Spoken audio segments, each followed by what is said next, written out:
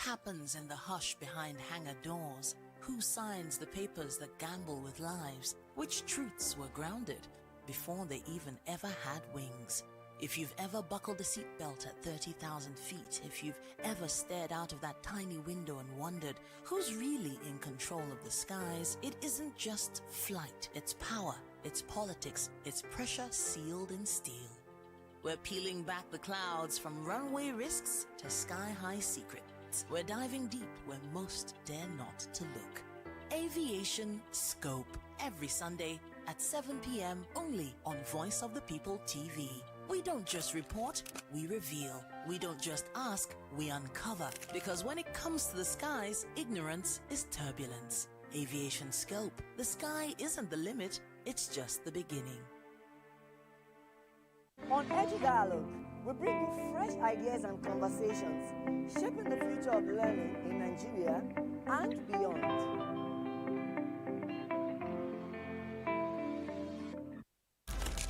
In a world where power shapes with every headline. In a nation full of questions. In a world filled with noise, the truth needs the voice. The policies that shapes our world and the economy that determines our future. Every hour, every day, the grapevine keeps buzzing. And together, we are committed to telling the stories that shape our world because your voice is our focus. Don't forget, our voice matters the most. Let us come together and share our concerns.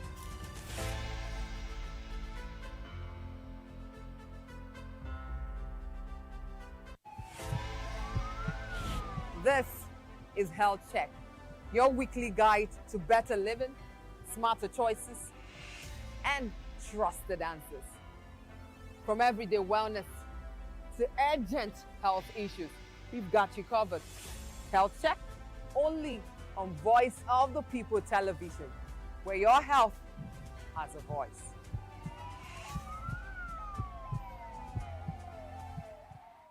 Welcome to the locker room, the home of football talk that matters. I am Jerry Apelon. Join us every weekday, Monday to Friday at 5 p.m. Nigerian time, as we share the hot takes and hot debates in the exciting world of football. And joining me are the usual suspects, Ikechukwu and Mayowa, as we break down all the hot takes and everything that's happening in the football. Don't just watch football, live it with us. Catch us on the locker room and Voice of the People television at 5 p.m. Nigerian time. And like I always say, if not going to the talk, please just go. Welcome to Romeo Pizza.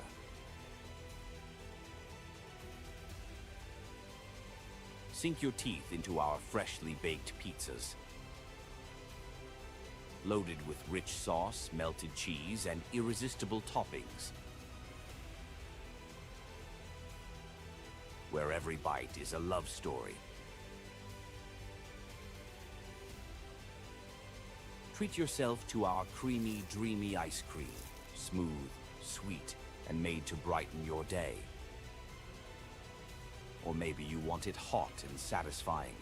Our juicy shawarma is wrapped to perfection, packed with flavor in every mouthful. Pizza, ice cream, shawarma. Why choose one when you can have it all? Romeo Pizza has exactly what your taste buds desire. Are you ready for the extraordinary? Something big is happening on your screen. Introducing VOP TV. Now streaming on SLTV channel 264. From breaking news to captivating conversations, news analysis, giving you all sides to the story. We break in-depth discussions on the issues that matter, from politics to sports, entertainment, and lifestyle. VOP TV on SLTV channel 264. Join us as we redefine what television means to you. Voice of the People Television, VOP TV. Now you have more than a voice.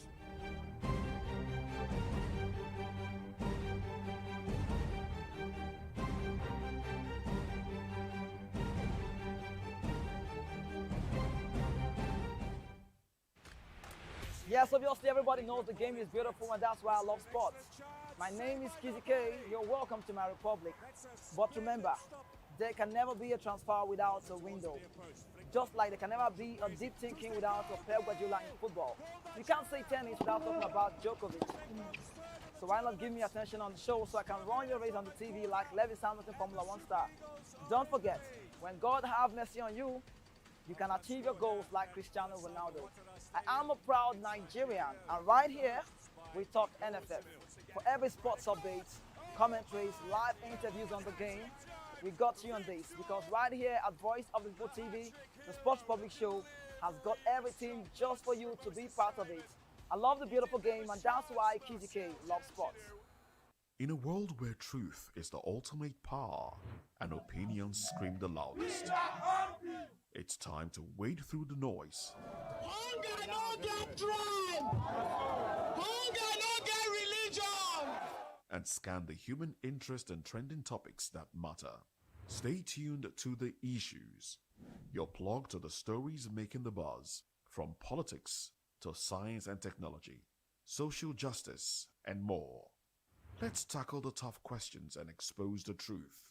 The Issues on Voice of the People Television. Don't just react, understand. The red carpets, awards, the razzmatazz, music, fashion, interviews, and more. Spotlight on Voice of the People Television. Let's feed you with all the juicy stories in the global entertainment space, bringing you the glitz and glamour as they hot. Stay tuned to Spotlight.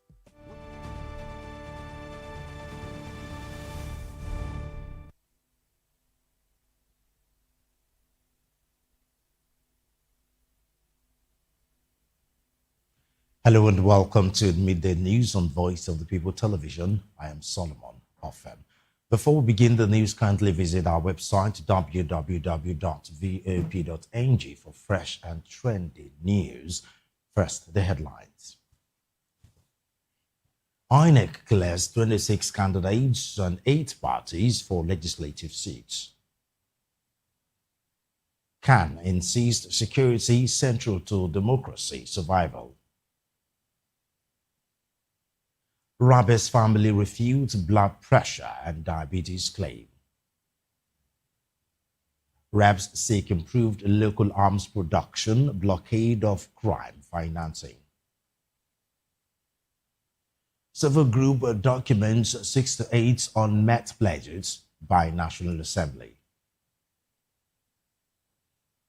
And the business news report says domestic gas sales rose 30% on reforms. On our sports news, Edo Queens emerge 2026 NWFL champions. And in the world of entertainment, Obi uploads Davido's Bring Them Home outfit. Now, details, just a moment. Once again, welcome to the Midday News on Voice of the People Television. I am Solomon Offem. First on the news, the Independent National Electoral Commission INEC has cleared 8 political parties and 26 candidates for Saturday's by-elections to fill vacant federal and state legislative seats in 6 states. The elections will be held in 4 senatorial districts in Rivers, Enugu, Nasarawa, and Ondo states, 1 House of Representatives constituency in Kano State, and a House of Assembly constituency in Kebbi State. The vacancies arose from the deaths of 7 lawmakers and the resignation of Senator Jimo Ibrahim of Ondo South following his appointment as Nigeria's permanent representative to the United Nations. According to INEC, a total of 26 candidates from various political parties will contest in the 6 elections, as other political parties failed to submit candidates within the stipulated deadline. Meanwhile, tension erupted in the Edo South Senatorial District over the weekend as members of the Nigerian Democratic Congress (NDC) staged a protest around the Oba of Benin Palace, rejecting the emergence of Sonny Iguabo as the party's senatorial candidate for the 2027 general election. The protesters, led by their spokesman Osaze Idemudia, accused some party leaders of attempting to impose Iguabo on members in spite of the outcome of the party's primary election. Addressing newsmen, Idemodia said the NDC was embraced by Edo South voters because of its democratic ideals, but alleged that certain individuals had hijacked the party to pursue personal interest, contrary to the wishes of members. Joining us to analyze these stories is Chuks Nwosu. He is a special advisor, media and communication to the representative of Oshodi, his solo constituency in the Lagos State House of Assembly, Joe Onukwasi. Mr. Nwosu, you're welcome to the news on VOP television. Thank you and good afternoon, viewers. Now, let's go to the first topic for discussion. How would you assess the overall conduct of the NDC primaries? I mean, it has generated some controversy. Well, some are saying it's probably because of the very short window by INEC, but what do you think about the primaries in NDC? Okay, thank you for that question. Generally, the overall performance of NDC in the just concluded primaries was very competitive. And somehow along the line, it was also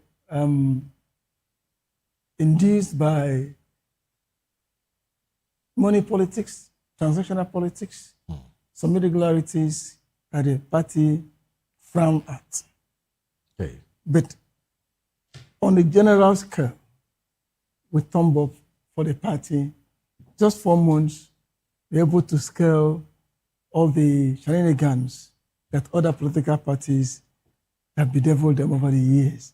So these little things are the one that, you know, how competitive would you say it is, considering we've heard allegations of the members of NDC imposing certain members, certain politicians on their faces? We've had 1 or 2 viral moments where some candidates were said to have been taken off the list of persons that were supposed to be running for different positions. Okay, many of them will tell you that they are being yanked off, but they didn't tell you what did they do. Each party has guidelines. If you don't operate according to the party's guideline, according to rules and regulations, the party will now flag you off. Majority of them who are claiming that they are being yanked off must have gone against the party guidelines. Some of them may not have met up the guidelines. Some may have come to the primary venue with talks. Some have come with machineries, importing people from other local government areas. Some must have been involved in transactional politics that NDC stood against. So these are small things they will do, but they will not tell you. And the leadership will frown at it. And, you know, not in position. Are you getting me? Okay. When somebody commits a crime and you punish him, he will not tell you that you have committed a crime. He'll be hyping on the punishment that he has received. So generally, the NDC primaries has gone more than 75% as transparency, expected. Fairness, and how credible are the allegations of irregularities raised by some of the contestants? Aisha Yusufu, for example, went viral with confronting some of the stakeholders of the committee that form these party primaries. So most of the irregularities are credible. Many of them are evidence-based. But I won't talk about Aisha Yusufu because I don't have details of what transpired in her case. But some of in a country like this, there are 1 or 2 areas that you see some irregularities. And those irregularities that are evidence-based will not be used to generalize that. That's what happened all over the places. So there are some that are evidence-based. So how fair and how free and how transparent would you say these primaries were conducted? The primaries were free, fair, and transparent. That's why these small irregularities were being identified. Like I said earlier, you will not use 2 or 3 pockets of irregularities to paint the whole election. Some persons have, I've heard some political analysts have said maybe because of the time frame. I mean, NDC is a new political party, after all, and before the defection of Peter Obi, it was just one of those numerous political parties. Nobody really paid them that much attention. And then the defection of Peter Obi and Rabiu Kwankwaso from ADC to NDC took the political party to a different sphere. And that attracted, obviously, quite a number of other political bigwig. How did the party manage the original, well, will I say the original members of NDC as to the people like Yusufu that defected with Peter Obi? How well do you think the party managed the old guard of the NDC and the new people? Yeah, NDC, they were already looking for new entrants. And the defection of Peter and Kwankwaso was a big catch, and they are big followers. So they have to integrate the newcomers with the old ones. They are the people asking, please come and join us. And when you are inviting somebody, you must have made, rooms to accommodate them. So they were well accommodated, and their presence did not intimidate those of the other previous ones. That's why a platform was given to everybody to contest during the primaries. What was the agreement behind the scene? Because we saw the same thing happened in APC, where it has resulted in some aggrieved APC members. Some of them are stuck now because it's too late for them to start defecting to any other political party.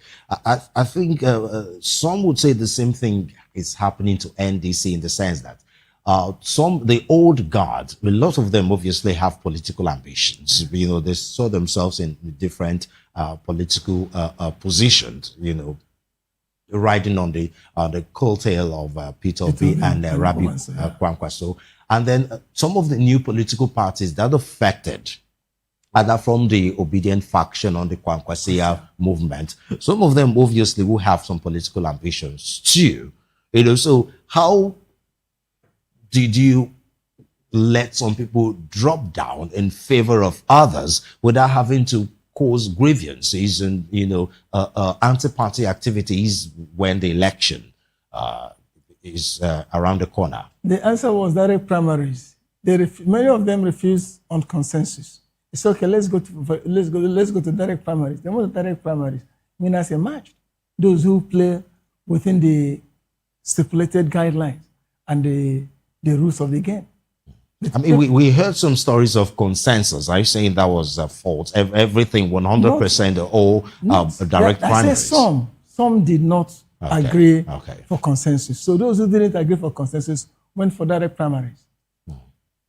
So there are some people that have come out to defend the NDC that because of the short window, obviously the defection, the boom from NDC and just suppose, just suppose the timeline with INEC, it was a very, very short window for a political party of that magnitude to conduct primaries for different positions. They said because of the short window and the hush-hush way, some consensus, some primaries, it is expected that there will be grievances from some party members because of everything wasn't exactly organized well because of the short windows. What would you say to that effect?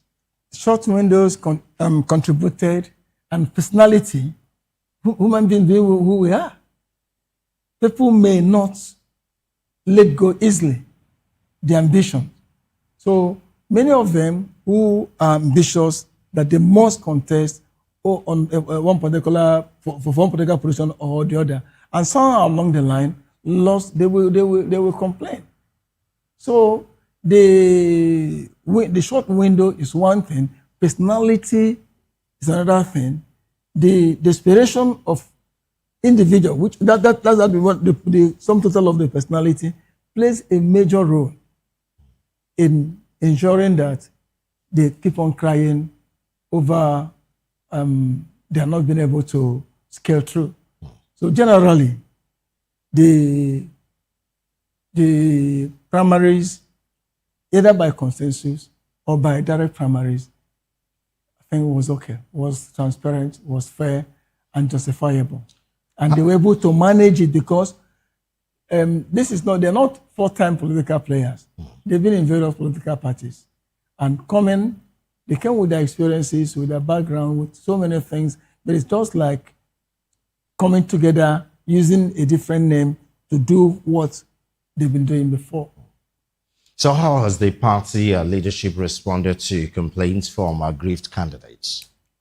Well, they listen to the parties and look into the merit of the complaints.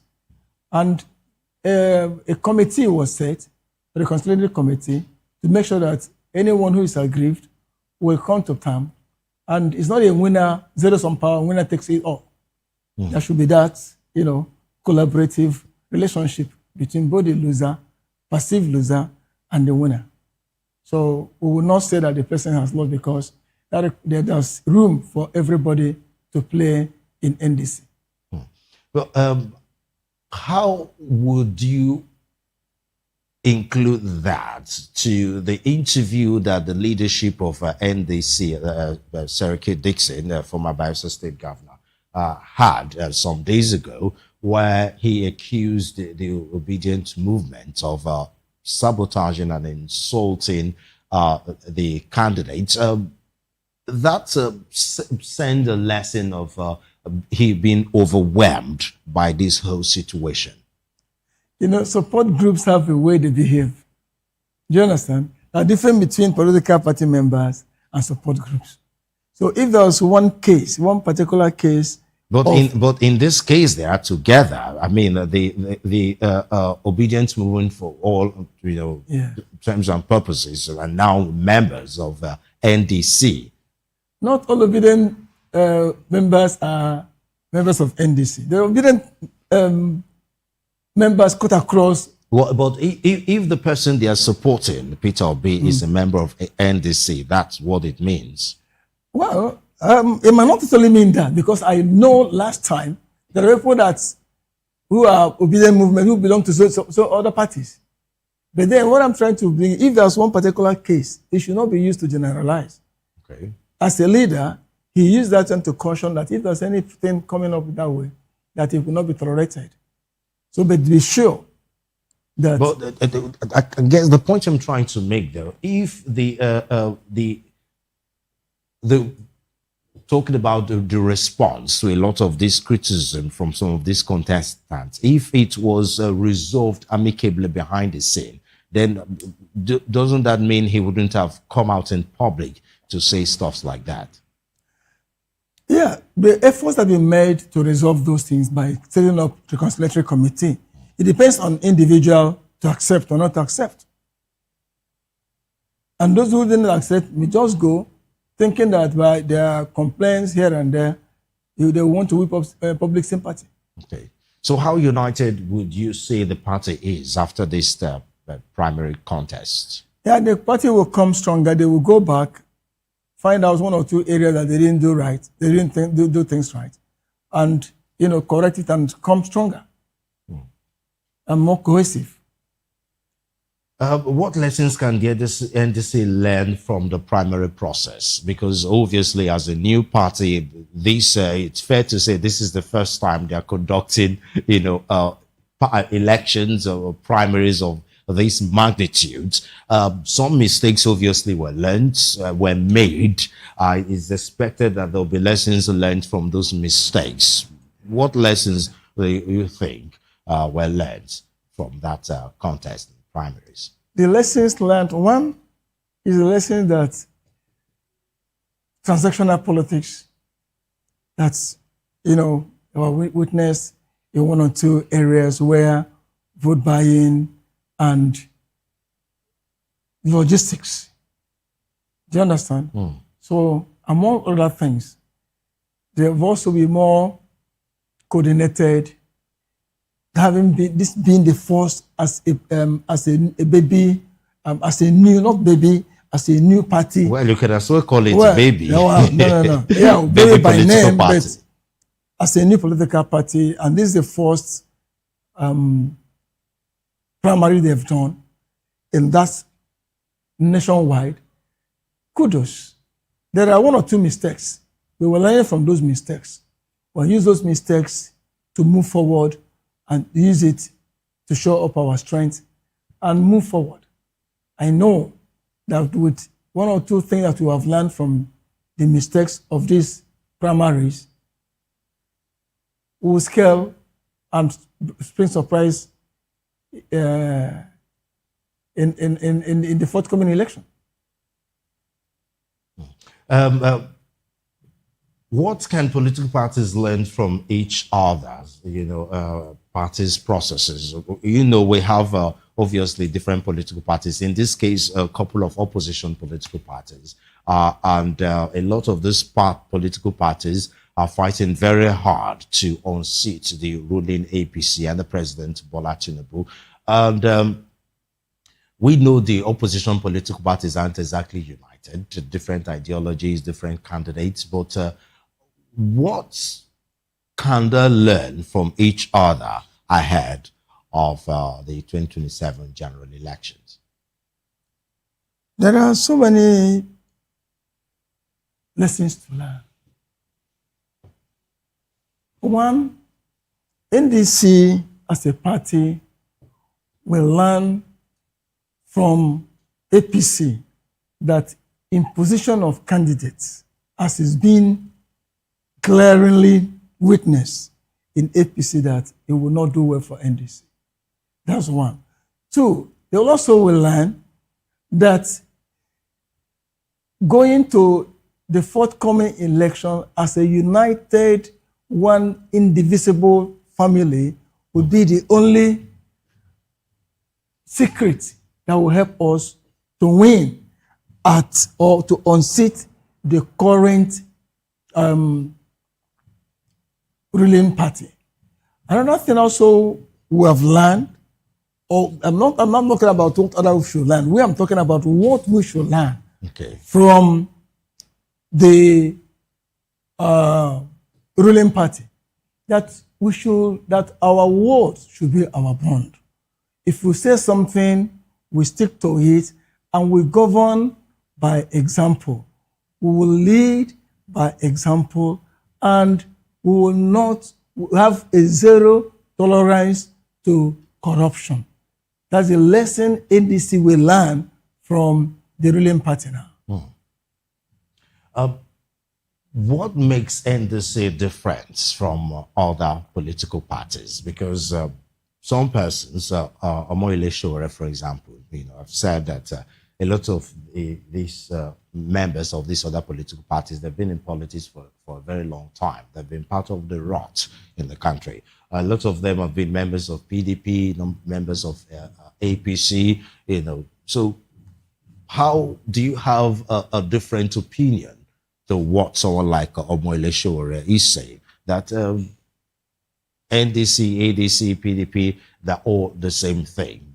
Lots of old politicians that should leave the political scene in favor of new and fresh blood. Yes, there are rooms for the young to grow. But it's also not discard the experience of the old. So, addressing your question is why NDC is quite different. Our presidential candidate has been an old politician with a difference. And if he was able to govern a state like Anambra successfully and coming to the center, all eyes are on him. He is a living example. And being a living example, many other people will key in to ensure that all the vices that have been practiced in the other political parties where they are coming from, they will not bring it in here because, like I said before, there is a complete zero tolerance for corruption, for misbehavior, and shenanigans. There are most of these political parties where, if you commit offense and go there, you are forgiven. It has become a culture. So all comers are first. But here is a more disciplined political parties. That does not mean that one or two persons will not deviate, but in that, there is the measure of deviation will be quite minimal compared to the old order. Now, former Labour Party chairman, Julius Sabure, have cautioned your party leadership, saying that Peter Obi and Abia State Governor Oti destroyed Labour Party, sounding a warning to your leadership that they should be careful and with Peter Obi and try to manage him and his obedient movement. Is your party, is the NDC rather, taking heed of that warning? And if yes, what exactly are they doing? You take warning from somebody that is upright. Abure have not shown any credible leadership as the Labour Party chairman. They never obeyed any court order. He sat right there and was doing things his own way. That was what led to the crumble of Labour Party. The Labour Party was nothing before His Excellency Peter Obi came. He made the Labour Party, and they frustrated every effort to make sure that Labour Party become the really Labour Party for the masses. Since he left, what became of Labour Party? So anything coming from there is not what you will listen to. Okay, thank you very much, Mr. Nwosu. It's a pleasure talking to you. Thank you very much for your time on VOP Television Media News. Thank you very much. That was Chuks Nwosu. Mr. Nwosu is the Special Advisor, Media and Communication to the representative of Oshodi Solo Constituency 2 in the Lagos State House of Assembly, Joe Noah Kalusi. Still on, time for us to go for a short break. We'll be right back with more stories. Stay with us.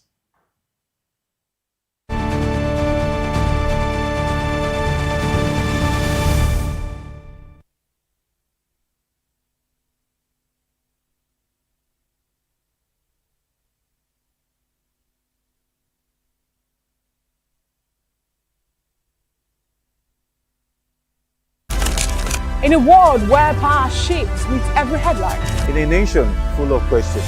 In a world filled with noise, the truth needs a voice. The policies that shapes our world and the economy that determines our future. Every hour, every day, the grapevine keeps buzzing. And together, we are committed to telling the stories that shape our world because your voice is our focus. Don't forget, our voice matters the most. Let us come together and share our concerns.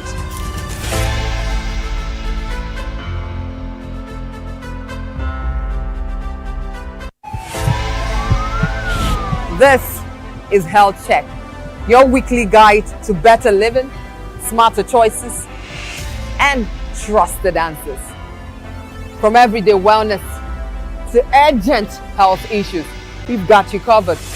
Health Check, only on Voice of the People Television, where your health has a voice.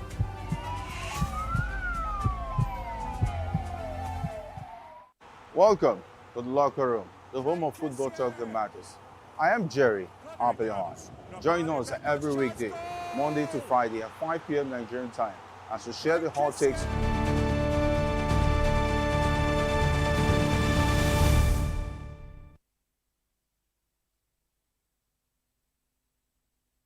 It is good to have you back here, still on to VOP Television's Midday News. Away from issues in politics, the Christian Association of Nigeria, CAN, has warned that Nigeria's democracy cannot thrive amid worsening insecurity, declaring that security is central to the country's democratic survival.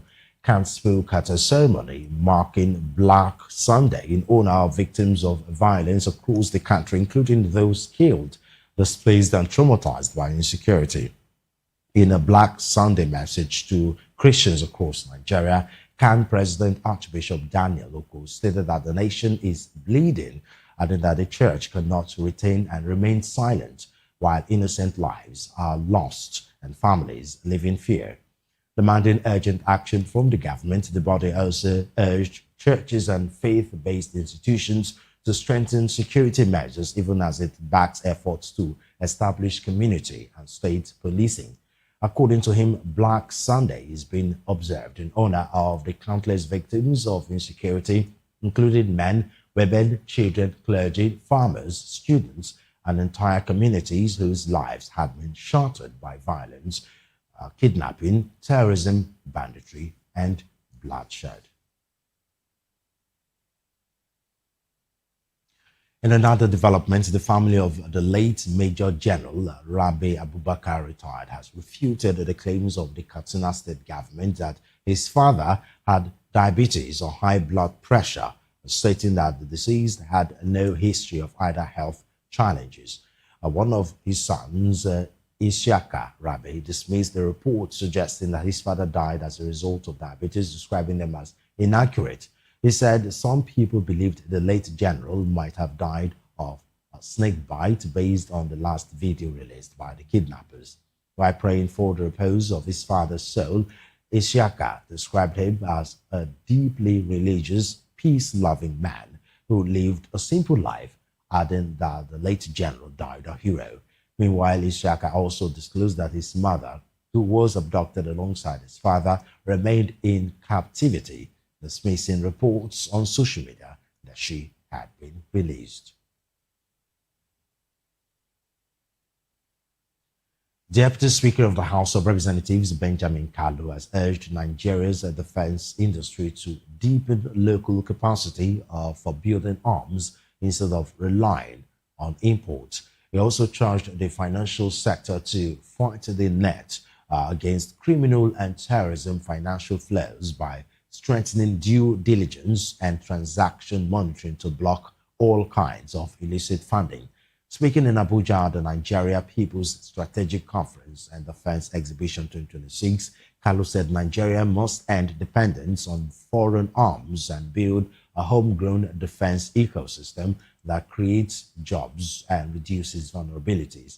Kalu further urged the technology sector to provide platforms for intelligence sharing and early warning, while tasking the civil society on bridging the gaps between communities and government, assuring that the legislature will continue to provide a legal basis for constitutional review, appropriation, and oversight. The House of Representatives has convened an emergency sitting today to consider a bill seeking to extend the implementation period of the capital component of the 2026 budget by an additional 3 months. In a notice dated June 11, 2026, signed by the acting clerk of the House, Ibrahim Sidi, lawmakers were informed that the emergency session would hold on Monday, June 15, 2026 at 11 a.m. pursuant to Order 5, Rule 2.2 of the Standing Orders of the House of Representatives. According to the notice, the purpose of the emergency sitting is to consider the Appropriation Act 2026 Amendment Bill 2026 to further extend the implementation of the capital aspect of the budget from 30th June to 30th September 2026. The proposed legislation seeks to provide ministries, departments, and agencies with additional time to complete ongoing capital projects and fully utilize funds appropriated for infrastructure and other development programs under the 2025 fiscal framework. The acting clerk urged lawmakers to attend the sitting, noting that the notice that all honorable members are required to take note and accord the sitting priority attendance. A new assessment of the 10th National Assembly has found that lawmakers have failed to deliver 68 of the 92 legislative commitments tracked since the beginning of their tenure, with the House of Representatives recording an overall 26.8% and the Senate 44.11%. The report by civic tech organization Adolf K.C. Foundation examined the performance of the House of Representatives and the Senate against promises contained in their respective legislative agendas as the Assembly enters its final year. The assessment was concluded and conducted through the organization's Promise Tracker NG platform, which monitored 56 commitments made by the House and 34 commitments made by the Senate across sectors, including healthcare, education, economy, governance, security, and political reforms. According to the report, the House of Representatives fulfilled 13 of its tracked commitments, while 4 were classified as compromised and 39 as broken. Moving on from the report, an organization, Teens Go for Gold Network, that TGFGN, has stressed that the need for peace-building efforts to bring in classrooms and among young people in the efforts to address Nigeria's insecurity and social divisions. The organization spoke during the launch of a peace education manual, Kojo and Friends, designed to equip children and teenagers with the values and skills to promote peaceful coexistence in their schools, homes, and communities. The manual was unveiled at the second edition of the Peace Education Boot Camp in Lagos, featuring over 150 pupils from St. Francis Primary School, St. Agnes Primary School, and Maryland Primary School. Founder of TGFTGN, Dr. Pelumi Obisesaino, said the initiative was conceived against the backdrop of growing insecurity across the country and the need to shape young minds with values that encourage tolerance, empathy, and non-violence conflict resolution. According to her, every geopolitical zone in Nigeria faces one form of insecurity or another, making peace education a necessary component of children's development.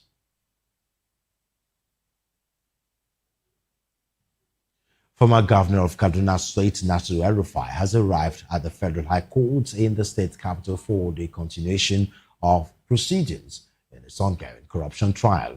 He was brought to the court at about 9:30 a.m., accompanied by officials of the Independent Corrupt Practices and Other Related Offences Commission (ICPC), operatives of the Department of State Services (DSS), and the Nigeria Police Force. The case brought by the ICPC involves allegations of abuse of office, fraud, and financial misconduct during his tenure as governor. Prosecutors allege that frauds and funds, were improperly released for projects that were either not executed or irregularly managed. At today's sitting, the court is expected to continue hearing motions and arguments from both the prosecution and defense as the case progresses. Although El-Rufai's lawyers had applied to the court for the variation of the bail conditions, the Kaduna State High Court, presided by Justice Darius Kobo, has repeatedly denied him bail, citing concerns that his influence could interfere with investigations into serious corruption allegations by the ICPC.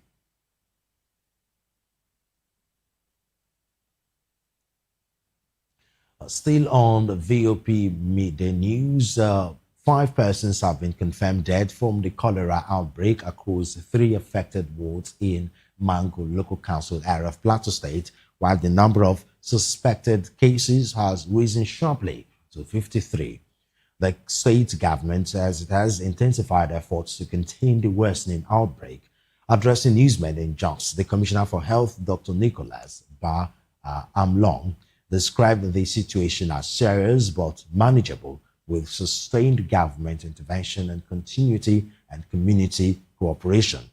According to him, the outbreak, which was initially reported with only 8 suspected cases, has spread to Pushet, Mango 1 and Mango 2 wards, raising concerns about continued transmission within affected communities. He added that as of June 12, the state has recorded a total of 53 suspected cases, 10 rapid diagnostic test reactive cases, 4 laboratory confirmed cases through culture, and sadly 5 deaths. The commissioner listed the fatalities to include 4 women and 1 man, bringing the case fatality rate to 9.43%.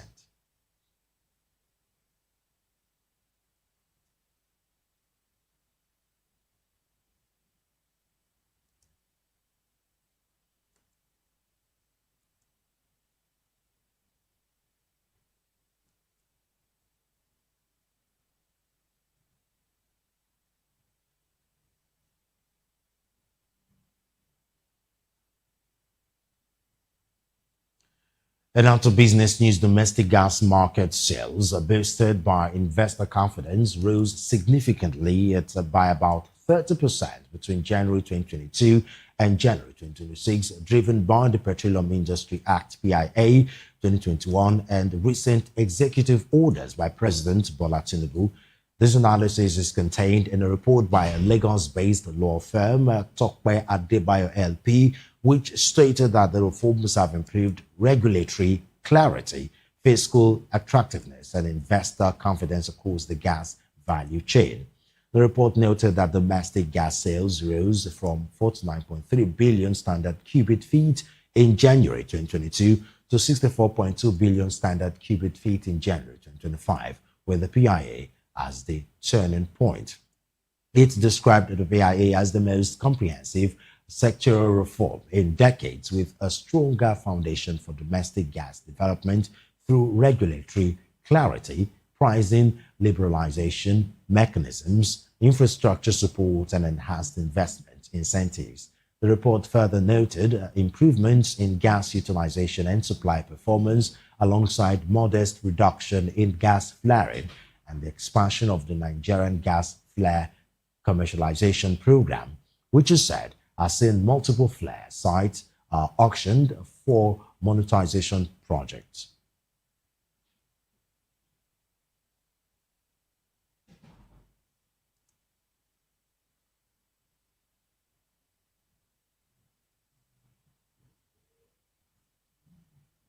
And out to sports news, Edo Queens Football Club have emerged the 2026 champions of the Nigeria Women Football League (NWFL) after finishing top of the Super 6 competition in Port Harcourt, Rivers State on Sunday.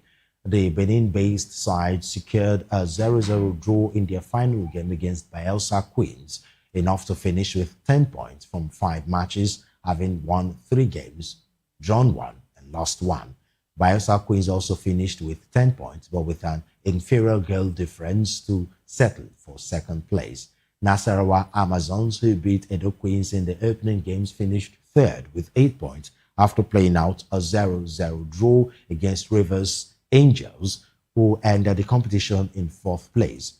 The third place game of the final day between FC Robo and Abia Angels ended 1-1, with Abia Angels finishing 5th with 4 points, while FC Robo finished 6th with 3 points.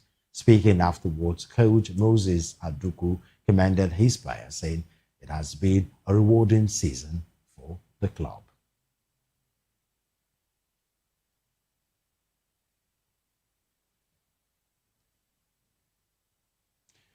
Presidential candidates of the Nigeria Democratic Congress (NDC) for the 2027 general elections, Peter Obi has commended Afrobeat star David Adeleke for snatching the opportunity at the 2026 FIFA World Cup countdown concert to protest against the persistent insecurity and mass abductions in Nigeria. Popularly known as Davido, the musician appeared on stage wearing a customized leather jacket decorated with buttons bearing the names of the pupils and teachers recently abducted in the Orire Council area of Oyo State, along with the bold inscription on the title, "Bring Them Home." In a statement on X afterwards, Obi described the singer's action as an act of patriotism that transcended mere entertainment to demand crucial international scrutiny. Noting the prominent display of the school children's names advocating for the safe return, Obi said the video's impactful gesture has drawn global attention to Nigeria's security challenges, warrants commendation. He explained that by utilizing his international platform, The video effectively transcended mere entertainment to highlight Nigeria's security crisis, especially given what he described as the government's inability to address the situation.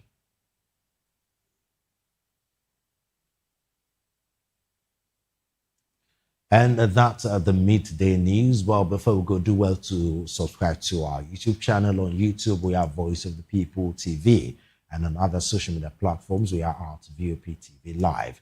If you witness news happening near you, we want to hear from you. Send your eyewitness reports, event coverage request, photos, or videos directly via WhatsApp to 0814-606-4057. You can also reach our newsroom by email at news@vop.ng. And that's a wrap on the media news on Voice of the People Television. I'm Solomon Ofem. Good afternoon and thank you for watching.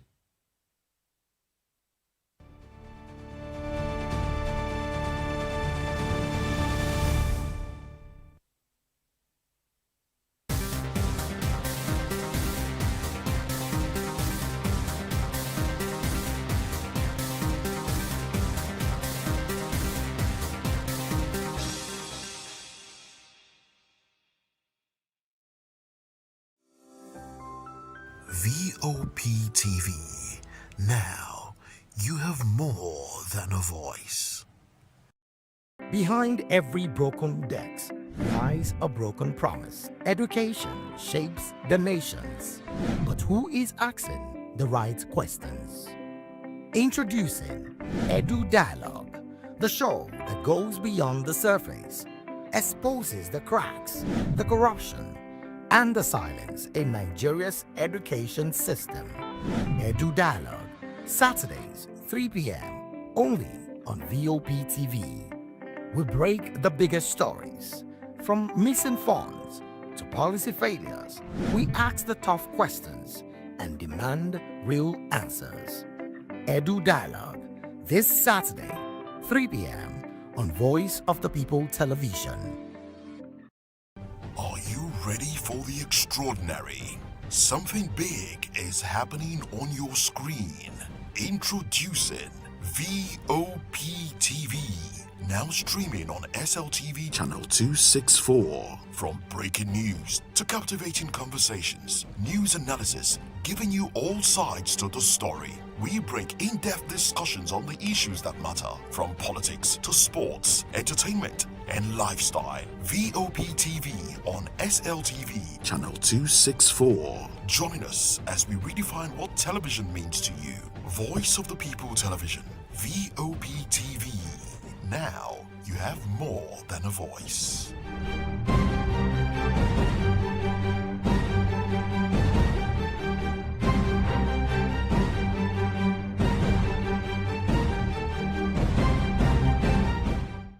The red carpets, awards, the razzmatazz, music, fashion, interviews, and more. Spotlight on Voice of the People Television. Let's feed you with all the juicy stories in the global entertainment space, bringing you the glitz and glamour as it is hot. Stay tuned to Spotlight, 1 p.m. Monday to Friday. Spotlight on VOP TV. Entertainment like never before.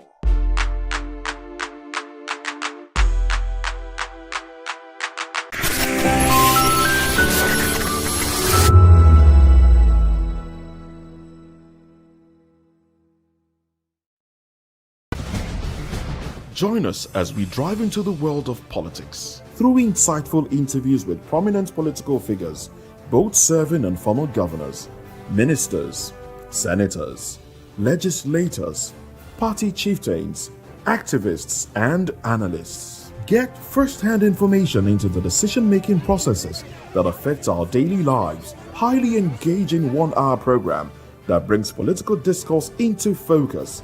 I am Chukwuma Okoro. Political Lens, Monday through Friday, 6 to 7 p.m. Join us. To know the happenings in the maritime sector, join us on the program Maritime Frontiers on VOP TV as we discuss key areas in the maritime sector, from aquaculture, maritime transportation, maritime labor regulation, oil and gas exploration, ferry and passenger insurance, marine pollution and prevention, port operations, and lots more. Maritime Frontiers, exploring Nigeria's blue economy.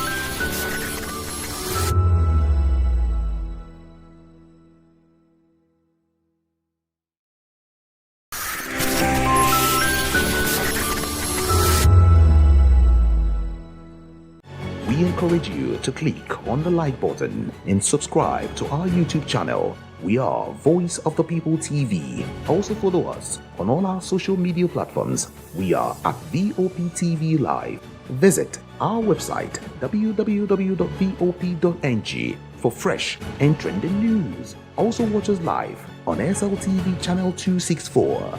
VOP TV, Voice of the People Television.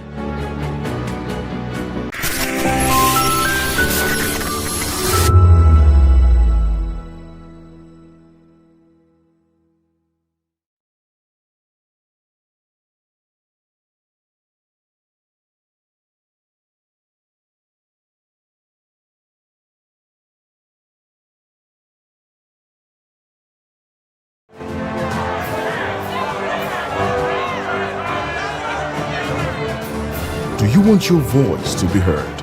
Do you know that you matter in the scheme of things? The People's Voice, the show where ordinary citizens take center stage as we discuss the biggest stories that affect you and I. With you in mind, we facilitate lively discussions, debates, and interviews on the topics that matter most to you and I, from social justice to economic empowerment, education to healthcare, governance, and more. Tackling tough topics and amplifying your voice. Join the conversation and make your voice count. The People's Voice. Make your voice count. This is Health Check, your weekly guide to better living, smarter choices, and trusted answers. From everyday wellness to urgent health issues, we've got you covered. Health Check, only on Voice of the People Television, where your health has a voice.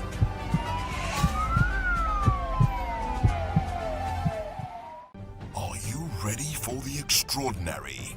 Something big is happening on your screen. Introducing VOP TV.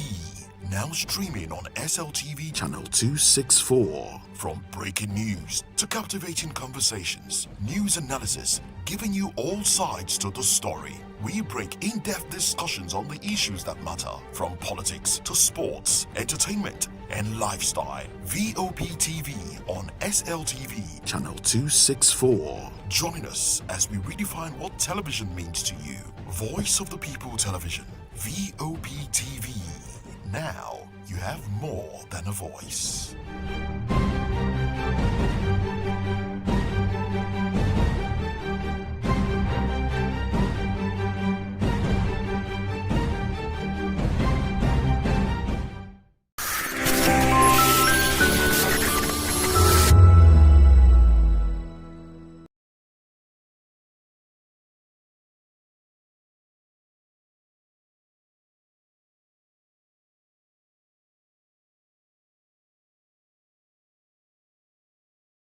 Ready for the extraordinary?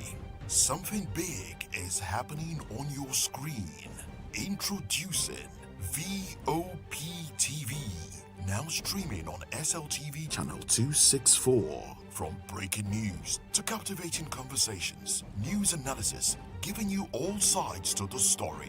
We break in-depth discussions on the issues that matter, from politics to sports, entertainment, and lifestyle. VOP TV on SLTV channel 264. Join us as we redefine what television means to you.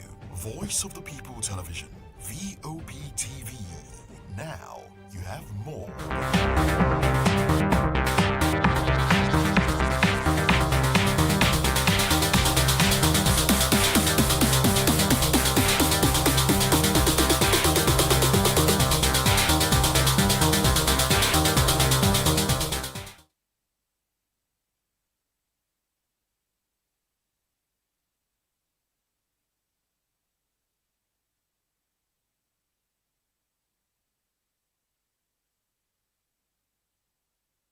Hello, beautiful people. Welcome to the Spotlight Show. Yes, it's another beautiful day. And yes, it's happening here on VOP TV, your favorite hub. And you know, this place is where we talk about stories that come alive and, you know, this as voices that matter. And this is the show where we shine the light on creativity, style, culture, music, and purpose-driven people. And people we're talking about are people who are shaping the world around us.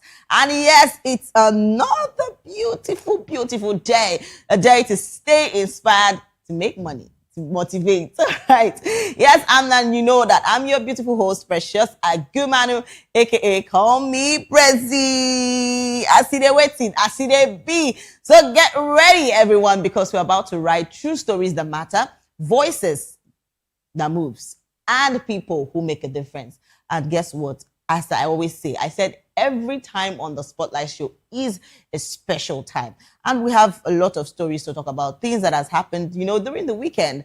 And yes, we have lots of gist and lots of stories to talk about. And first on our list today, we're talking about Niniola mourns her husband, and she says she cannot live without him. So it's something I always talk about people that lose someone. It's really touching. So yes, our Nigerian singer Niniola Apata has expressed deep sorrow over the death of her husband, Michael Indika.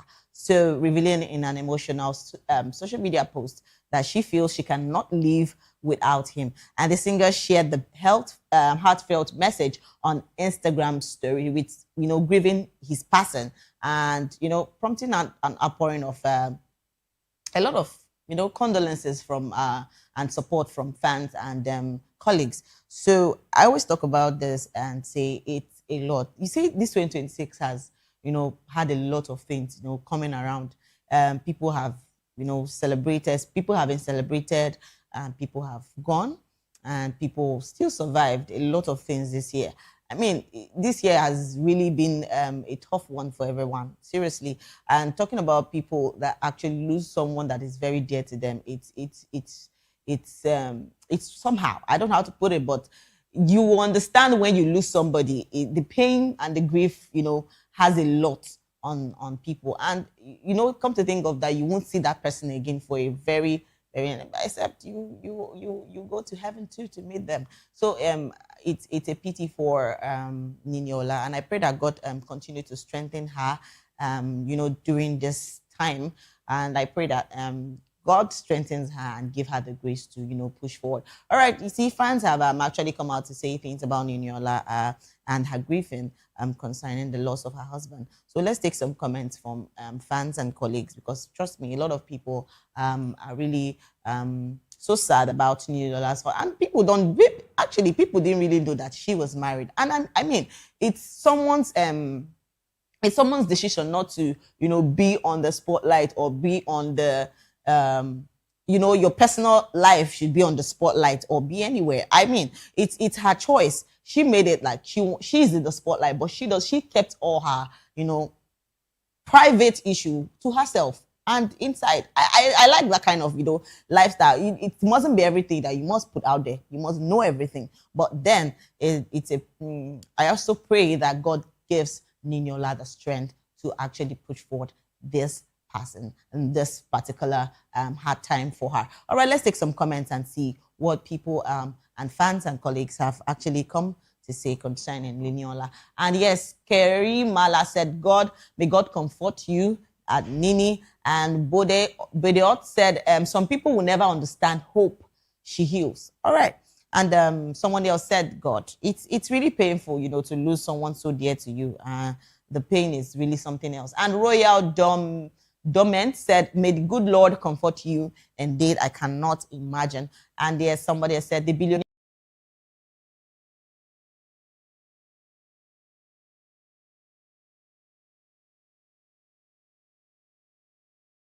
That's how they also told me God gives and God takes when I lost my twin brother. That pastor telling you such always forgets to tell you that the individual who said that in the Bible later admitted that he was wrong. In fact, for a certainty. The truth is, I actually wanted us to see what Niniola actually posted. So I wish they could put that on for me. She was actually, and this comes from someone that is really grieving. I know the fact that you feel so much pain. At that moment you could say a lot of things, but trust me, most times those particular statements comes from the place of pain, comes from the place of grieving. So it's really a painful thing for Niniola to be going through this, and she's voicing out herself. I mean, you mustn't. It's a lot. It takes the courage and the strength, to really come out and and be yourself. It's very hard. All right, let's take more comments. A lot of people are still talking about Niniola's statement, and I wanted us to see the post of what she made online, because trust me, people that might read that might be like, oh, she's not being nice, like talking to God like he's a maker. Yes, he's a maker. He knows and he has a reason for all those things. But trust me, I understand where she's coming from. It's from the place of pain. But trust me, even God knows that. Basically, it might not be from her heart that she says all those things. I mean, it's really painful. All right, let's see this. And somebody said, Omo, the stage where she did now only God fit truly console her. Yes, and go really understand them until you lose someone where you believe, say, no fit ever die. I mean, everyone has one thing on this earth, and that is live and die. Because definitely everybody will someday, go. So it's well. All right. And yes, somebody said, Sylvia Ami said, may God comfort her. And Better Fashion said, may God comfort her in his words, actually. And Snazzy Uche said, oh God, please comfort and strengthen her. And Spencer said, this is really, really sad. All right. And we have a lot of people, talking about Niniola and, wishing her God's strength and hope for her. Let's take more before we go over to our next story, because trust me, we have a lot of people talking about Niniola. To lose somebody is really a sad thing, and it just takes the grace of God to stand that trying time, because trust me, it's a trying time. I mean, someone that really makes you smile, someone that really has been there for you when no other person has. I am for God, and trust me, it's just God that can really console that person in such trying time. So I understand where she's coming from. At least a place of where someone has lost somebody before, because it's only someone that has actually lost someone that can be able to that can explain the gravity of the whole thing. All right, let's take more comments and before we go over to our next story. And the Augustina said, oh my, it's gonna be tough, but I pray God heals her heart. And Aju Ebi said, Niniola, I'm sending you a big hug. And Chef Bar said, Backman said, heartbreaking. And my babe one said, dear God, comfort her, please. And Kamso said, may God strengthen and comfort her. Amen. And Binta said, the pain of losing a loved one, I don't wish that on anybody. May God console her. Actually, I understand the fact. And, recently, last week, we still talked about, one of our very good, well-known actor, Alex Ekobo, that, that's passed on. And seeing the fact that his service of songs was held, a lot of people, said a lot of good things about him.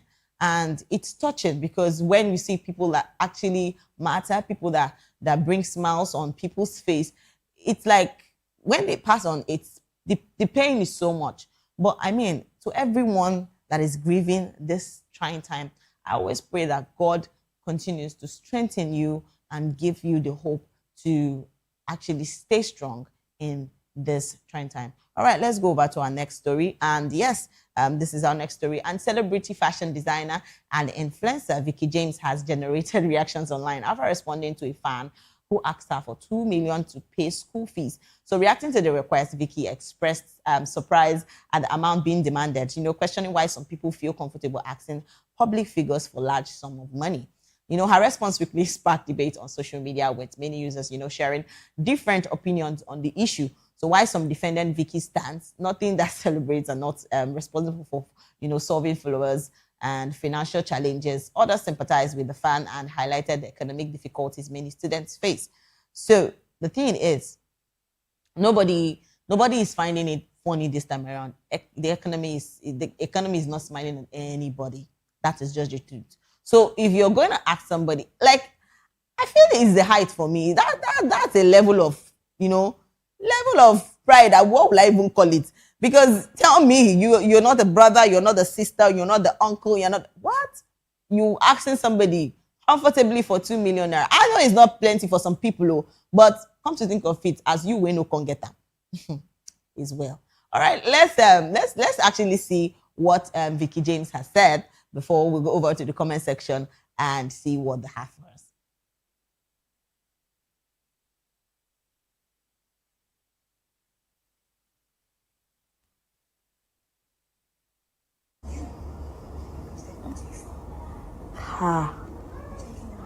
Hey, Jesus. Is it? There's something I'm doing wrong. There's something wrong somewhere. In what way have I portrayed myself?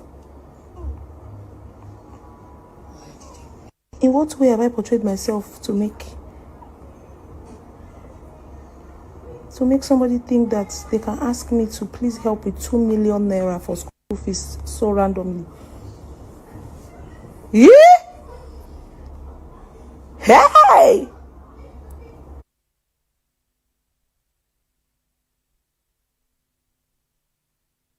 Now has a child. Jesus! Normally what I see is help me with 20K, help me with 50K, help me with 100K, help me with 200K. I see they say, okay. The one I feel help, I help. 2 million naira for school fees. 2 million. Which school you they go? Chichi, stop. It's not funny. No, I'm not even doing it for fun. Like, Mama, sorry. My pikin don't they cry, say, because she get the money. She don't they cry. Say, mommy, please, I'm here, save money for school fees. So, because as me see my shock, I say, who the hell am I? I am fatherless, so I know Bidangote Pikino. Hey! I know be Jeff Bezos Pikino. I know they related to big man, Jesus. I need to change my ways. I need to change my lifestyle. Jesus. It's how people, ask for money these days. I mean, it's okay when you just say, oh, can you please help me with 20K? Can you please help me with 50? Can you please help me with... But 2 million, like, it's even the minds that you are, the strength that you even use to open your mouth to ask for that kind of money. In this economy, like, seriously, I need to fear this kind of person, because tell me why I'm not going to fear you. That's a lot. Seriously. But trust me, I feel that, when you're even asking of money, just have conscience. Because a lot of people don't even get conscience. They ask for money. Not be your papa, not be your brother, not be your sister. I know they get conscience to ask for money. I feel people that are now doing this thing, normally, and people feel relaxed about it. All right, let's see.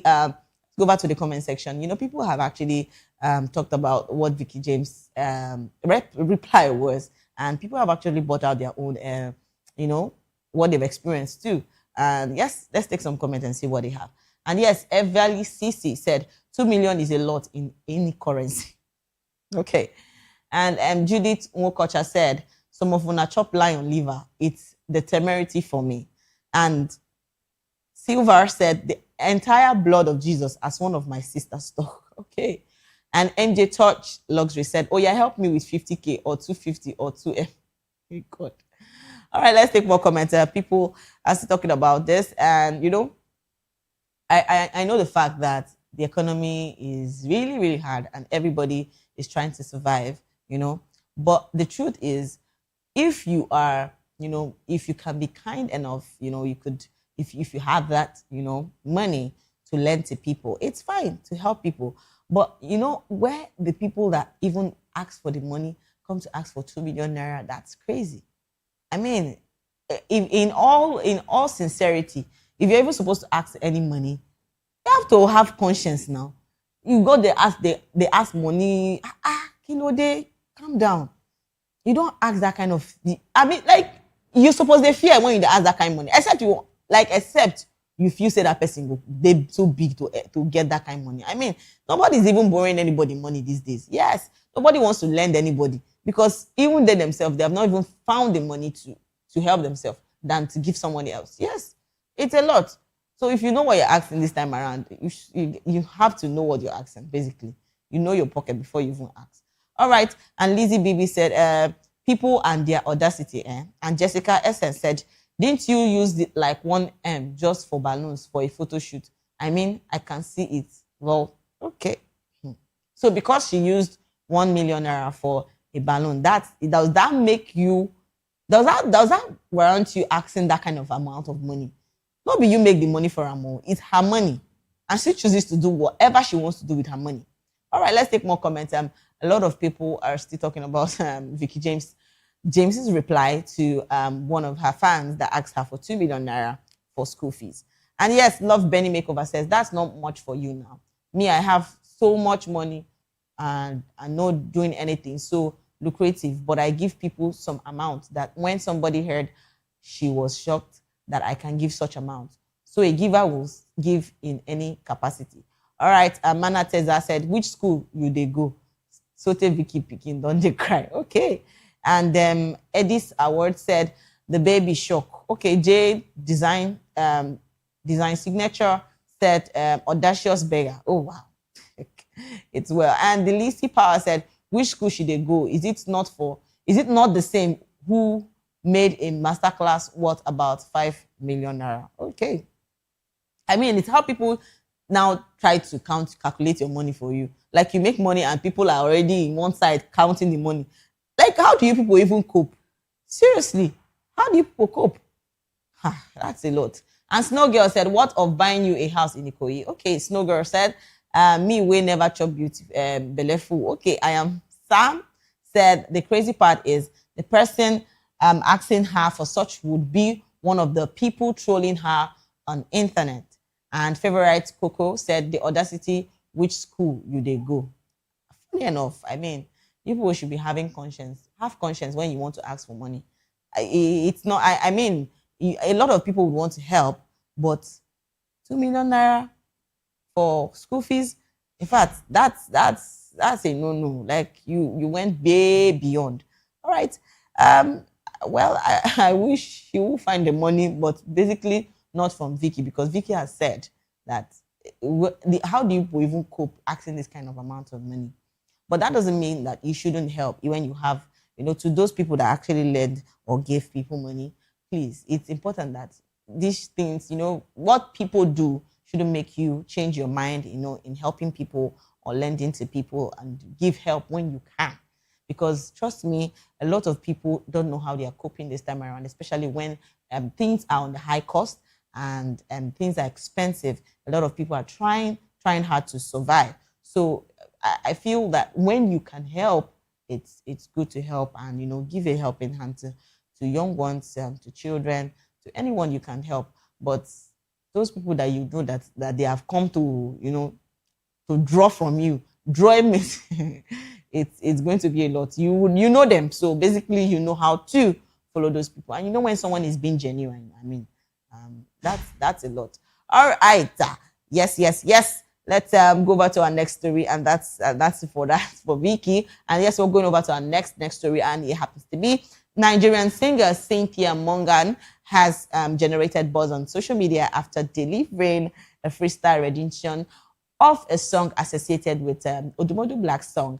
And the performance, which quickly gained attention online, showcased the singer's lyrical ability and reignited conversations about her musical talent among fans and industry observers. So the freestyle was widely shared, across platforms, with many fans praising Cynthia Morgan's delivery and confidence on the track. So the viral clip has further fueled discussion about her return to the spotlight and her continued relevance in Nigerian music scene.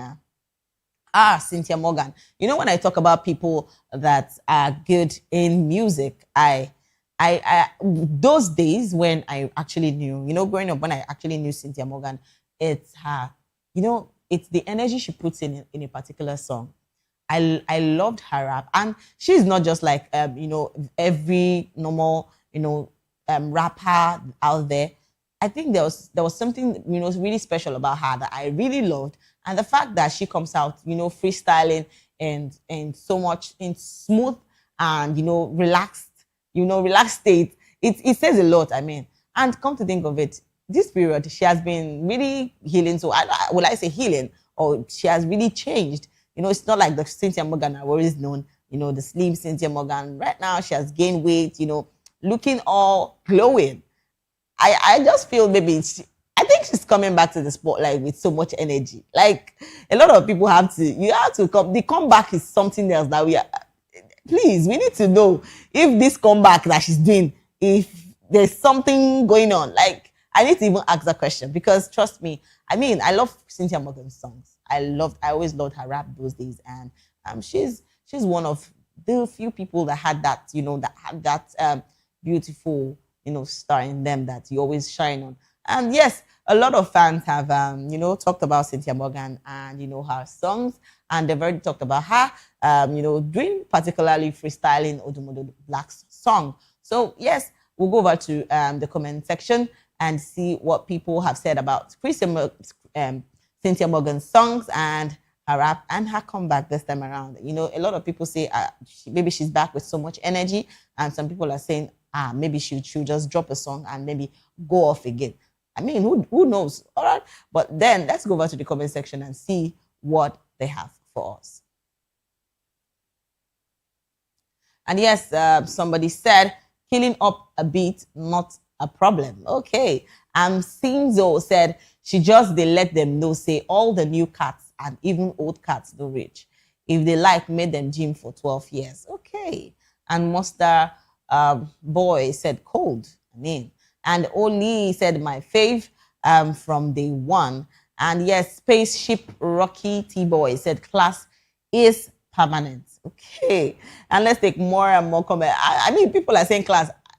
See, I talked about it. I said, she's one of the few people that I know that has so much energy in them. And Cynthia Morgan, she's packed with that so much energy.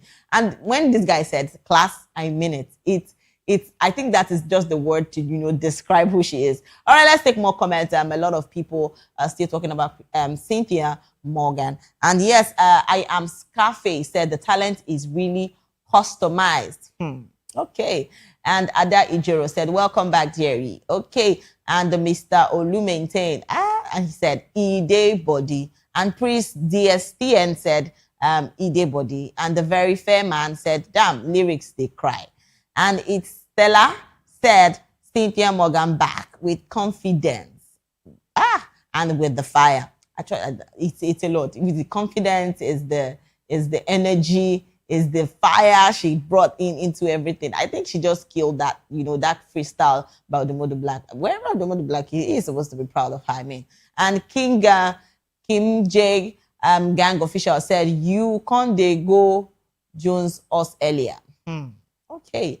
And Tim Dalton said, who be this, lol? All right, Empress Njama said, I dey talk am, but una no one here. This talent is customized. Go, girl. And yes, Mr. Funny One said Jesus. Okay. I don't know why the Jesus there, but I mean, maybe the Jesus is for You are shocked, actually. I think she's going to shock a lot of people, definitely. And just Timmy Comedy said, Obo, you too good. Undisputed champion. All right, 100%. Let's take more comments. And Stone Boy, yes, said, see my sister. Let's go. And yes, Trek Mui Livia said, I don't smoke. I do better things for fun. I don't shrink. I maximize. And reading those words again reminds me why so many of us connected with your spirit in the first place. Life may have taken you through seasons of silence, but stars don't stop shining just because clouds pass by. So your resilience, strength, and authenticity are inspiring. It's beautiful to see you reclaiming your space with confidence and grace. Keep maximizing, keep rising, and keep being unapologetically you. The world still has room for your voice, your talent, and your light. Welcome back, Queen, at one Cynthia Morgan. We never forget. And I am reading, B said, once an OG, always an OG. Okay, ide body like kidney, take your flowers. Actually, she deserves the flowers, I mean. Yes, she does. All right, let's take more comments. A lot of people are talking about Cynthia Morgan and, you know, talking about her comeback. Maybe this is the heat. All right, let's take more comments. A lot of people are still talking about Cynthia Morgan. And yes, MC Toke said, you don't smoke anymore. Okay. I mean, she changed. Yes. Maybe the Cynthia Morgan you know before, it's not the one you know now. Let's take more comments. I still have a lot of people still, you know. People are really shocked that she came back with so much force. I mean, we all know that she went out a while for a long time, but basically her comeback is something I can't even imagine. I can't even imagine it, because when I first saw the video, I was like, wow, I was wowed, actually. I was wowed. We'll take more comments and before we go over to our next story. Trust me, it's a beautiful thing that I'll put it most, because most of our celebrities are doing excellently well. Those of them that have been out of the space for a very long time. And, you know, come to think of it, that they come back with so much energy. I mean, maybe they will just give themselves some space to relax, maybe come back again. All right, and it's DJ Glory said, I don't smoke anymore. I do better things for fun. And Lucy Quinn said, Cynthia, please come back to music fully. This is your calling. Too hard. And Charles Okucha does put a fire with a love. And Ilbis said, Kingston property. Okay.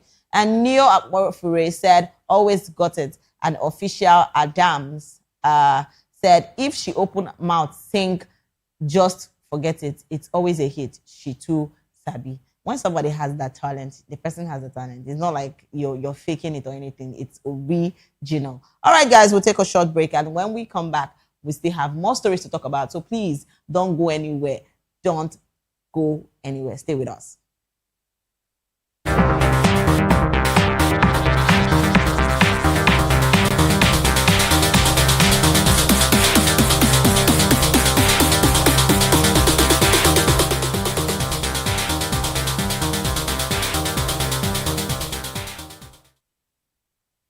Good evening, Africa. My name is Bamakore, actor, model, producer, and I'm giving a big shout out to VOP TV, man. Keep watching. Don't change the dial. Thank you and God bless you. My name is AY, and of course, I represent the voice of the people, and that's why I'm on VOP. AY say so. Hi everyone, it's your girl Miriam Tima from the Real Housewives of Lagos and the Real Housewives Ultimate Girls Trip Africa. Shout out to VOP, the voice of the people. You already know. Stay tuned, keep watching. And don't forget, VOP is the best. All right, hello, it's a boy that's shaking the man fine back with Melanie Poppy Black Skin Boy. This is VOP TV. If you're not watching VOP, I don't know why you're watching. Maybe you're watching your weights. Hello, beautiful people. This is Wale Ojo, and you're watching VOP, Voice of the People. Hi, guys. You already know who it is. This is New Energy. Flyers boy ever live. Keep watching VOP TV. Thank you. Hi, people. Jenny Albano here. Guys, please keep watching Voice of the People.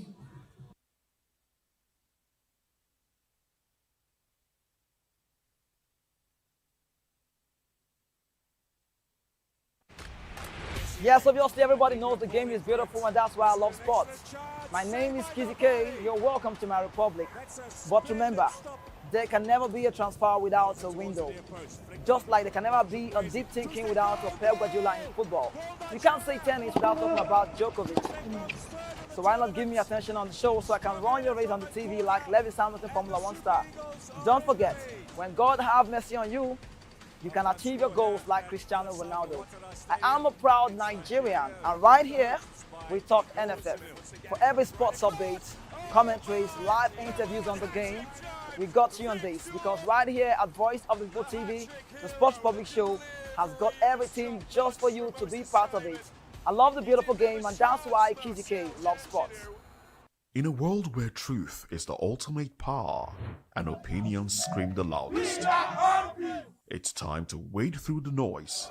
Hunger no get tribe! Hunger no get religion! And scan the human interest and trending topics that matter. Stay tuned to The Issues, your plug to the stories making the buzz, from politics to science and technology, social justice, and more. Let's tackle the tough questions and expose the truth. The Issues on Voice of the People Television. Don't just react, understand. The red carpets, awards, the razzmatazz, music, fashion, interviews, and more. Spotlight on Voice of the People Television. Let's feed you with all the juicy stories in the global entertainment space, bringing you the glitz and glamour as it hot. Stay tuned to Spotlight, 1 p.m. Monday to Friday. Spotlight on VOP.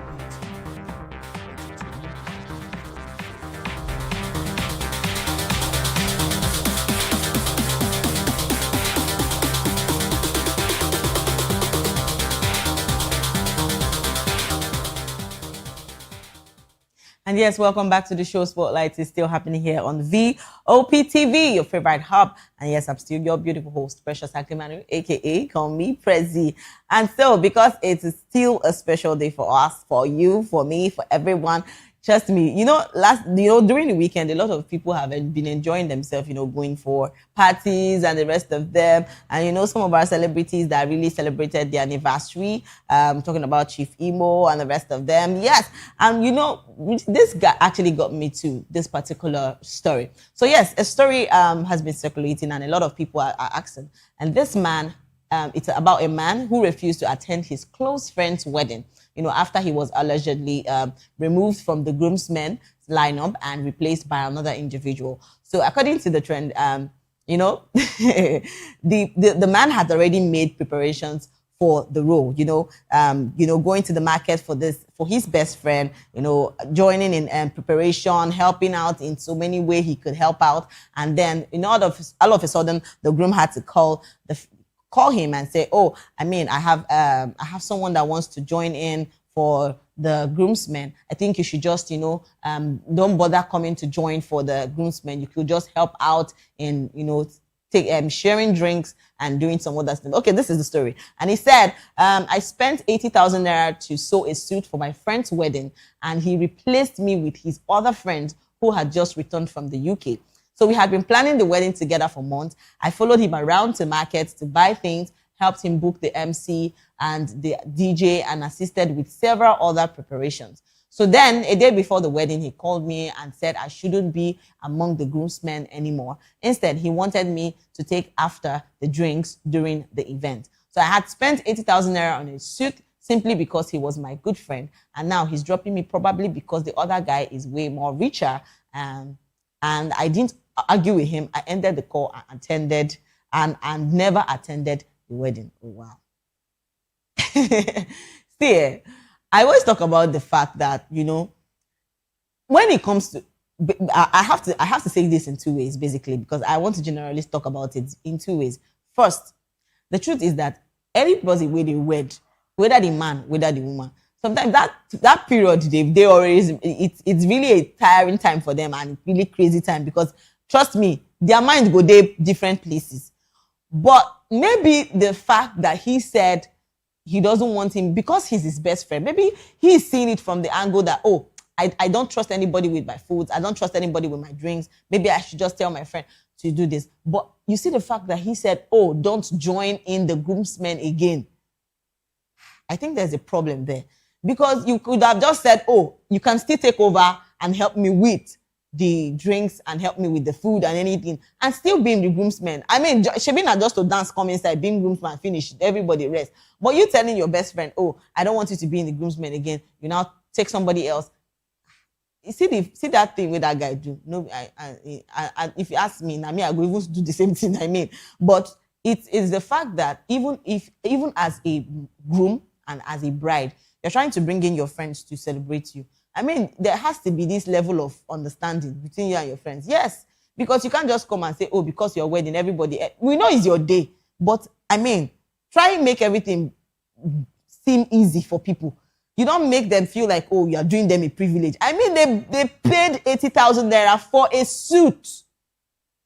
Not be say you even help them, give them the money. Oh, they paid 80,000 naira for a suit. That's a lot, oh.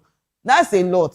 The person even try to buy the suit. I mean, if now other people, you go return the suit back. You go return. In fact, they go take the suit, give them back the money. But you know, friend will always be a friend. I mean, that's the truth. All right, let's take some comments. A lot of people said, you know, brought out their own experiences during their wedding, and people have really agreed with the guy and said, oh, that what this guy did is a very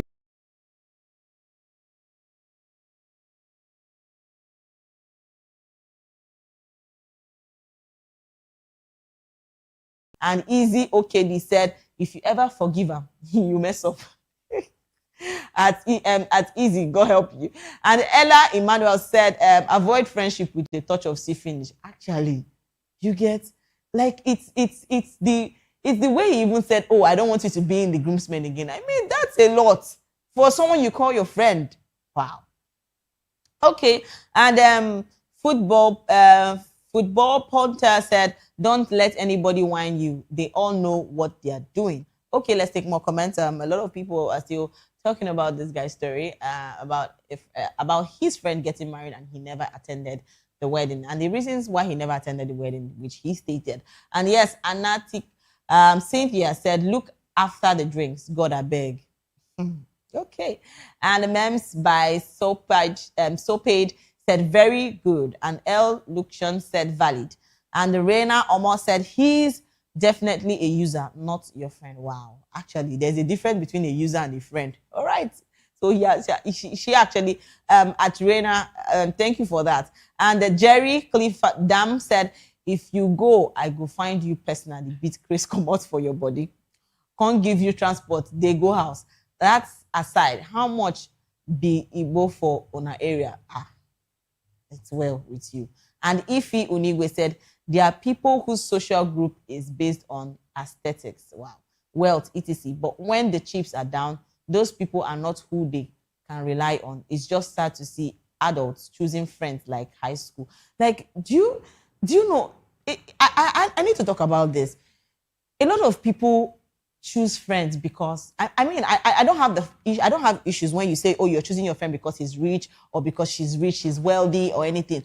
I mean, that's your decision. It's a good thing. But is it good that people choose friendship for who they really are? People that are kind, people that are nice, people that will stand in for, because who is a friend? There are people say a friend is a friend indeed, is a friend in need, right?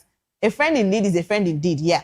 So when you are in need, the people that come through for you are your friends. But this time around, the kind of things I see that people that are friends, people weigh friendship in the fact that it's about wealthiness, it's about money, is that what truly friendship is?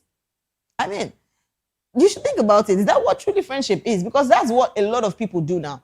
People have, overlooked the fact that people come through for them, even when they don't have a lot of money, but you're there for your friend. You're always there for your friend. You come through for that people. Basically not because of money. Because trust me, a lot of people don't monetize things.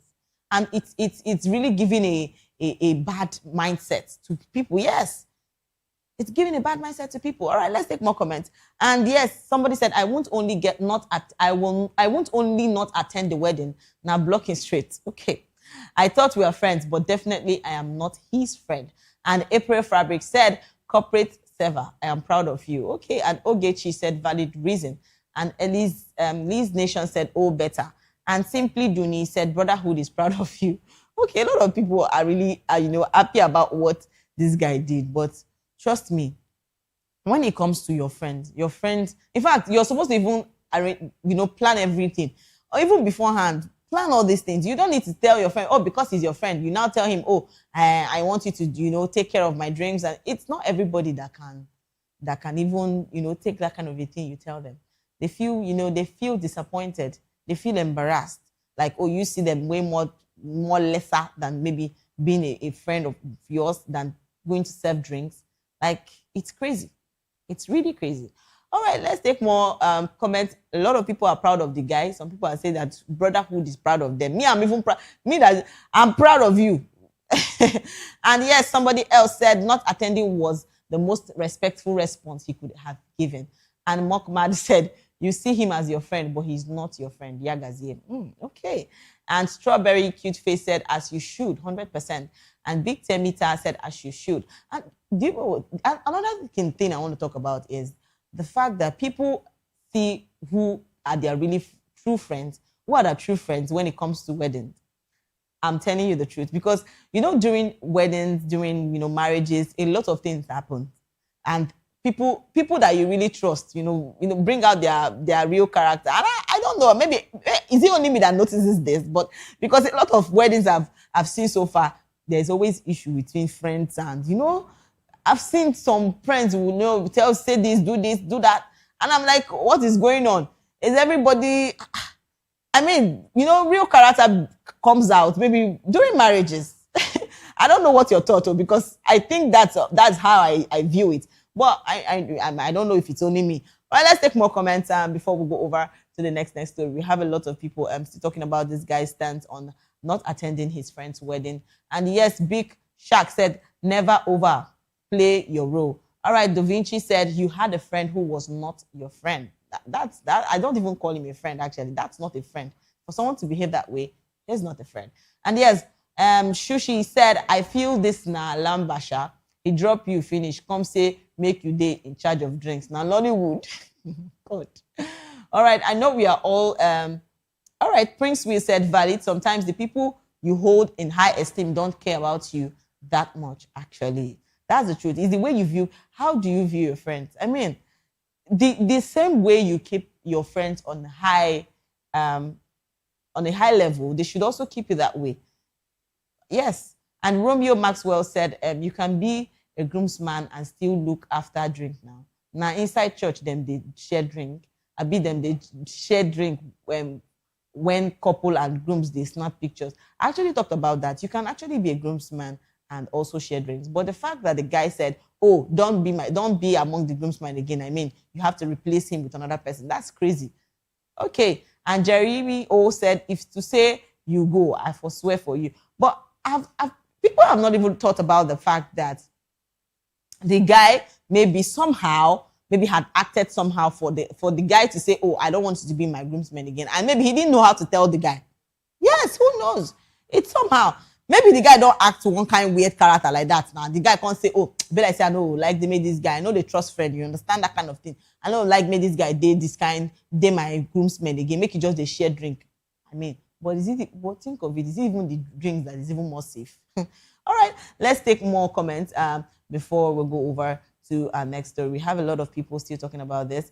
And yes, Dima Luxury said, as you should. And the village chef said, I may do the same. You are within your rights to feel a type of way. Okay, and Maya Sen said, I don't want to believe this happened as how now? Okay, please believe it, because even more happens on the day of marriages. And somebody else said, very, very valid. And Mark Valley Agbasi said, it's not that deep. You fit be groomsman to anyone. It's not that deep. Not attending the wedding after assisting the way you did, that's the problem. The wedding will never happen again. It's only once. And a little participation with the groomsmen isn't enough reason. And if the groom is really your guy, you're supposed to clear your mind and eliminate any sort. All right. Okay. See, I always say this. Please, your friend, you should really be your friend. If you really say someone is your friend, that person should carry the vibe of that your friend, because it comes with love, it comes with sacrifice. Yes. You can't just open your mouth and say, oh, this person is my friend. you should be able to say, oh, this person is my friend. And those things should come with all those, respect, with everything you feel that it is right for you to become friends. I mean, it's a lot when I see somebody saying, oh, he's my friend, and you tell the person, oh, don't be my groomsman again. That really hurts bad.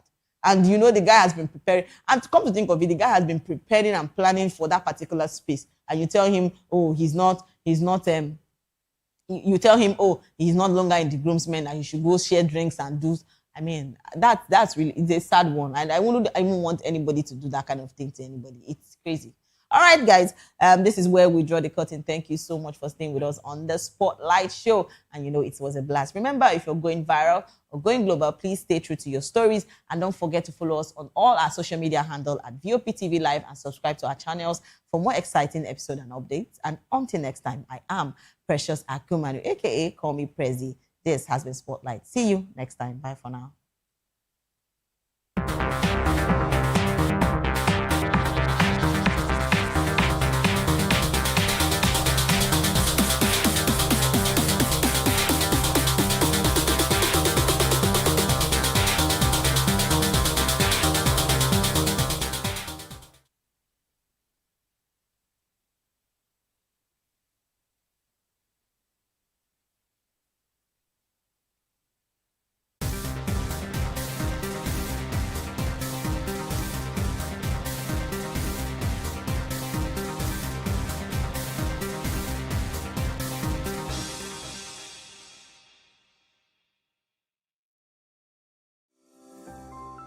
VOP TV.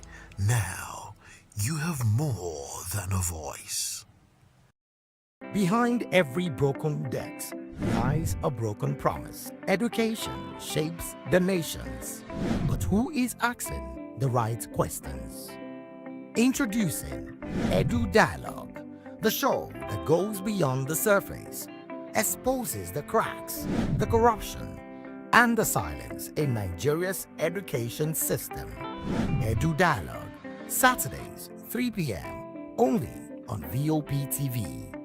We break the biggest stories, from missing funds to policy failures. We ask the tough questions and demand real answers. Edu Dialogue, this Saturday, 3 p.m. on Voice of the People Television. Are you ready for the extraordinary? Something big is happening on your screen. Introducing VOP TV. Now streaming on SLTV channel 264. From breaking news to captivating conversations, news analysis, giving you all sides to the story. We bring in-depth discussions on the issues that matter, from politics to sports, entertainment, and lifestyle. VOP TV on SLTV channel 264. Join us as we redefine what television means to you. Voice of the People Television, VOP TV. Now you have more than a voice.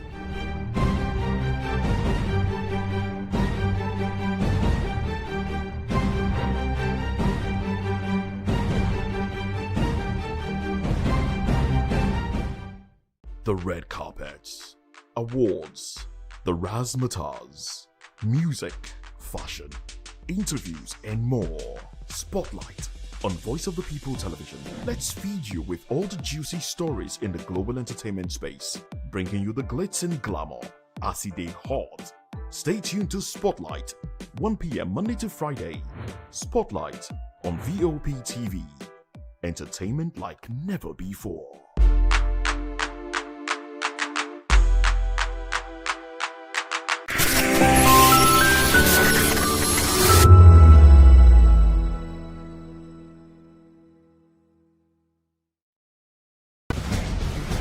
Join us as we drive into the world of politics through insightful interviews with prominent political figures, both serving and former governors, ministers, senators, legislators, party chieftains, activists, and analysts. Get first-hand information into the decision-making processes that affect our daily lives. Highly engaging 1-hour program that brings political discourse into focus.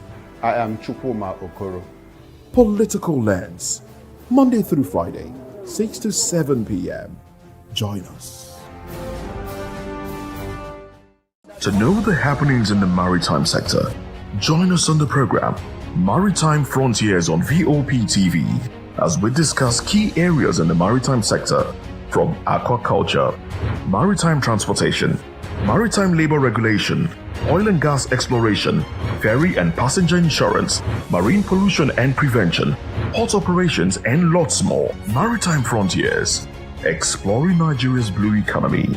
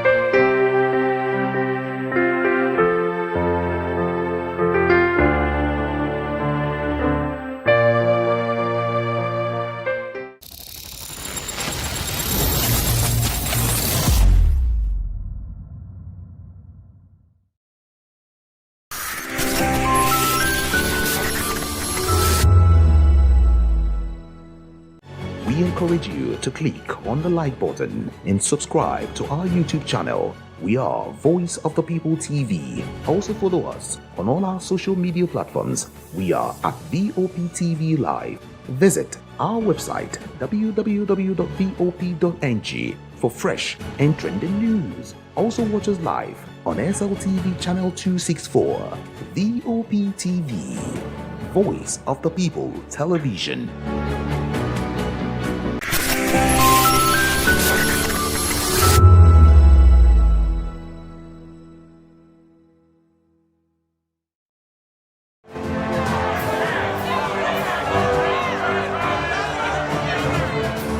Do you want your voice to be heard?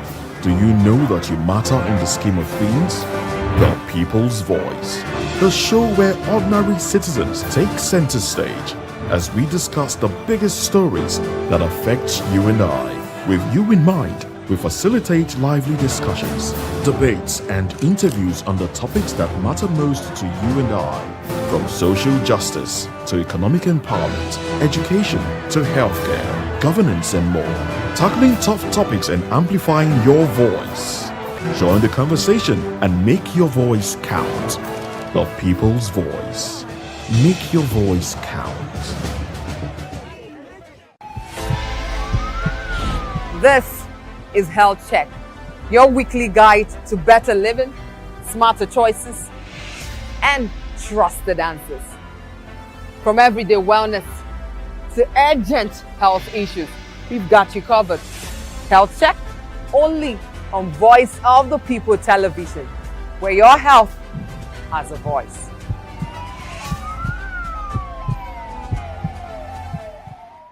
Are you ready for the extraordinary?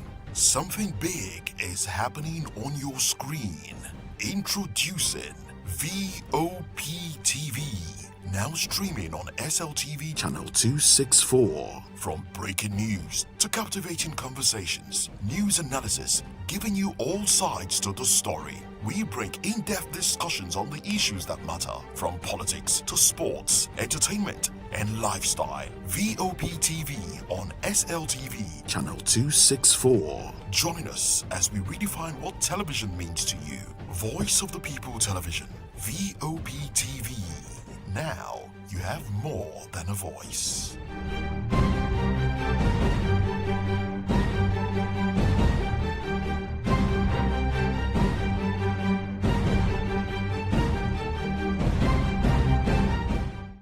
Nigerians, your voice matters, and in 2027 it starts with your permanent voters card, your PVC.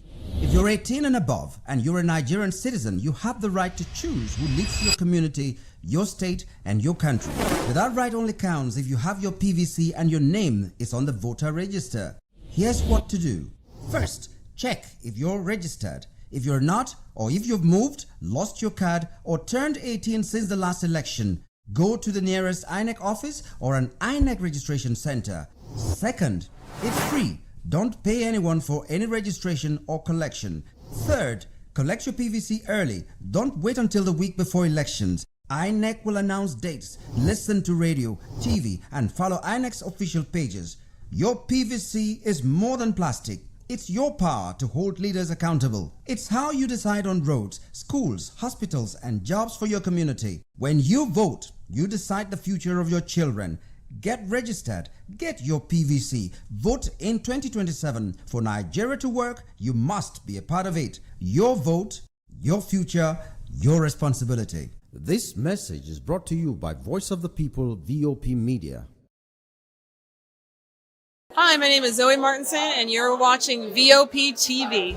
What's up, people? It's your boy Dulo checking in. I'm here with the fisherman, Dulo, aka Kubi. I want to shout out the VOP, the Voice of the People. Make sure you guys tap in, tune into the Voice of the People today, tomorrow, and every day.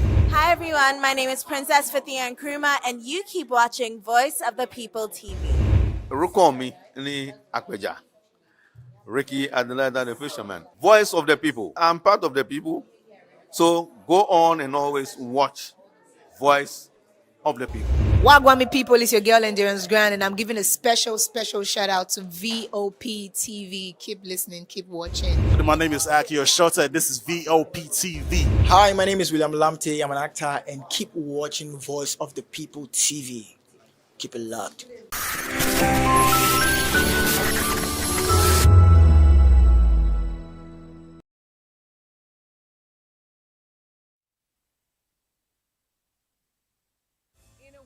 Filled with noise, the truth needs the voice. The policies that shapes our world and the economy that determines our future. Every hour, every day, the grapevine keeps buzzing. And together, we are committed to telling the stories that shape our world because your voice is our focus. Don't forget, our voice matters the most. Let us come together and share our concerns.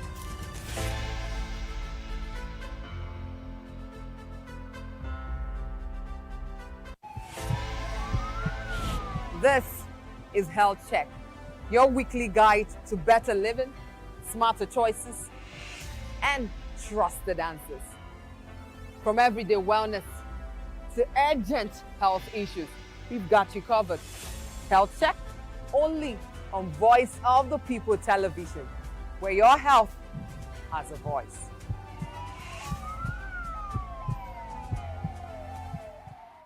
Welcome to the locker room, the home of football talk that matters.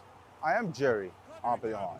Join us every weekday, Monday to Friday at 5 p.m. Nigerian time, as we share the hot takes and hot debates in the exciting world of football. And joining me are the usual suspects, Ikechukwu and Mayowa, as we break down all the hot takes and everything that's happening in the football. Don't just watch football, live it with us.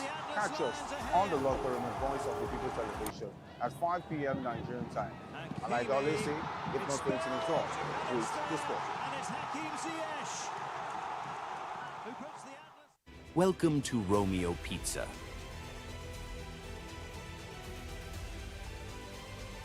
Sink your teeth into our freshly baked pizzas. Loaded with rich sauce, melted cheese, and irresistible toppings. Where every bite is a love story. Treat yourself to our creamy, dreamy ice cream. Smooth, sweet, and made to brighten your day. Or maybe you want it hot and satisfying. Our juicy shawarma is wrapped to perfection, packed with flavor in every mouthful. pizza, ice cream, shawarma. Why choose one when you can have it all? Romeo Pizza has exactly what your taste buds desire. For the extraordinary, something big is happening on your screen. Introducing VOP TV, now streaming on SLTV channel 264. From breaking news to captivating conversations, news analysis, giving you all sides to the story. We bring in-depth discussions on the issues that matter, from politics to sports, entertainment, and lifestyle. VOP TV on SLTV channel 264. Join us as we redefine what television means to you. Voice of the People Television. VOP TV. Now you have more than a voice.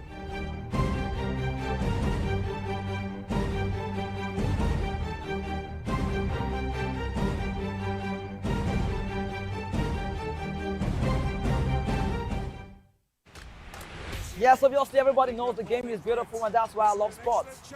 My name is Kizzy K. You're welcome to my republic. But remember, there can never be a transfer without a window. Just like there can never be a deep thinking without a Pep Guardiola in football. You can't say tennis without talking about Djokovic. So why not give me attention on the show so I can run your race on the TV like Lewis Hamilton Formula 1 star. Don't forget, when God have mercy on you,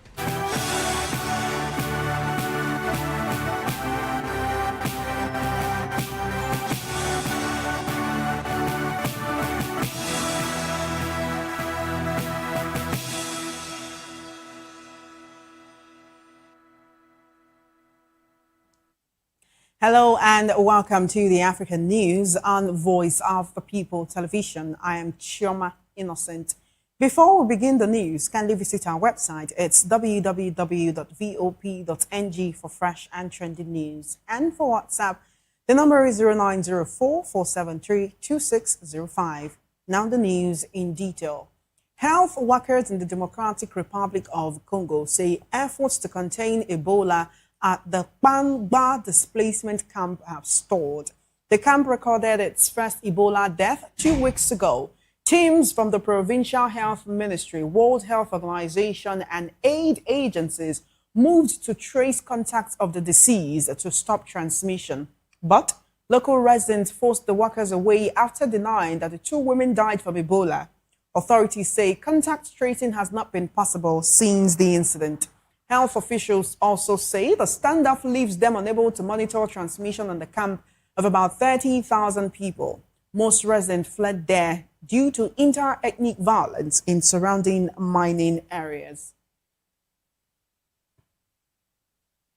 Suspected fighters from the Allied Democratic Forces, ADF, killed 5 civilians in an attack at the weekend in Kidwe village, Bini Territory, North Kivu province, according to local officials. Provincial official Eli Mbidue said the attackers used knives and guns and that the death toll could rise because many villagers were still missing after the raid. He said the rebels looted property as they fled. Local media reported this was the 6th attack by suspected ADF fighters in the area since early June, killing more than 50 people and abducting dozens. The United Nations has warned that escalating violence in eastern DRC is increasing the risk of Ebola spreading in the region.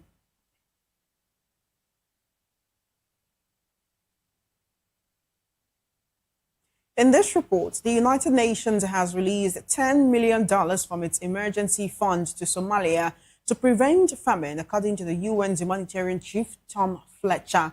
Fletcher warned the window to prevent famine is short. 6 million people in Somalia now face severe hunger, including 1.9 million in emergency conditions. The funding will provide food, nutrition, health, and water assistance to 640,000 people. The UN says the situation has worsened due to drought, malnutrition, reduced access to services, conflict, and rising prices.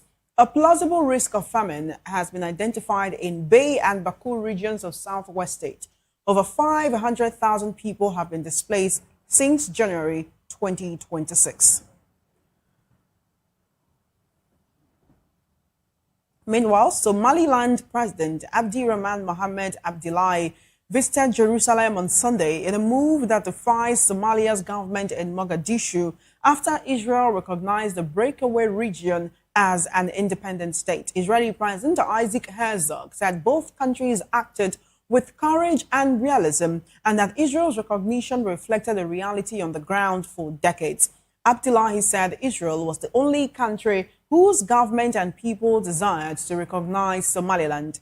Israel became the first nation in more than 30 years to recognize Somaliland when it did so in December 2025. Somaliland declared independence from Somalia in 1991 and has its own government and currency, but Mogadishu and several other countries have rejected Israel's move. Elsewhere, President William Ruto has defended his frequent foreign trips and local tours, saying they are meant to accelerate Kenya's economic transformation. Speaking in Kajiado County on Sunday, Ruto dismissed criticism of his travel schedule, saying effective leadership requires active engagement both at home and abroad. The president's remarks come amid scrutiny of his recent visits to Nordic countries and development tours across Kenyan counties. Ruto is expected to travel to France this week for the G7 summit. He said he will represent Africa's interests and push for the continent's development priorities.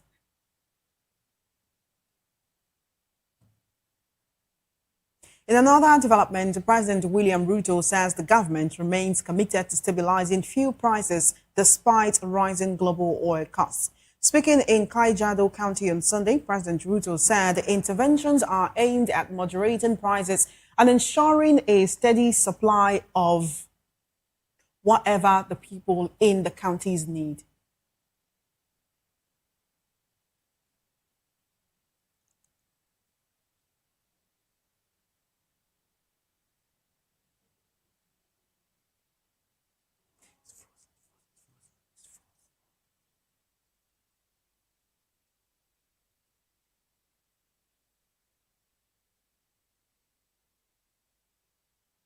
You are still watching the African News right here on Voice of the People Television. We'll take a short break and return with more news stories and, of course, the news analysis segment. Just stay with us.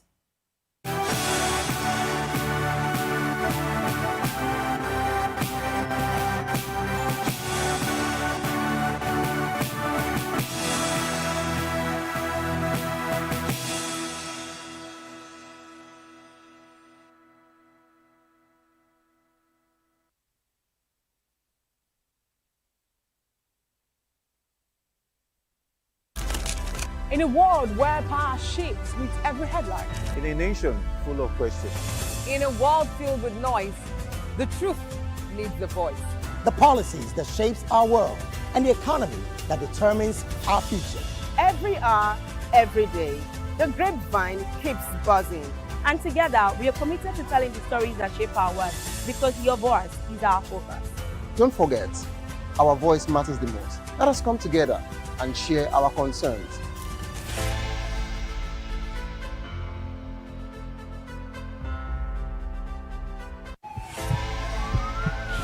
This is Health Check, your weekly guide to better living, smarter choices, and trusted answers. From everyday wellness to urgent health issues, we've got you covered. Health Check, only on Voice of the People Television, where your health has a voice.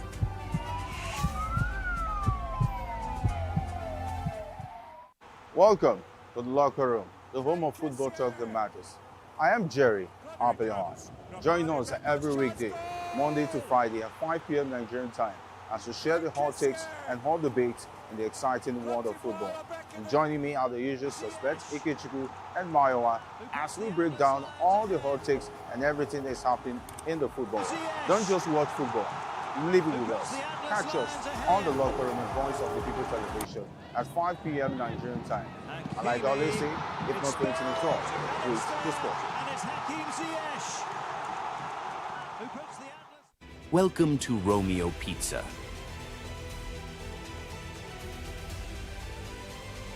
Sink your teeth into our freshly baked pizzas.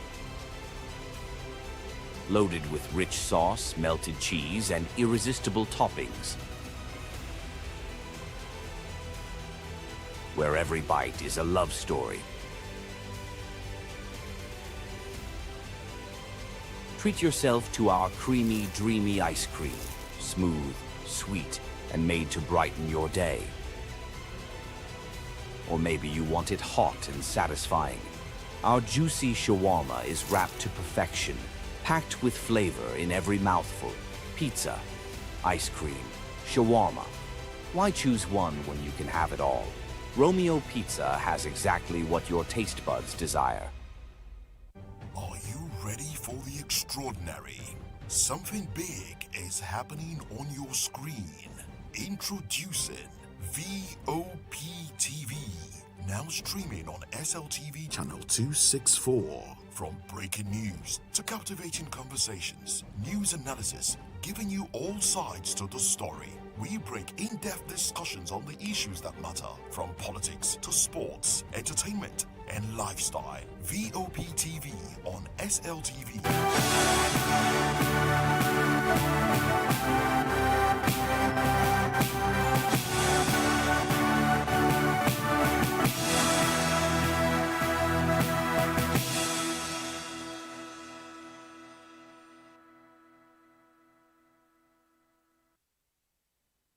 Welcome back. Motorists Association of Kenya has criticized the latest fuel price review, accusing regulators of letting politics influence prices. The MAK called the 0.22 shillings per litre reduction in petrol for June and July insulting and questioned why motorists are not benefiting from falling global oil prices.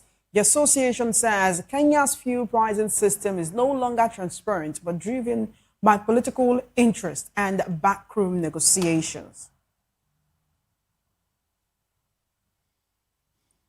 Away from that now, South Africa has repatriated 2,745 foreigners in the week after President Cyril Ramaphosa vowed tougher action against illegal immigration. Home Affairs Minister Leon Schreiber said on Sunday that the number is a moving target, with most of those repatriated residing in the country illegally.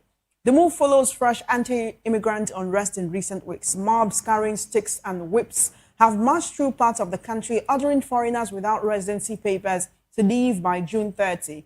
Security fears after businesses were looted and foreigners targeted have prompted citizens of Nigeria, Malawi, Ghana, Zimbabwe, and Mozambique to accept voluntary repatriation. About 7,000 Malawian nationals are still sheltering in an open field in Durban.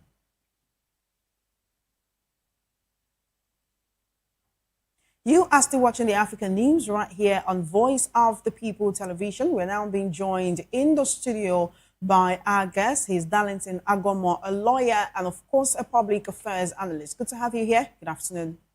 My pleasure.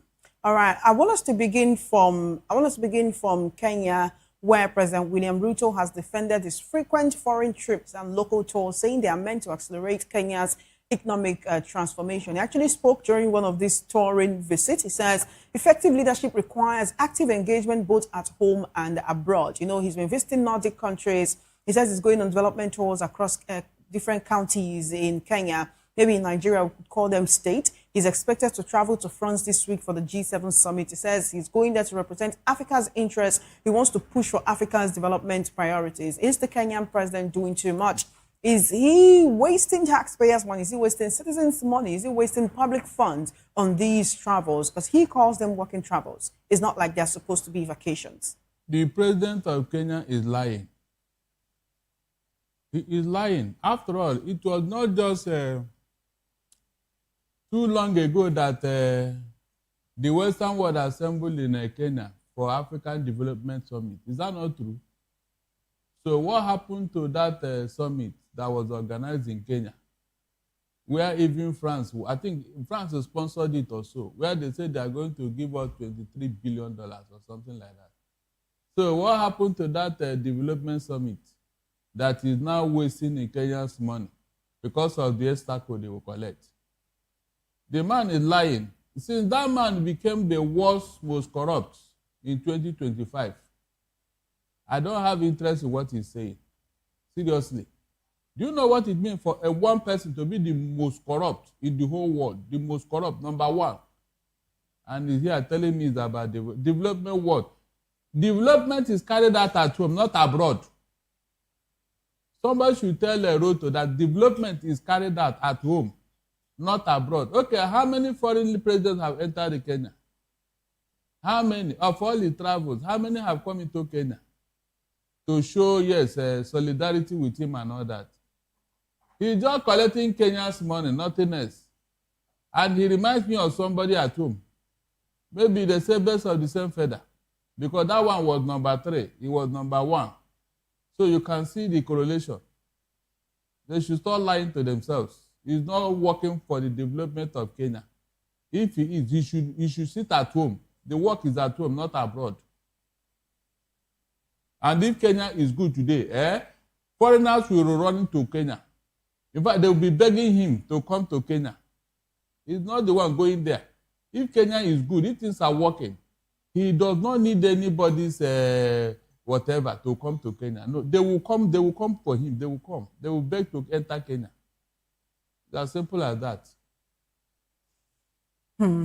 Some would actually say that these traveling is to actually make Kenya more open to foreign investment, for him to try to have conversations with foreign investors and also the political and economic elite in these other countries to see how he can actually attract investment to the country. And also, he's not just visiting countries outside of Kenya, he's also visiting the counties in Kenya. Maybe here we could understand them as states, local governments and others, to try to interface with the people and see what they need. Should he be encouraged rather than be discouraged? If you want to go around Kenya to know how things are better, yes, that is even more acceptable. If you want to go around Kenya, all the counties, to know how they are faring, to see things for himself, because sitting there in the capital, he may not know or see everything. So if you want to tour the whole of Kenya, I have no problem with that. Let him see for himself how Kenyans are. But to be going abroad, jumping into private jet to go and catch cruise, and after that he will come back and tell us he's looking for which investor. The other countries that developed, did they need Kenya's support to develop? Did they need the Kenyan support to develop where they are? How many of them have even come to Africa, not to talk of Kenya? There are things that are not agreeable. Some of these debates, I don't want to enter into because these people know they are lying. I don't want to follow them. That's the truth here. All right, then. Still in Kenya, actually, we have, Transport Association that are not happy with the increase and also the decrease in fuel prices. It recently reduced by 0.22 shillings, and they say that is an insult to them. They say it is still very high in different parts of the world, even in Nigeria. Many people are complaining about fuel prices. One reason that has been given recently is the closure of the Strait of Hormuz.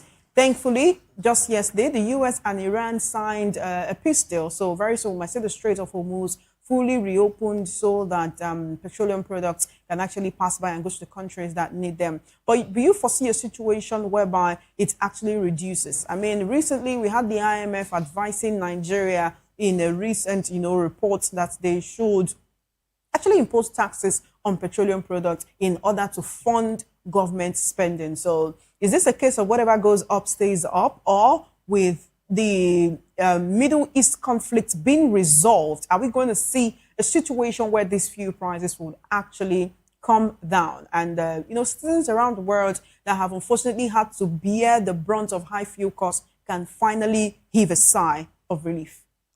There is no doubt that fuel prices will come down based on the new agreement reached by US and Iran. It will definitely come down because Donald Trump is saying let the oil flow.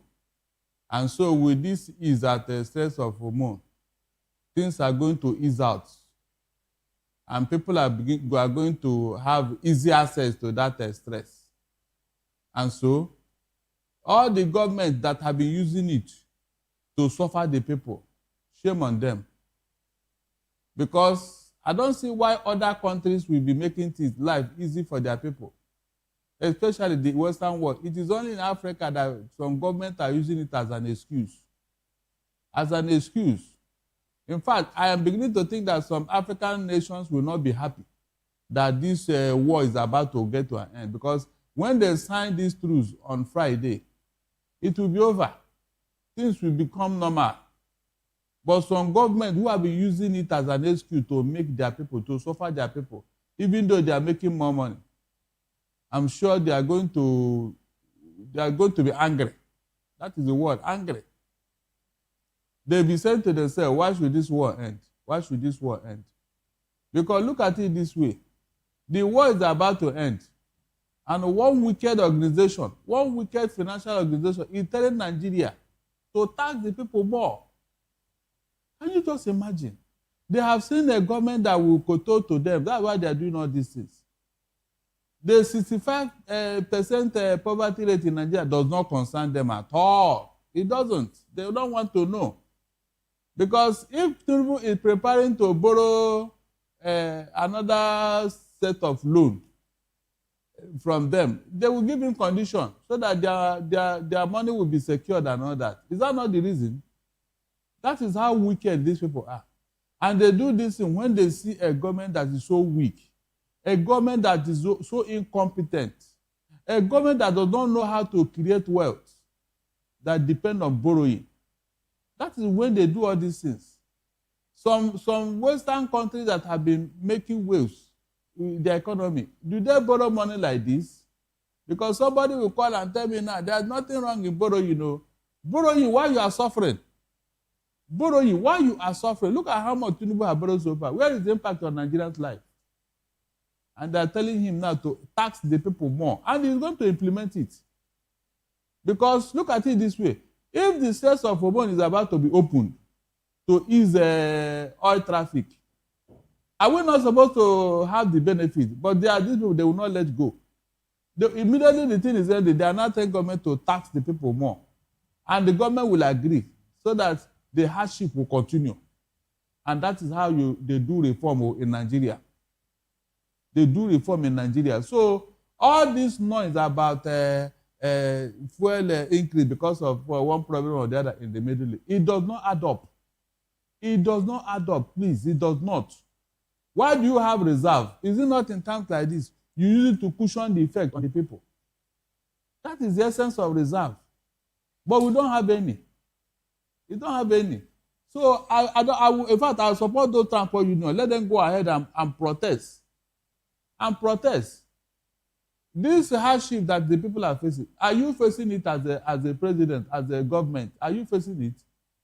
Are you facing it? Did your salary, did anybody tamper with your salary? No. Rather, you are enjoying hardship allowance, travel allowance, sleeping allowance. Do the people enjoy these services or these privileges? The answer is capital no. So why are you not sympathetic to the people? It's all about you. You want to live life while the people suffer. It's unfortunate, seriously. Please let that Strait of Hormone be open for the sake of the suffering people of the world. Some governments are using it to deceive their people that they are not making money because of this and that. The one you are making before, the increase in the oil prices that you are enjoying, where is it? We bent our budget on $65. Now the thing has gotten to 80-something. For how many months now? So that difference, what happened to it? Nobody will tell us. They still want to go and borrow money. All right. I want us to go to the Democratic Republic of Congo, where officials say the efforts to contain Ebola at the Pangba displacement camp have been stalled. The camp actually recorded its first Ebola deaths about 2 weeks ago. The Provincial Health Ministry, World Health Organization teams, and some aid agencies have tried to trace the contact of the disease to stop transmission. In the beginning, local residents forced the workers away after they denied that the 2 women who had actually died from Ebola. It's been difficult for them to trace contacts, people who may have had contact with the deceased. Now, health officials say that this standoff has left them unable to monitor the transmission on the camp of about 30,000 people. The problem is that most of these residents actually fled there due to inter-ethnic violence in surrounding mining areas. We know that the DR Congo conflict is still ongoing. In fact, an ADF attack recently killed 5 people in North Kivu. Dozens are missing as many run into the bush to try to escape these attacks. How can the DRC actually try to mitigate the effects of Ebola while fighting a rebel war or this conflict?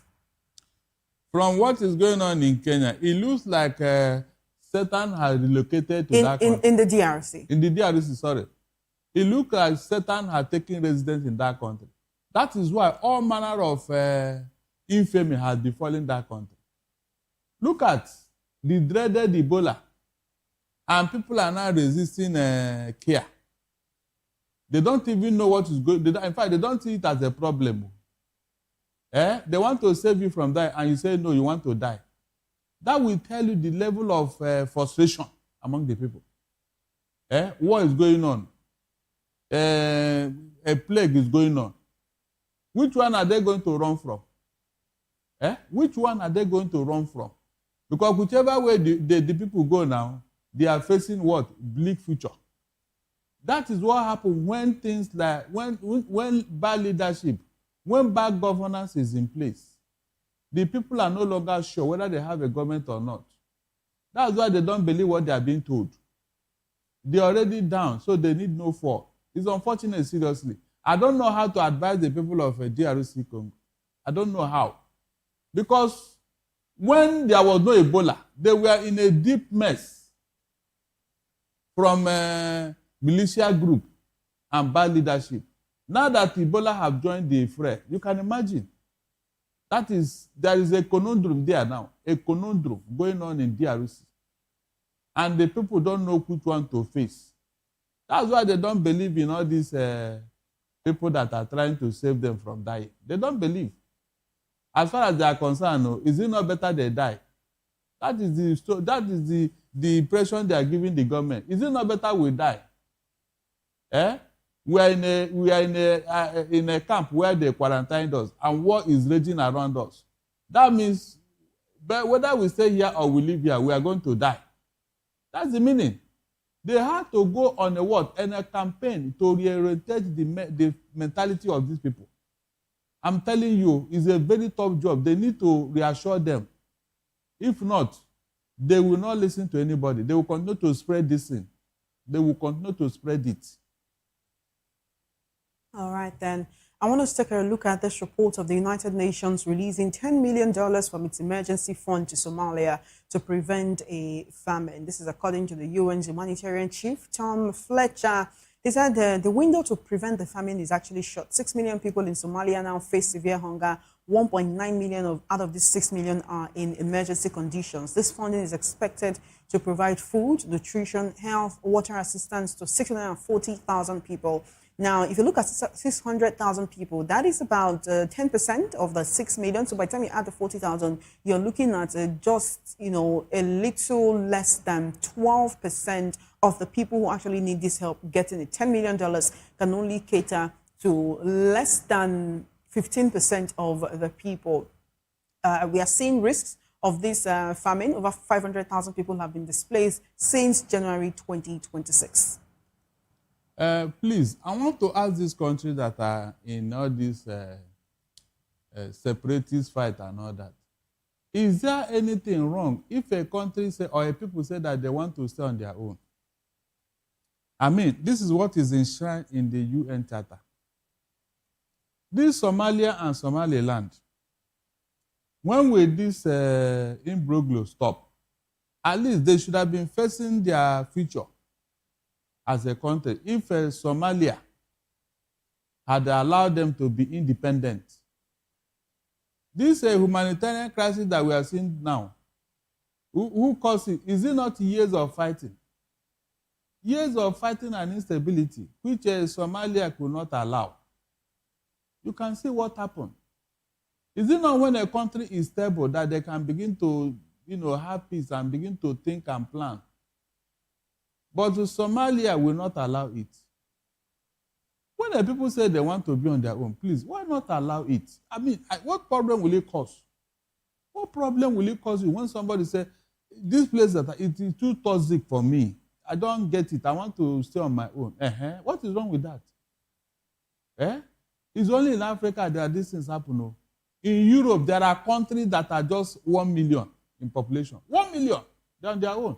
700,000, they're on their own.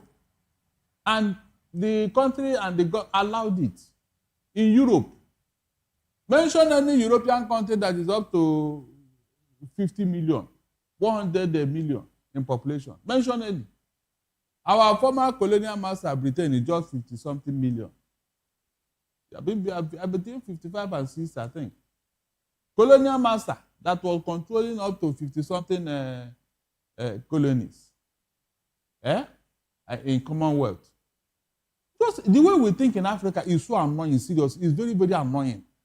Very, very annoying. I don't know why we behave like this, our leaders. Somebody say, I want to stay on my own. I want to live. What is wrong with that? What is wrong with that? Causing problem all over the place. It's unfortunate, seriously. Thank God the UN have come in to save lives. Okay, where is Somalia in this matter now? Somalia, where are you in this matter? Are you going to assist Somaliland? You will not. But you are going to force them to come to you. For what? For what? The people have decided they want to stay on their own. Allow them. Allow them so that peace can reign, so that they can, champion their own cause. There is no other way. If UN can recognize what is going on there, I don't see why Somalia cannot. Please, every country, especially the superpower, they should begin to talk to Somalia. Let them leave Somaliland alone. They want to be on their own. To avoid some of these things. All right, then let's quickly take a look at South Africa repatriating 2,745 foreigners just in the week after President Cyril Ramaphosa vowed that there will be tougher action against illegal immigration. The number is a moving target, according to the Home Affairs Minister. He says many of those that were repatriated were actually residing in the country illegally. There's been fresh anti-immigrant unrest. We could see mobs carrying sticks and whips and, actually assaulting people they consider to be foreigners. There was actually a story about a young South African boy who was unfortunately murdered because he could not speak, I believe it was the Zulu language. He wasn't Zulu, I believe he was Xhosa. And he could not speak the language and they thought, oh, he's a foreigner. And unfortunately, they killed him only to find out that he was actually South African. There have been fears of security deterioration after businesses were looted, foreigners were targeted. Citizens of Nigeria, Malawi, Ghana, Zimbabwe, Mozambique have accepted voluntary repatriation. In all of this, one question lingers. How come the South African government, if they believe that illegal immigration was causing problems in the country, did not actually tackle it until this quote-unquote mob started disturbing or assaulting these foreigners? That is when the president decided to take a hardline stance. That is when other countries as well started to start repatriating their citizens. How come the government of South Africa did not consider illegal immigration a problem, if indeed all of these thousands of people were staying in the country illegally? It is politics. There is no doubt that politics have entered into this matter. And if Cyril Ramaphosa did not do anything, ANC may lose it. Seriously. The opposition is fueling this thing, and the president have no choice than to kowtow with them. Yes. They are now forcing him to take this position because of what? Election. Politics. Nothing else. After all, we did it in Nigeria. Remember, Ghana must go. Yes, Ghana must go. 1983 or so. Yes. We did it. So when president or when government are failing, they will look for something to hold on to. Illegal immigrants are taking our resources. They are the one destroying our economy. They are the one causing news. They must look for somebody to pin it to. And that somebody is always what? Illegal immigrants. They forgot that these illegal immigrants, they are contributing to the economy. You wouldn't know what you have until you lose it. South Africa is becoming arrogant now because they claim that the economy is buoyant, and then other Africans are coming to leech on them. But they've forgotten that things can change. They've forgotten where they are coming from. Unfortunately, Nigeria at home is no longer the Nigeria of you. If not, who is South Africa to talk to any Nigeria? Can any of them touch any American? Can any South Africa, even if he's drunk, can he touch any American in South Africa? Say he's an illegal immigrant, this and that, or any British man or woman. That is what happened. When the government at home, when your home is not settled, all manner of insults will follow from outside. Because the world is a global village. People know how you are. They know who you are. They know what is going on. Was it not this same South Africa that called us generator economy the other day? In fact, one of their ministers had to describe Nigeria as a refugee camp, and Lagos is a swamp. It was when government raised their voices that the man had to beg and retreat his statement. But the reality is there. If Nigeria were to be Nigeria, in fact, it will be definitely impossible for any South Africa. Rather, they will be afraid of them. They will be worshiping them. They will be glorifying them because they know that, yes, somebody is at home. The fear of Nigeria, the economy of Nigeria, the strength of Nigeria will not allow any South African to talk to them. Because they'll be seeing it, they'll be hearing it. But look at how the home front is. From number 1 economy, we are struggling to even come to number 4 now, or 3. Is it not telling in South Africa? Are they not seeing it? Are they not seeing it? So I won't blame them. For me, I didn't see anything wrong in that. Let them come home. Let them go back to their different countries so that their government will sit up. Whenever our own pick up, of course, we retaliate. If at all, it will pick up. We too, we can retaliate. If ever Nigeria will get up again, we now know what to do and what not to do. That's the truth, because no empire lasts forever. No empire lasts forever. Somebody should come and repair this country so that this insult will stop. Simple. All right, then. I want to thank you for joining us on the African News today. Thank you very much for your presence and for your analysis. My pleasure. You're still watching the African News on Voice of the People television. Still ahead, South African TV star Jub Jub arrested over kidnapping claim. This and more stories coming your way after this break. Join us again.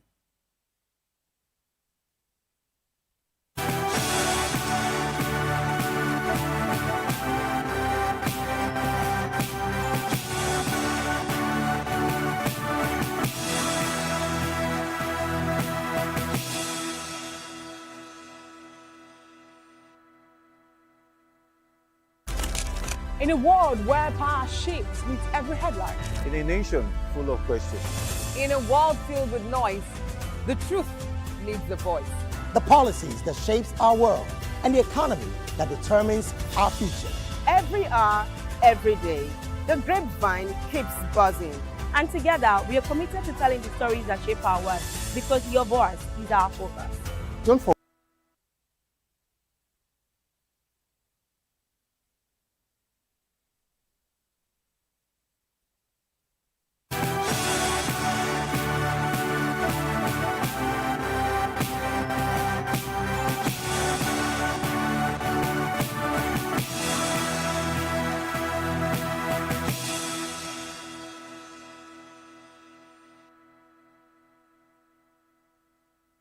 Welcome back. Now, this report says South African TV presenter and rapper Molemo Maruhanye, known as Jub Jub, has been arrested for alleged kidnapping and discharging a firearm. Police say Maruhanye confronted a taxi driver in Edenville, east of Johannesburg, on Sunday, accusing him of a relationship with his girlfriend.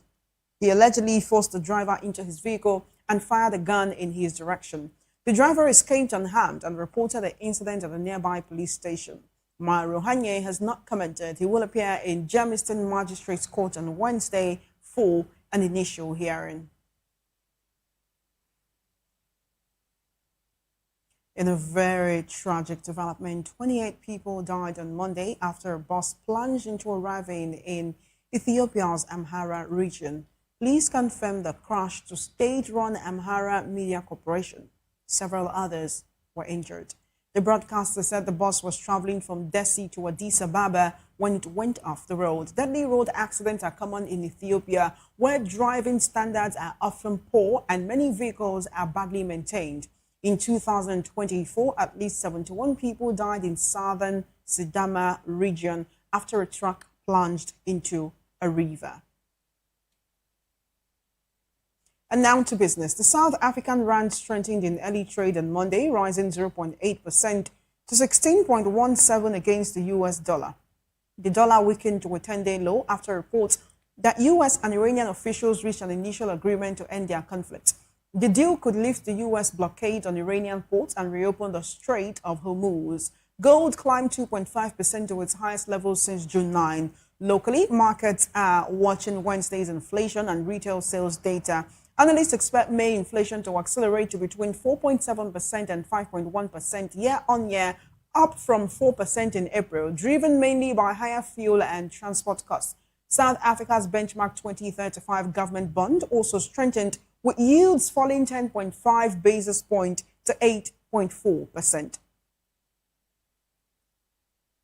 Still in business, the African Export-Import Bank has cancelled its annual meeting scheduled for next week in El Alamein, Egypt, citing Ebola concerns in Central Africa. Afreximbank said on Monday it will conduct shareholder business by correspondence instead.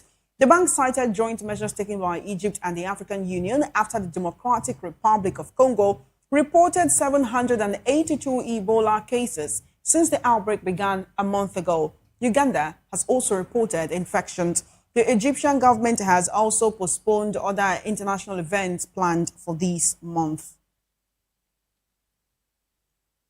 And now to sports. Ivory Coast marked its return to the World Cup after 12 years with a 1-0 win over Ecuador on Sunday. Substitute Amad Diallo scored in the 90th minute to secure the 3 points. The result ended Ecuador's 19-match unbeaten run.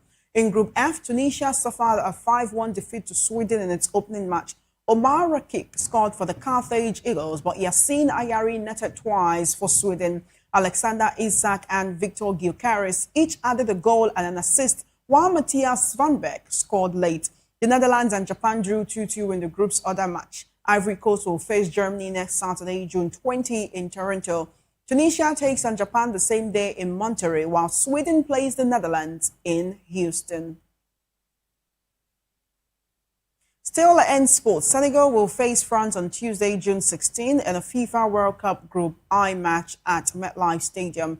The fixture carries historic weight. Senegal beat then world champions France 1-0 in the 2002 World Cup opener in Seoul. Both nations also share colonial ties, with many players holding links to both countries. Senegal won the 2021 Africa Cup of Nations and initially won the 2025 edition before being stripped of the title by CAF over a walk-off in the final. Their appeal is pending at the Court of Arbitration for Sport. France lost the 2022 World Cup final but arrived with 14 years of stability under Didier Deschamps and a deep squad.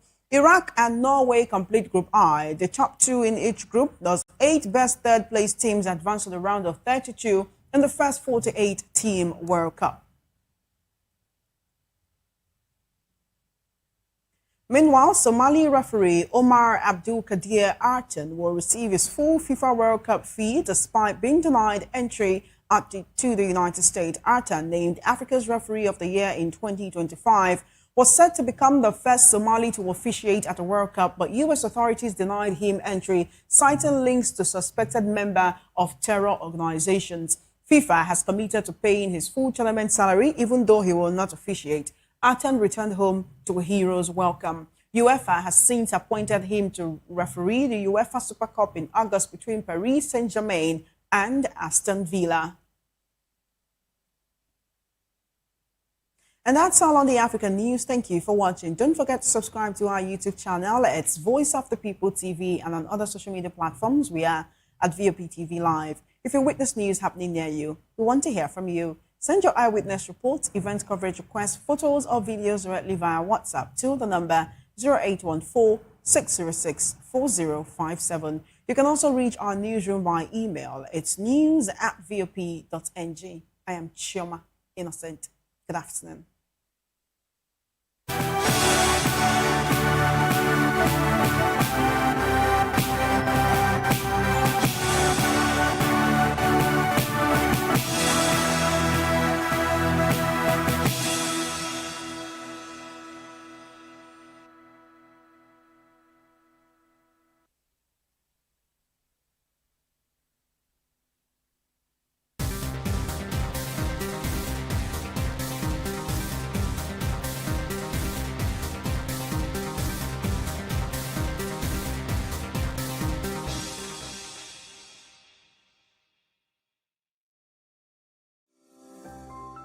VOP TV. Now, you have more than a voice. To know the happenings in the maritime sector, join us on the program Maritime Frontiers on VOP TV as we discuss key areas in the maritime sector from aquaculture, maritime transportation, maritime labor regulation, oil and gas exploration, ferry and passenger insurance, marine pollution and prevention, port operations, and lots more. Maritime Frontiers, exploring Nigeria's blue economy. This is African News on Voice of the People Television, where we don't just bring you the news, we bring you Africa's heartbeat, the policies that shapes our world, and the economy that determines our future. African News on Voice of the People Television. Stay with us. This is Health Check, your weekly guide to better living, smarter choices, and trusted answers. From everyday wellness to urgent health issues, we've got you covered.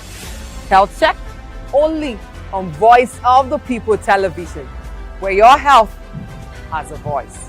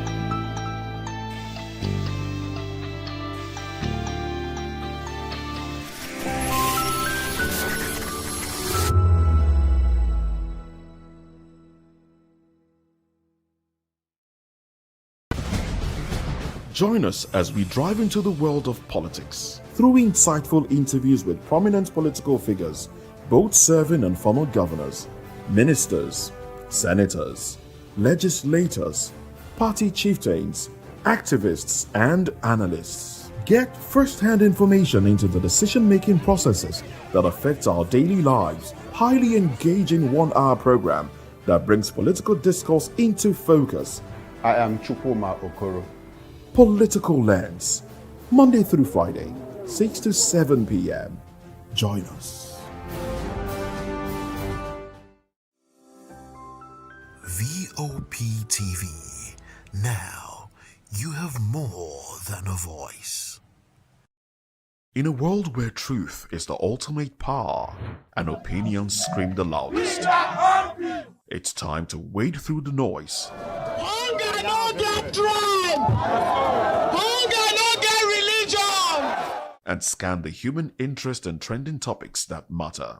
Stay tuned to The Issues, your plug to the stories making the buzz, from politics to science and technology, social justice, and more. Let's tackle the tough questions and expose the truth. The Issues, on Voice of the People Television, Mondays to Fridays, 8 to 9 p.m. The Issues. Don't just react, understand. Are you ready for the extraordinary? Something big is happening on your screen. Introducing VOP TV, Now streaming on SLTV channel 264. From breaking news to captivating conversations, news analysis, giving you all sides to the story. We break in-depth discussions on the issues that matter, from politics to sports, entertainment, and lifestyle. VOP TV on SLTV channel 264. Join us as we redefine what television means to you. Voice of the People Television, VOP TV. Now you have more than a voice.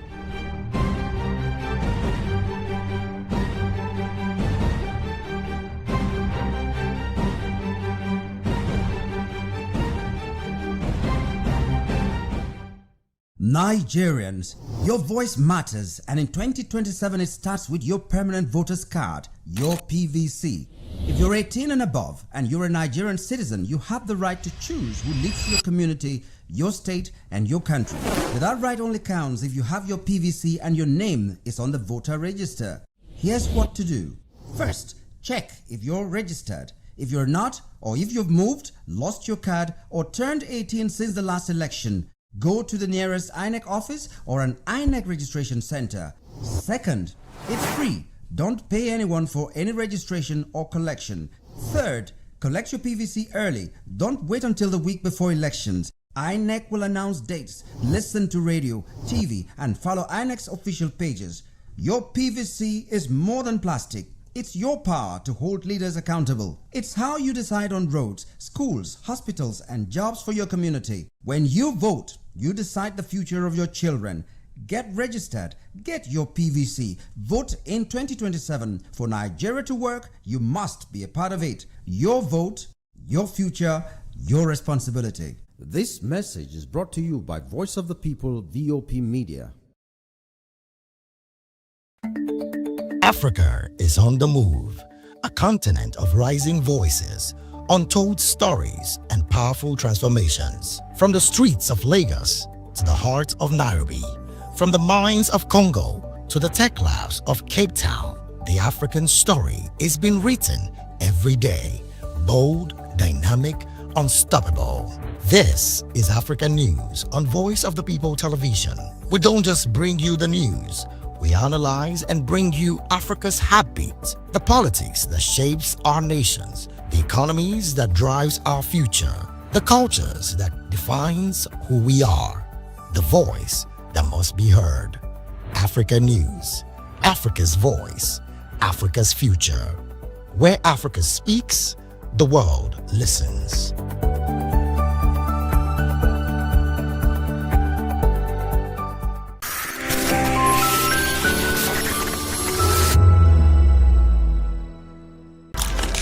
In a world where power shifts with every headline. In a nation full of questions.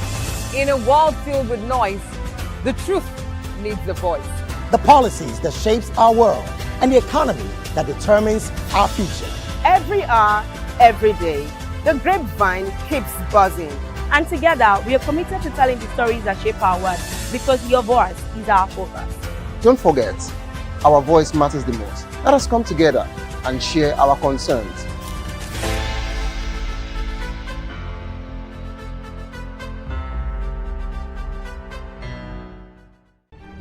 In a world where power shifts with every headlines, news breaks and events happens, we bring you unbiased and explicit information on politics, economy, and state of the nation.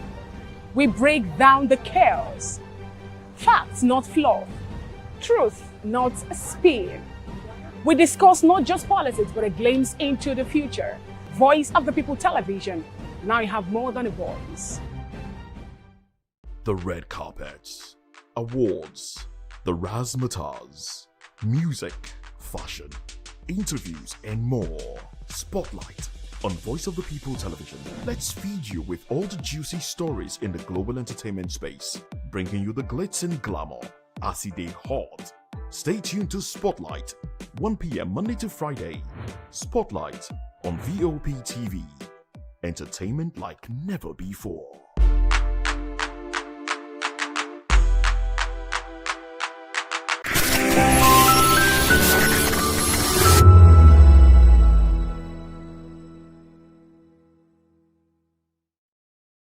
Behind every broken desk lies a broken promise. Education shapes the nations. But who is asking the right questions?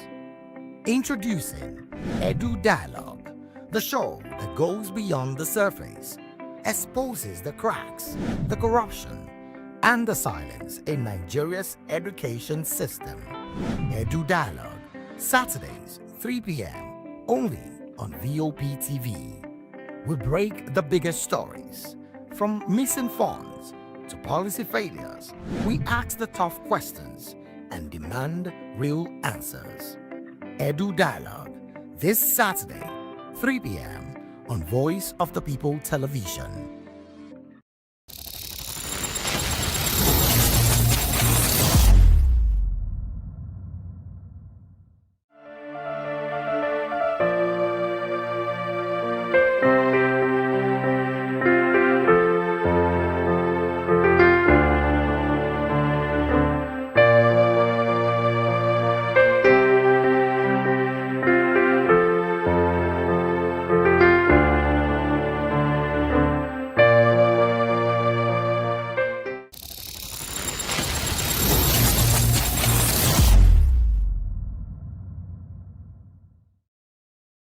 My name is Tao Familoni, and here's to VOP TV.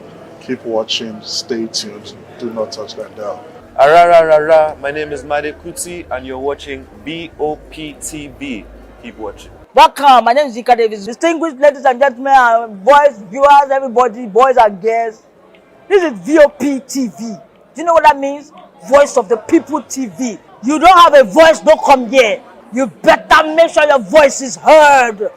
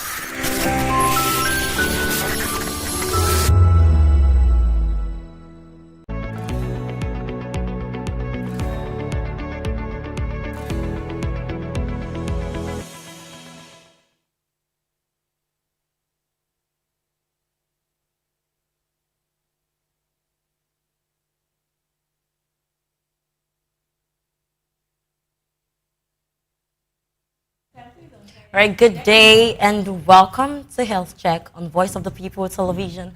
I am Praise Peters, and it is always a pleasure having you join us on the show. You know, Health Check is usually where we shine the light on your health, your well-being, you know, elevate really. And you can always watch us live on YouTube at VOP TV Live and on SLTV channel 264, wherever you are watching from. So today is quite an interesting episode, a very special one at that. I'd love to call it Children Special, something like that. Okay, so today we are going to focus on our beautiful and adorable kids. You know, Children's Day may have just passed, but today we want to continue a conversation that goes beyond celebration. Because when we talk about children, we are really talking about the future of families. We're not just talking about families, we're also talking about communities. We're not just talking about communities, but we're talking about the society itself. I mean, the kids make up the society because they eventually grow and become the future leaders, of course. So many conversations around children's health only begins when a child feels sick, and it is not meant to be so. A child's health is meant to be a priority even before they are born. And we shouldn't always wait till they are very sick or we notice something very significant or there's something wrong before we pay attention to them. So children's health is much more deeper than treatment. It is focusing on their nutrition, it is focusing on their emotional well-being, their development stages, their sleep patterns, their learning environments, their immunity, their maternal health, and several other things to that. So today, that's what we are going to be doing. And the question is, are we really giving them the proper health care that they need? And the actual question again is, are we raising them in a healthy way? Are we raising them in a healthy way intentionally? And are we responding only when problems appear? Well, I'm not doing this alone. I am joined by Dr. Gift Jagade, a licensed medical doctor in both Nigeria and in the United Kingdom, with experience in acute medicine and pediatrics. She's also passionate about preventive health care, community health advocacy, and improving healthcare access in underdeveloped communities. Nice to meet you and welcome to the show, Dr. Gift. Thank you very much. Thank you so much for coming. It's so amazing to meet you today. Yeah, thank you so much for inviting me. I really You're appreciate welcome. You're welcome. It's always a Thank pleasure. you. All right, so let's dive right into the topic of today. We are going to start from the fact that when people hear children's health, many people think we're talking about hospitals, we're talking about medications and all of that. But medically speaking, what truly defines a healthy child? What truly defines them? Is it only when they are robust? Or because we know that people judge healthy living with, oh, you look fat, you look good, you look, this child is so plumpy and all that. So what truly defines a healthy child beyond not just being sick? Okay, so the WHO actually defines health as the complete state of physical, emotional, social, and mental well-being. So for a child, when you say that a child is healthy or not, you're actually looking at both the physical aspects, the social aspect, the mental aspect, and then the emotional aspect. So that means physically, how does this child look? Is he overweight, underweight? Is this child able to relate with others socially? Because there's some children who are very healthy, yet they can't talk to you, they can't communicate clearly. And then also when it comes to their verbal response, can they speak well, like I just said? Yeah, and then even with interactions with other people, do they have good relationships with people? So, and mentally in school, are they performing well? How's their IQ? So all of this actually contributes to how we say a child is truly healthy. Wow. Wow. All right. You've said a lot, and I would like to take it one at a time. Right. Okay. So many parents actually focus more on physical growth than the other things that you just mentioned. And really, as we were speaking, it just dawned on me that healthy living is all round. It's an all-round thing, it's an overall thing. So they just overlook the developmental stages and all that. So at what point should parents become concerned when children begin to default in their speech? In speech delays, their learning and social interactions and behaviors. At what point should they begin to be concerned when they notice delays like that? All right. So actually, for children, we have certain milestones that they are meant to hit, and it starts from birth, and then when a child is 6 weeks, 2 months, 3 months, 4 months, the child will progress from what we call social smile, that you can look at the child and the child smiles back at you, and then that's like a kind of like an interaction when the child is really young. So that means that the child is able to recognize that there is someone who is there. So there's that social interaction. So that's at 6 weeks. And then as the child grows older, they begin to blab, begin to hear some sounds, mama, dada, just something. So it means that there's that verbal interaction there. And then after the child grows older, they'll be able to make some words. So when the child is about 3 years, about to start school, and they still can't make those monosyllabic words like mama, dada, and we're worried. And then at that time, when you expect them to go to school and relate with other kids, if you see that the child is quite secluded, then there's something to be worried about. So what should be done when they notice things like that? Currently, if you notice a child who has those kind of delays, the first thing is to actually find a pediatrician who can actually assess the child and know what exactly is wrong. So from the pediatrician is able to assess and then know who to refer them to. Because we have the speech therapists, we have the psychologists, we have different specialties, occupational therapists. So it depends on what the pediatrician is able to assess. So I would advise that they actually see a pediatrician. All right, noted. Okay, let's go into another aspect of this, their nutrition. We all know how children love sweets They love sugary things. Some of us are still children and we still love it. I don't want to expose I'm not talking about myself, right? But some of us are very guilty. We can boldly call ourselves children at this point. So let's talk about their nutrition, because a lot begins there, really. So many children today consume more processed foods, they consume more snacks, they consume more unhealthy drinks, soda and all of that than ever before. So how much damage can poor nutrition quietly do to a child in their developmental stages? Or is it okay for them to take so much sugar since they are still growing up? Okay. When it comes to nutrition for a child, a child who is really young, a child who is a toddler, the first 5 years of life, the actually developing. At the time when the child is about 5, we expect that the brain is fully developed. So that is the time when they really need balanced diets. So it's not just enough to say, okay, let's give them sweets and all. You have to be very intentional about, are they getting proteins? Are they getting vitamins? Are they taking fruits? Are they taking vegetables? Are they taking a lot of fat and oil? Because all of those things contribute to building the brain of a child. So it's not just not to focus on one aspect, because by the time the child is 5, 6, 7, 8, by that time, you really can't do much about their growth of the brain. So you've really done a lot already. So it's important that first 5 years of life, you're very intentional about their diets.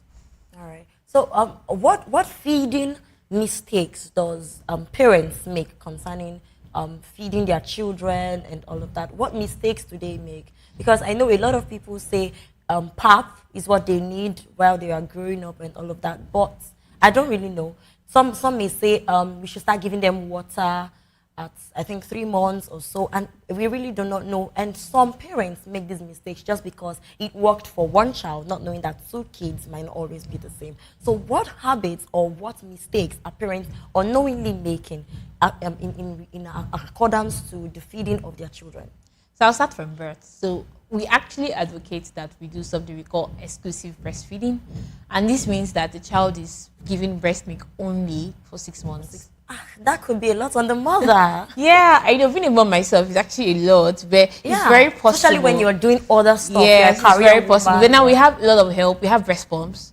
You can actually breastfeed and extract your milk and keep in the fridge for 2 months and it doesn't get back. Wow. Yeah, so you can actually pump out a lot of milk, and then the child actually gets a lot of milk even when you're not around. So that's first 6 months of life is very important. It's cheaper. In fact, there's no cost to it.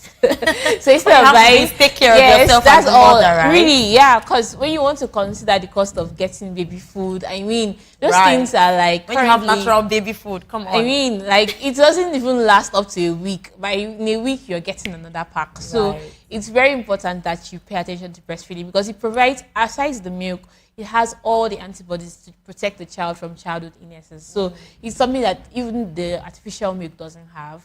So breastfeeding is very important for the first 6 months. I'm sorry to cut you off there, but there are some, I have seen cases and scenarios where this particular child is being given breast milk and it's almost like it's not enough. Like the belly of the child keeps, opening up, and even at 3 months, it's almost like the breast milk is not enough for the child anymore. He's always crying, and every minute they want breast milk. So what should be done in cases like that? Well, really, for you to be able to assess a child and say that the breast milk is not enough, we need to assess the child based on the amount, the standard, the weight check standard. So we have let's say a standard weight that we expect per age for each child. So at 3 months, we expect the weight to be at a certain range. If a child has that certain range, we're fine. Yeah, so we're fine. So it's just for the child to take more quantity of breast milk. So you can't really say objectively, you can't say subjectively that breast milk is not enough. It has to be very objective based on the charts. Oh, okay. Yeah. All right. So after 6 months, then we move on to something we call complementary feeding. So from 6 months to 2 years, the WHO recommendation is actually to breastfeed the age 2. Ma? Yeah, I know, right? Okay. So age 2. Yes. I know it's very difficult. I mean, currently with everything that goes on right now. Mothers, how are you doing it? I know. Now I see why mothers are celebrated 100 times in a year. Yeah, you get it right. we're really so aside the breast milk between that age range, we are giving other things. So at 6 months, you can start your pap. And then at 6 months, pediatricians actually say you can give anything. Yeah, so you can give rice, you can give swallow, you can give soups. Let them begin to have family diets. So that really helps them to adapt. Yes, you start with semi-solids, you can mash the potatoes and all of that. But then just introduce the food. Because I see some mothers in the clinic where they come in and say, this child is a year, 3 months, 15 months, and then what does he eat? He just takes pap or just cereals. And then they come in a lot of times with diarrhea and vomiting. So they're stooling because their body they're not getting enough. So their mom is like, oh, just the cereal is fine. But then I have to keep educating and explaining to them that you need to give this child food. So from that 2 years and above, by then the child is able to eat every other thing at home. So that's the sequence of diets for a child. All right. So you didn't talk about water. We can't give them water. You can start water at 6 months. So for 6 months, a child will not take water. Yeah, water is life. I know, right? But breast milk has everything completely. So apart from milk, we have water in sufficient amount in breast milk. So that's enough. And then we have antibodies, and then we have all the vitamins. So everything the mom eats is being processed in the body in appropriate proportions. That's the way God has arranged it. So the child doesn't need extra water. It's just perfect the way God has done. Just perfect. Okay. All right. Moving on. Let's go to the frequent illnesses, because you mentioned that some kids now come in having diarrhea at such young ages. Even there are sometimes I hear very outrageous sicknesses happening to very young kids. I mean, how old are they that they're already suffering things like this? So really, what's really going on? So some parents say that their children are always sick.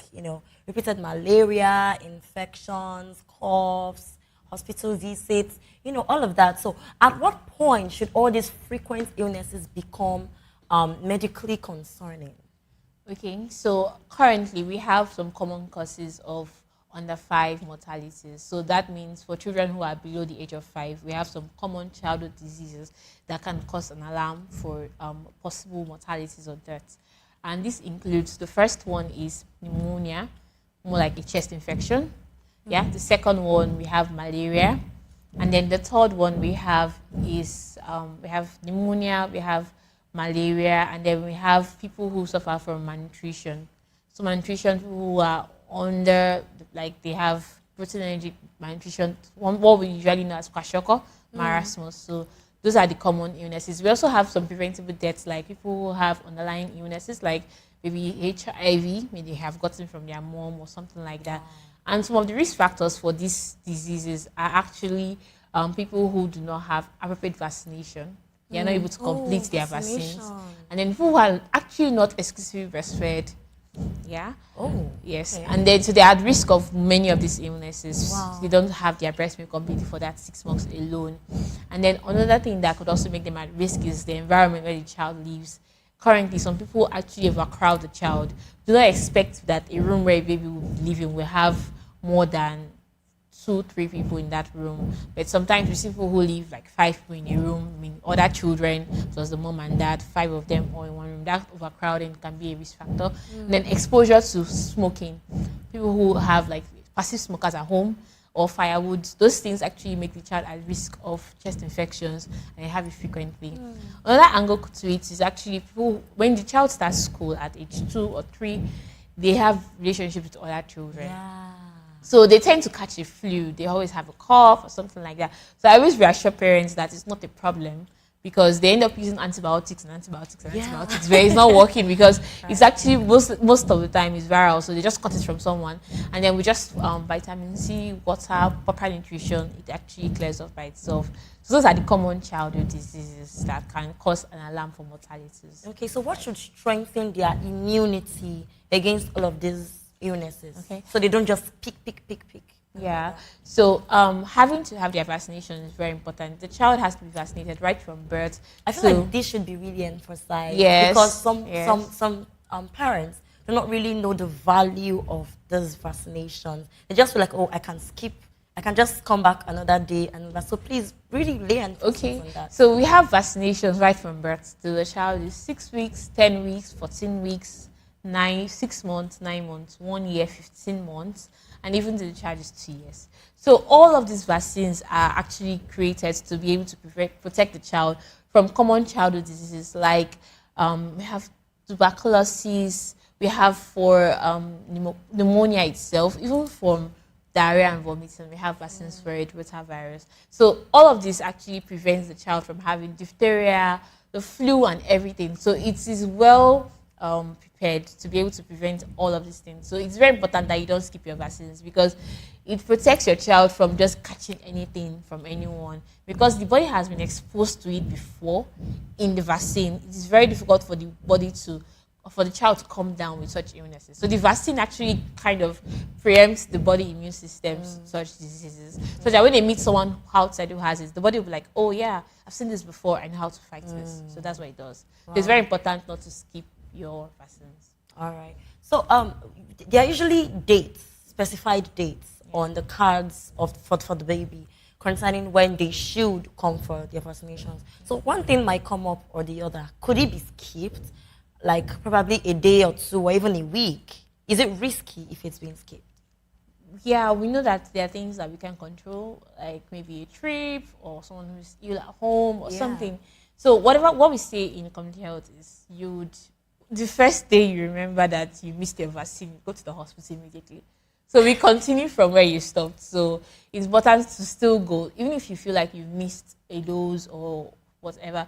We are able to still give you, like, rearrange your calendar in a way that you'll still be able to have your vaccine. So immediately you skip a dose and you remember maybe a week or two later, just go to the clinic. All right, so we've heard that. Please take the vaccinations of your children very, very seriously. But right about now, we're going on a very short break. And when we return, we'll talk about the emotional and the mental health of your child. Please don't go anywhere.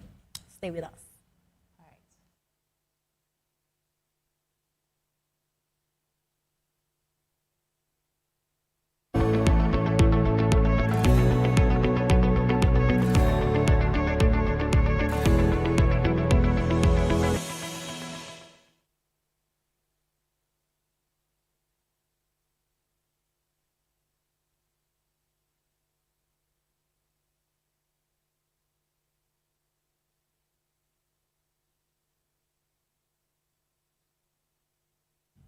All right, welcome back. This is still Health Check on Voice of the People television. We're still talking about the children health and how to pay close attention to them, knowing that they are tender, they are sensitive, they are quite new to the world, and we should pay close attention to them, really. So right about now, we're talking about the mental and emotional health. And Dr. Gift has been doing a lot of work here, talking and explaining in details some of all of these things. So, Dr. Gift, a lot of people still struggle to connect with their children. A lot of people struggle to emotionally align with their children, mentally align with their children. But, children also experience fear. Children experience anxiety, children experience emotional withdrawal. You just see this particular child so withdrawn, keeping to him or herself, and you're like, what's wrong with the child? And they just assume that everything is fine with the child. So really, how early can emotional struggles begin with a child?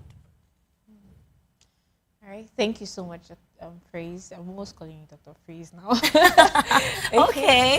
Yeah, thank you so much. So, like I said before, we have developmental milestones. So we have the social, we have verbal, we have the fine motor and gross motor, that's their movements. So now we're focusing more on the verbal and social. So verbal is their speech, like we've talked about earlier. And then social is the emotional relationship. So right from when the child is very little, they actually start to exhibit signs of emotional relationships. So like I talked about earlier, the social smile, where they can look at you and smile back, or even something we call separation anxiety. So the child is 6 months, they know when the mom is going to leave the house, and they're crying because they know that, oh, my loved one is leaving home. And then you'll be like, this child, how do you know? It's actually part of the milestones that they're supposed to hit. So those are like normal things for children. We expect them to behave like that. So most times when a child begins to have emotional struggles, usually when the child begins school, and we usually see it in school-age children, so between 10 and 14 years, clashed up with teenagers, so who are like 13 years to 19 years. So at this time, they are going through puberty, and their body's changing, their environment is changing, they're getting attracted to girls, to guys, and a lot of things are very different. And one of the things that we actually advocate for children, for parents, is really that they should ensure that you're friends with your children. Like, you're friends yes, with very your intentional about friendships, because it's not just about providing for their needs or paying their school fees. I mean, I work all day just to make sure you have food to eat. That's not what they want to hear. They want to hear you being interested in their day. So right from when you're in primary school, or that's from that 6 years, 7, 8, 9, 10, you're already speaking to them, trying to know their friends, who they don't like in school, people who may be disturbing them, their teachers' names. All of those things gives the child a cue that you're their friend and they want to tell you more. And it's very important when you become teenagers, because at that point, you just need somebody who understands them. And because you're their mom doesn't mean you understand them, because they actually have a mind of their own, different from yours. So you have to be very... Please emphasize on that, because you are their parent. Because you're their mom or their dad doesn't mean you understand them the most, because they are a different person entirely. They have their own likes, their own dislikes, their own passions, different from yours. So you have to be very particular to know, okay, what breed do you like? What do you want to do? And, you know, they spend most of their active time outside the house. Yes. At home. So they probably only come home in the evening, they just eat, do their assignments, pray, sleep. So you have to be very intentional, because I was reading a book recently about raising kids, and then they were saying that between 0 to 20 years, you have 20 years to pack their bags before they leave the house. Because by the time you are 20, you can't do much. You can't do much. They've already packed their bags and they've gone to the university, or they've and what they do married. in the university is made up of everything that you have done in the last so you have 20 years. 20 years to pack their bags, 20 years to be their friends, 20 years to know this person. You also have to be 20, really, but you have to be very intentional about that period, about friendships, because that's where the emotional struggle starts. You'll be able to know, oh, this child is a quiet child. This child is not that kind of, is socially withdrawn, and you're able to communicate with them and realize that, oh, this child is different from this other child. So I think friendship is key to actually curbing emotional struggles in children, because you're able to understand each child for who they are. So how can adults really identify these kind of things? Because not all adults are friendly rather. So how can adults really pay attention to the abnormalities in a child, and what can they do about it? I'm talking about some people that are already making the mistakes right now. So the people who are already in that shoe, what can they do about it going forward? Well, there's an extreme where we have people who are autistic, autistic spectrum disorder. So these children are totally emotionally withdrawn. They can't communicate well with their friends. You see them doing repeated action over and over again, maybe putting a certain toy in the same place, not wanting to change their routines and all. So when you notice those red flags in a child, it's very important that you refer them to appropriate authorities. The Lagos State government has done a lot with having homes for such children who have special needs, and really amazing work that they have done. So you can actually refer them to those places. But then for children who are just in between, and you realize that, oh, this child doesn't really know the right or the left, it's very important that you're able to teach them. Because a lot of people just feel like, this child is a child, there's no need to correct. Yes, there's no need to talk about it. But you have to teach them, because children need mentors. You need to be able to teach them that, oh, this is the way it's done. This is the way it has to be done. And you can't just rely on, oh, they will learn it someday. No. And some of these kids, they're even smarter than... Yes, they are. Smarter than you could ever even imagine. You just see them do some things and you be like, I gave birth to this child yesterday. You have it. All right. Okay. Let me bring that conversation now to technology. Yeah. Right. So since we have tilted this conversation towards teenagers, let's talk about screen time. Let's talk about modern childhood technology and all of that. Knowing that as they grow up, they tend to be given assignments that has to do with, oh, go search the web and all of that. And sometimes kids, parents now do gifting of their children. Like they gift technology gadgets to their children. So many children now spend long hours on the phone, spend long hours on the television, their tablets, on social media and all of that. So how does excessive screen exposure affect their sleep, affects their behavioral patterns, affects their learning process, and even their social development entirely? I think I'll start from the last one, social development. Okay. So the screen time actually makes them feel like isolated. They feel like, oh, I can just be on my phone and I don't need the world. I don't need the world. I mean, I can connect with anybody. I just need to go to their Instagram page and find out what they are doing. But that's not enough. You have to be very particular about physical interaction. You know, in the olden days, we used to go out and play. I don't know if you remember then. Right. Oh, you're very excited to just go out on the field and connect play with your other friends. children. Right now, the kids are go always out, let me see you. they're always indoors, and we don't have that time. So, as parents, you have to be very particular about social development. Like, have time, let them go out with their kids, like younger, maybe friends, your own friends' kids, so that they have that social interaction. Because the screen time actually affects them, and then it makes them more socially withdrawn, which you don't want. And then also, you talked about apart from social development, it affects their behavior, their learning. Even though they get to learn online, you have to actually still teach them the way, because everybody can say anything online. What they are learning. Yes, everybody can say anything online. Everybody just goes online and type their own opinion. But you have to be the standard. You have to set the rules. Oh, this is what it's meant to be. This is what you can watch and what you can't watch. This is how long you can stay on your phone and how long you can stay. Because all of those things affects their learning ability, reduces focus. Exactly. Because when they go to school, it's like, when are we closing? Like, what's the I need to go time? back to my phone. Yes, I need to go back. But when you teach them, you can actually have some time for them to have book time. So they should read. Read books. I was even going to say that there is a way these can make them rely so much on social media, knowing that they can just type whatever question they have and they won't even want to think and all that. Knowing that even the more they think, the more they are able to use their brains as they are growing up. Reading books still helps their vocabulary. They're able to speak better, and they get to have like an in-depth knowledge of someone who writes a book. When someone writes a book, you get to learn so much what the person has learned in 20 years. So you can't just learn it from a 30 seconds TikTok video. You have to read. 30 seconds. Yes, so you have to read. Those 30 seconds TikTok videos actually reduces the attention span. Yeah, true. So you just discover that they can't really focus in class. 1 hour lecture and they're like, we closing. Please, I need to go home now. And when they hear the break time bell, they're like, yay, and all of that. So it's really, really reducing their attention span. So let's talk about school environment now and child safety. You were talking about that earlier, how that they go to school, they mix with the crowd, they mix with other children, and they tend to pick a lot of things that they are not meant to. So how can their environments really, really help them? How do you think parents can help their environments, overcrowding, getting infected with other children and all of that? What can parents do about it? Okay, when it comes to overcrowding, it starts from the home. So when you have more than 2 kids, you have to consider living a 1-room apartment too. But you have children's room, So you have children's room, you have parents' room, and then you have your living room. So that they're not all crowded in a space. More than 3 people within a space is too much. Because even if you have a room, you need to have 2 windows facing themselves, like adjacent to each other. Thank you. So if you know that you are not financially ready, please don't give birth to plenty. Yeah, very important, because once you have more kids, more expenses. So you have to create space for them. You can't just continue living in the same house, because all of those things make them at risk of a lot of infections, like I said earlier. Then when it comes to hygiene, because they go out to school, coming back, you have to be very particular about making sure they have their baths. They have their baths, they wash their hands, their clothes are clean.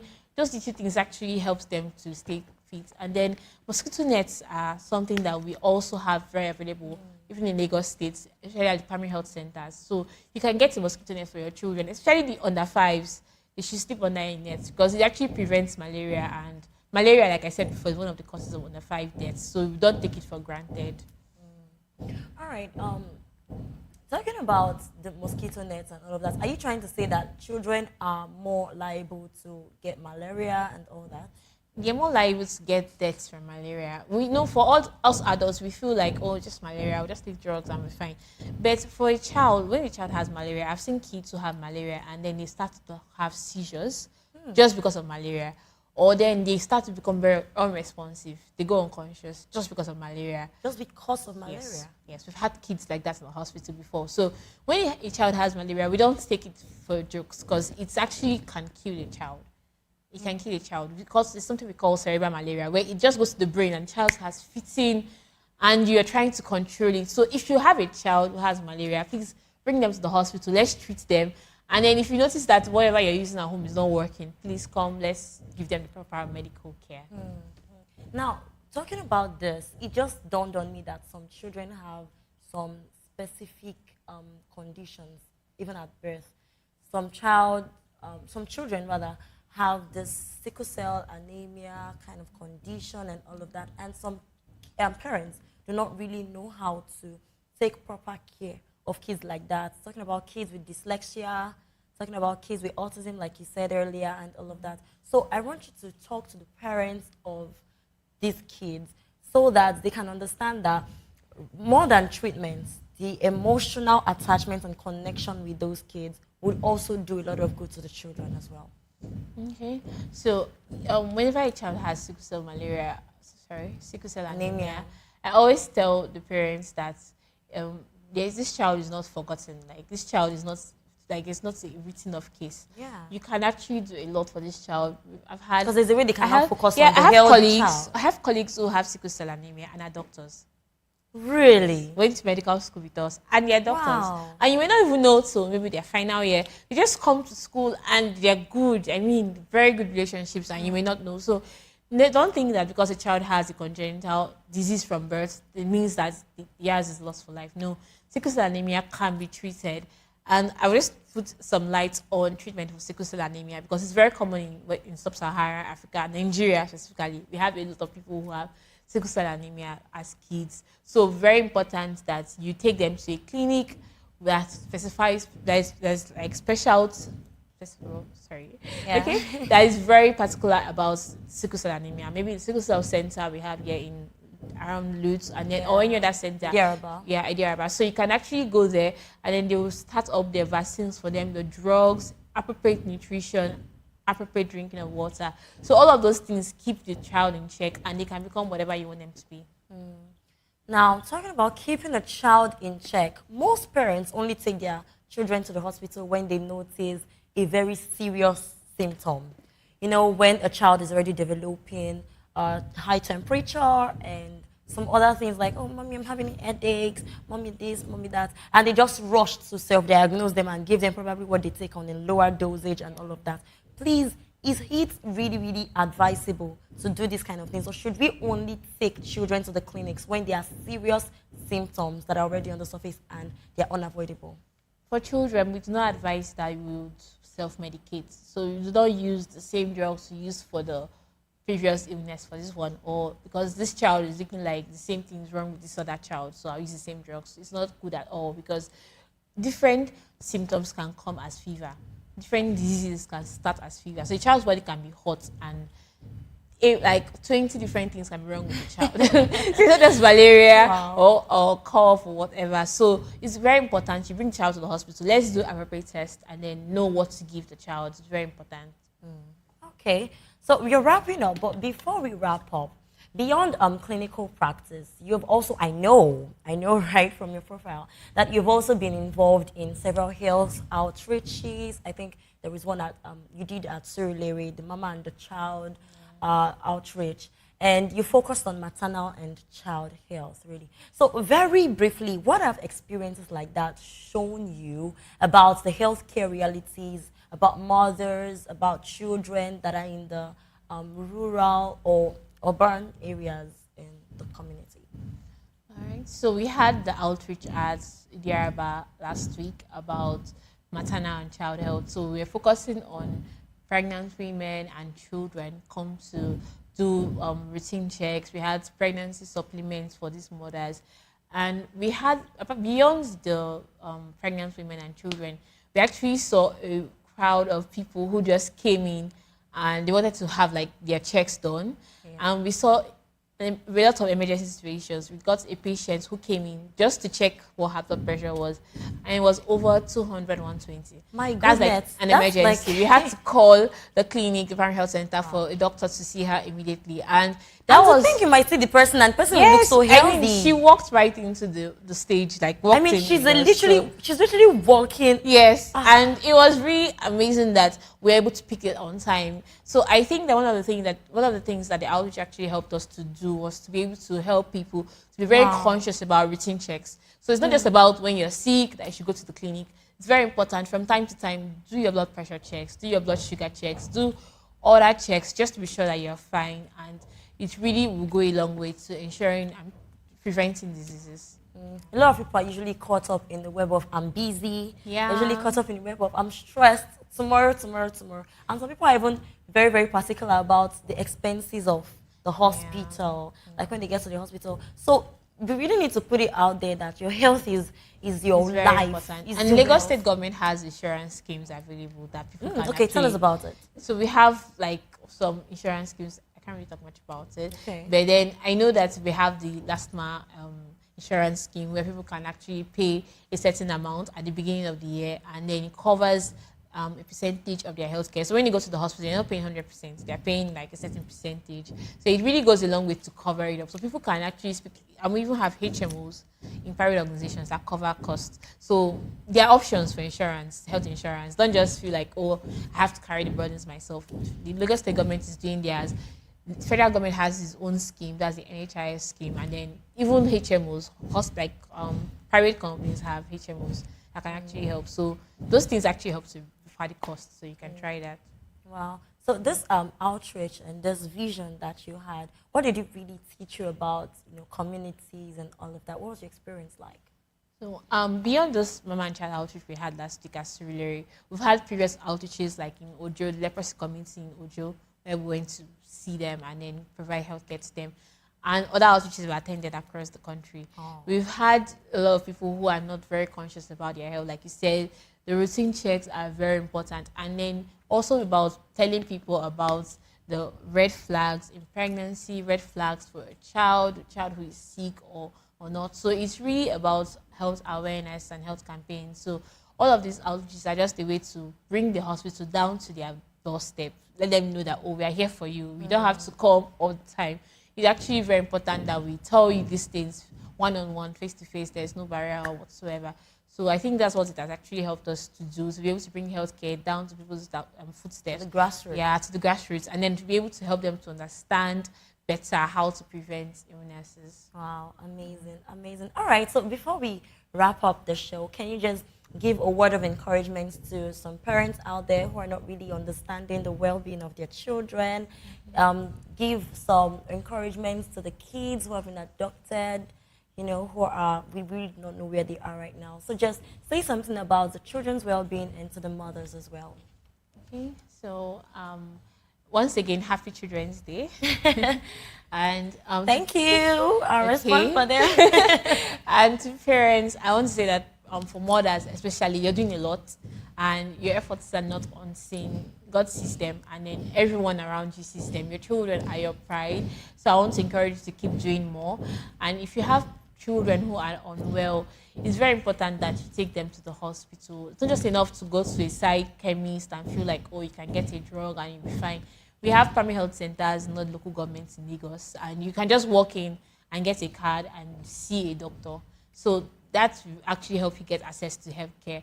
And then also for children who have been adopted and feel like, oh, you have one illness whatsoever and you feel like you're beyond or you're below others. Like I said before, we had people who had sickle cell anemia, people who have autism, people who have different diseases still become a lot of things in life, become great people. So it's not just enough to stay back. You have people who are ahead of you, who have gone before you and had done very well. So please maximize your potential and become everything that God wants you to be. And thank you very much, Praise, for having me on the show. Thank you so much. Thank you so much. All right. Thanks so much, Dr. Gift Jagede, for sharing your time and your insights with us today. It was really, really, really amazing time. Thank you. And that brings us to the end of today's edition of Health Check. Thank you so much for watching. You can also watch this episode again on YouTube at VOPTV Live and on SLTV channel 264. And as we leave today, please remember this. Healthy children are not raised by chance. They are raised with intention. They are raised through awareness. They are raised through care. They are raised through protection, healthy environments like we've discussed, and intentional decisions. Our heartfelt concerns goes to the children who have been abducted in the state. So please, we're urging the government to do something about our children. We really want to have them back to their homes. It is well. We trust that God will continue to help us in this country. So this will be all for Health Check. I am Praise Peters. And until next week, please have a wonderful week. Stay healthy, stay safe, and have a beautiful week. Bye for now.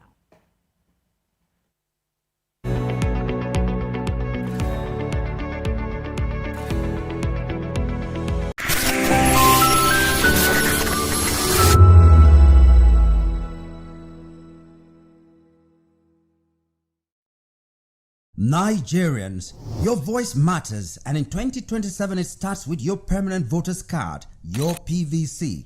If you're 18 and above and you're a Nigerian citizen, you have the right to choose who leads your community, your state, and your country. But that right only counts if you have your PVC and your name is on the voter register. Here's what to do. First, check if you're registered. If you're not, or if you've moved, lost your card, or turned 18 since the last election, go to the nearest INEC office or an INEC registration center. Second, it's free. Don't pay anyone for any registration or collection. Third, collect your PVC early. Don't wait until the week before elections. INEC will announce dates. Listen to radio, TV, and follow INEC's official pages. Your PVC is more than plastic. It's your power to hold leaders accountable. It's how you decide on roads, schools, hospitals, and jobs for your community. When you vote, you decide the future of your children. Get registered. Get your PVC. Vote in 2027. For Nigeria to work, you must be a part of it. Your vote, your future, your responsibility. This message is brought to you by Voice of the People, VOP Media.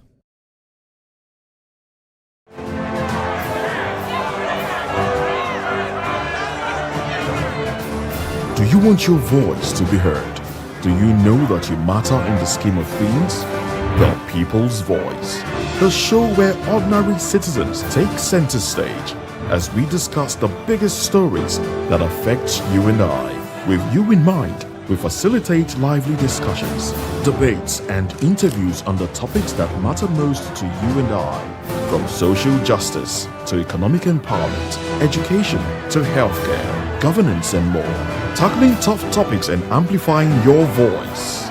Join the conversation and make your voice count. The People's Voice. Make your voice count.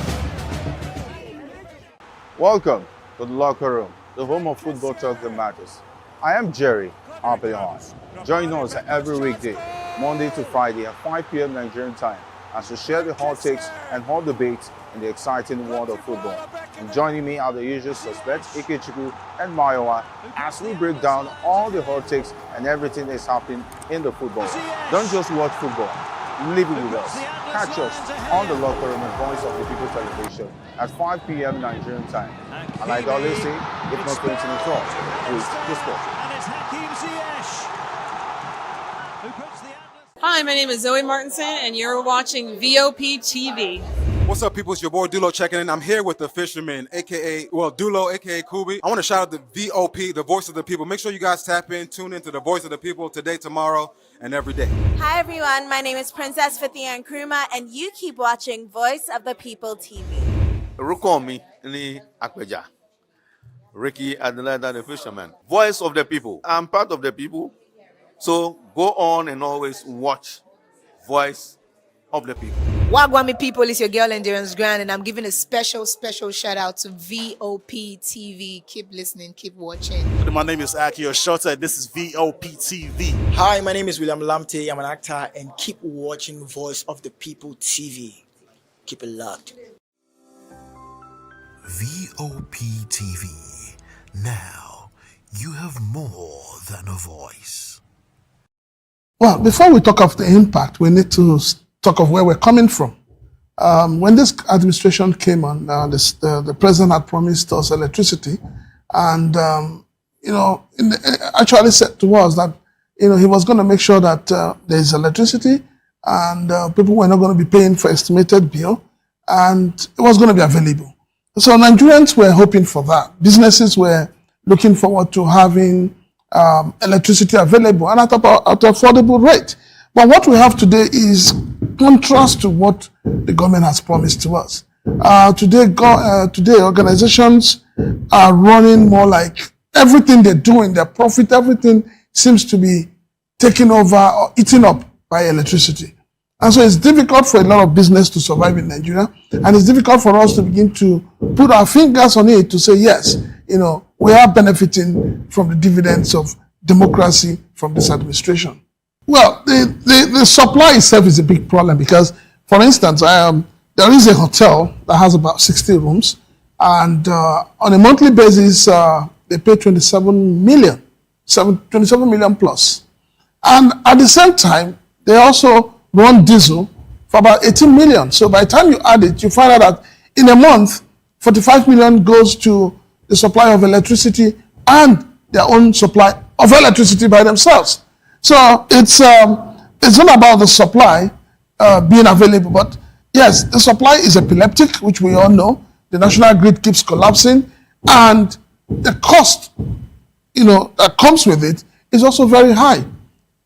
So it's difficult for anybody today in Nigeria to give a pass mark to electricity supply. Put it this way, most hospitality industries in Nigeria, especially hotels, some of them are paying 25,000 naira per day for electricity. 25,000 naira per day for electricity. That is not cheap. That doesn't come cheap at all. So if you're paying only for electricity for 25,000 naira, then you've not added your staff salary, you've not added maintenance, you've not added every other cost, you've not added the taxes you pay and all of that. So you find out that the price of the rooms are going higher, and that is why the patronage is reducing. So, the purchasing power of Nigerians is nothing to write home about. So a lot of businesses are folding up, a lot of businesses are going under because of the bad policies of government, especially with electricity. And let's be honest with ourselves. If electricity was cheap, if it was available, if it was affordable, the president would not have opted to using solar and saying, look, you guys go with your national grid, whatever happens to you. That's the impression we get. That's the impression Nigerians get today. Because for the president to opt to begin to use solar as against finding a way of fixing the electricity issue and ensuring that there is supply, ensuring that there is distribution, but he has opted to go and be on solar, it simply means that you guys can go to places. Well, the advice is simple. The government needs to begin to look at the way of cutting, bringing down the cost of electricity. The cost of everything in Nigeria today has gone haywire. As of today, people are buying 1 kilogram of gas, 1,006, 1,008. Some people are buying for 2,000. Petrol has been 1,003 to 1,005. And interestingly, the wages have remained the same. So it's becoming difficult, extremely difficult, not only for businesses to survive, but for the Nigerian people themselves to survive this economy. So the government must begin to think as if there is no box. Where did you get it wrong? We talked about subsidy is gone. Where is the money that has been saved from the subsidy? Loans have been collected. Where are the money being applied? So the government needs to begin to cut from its own self. I remember during the campaigns, President Bola Ahmed Tinubu said he was going to cut the cost of governance. But what we have today is an over-bloated cost of governance. And we cannot continue like this as a nation. We cannot. So the government needs to find a way to be able to meet the people halfway. Not asking the people, the poor Nigerians, go and pray, go and make sacrifices. The political leaders, are they making the same sacrifices?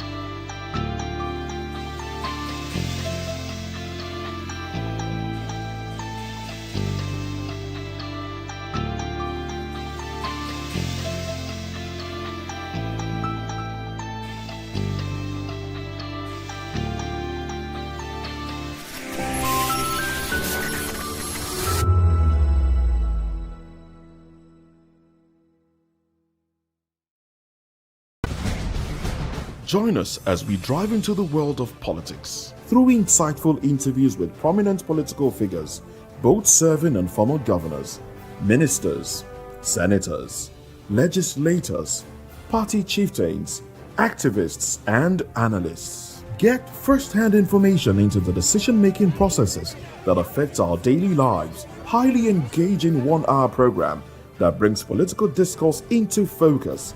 I am Chukwuma Okoro.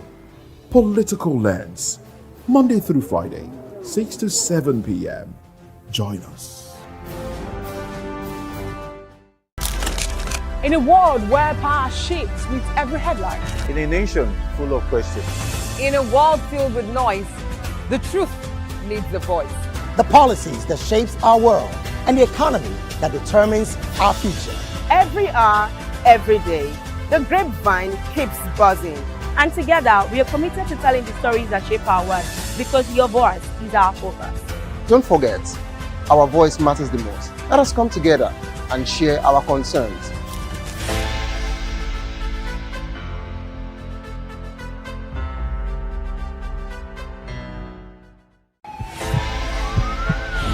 This is Health Check, your weekly guide to better living, smarter choices, and trusted answers.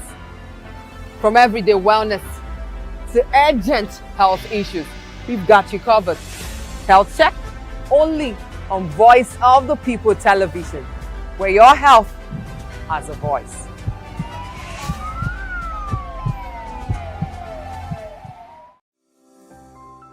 VOP TV.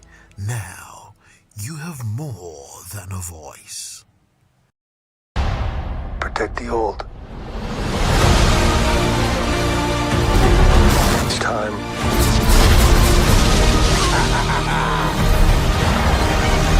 Are you scared? You should be. Good job, baby. This is the way. It was a day of excitement and smiles as children gather at Female Cinema, Palms Mall, Lagos, for a special cinema outreach program. The initiative, which featured a screening of The Mandalorian and Grogu, created an opportunity for young movie lovers to enjoy entertainment, creativity, and the power of storytelling. Organizers say the outreach is aimed at creating memorable experiences for children while encouraging creativity and positive engagement.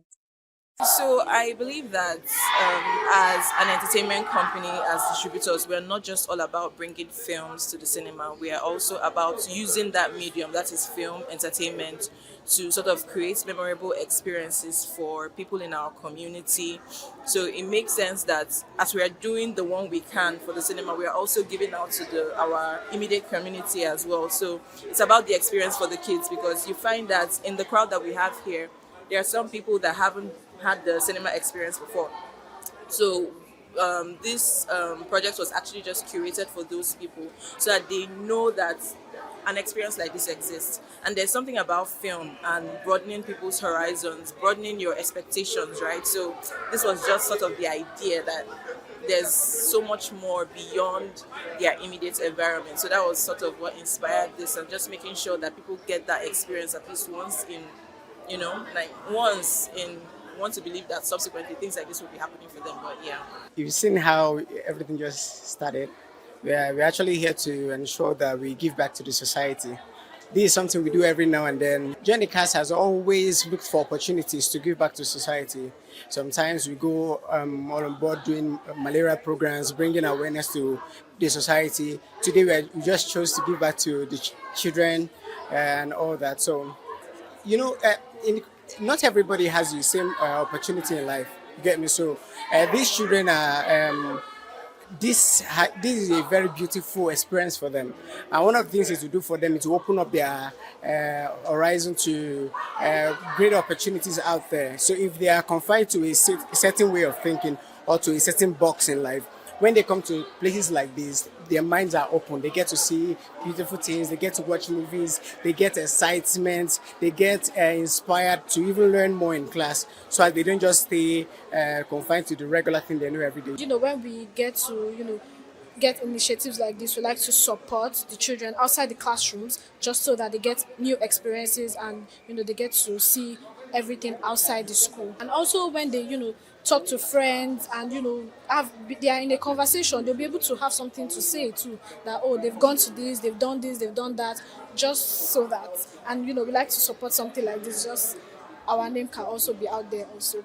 For the children, it was a moment of fun, interaction, and shared memories. Hello, beautiful children. Okay, so is this your first time at the cinema? Yes, ma'am. Okay, so how was the experience like for you? Fine, thank you, ma'am. Who among you enjoy yourself to the fullest today? I. So what did you enjoy about today? The movie. Who else enjoyed the movie? Yeah. So how was the movie for you? It's fine, ma'am. Okay, so if you would rate that movie on a scale of 1 to 10, what would it be? You have something to say? If I'm going to rate the movie, I'm going to rate it about 10 over 10. And why is that? Because it's so interesting. Okay, so who is your lucky actor in the movie? Is it Mano or the girl? Mano. Okay, and what is that thing you love about them? Because he's a brave man. He's brave and he never give up. Okay, so thank you very much. Enjoy. It's been an amazing experience to see the excitement and the joy on the faces of children as they gather together to have this cinematic experience through this wonderful outreach. Knowing fully well that this is like a first time for many of those children, we hope to see many of these to give every child the equal opportunity to learn beyond the classroom and make something meaningful for their life and have a broadened horizon. I am Oyindamola Olokuto for Voice of the People TV. Good evening, Africa. My name is Mama Kore, actor, model, producer, and I'm giving a big shout out to VOP TV, man. Keep watching. Don't change the dial. Thank you and God bless you. My name is AY, and of course, I represent the voice of the people, and that's why I'm on VOP. AY say so. Hi everyone, it's your girl Miriam Tima from the Real Housewives of Lagos and the Real Housewives Ultimate Girls Trip Africa. Shout out to VOP, the voice of the people. You already know. Stay tuned, keep watching.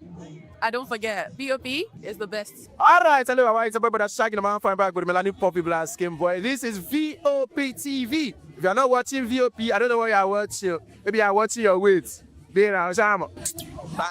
Hello, beautiful people. This is Wale Ojo, and you're watching VOP, Voice of the People. Hi, guys. You already know who it is. This is New Energy. Flyers boy ever live. Keep watching VOP TV. Thank you. Hi, people. Jenny Albano here. Guys, please keep watching Voice of the People.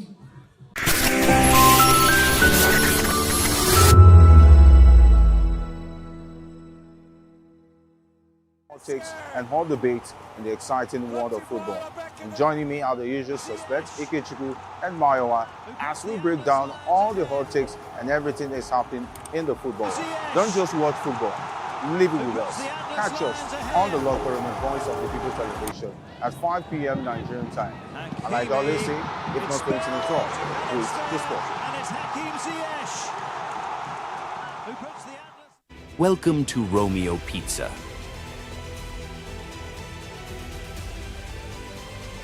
Sink your teeth into our freshly baked pizzas. Loaded with rich sauce, melted cheese, and irresistible toppings. Where every bite is a love story. Treat yourself to our creamy, dreamy ice cream. Smooth, sweet, and made to brighten your day. Or maybe you want it hot and satisfying. Our juicy shawarma is wrapped to perfection, packed with flavor in every mouthful. Pizza, ice cream, shawarma. Why choose one when you can have it all? Romeo Pizza has exactly what your taste buds desire. Are you ready for the extraordinary? Something big is happening on your screen. Introducing VOP TV, now streaming on SLTV channel 264. From breaking news to captivating conversations, news analysis, giving you all sides to the story. We break in-depth discussions on the issues that matter, from politics to sports, entertainment, and lifestyle. VOP TV on SLTV channel 264. Join us as we redefine what television means to you. Voice of the People Television. VOP TV. Now you have more than a voice.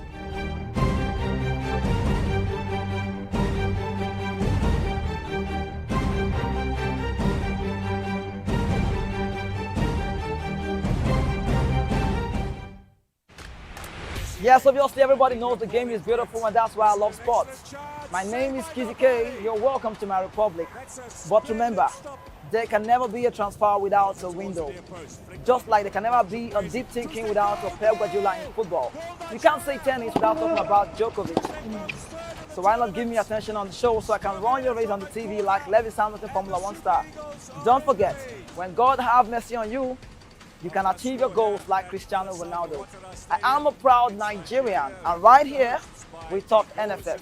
For every sports update, commentaries, live interviews on the game, we got you on this, because right here at Voice of the People TV, the Sports Public Show has got everything just for you to be part of it.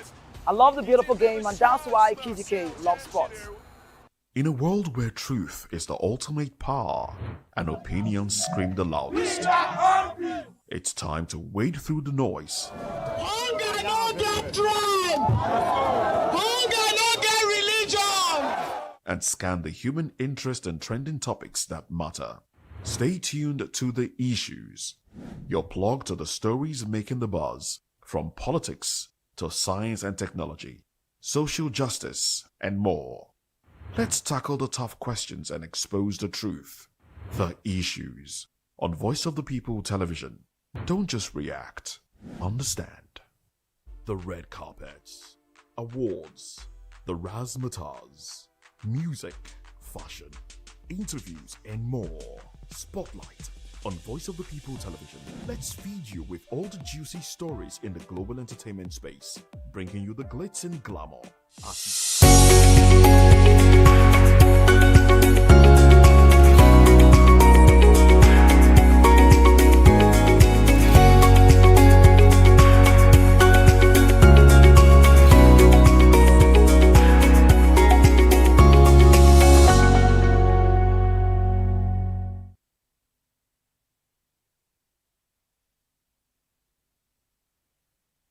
Hello there and welcome on board. Yes, it is People's Voice on Voice of Television, where since stories shape the narrative. And of course, today we'll be dissecting a major story that is dominating the headline and sparking conversation across the nation. Soludo sold out Kanu, and this is the conversation that is coming from the hyperb, and Akpabio losing Senate through the help of Adam Shomole. And of course, we just heard from a particular court now that ADC is out. These are the conversation we'll be talking about this wonderful afternoon. Of course, I'd like you to join the conversation with expert insights and citizen perspective. Share your thoughts with us. I am Savior Udo. Let's look into other news stories with details. A federal government trial of 400-plus terror suspects in Abuja begins.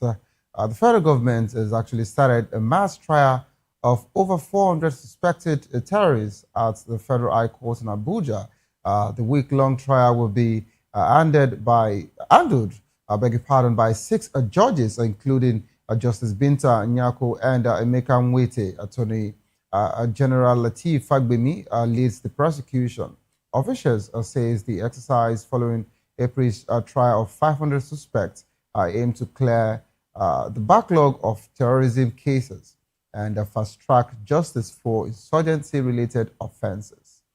And of course, away from that particular one, dismissed a police inspector arrested with guns, ammo, and of course, more weaponry in Plateau State.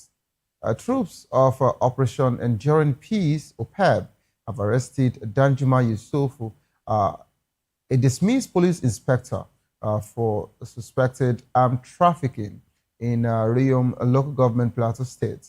OPEB spokesman Captain Polycarp Ote says Yusufu was intercepted June 15th while traveling from Jos south to Makera based on credible intelligence. Recovered items includes 2 locally made pistols, 167 rounds of 9mm ammo, and of course pepper spray, cutlasses, phones, police ID items, and 73,300 naira cash. OPEP said preliminary findings are linked so far to an interstate arms syndicate supplying weapons to terrorists and bandits. Investigations are still ongoing as at the time we're reporting this particular conversation. To join the conversation, kindly call the number 09044732605. Follow us on social media at VOP TV Live, change the hashtag People's Voice on VOP TV, and of course on YouTube, we're Voice of the People TV. Kindly hit the subscribe button, and together we can make our voices heard. It is time for us to go on a quick break. As soon as we return, we'll be dissecting the conversation here. Soludo out because he actually, has been, dealt with by his IPOP members. Of course, when I saw this particular conversation, I was also, concerned. The IPOP said, in quote, Soludo sold out Kano because of VP slots. And of course, Akpabio is still battling with a Senate seat with Adams Oshobole, and is looking like he's losing already. And of course, ADC has been marked amongst other political parties to be deregistered. This and more would be the conversation on the decks today. Don't go to West State, please. We'll be right back.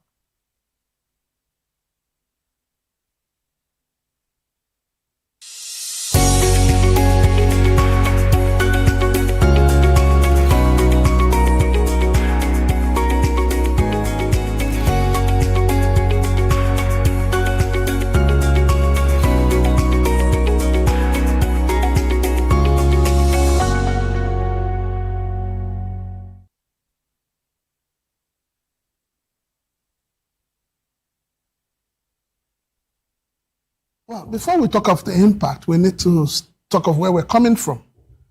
When this administration came on, the president had promised us electricity, and actually said to us that he was going to make sure that there is electricity, and people were not going to be paying for estimated bill, and it was going to be available. So Nigerians were hoping for that. Businesses were looking forward to having electricity available and at an affordable rate. But what we have today is contrast to what the government has promised to us. Today, organizations are running more like everything they're doing, their profit, everything seems to be taken over or eaten up by electricity. And so it's difficult for a lot of business to survive in Nigeria, and it's difficult for us to begin to put our fingers on it to say, yes, we are benefiting from the dividends of democracy from this administration. Well, the supply itself is a big problem because, for instance, there is a hotel that has about 60 rooms, and on a monthly basis, they pay 27 million plus.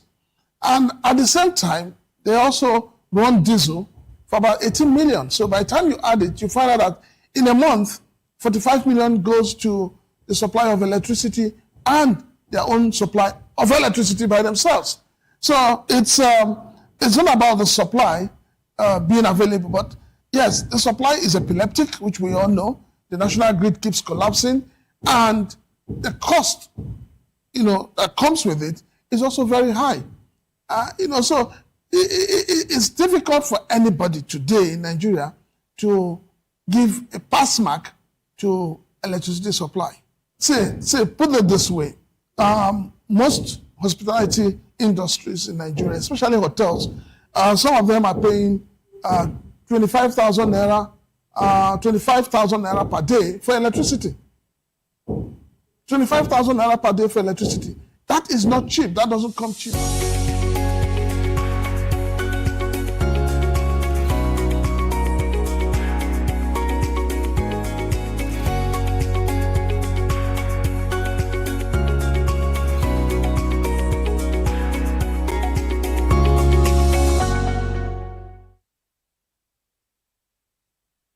All right, welcome back to the program. It is still People's Voice on Voice of People Television. A federal high court in Abuja ordered INEC to deregister ADC, CORD, APPAA, and ZLP for failing Section 225A benchmarks after not winning 25% of presidential votes in a state, or an elective seat in 2023 by-elections, INEC was barred from recognizing them until they comply, a ruling that could impact 2027 candidates.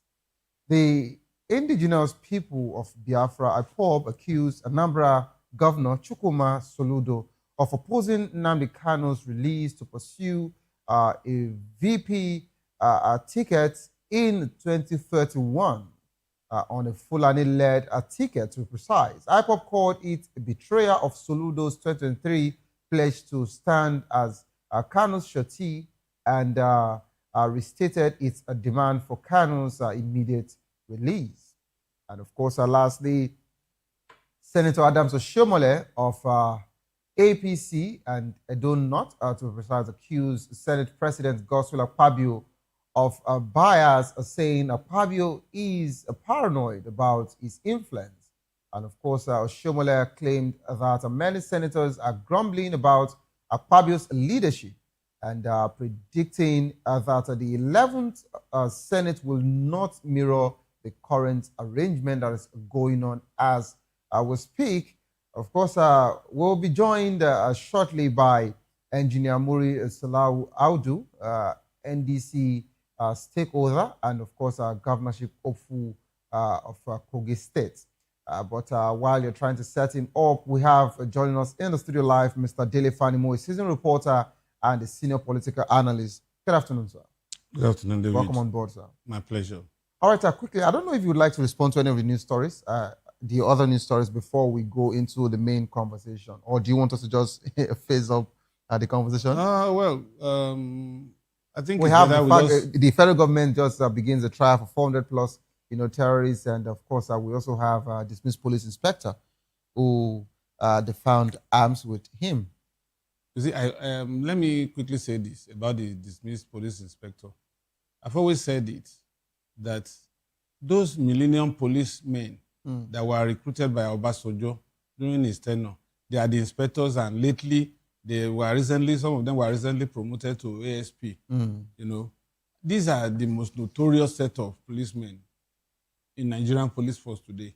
Amongst them? Yes, and that's why, and you see, majority of them are on the road. Why do you have to profile that particular era? I would like you to give because I was close to the police hierarchy when they were recruited. I was covering the police then.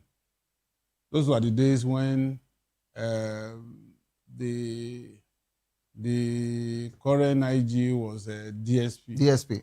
And when the likes of MD Abubakar was AC, and it was AC or DC when he headed the airport command. Yes, and we have during the World Cup and all that. Yes, and so we had like Margaret Echo multiple control before becoming. Yes, so I remember. You see, these were the guys that were recruited at that time. There was no forensic investigation, no fingerprint. Some of these guys were the hoodlums on the street. They were the criminals in the neighborhood.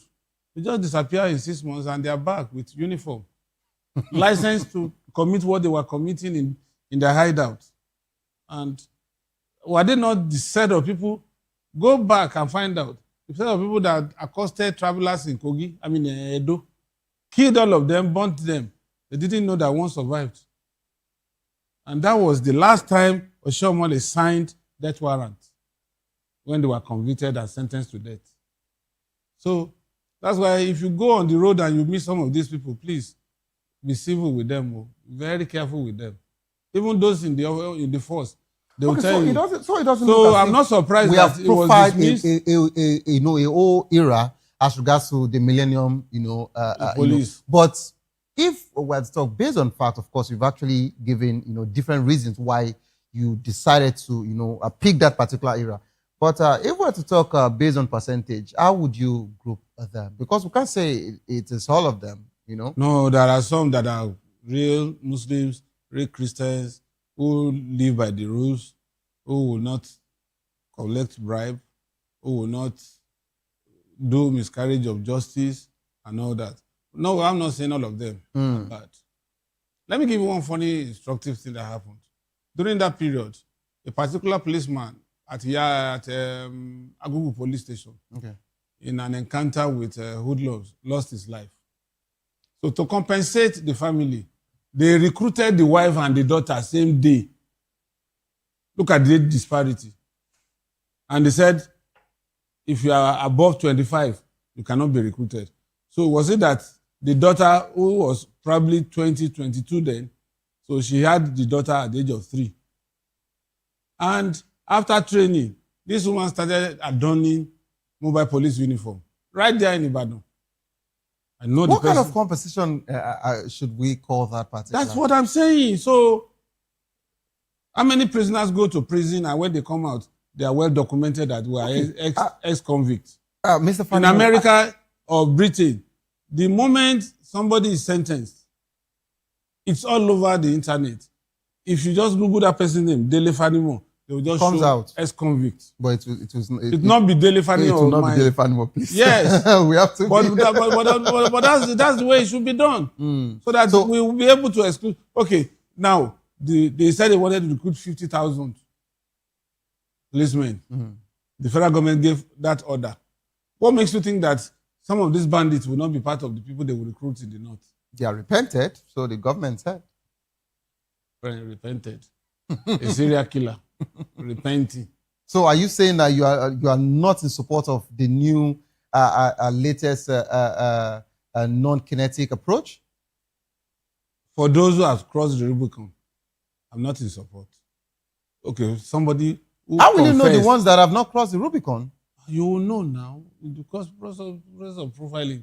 They will ask them questions, and some of this you know now. Mr. Dele, have you ever seen any thief or any armed robber that admit that he or she has been stealing before now? They always say that's their first day. If you have the skill of interrogation, they will confess.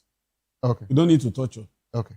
They will now, confess. I'm more concerned about the last line of this particular news. They said investigation is still going on, but the findings that have been gotten so far from the said person is that it happens to be that it supplies these non-state actors. Yeah, but what will he do with arms and ammunition if he doesn't have somebody who will buy from him? It's just a supplier now. It's not involved in the actual killing. But the same offense. Because if you are the one that is selling, yes, you are the one that is selling the gun. Because you are the one enabling him. Yes. You know, most of these bandits or terrorists, one-on-one with you, can they beat you? But because they are armed, that's why we are afraid of them. So the enablers should also be punished alongside with... Okay, I want to bring up something, just an extract from what you said last week. While we were talking about, I think one of the conversation got to the point of insecurity. And you said, and I quote, that is it the same terrorists that we're talking about, these bandits that already have what we call landmines being positioned in some of our forests, territories, in some of our territories today? And this brings me to that particular question. Mr. Dele, if a dismissed Nigerian police officer is being caught like this, and they realize that, oh, he has weapon, and of course, he supplies weapon to terrorists. Now, if we were to look at the bigger pictures, almost everybody in Nigeria is saying, where are these people getting weapons from? Who is giving them all of the arsenals that they are using? Who is supplying them? When it comes to these military assets, are we going to say there is a part of our Nigerian military that has been compromised? Or is this whole supply coming from outside the country? It's not all that is coming out of the country. I recall that there was a particular soldier, so-called repented Boko Haram. He waited, he was trained for 6 months in the depot. He was posted to his unit, and he absconded with his rifle and went back to the terrorist enclave. Now, that person is more dangerous by somebody picked on the street and just taught the art of firing a rifle. This man had been taught Reiki, had been taught military tactics. So he's going to use that opportunity he had while in training to train those he's going back to in their trenches. 2, he knows how to beat radio communication. Military, police, they don't use the conventional telephone for operation. He knows how to beat it. He knows how to jam it. He knows how to intercept it. So it's a valuable asset. That policeman, what makes you think that he doesn't have collaborators within the Nigerian police that are still serving, who supply him, probably the armorer of a station, supply him this ammunition, fire and firearm. Okay.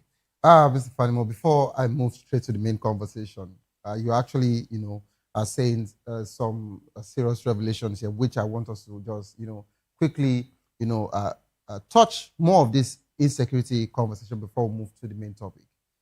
Something happened over the weekend. We all had, Rabi's conversation, How can such, a level of in our Nigerian army, former army spokesperson, right? Die in detention of a bandit. Now, my main question to you, sir, while he was there, nothing was done. Now, upon his death, how did the wife is still there? How did his body get to the families, sir, for burial? This is a question I would like you to clear, because we've seen, both verified and unverified stories, which of course we don't run as regards to speed here to just break any conversation. We follow accurate, stories. But the question the Nigerians are asking, how did the body of Rabi get to his families for burial? Now, let me start by saying that those days when we were growing up, when we were reading fiction, crime fiction, and all that, Tim Sadly Chase and the rest of them, the mantra is, kill a soldier, you have caused crisis. But kill a major, you have declared war. Nobody ever imagined that a brigadier general, not talk of a major general, would be killed the way we have witnessed the killing of our rednecks, flag officers. But unfortunately, that is the reality today. Barracks will be attacked, soldiers will be slaughtered, and I ask myself, I was never in the military, but my father was a soldier. Those days, when there is any riot uptown, the safest place to run to is the barracks. Now, the barracks is now no longer impregnable. As to Rabi, to become a redneck, that is colonel and above in the Nigerian army, the Nigerian state would have spent close to 100 million in terms of training and development. And the kind of quality service, somebody in the rank of a general is not retired. We just use it loosely here. They are on reserve list. They can be called upon. Because once you retire as a footballer, you become a coach. Those guys are coaches today. But unfortunately, look at the way that man just died helplessly. Look at that brigadier general that was ambushed. He was calling for reinforcement. They intercepted. And they knew where he was and went to kill him there. When you talk of many lieutenant colonels, because some reports are saying that these armed terrorists actually came, fully armed, brought his corpse, dropped the corpse, and went back into the nearby forest. Nothing is beyond these terrorists, particularly with the collaborators that are aiding and abetting them. You see, when you watch the social media, when you read in the social media, you begin to ask yourself, is Nigeria one today People, because the preponderance of those who commit this heinous crime are from a section of the country, people make excuses for them as if the person they are killing, the community they are sacking, are not part of Nigeria. The truth is, say you want to try over 400 terror suspects. Yes. Let's ask ourselves, if there is no artificial scarcity, can you step out of this studio and you are driving home and you see somebody holding a 4-liter keg beside a filling station? What comes to your mind? You say it's madness. But if there is scarcity in that filling station, or somebody is holding in that filling station, it becomes your king. Because you have to move. It's the same thing. These people that you are trying, it doesn't make any sense. They have incubators where they recruit. For every 400 you try and convict, there's a new there are 4,000 waiting to be recruited. But the point is, what are you doing to clip the source? It's just like you are plucking the leaf of a tree. It will sprout. Not actually, you're not attacking the roots. It will sprout. Okay, thank you so much, Mr. Delifanimo, for that particular, broad explanation and conversation as regards to, the other news stories. Let's come back to the main conversation, and I'm being told that Engineer Muri Salawu Audu, NDC stakeholder, and of course, a governorship Ofu of Kogi State, has joined the conversation. Hello, Engineer. Good afternoon to you. Please unmute yourself if you can hear me. I'd like to get your audio here.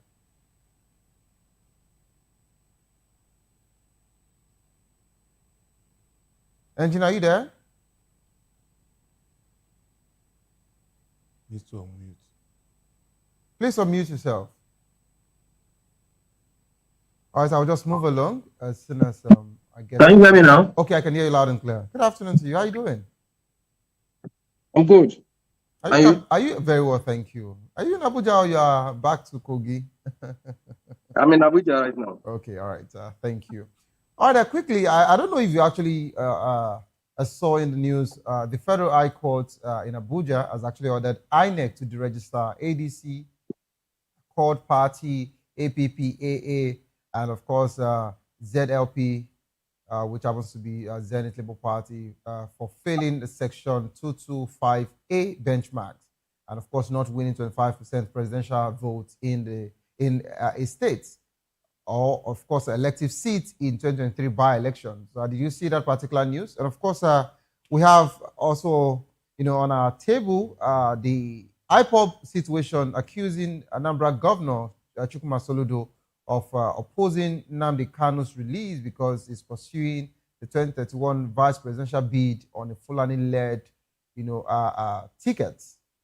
And of course, we are all abreast with Senator Adams Oshomole's conversation with Fabio. So these are the major conversations we're talking about. And of course, I just needed to bring you up to speed before I dive into that particular one. I believe you should be happy because this is not affecting your NDC. This is ADC as we speak. But aside from that particular one, the 2027 impact, are we losing 5 party, on the ballot affect political competition and of course coalition building and the voters' choice ahead of 2027? Because some people are already crying foul and saying that why should they do that, which they feel they can still challenge it in court. Having the likes of Atiku Abubakar, as the presidential candidates of that party, and Amechi, which has just been confirmed today by the party as its running mate, and now their party is to be deregistered.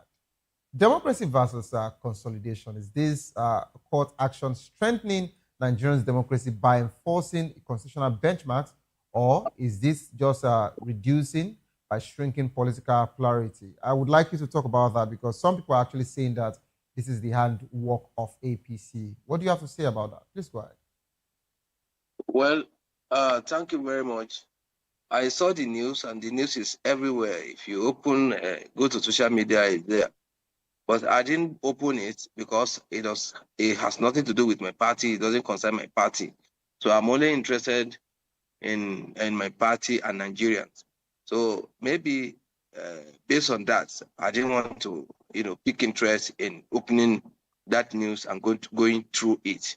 And having said that, I saw court ask INEC to deregister those parties. Not INEC has deregistered those parties. It could be challenged in court. This is still court.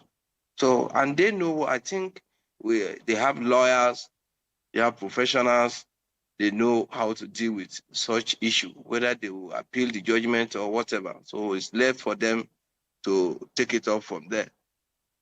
And if you are accusing ruling party of being involved, yeah, well, you might be right, you might be wrong, but you know it best.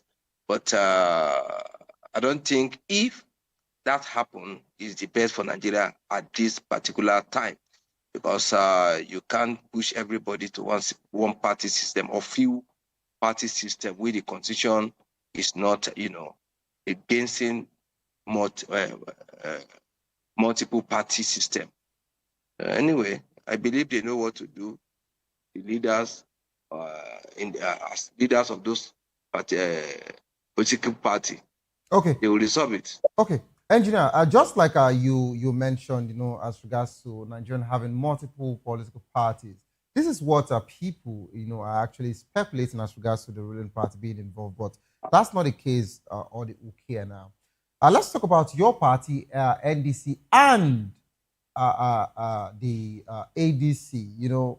It is looking like the ADC are not even bothered about the APC anymore, but the major problem now is that of the NDC because of Obi and Kwankwaso, or because Obi and Kwankwaso left them, and they've been saying a lot of, conversation that should perhaps, allegedly, devalue your presidential candidates, and just like we heard some of the members of ADC, the likes of Kenneth, who have actually said a lot as regards to your presidential candidates, as regards to their members who actually bought tickets, and were told that they paid between 10 to 20 million.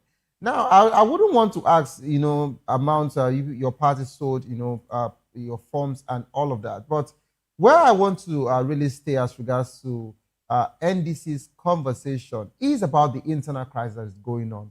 Some people are actually, aggrieved already, saying that your primaries was not, was not conducted, fairly, and not only that, that the irregularities that they are talking about is true, because some people didn't win that particular primaries, but they were imposed, on them, and the rights winners are actually saying that they actually won, that particular primaries. And of course, the people like Aisha Yusuf also came out, in as much as your national leader, Siraki Dixon, also talked about he and Peter Obi, offering Aisha Yusuf a House of Rep member, a ticket, but she insisted she wanted a senatorial, a form. What can you say as regards to your party's, a situation? Some are saying that if your party cannot solve internal, crisis, and undo your internal democracy, how would you solve Nigerians, problem? And because of your other group members saying that there was rigging, so should we also be expecting NDC to be more controversial in the 2027? I'd like you to respond to all of this, please. Go ahead. Thank you very much. About the primary of our great party, NDC, well, in my state, particularly in my senatorial district, we never recorded any issue whatsoever. Primary went, we even did affirmation, because, the leaders of Kogi, I'm from Kogi State, the leaders there, we came together and, we spoke on the with the same voice. Then other states, well, Rome was not built in a day. This is a new party that you have different interests. And don't forget, if new party come up like that, the ruling party will send their agent to come and, cause issues in every new party that are just trying Engineer, to, when I was come up. talking about ADC's conversation, you said you were not sure if it was the ruling party. But now, you've actually agreed, or you've mentioned that the ruling party has sent agents to NDC. See, let me land. Please go ahead. And I said in new party like that, ruling party always, sends some agent of, I'll call them agent of darkness to come and, do all sorts of things. But I won't believe that is what happened in this scenario. But like issue of Aisha Yusufu, because Aisha, we all know her to be an activist. She is not a politician. She might not know a lot of things in politics, how politics work, how they share things in politics. In politics, they share things block by block. This person is from this block. She is from Peter Obi's block, and which the party was fair enough to have given Peter Obi free ticket and free form, because in the national convention, people were asked to contribute money for Obi's form, which people are contributing money to buy his form, because what we said is we are going to buy you this form so that we can hold you accountable when you were there. You are not sending yourself. We are sending you. A lot of people contributed money to buy his form. Maybe that is the money they are saying they contributed money, they paid money, because I never pay a dime apart from supporting the party with little that I did, just little. Nobody was asked or forced to pay anything, to my own understanding. But I know in national convention, it was announced that we are going to no, not national convention. Sorry, we hold a meeting, one interactive session with Kwankwaso and Obi, not at the national convention. That is where it was announced that we are going to buy form for, not them announcing it, we announced it ourselves, that we are going to buy form for them because we are sending them to the villa to represent us. So tomorrow we have to hold them accountable because they are not the one going for themselves. Now, if your boss, your leader who you came with has gotten presidential ticket, and if by God's grace Peter Obi wins the next election, you are not taking less than probably a minister or DG or whatsoever. Now, if you are not getting the ticket, you are accusing the party of being, whatever. Now, the same system, the same platform that has given your boss ticket without going through primaries, without paying for the form, is giving another person senatorial ticket of Abuja. You are complaining. We have other people who are supposed to complain about giving the ticket to Obi, because Obi came this afternoon to the party. People were there before he came. The party was registered and has been in existence for about 3 months before Obi came. You should understand there will be so many interests that have been coming. National leaders receive the campaign every day by day before Obi came. And as they are coming, politics, they don't do politics for God. Politics is not a religion where you say the reward is in heaven. Political reward is on earth, not in heaven. So those who have been decamping, they will be decamping, requesting for one thing or the other, putting structures before. If that party does not have structure, will Obi come? If that party does not have people, will Obi come? Obi will not come. You should understand, as your boss came and has gotten the presidential ticket, other might have been, been there before you came and asking for a senatorial ticket. I don't even know. They offered her House of Rep ticket, which they said allegedly she refused. If she's a politician, I swear to God, she will not even make any statement for her boss to have gotten the highest office in the country. Your boss has gotten it, and you are still complaining for not getting the Senate. So which love do you now have for your boss? Which love do you now have for the platform that offer your boss the ticket? So I think she's making a lot of blunder, a lot of mistake. She might be ignorant of what she's saying because she has not been into politics. She has been into activity. All right, engineer. I would just want you to respond to this in just 20 seconds. The national leader of your party sent a direct warning to the obedient by saying that it is not the obedient that is favoring the NDC, it is the NDC that is favoring the obedient. What does that mean? My brother, there is no independent candidate. No matter how popular you are, you cannot contest election in Nigeria without a platform. So if the leader has offered you their platform to contest, do you know how much Atiku spent in the primaries? Do you know how much Amici spent in the last primary? Do you know how much higher to spend in the primary?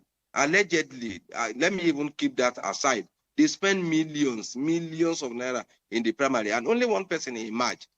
The rest still stay with the party. Now, somebody that came and this party offer you ticket in their So do you platform, think that if that particular person, that somebody you're talking about, if he doesn't have the obedience movement, if you guys didn't actually see or know that he has this particular movement, do you think your party would just hand him that? Just like you said some people have been decamping before Obi came. But he was given a ticket because your party knew that he had that particular political bloc. And not only that, of course, the person that was going to work with him also has a northern political bloc. See, our party did great favor to Obedient. Obedient was in ADC. Did they give him the platform to contest? No. So Okay. Was Obedient not in ADC? But our party gave him the free of charge, the platform to run his election, which ADC never did. So who is doing who favor? All right, no problem. Engineer, I want you to do something for me. So I'll get to communicate with you a day that you and I would actually go to it on this conversation. I will be talking about NDC, strictly NDC, and we would have more, robust conversation then, okay? But of course, just stay put. Let me bring it back to the studio to bring Mr. Dele Fanimo into the conversation. So I would like you to respond to, the NDC's saga, that is going on as regards to, what he just, responded to, what engineer just responded to. I just, linked it as regards to the ADC that has been deregistered, and I asked him, I said, okay, what is going on between this, two political parties? Because it looks like they've forgotten APC already, and they are only talking about that of, NDC and ADC. And I want you to, respond to that particular one. But I want to take you as regards to this IPOB versus Soludo's conversation. That word, carries a lot of weight. IPOB would not just come out to talk. But if they're actually saying that the same Soludo that said, oh, it would be a shorty, it would be this, it would be that for, Nnamdi Kanu. But what they were able to gather is that Soludo has actually made some agreements to be a vice presidential, candidate in 2031. Hence, he's not interested as regards to the release of Nnamdi Kanu. I'd like to respond to that quickly. Well, I'll be brief. Okay. One, I think Aisha Yusuf has a bloated ego, and she's suffering from grandeur of delusion. If you believe that activism is tantamount to politics, no. It doesn't make any sense at that level. So for her to have somebody who's just a new entrant to politics, as sophisticated, as competitive as political offices today, somebody is offering you a ticket of House of Reps without taking anything, extracting anything from you. And you said no, you wanted Senate. Is she going there to begin to harass the likes of Oshiomhole or ex-governors? That's one. So I think they have put her in the right place. So we shouldn't be bothering ourselves. She now talking about ADC deregistration and Soludo. Let me quickly talk about the Soludo saga. I still consider it as conspiracy theory. The IPOB allegation against Soludo. But it looks like they've been suddenly quiet. Like everyone is just, suddenly everyone went quiet. No one is talking about, the insane Nnamdi Kanu anymore. That is, I wish you could just roll back some of the engagement we had. when the case was still in court. Now the case was still in court.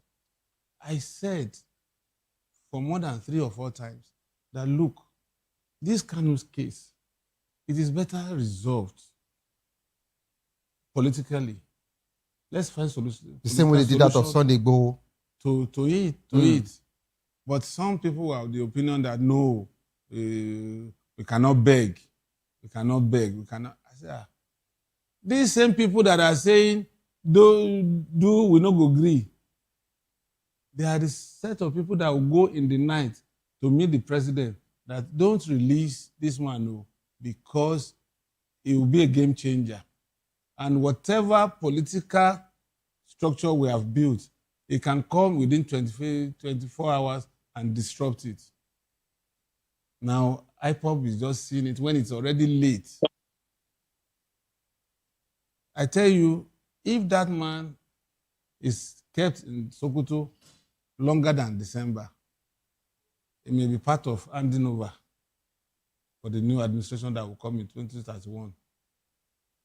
Because this is how politicians abandon causes. They are holding a rally in Southeast for the APC and the president anytime from now. The same place where they said it is either Kanu or nothing. Now, Kanu's case has become his wife and children's problem. No longer, no longer regional problem or national problem. Some people that are not even of Igbo extraction were rooting for the release of Kanu. Here we are today. Okay. All right. So, sir, in just 20 seconds, respond to Odo Adams, Shomole, and Akpabio. Akpabio is a veteran politician. Oshomole is a veteran politician. And between the two of them, and to an extent, I can actually say Oshomole is your friend, so please go ahead.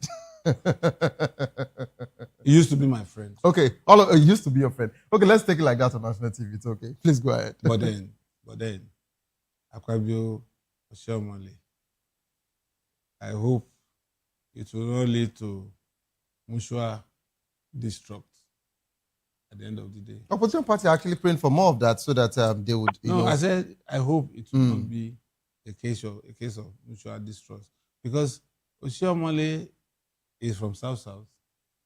Akpabio is from South. So there's somebody is waiting in the wings in the Southeast who is ready to forgo his governorship to contest based on assurances that he will become Senate president. So we have 3 of them. All right, engineer, in just 20 seconds, I would like you to respond. Give me your final thought here before we round off on the show. If you can hear me. Hello. Engineer, yes, please go ahead. Final thought on what? Sorry. Give me your concluding thoughts on all of the conversation we've actually talked about, on the show before we round off.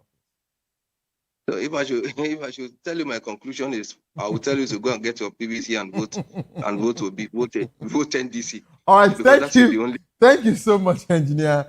I would not actually allow that to just fly because you are indirectly doing campaign. But thank you for being part of the program. Thank you so much. And just like I said, I've actually invited you over, officially, to go head to head with me as regards to the NDC conversation, so we can have more robust conversation. Thank you so much, Mr. Delefanmu, for being part of the program today. This is how far we can actually go on the show. Coming up next is Locker Room. If you love the world of football, I'd like to stay put to enjoy that particular one. Don't give up, because it is not over. Tough time doesn't last, but tough will do last. Whatsoever you're facing will soon be over, and you will definitely smile again. My name remains Xavier Udo. Have a good evening. Rest.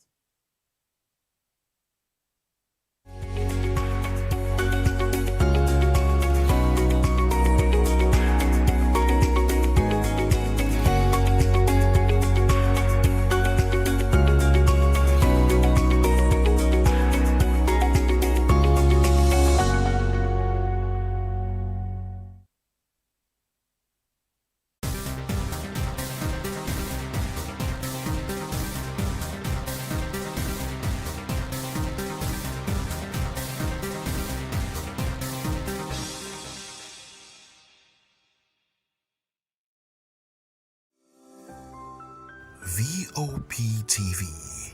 Now, you have more than a voice. To know the happenings in the maritime sector, join us on the program Maritime Frontiers on VOP TV as we discuss key areas in the maritime sector from aquaculture, maritime transportation, maritime labor regulation, oil and gas exploration, ferry and passenger insurance, marine pollution and prevention, port operations, and lots more. Maritime Frontiers, exploring Nigeria's blue economy. This is African News on Voice of the People Television, where we don't just bring you the news, we bring you Africa's heartbeats, the policies that shapes our world, and the economy that determines our future. African News on Voice of the People Television. Stay with us. This is Health Check, your weekly guide to better living, smarter choices, and trusted answers. From everyday wellness to urgent health issues, we've got you covered. Health Check only on Voice of the People Television, where your health has a voice.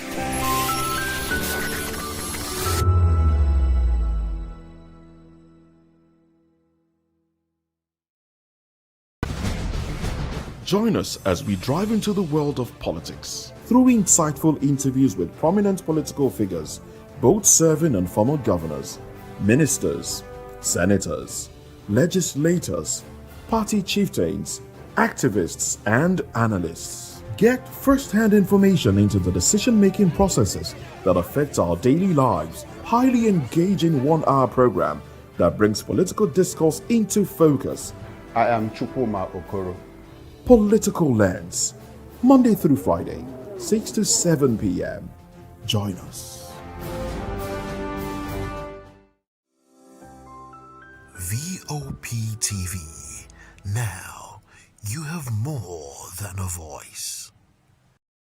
In a world where truth is the ultimate power and opinions scream the loudest, it's time to wade through the noise. Hunger no get tribe. Hunger no get religion. And scan the human interest and trending topics that matter. Stay tuned to The Issues, your plug to the stories making the buzz, from politics to science and technology, social justice, and more. Let's tackle the tough questions and expose the truth. The Issues on Voice of the People Television, Mondays to Fridays, 8 to 9 p.m. The Issues. Don't just react, understand. Are you ready for the extraordinary?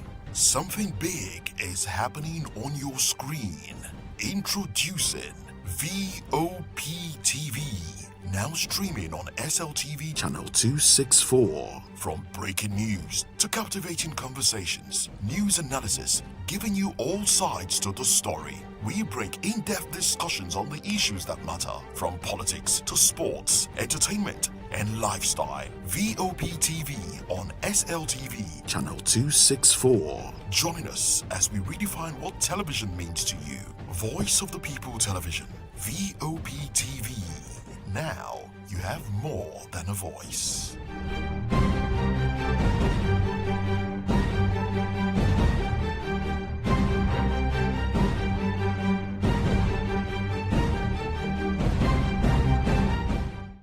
Nigerians, your voice matters, and in 2027 it starts with your permanent voters card, your PVC.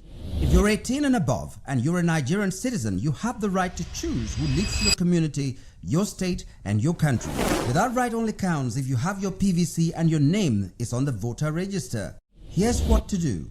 First, check if you're registered. If you're not, or if you've moved, lost your card, or turned 18 since the last election, go to the nearest INEC office or an INEC registration center. Second, it's free. Don't pay anyone for any registration or collection. Third, collect your PVC early. Don't wait until the week before elections. INEC will announce dates. Listen to radio, TV, and follow INEC's official pages.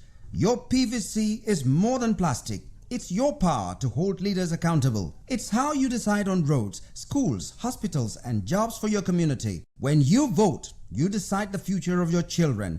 Get registered. Get your PVC. Vote in 2027. For Nigeria to work, you must be a part of it. Your vote, your future, your responsibility. This message is brought to you by Voice of the People, VOP Media.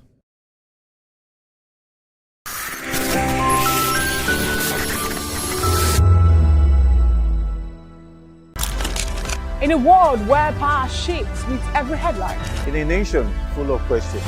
In a world filled with noise, the truth needs a voice. The policies that shapes our world and the economy that determines our future. Every hour, every day, the grapevine keeps buzzing. And together, we are committed to telling the stories that shape our world, because your voice is our focus. Don't forget, our voice matters the most. Let us come together and share our concerns.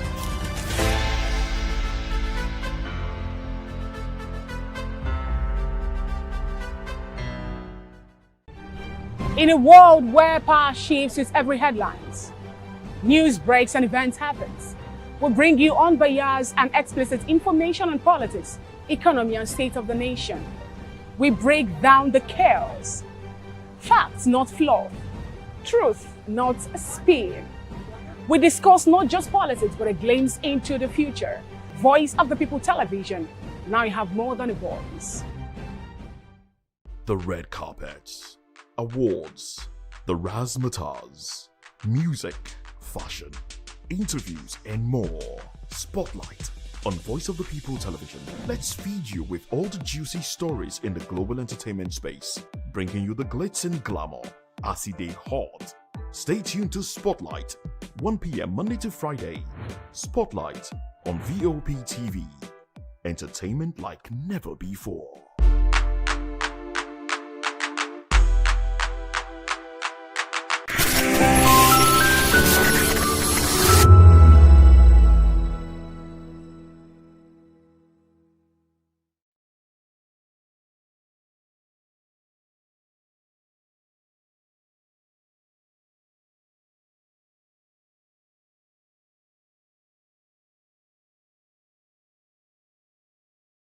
Behind every broken desk lies a broken promise. Education shapes the nations. But who is asking the right questions? Introducing Edu Dialogue, the show that goes beyond the surface, exposes the cracks, the corruption, and the silence in Nigeria's education system. Edu Dialogue, Saturdays, 3 p.m., only on VOP TV. We break the biggest stories, from missing funds to policy failures. We ask the tough questions and demand real answers. Edu Dialogue, this Saturday, 3 p.m. on Voice of the People Television.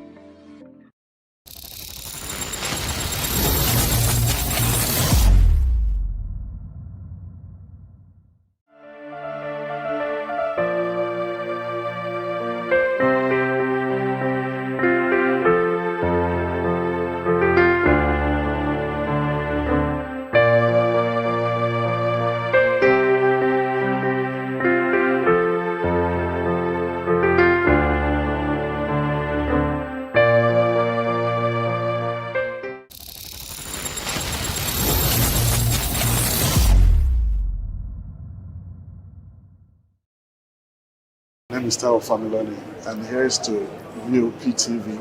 Keep watching, stay tuned, do not touch that dial. Arararara, my name is Made Kuti, and you're watching VOP TV. Keep watching. Welcome, my name is Zika Davis. Distinguished ladies and gentlemen, boys, viewers, everybody, boys and girls. This is VOP TV. Do you know what that means? Voice of the People TV. You don't have a voice, don't come here. You better make sure your voice is heard.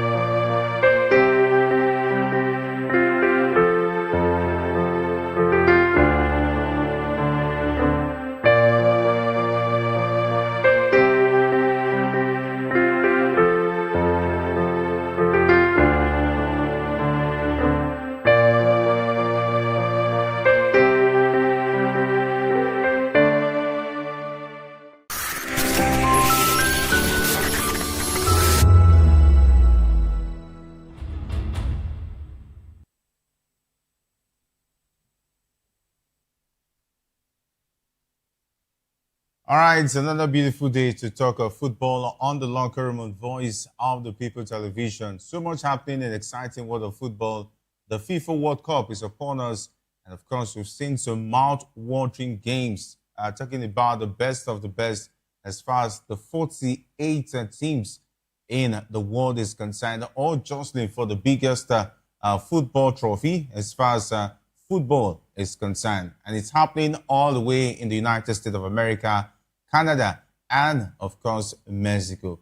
Though the Super Eagles of Nigeria is not part of this one, but definitely the African countries are making it all count, except for Tunisia. So far, so good. And we'll be looking at that and more on the platform, the Locker Room on Voice of the People television. I am your host, Jerry Alpeliohai, reporting once again for footballing duties and so much to look forward to as far as the FIFA World Cup is concerned. The attention on the home front as far as the Nigerian Women Football League is concerned, as well as it concerns the Super Eagles, though they are not part of this one. This time around, it's all about Josep Pesero, who missed out on the job to be the number 2 man as far as the Real Madrid coaching position is concerned. That's what we'll be looking at on the show today. I'm alone, definitely not alone. I'm with you to take a look at this. And don't forget, you can be a part of the platform of the program, I beg your pardon, on our YouTube platform. Drop your comments. We'll be taking them as the show progresses. And of course, we're also on Facebook, we're on TikTok, and we are also on Instagram at VOP TV Live. And we're also on YouTube as well on VOP TV Plus, where we'll take a look at interesting matters as far as football is concerned. All right, let's start off with the Super Eagles of Nigeria. Though they just recently played off some friendlies and the Unity Cup competition. Meanwhile, the head coach of the senior national team of Nigeria, Eric Chell, has picked 3 major areas where he wants more options in his team after the recent round of friendly games. And Nigerians started their run of games in the summer with a successful defense of the Unity Cup title in London, beating Zimbabwe 2-0 before a 3-0 win over Jamaica in the final. They, however, traveled to Poland and drew 2-2 in another friendly game. Chelsea suffered his first defeat in regulation time as the coach of the Super Eagles when they narrowly lost 1-2 to Portugal in the final test game of the summer. Chelsea has now prioritized 3 areas where the team need more ideas or fresh legs to bring something different to the current crop in the position. Left back is one of the key areas, with Bruno Oyemachi needing an able deputy after Zaidu Sanusi's poor showing in recent friendlies. The FC Porto man has not been able to win his shirt back since losing it at the AFCON. And of course, we can exclusively reveal that he's looking for a new number 10 to understudy Alex Iwobi after noticing that they failed to create anything meaningful whenever the Fulham man is having a bad game or not available. Yes, definitely number 10 role is very important since the days of J.J. Okocha. the Christian Obodos of this world. And of course, John Obi Mikel will fail to have a real number 10, except when Iwobi stepped in. And so far, so good. If no Iwobi, nothing is happening in that midfield as far as creativity is concerned.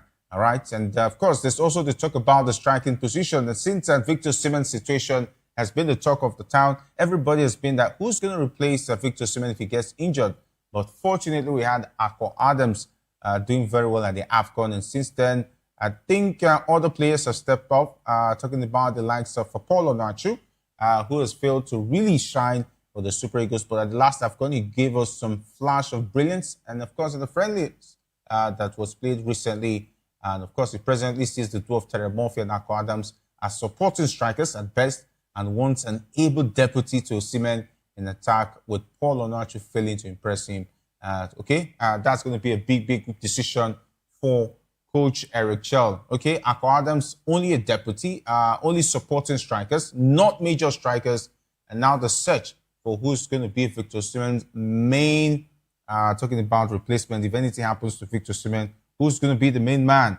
Paul Onachu, good for club side, but he has not been able to replicate such form with the national team of Nigeria. Though he scored against Uganda in the last AFCON, that looks like his only goal at the AFCON, though he had limited opportunities due to the fact that Victor Osimhen was absolutely on fire at the last AFCON. Of course, I would like to hear your thoughts on that as far as who do you think would be a perfect replacement for Victor Osimhen if Coach Eric Chell decided to look for someone to take that position of talking about Victor Osimhen. All right, we've tried the likes of Tolu Aroko-Dare, though he didn't have a good season out there with Wolves. Hopefully, he bounces back next season and gives Coach Eric Chell something to think about as far as replacement of Victor Osimhen when the AFCON qualifiers come calling sometime in September 2026. All right, still talking about the situation of the Super Eagles. Hopefully, the number 10 role is a very crucial position for the Super Eagles. The likes of Akin Tamiro, I don't know, maybe talking about the future. And I also must talk about Moses Simon. Age is definitely not on his side. And of course, there's also the talk about the position of Wilfred Ndidi, who age is definitely not on his side as well. The captain of the Super Eagles is in his 30s. There should be a perfect replacement for him, though the likes of Rafa Onyedika has shown some bit of promises. Frank Onyeka too, anytime from now, he'll be in his 30s. So there should be a plan. And I think Eric Chell has proven that he's the man for the job. With the likes of the reintroduction of Akpo Adams, Femi Aziz, Benjamin Fredericks, and of course, even the Bewene guy, the right back, has proven that he knows how to unearth new talent for the Super Eagles of Nigeria. And of course, we hope that when the AFCON qualifiers after the World Cup comes to play, the Super Eagles will have a lot of players adjusting for these positions that looks like the players who hold those positions are aging out. Okay? All right, let's move over to this big story. Talking about the former coach of the senior national team of Nigeria, Jose Peseiro, has lost out in his bid to be one of the assistants of new coach of Real Madrid, Jose Mourinho. Peseiro assisted Mourinho at the club during his first stint, and he was among the names touted in the media to join him for one more swing at the Spanish giant. However, Mourinho has now picked his former midfielder at the club, talking about Sami Khedira, to work with him as his assistant, effectively ruling out Peseiro as one of his backroom staff. And of course, the coach who led Nigeria to a second place finish at the AFCON 2 years ago will now focus on keeping his job at second division Saudi Arabia side Al Hilal FC, where there are doubts over his future after their failure to gain promotion. And the statement is expected to be made in the coming days by the management of the team, who finished in the regular season. And of course, Jose Peseiro, I think he would have loved an opportunity to go one more time with Jose Mourinho out there at the Spanish capital, talking about Real Madrid. It would have been a lovely opportunity for him to at least hone his skills and show that he still has what it takes to coach at the top level, though as an assistant to Jose Mourinho, who has a big job out there in Madrid in Spain. Okay. good luck to Yusuf Pesuru on to other fortunes, maybe in the future, as far as that one is concerned. All right, let's move over to the Nigerian Women Football League, where it looks like big things are going for Edo Queens. The football club have emerged the champions of the 2026 Nigerian Women Football League after finishing top of the Super 6 tournament on Sunday in Port Harcourt, Rivers State. And in their final match against the Bayelsa Queens, Edo Queens secured a goalless draw, enough to seal the title with 10 points from 5 games. The Benin-based side won 3 matches, drew 1 and lost 1. And of course, coincidentally, Edo Queens won their first title in 2024 when they also sealed the title with a 1-1 draw against Bayelsa Queens. And this year, Bayelsa Queens also finished on 10 points, but ended second on goal difference. Nasarawa Amazons, who defeated Edo Queens in the opening game, finished third with 8 points after playing out a goalless draw against Rivers Angels, who ended the tournament in 4th place. And of course, the third game of the final day between FC Robo and Abia Angels ended 1-1, with the Angels finishing 5th on 4 points, while FC Robo placed 6th with 3 points. And of course, Edo Queens coach Moses Aduku commended his players for their resilience throughout the tournament, and he noted that despite starting their campaign with a defeat to Nasarawa Amazons, they recovered strongly to win the Super 6 title. And of course, I hope you enjoyed the pictures there, courtesy of a production team. I'd like you to enjoy that once more while I let you savor the fact that the Edo Queens winning their second title, in as much as the last time they won in 2024, 2 years' time, they definitely pick it up this time.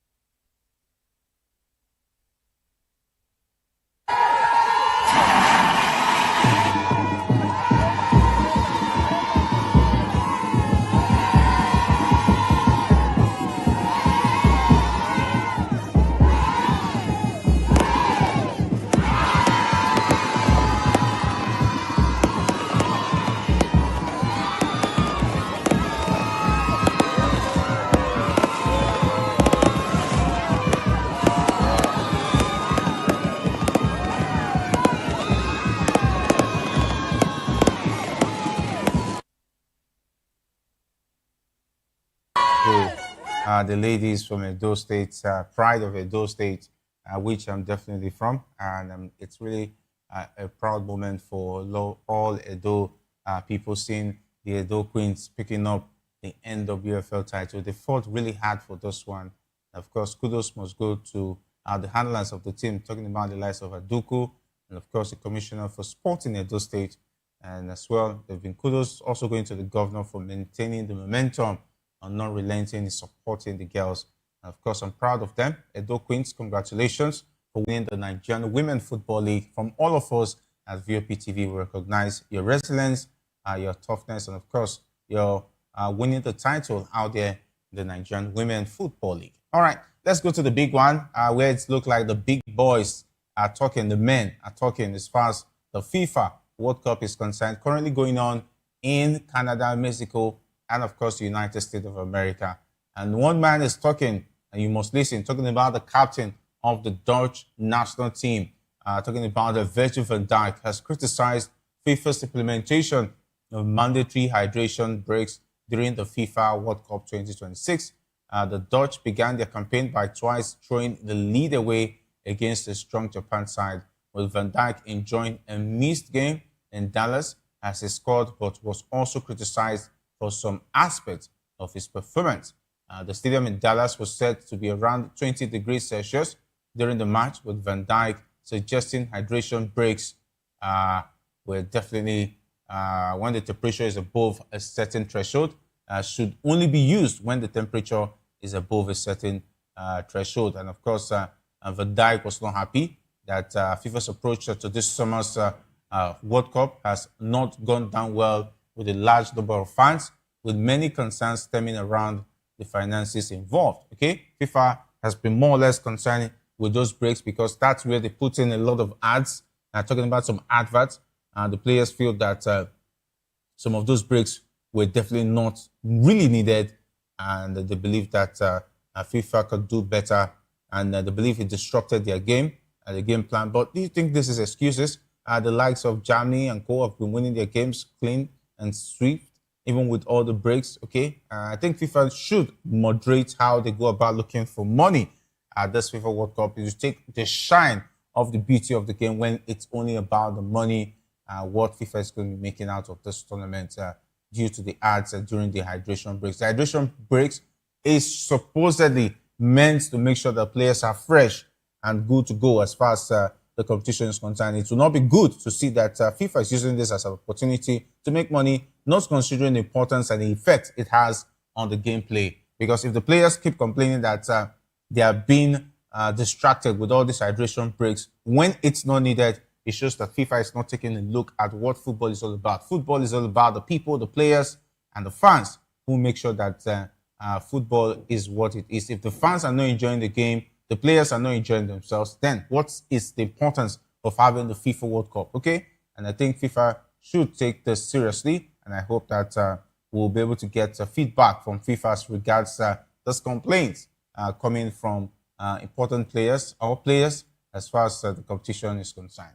All right, still talking about the FIFA World Cup, one man is a line of fire. The Arsenal fans know him as Thierry Henry, while Nigerians know him as Igwe. Yes, he was nicknamed Igwe at some point in time due to the fact that Nigerians actually loved his style of play and they loved him during his footballing days. Talking about the legendary Arsenal France forward, Thierry Henry has apologized to Nigerian fans after comments he made during a 2026 World Cup broadcast, which sparked backlash on social media. The incident occurred on Saturday when Henry, speaking as a pundit alongside the former Swedish international Zlatan Ibrahimovic, was covering the United States 4-1 victory over Paraguay. And in the course of the broadcast, the popular internet streamer iShowSpeed appeared on screen wearing Nigerian shorts together with the U.S. men's national team jersey. However, after Paraguay equalized against the U.S., Henry said that the streamer had brought bad luck, a comment that many Nigerian viewers found offensive and disrespectful.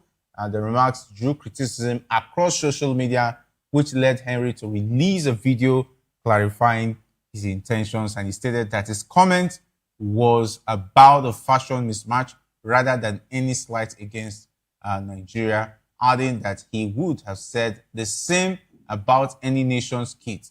And Henry, who won the treble with Barcelona under Pep Guardiola in 2009, was emphatic in his affection for Nigeria.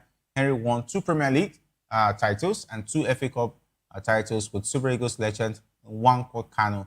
And also, he, alongside the former African Player of the Year, Victor Ekweba, won Ligue 1 with AS Monaco. Let's take a listen from Thierry Henry apologizing to Nigerians who are not happy that they did not go to the World Cup, and one man is slighting them for being a country with bad luck. Okay, let's hear from Igwe himself, Thierry Henry. I needed to clarify something because, I don't think people understand when you say stuff sometime or when a joke is a joke. So I just played yesterday at the short of Nigeria and the top of the US. And so I just said to him, it is bad luck to break the set. Could have been the short of France, Italy or Spain. I would have said the same thing. I was just having a little joke with him, saying that it will be bad luck. Not Nigeria is bad luck, but to break the set, because you go as a set, and I even said that I love Niger. And by the way, I do. I have mad respect for Nigeria and the people there. A lot of Arsenal fans, by the way, are there, so don't misunderstand stuff, please. Nigeria is never bad luck. I was just saying breaking the set is bad luck with any other shot. Enjoy your day. I needed to clarify something because, I don't think people understand when you say stuff sometime or when a joke is a joke. So, all right, when a joke is a joke. Anyway, when the Nigerians are already feeling slighted, not going to the World Cup, Thierry Henry, they are not just happy that the Super Eagles is not at the World Cup. So they saw a meat to fry and you were the one available, available bushmeat, and of course they went for the slaughter. Anyway, Nigerians are really not happy at the moment. A lot of things are going against Nigerians economic-wise. The country is not doing very well. People are grappling with a lot of situation with some dimensional poverty, and the Super Eagles not going to the World Cup is a big factor. And someone they respect, like Thierry Henry, coming out to say bad luck, even when they know somehow it looks like it was just a joke about the set. Okay, I believe Nigerians have heard from Thierry Henry. I hope if you forgiving the legend himself, Igwe himself, who showed more respect to the Arsenal fans who are Nigerians as well, and a lot of Nigerians worldwide saying that it was just a joke. He didn't mean that Nigeria is bad luck. Okay, I hope you take it in good faith, and of course, let the sleeping dogs lie and forgive the man and move on from that situation. Of course, it shows that you don't want to mess with any Nigerian on social media, most especially when you are a personality. Definitely, you need to mind the language. Because Nigerians, they definitely don't take it easy. All right, let's go back to where it looks like one coach has been fired. Talking about Tunisia, have reportedly parted ways with head coach Sabri Lamouchi following the Carthage Eagles' crushing 5-1 defeat to Sweden in their opening match of the ongoing FIFA World Cup 2026. And the North Africans were outclassed by the Swedes on Sunday night, prompting the Tunisian Football Federation to make a swift managerial change. And the former head coach, talking about Mode Kabaya, is expected to take charge of the team going forward. And of course, Lamouchi, I don't know whether he's to be blamed for the disappointing performance from the Tunisian side. I think things didn't really go well for him. And of course, talking about the former coach, head coach Mode Kabaya, is expected to take care of the team on interim basis for the remainder of the tournament. Tunisia will look to bounce back when they face Japan in their next group stage fixture on Sunday, the 21st of June. Lamouchi was appointed Tunisia head coach in January 2026 and oversaw 4 matches during his brief spell in charge. The former African champions managed only 1 goal while conceding 11 across 4 matches. The Carthage Eagles began his tenure with a goalless draw against Canada before suffering a 1-0 defeat to Austria and a heavy 5-0 loss to Belgium. The humiliating loss to Sweden ultimately proved to be the final straw, and the man has lost his job after 4 games. And of course, what a way to go for Lamouchi. Sabri Lamouchi is a well-traveled man, a Tunisian himself, and he gets to lose his job just because the likes of Isak didn't show Messi. Okay, Isak got a goal and 2 assists in that game. Goycoris also got a goal, and they say the rest is history. Goodbye, Lamouchi. Hopefully, maybe Kabaya will do something different in terms of maybe winning the game against Japan and see what happens in the game against the Netherlands. That's quite a difficult group, and that game against Sweden was the only chance that the Tunisians would have had, maybe pitching them against a tougher opponent. But Sweden looked like a little bit tougher opponent, but definitely things did go their way, and Lamouchi had to go, courtesy of the Tunisian Football Federation. Okay, talking about the coach fired in the middle of the competition just after his first game, losing 5 goals to 1. All right, let's still talk about the World Cup this time around. It looks like a referee is in the eye of the storm. A World Cup referee, talking about Sean Evans from Australia, has raised a controversy over a hand gesture caught on camera, which could be interpreted as racist. Okay, that's the hand gesture. Inquiries have been launched by FIFA into whether Evans, an Australian A-League referee, appeared to carry out a hand signal described as an expression of white supremacists. Okay, supremacy. Okay, Evans was in the VAR booth providing screen assistance for Germany's fixture against Curacao when footage showed him staring at the camera while performing the apparent signal. And of course, investigations appear likely into why he appeared to do the OK hand sign upside down. Okay, the hand shape appeared similar to the case surrounding a Paris 2024 official who had his accreditation revoked for appearing to make the gesture during a skateboarding final. And of course, in that incident, the man in question, who was wearing Olympic Broadcast Services LBS kit, but was later identified as a subcontractor, was standing behind athletes and coaches when he was twice seen making the signal. Of course, the finger and thumb gesture, which is also a popular emoji, is generally used to show approval of that someone is all right. However, its use as a far-right symbol is on the rise.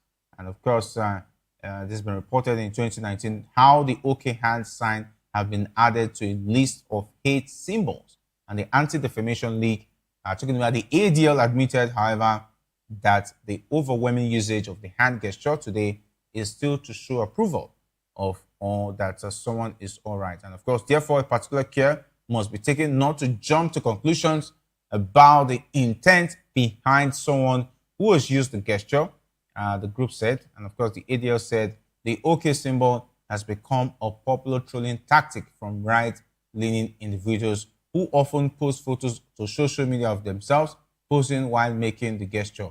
And of course, it started out as an online joke on taking on an innocent gesture and pretending there was a hidden meaning behind it. Okay, all right. I don't know what was in his mind when he made that gesture, talking about the Austrian. But if FIFA find out that there's something about it, he might be going in for it, and he should know better. Talking about the Austrian referee, who should stay away from such a gesture. So if you're in the eye of the storm, definitely if you're in some environment, there's some things you do not do. And of course, this Austrian referee looks like he's going to be answering a lot of questions on why that gesture at that point in time. And of course, even the guy that took the video inside the VAR room, focusing on him. Yes, they need to ask questions. Why is he doing a video of the referee in the VAR room? And why is that gesture coming at that point in time? Was it intentional? Was it really intentional? Okay, that was in the game between Germany and Curacao. Okay, what's the intention of that referee and the person who did the video and posting it and letting it out there? So what's the intention? The Australian is going to be fully investigated. And when the investigation comes up, don't forget, we'll be here on Locker Room to give you updates, and we'll be monitoring that information, that news, that situation, to make sure that we give you updates as far as what FIFA has decided to do with the referee from Austria is concerned. Okay, let's now talk about the Golden Boot situation out there at the FIFA World Cup. Germany forward, talking about Kai Havertz, and Sweden midfielder Yashin Ayari have joined United States striker Folarin Balogun at the summit of the Golden Boot race awarded to the tournament's leading scorer at the FIFA World Cup. Balogun was the first player to register a brace at the ongoing tournament being staged across Canada, Mexico, and the United States. And the 25-year-old struck twice in the first half of USA's 4-1 win over Paraguay in their opening Group D encounter at Los Angeles Stadium. And the forward made history by becoming the first US player since 1930 to net 2 goals in a World Cup match. Arsenal forward Havertz then bagged the brace as the Group E campaign in emphatic fashion, hammering World Cup newcomers Curacao 7-1 in Houston on Sunday night, and Ayari scored a superb brace in Sweden's 5-1 victory over Tunisia later the same day. And with several of the 48 participating nations yet to play, the standings are expected to undergo significant changes in the days and weeks ahead. Okay, talking about the Golden Boot race is already hotting up, but we'll take a quick look at this. Havertz Ayari of Sweden, and we also have Folarin Balogun, though a Nigerian, an American citizen playing for the United States of America at the World Cup co-hosted by the USA as well as Canada and Mexico. What a good thing to see a Nigerian doing it, but this time around for the United States, for another country. So that's how the beauty of the World Cup is as far as this one is concerned. We'll take a quick breather. When we come back, we'll be going over to the coaching situation of AC Milan, where it looks like Robert Amorim is in the news. Stay tuned You're still watching The Locker Room on Voice of the People Television.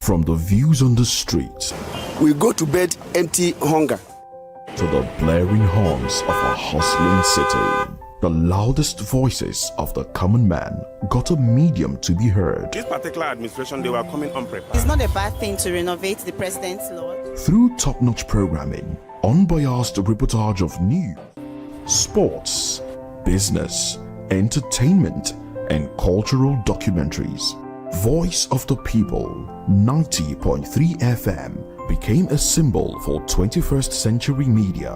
And now, a new baby is born. Voice of the People Television, VOP TV, youthful, full of vigor and penchant for excellence in the continent's media space, exposing the wrongs, applauding the rights, dissecting the news without fear or favor, through factual and accurate stories and contents. Corruption kills three things that makes a society. Representing the interests of the people and giving them a voice. Voice of the People TV is here to stay towards building a fair society.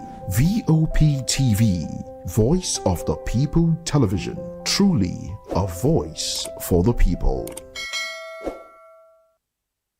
We encourage you to click on the like button and subscribe to our YouTube channel. We are Voice of the People TV. Also follow us on all our social media platforms. We are at VOP TV Live. Visit our website www.vop.ng for fresh and trending news. Also watch us live on SLTV channel 264. VOP TV, Voice of the People Television. 2564 is coming up on Burning 9, right? 2564 Atlantic. What happens in the hush behind hangar doors? Who signs the papers that gamble with lives? Which truths were grounded before they even ever had wings? If you've ever buckled a seatbelt at 30,000 feet, if you've ever stared out of that tiny window and wondered who's really in control of the skies, it isn't just flight, it's power, it's politics, it's pressure sealed in steel. We're peeling back the clouds from runway risks to sky-high secrets. We're diving deep where most dare not to look. Aviation Scope, every Sunday at 7 p.m. only.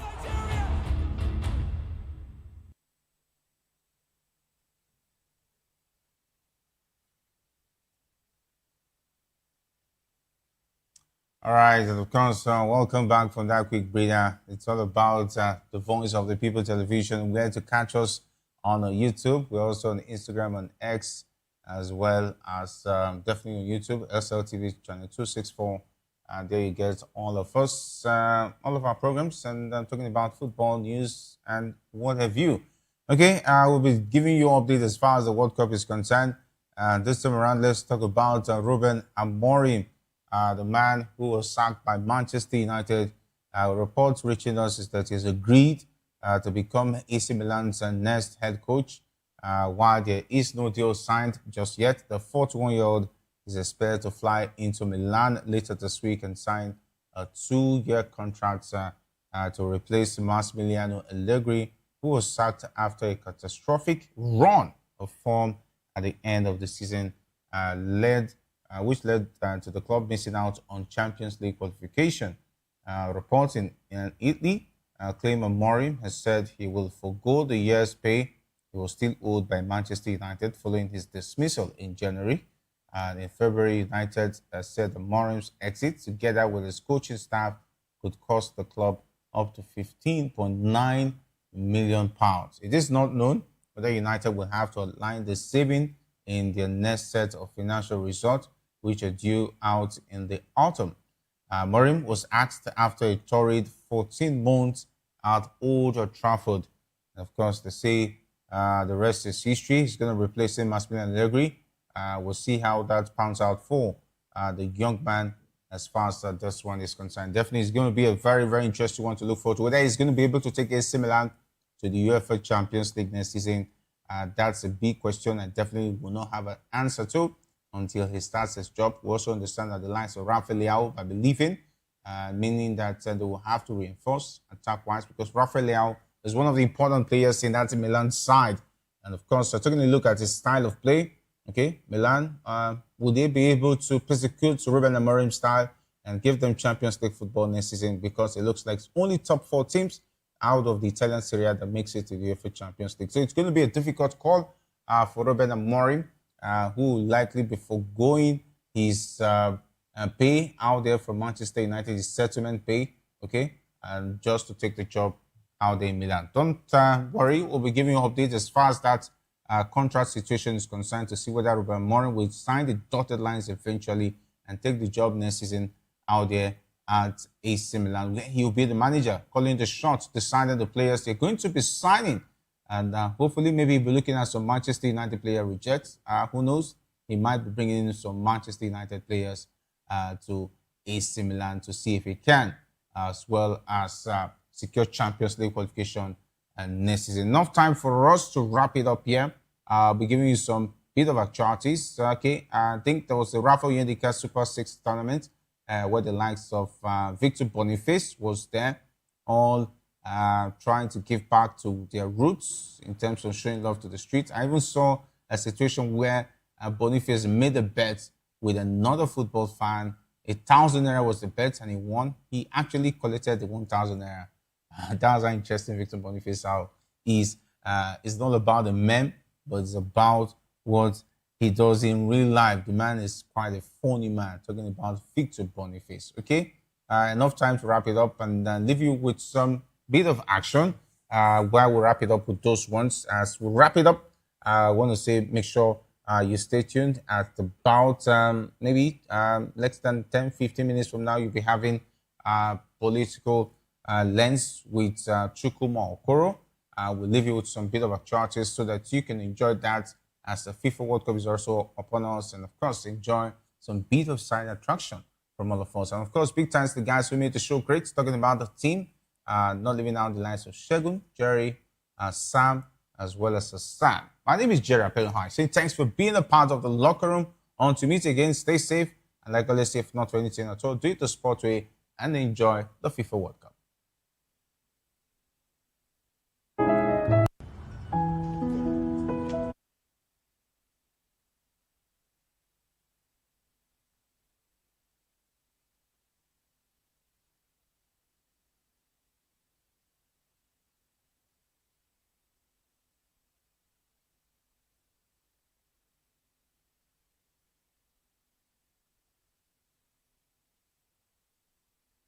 Our game since 1 year, and we try to put some player who can make the team grow up. We need to improve because for me and for everybody, it means one details to be the best team to win a trophy. So we have to improve. So because we analyze, so I think we have to put some young player who can bring a new mentality, something new. This is not a question about only mentality, because the group has a mentality to win, but we need to put something fresh, you know, some player who come with with a lot of energy, with lot of they will bring for sure at 100% something. They want to win, they want to improve, and the national team can be this for them.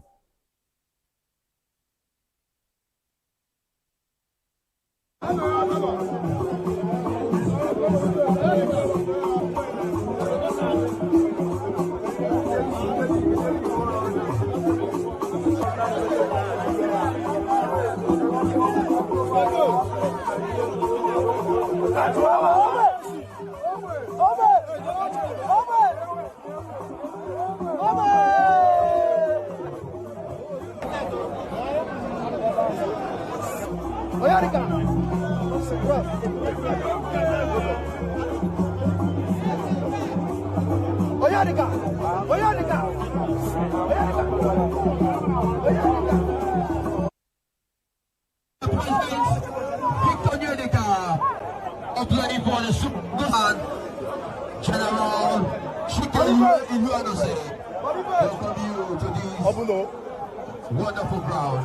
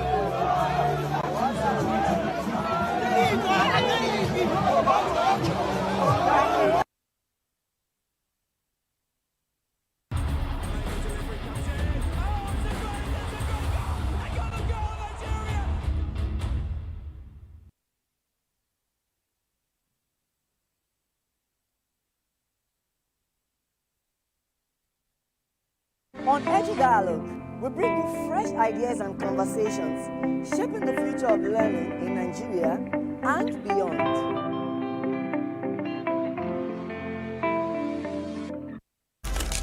In a world where power shifts with every headline. In a nation full of questions. In a world filled with noise, the truth needs a voice. The policies that shapes our world and the economy that determines our future. Every hour, every day, the grapevine keeps buzzing. And together, we are committed to telling the stories that shape our world, because your voice is our focus. Don't forget, our voice matters the most. Let us come together and share our concerns.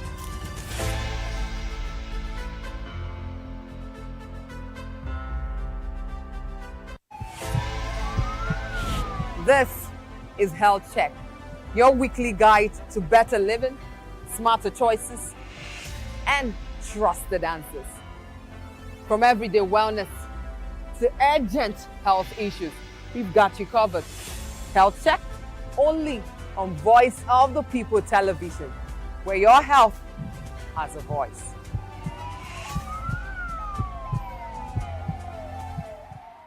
Welcome to the locker room, the home of football talk that matters. I am Jerry Arpillon. Join us every weekday, Monday to Friday at 5 p.m. Nigerian time, as we share the hot takes and hot debates in the exciting world of football. And joining me are the usual suspects, Ikechukwu and Mayowa, as we break down all the hot takes and everything that's happening in the football. Don't just watch football, live it with us. Catch us on the locker room and Voice of the People television at 5 p.m. Nigerian time. And like I always say, if not 20 minutes off, with the sport. Welcome to Romeo Pizza.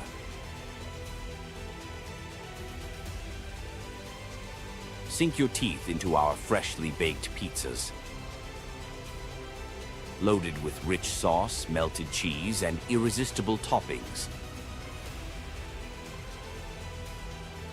Where every bite is a love story.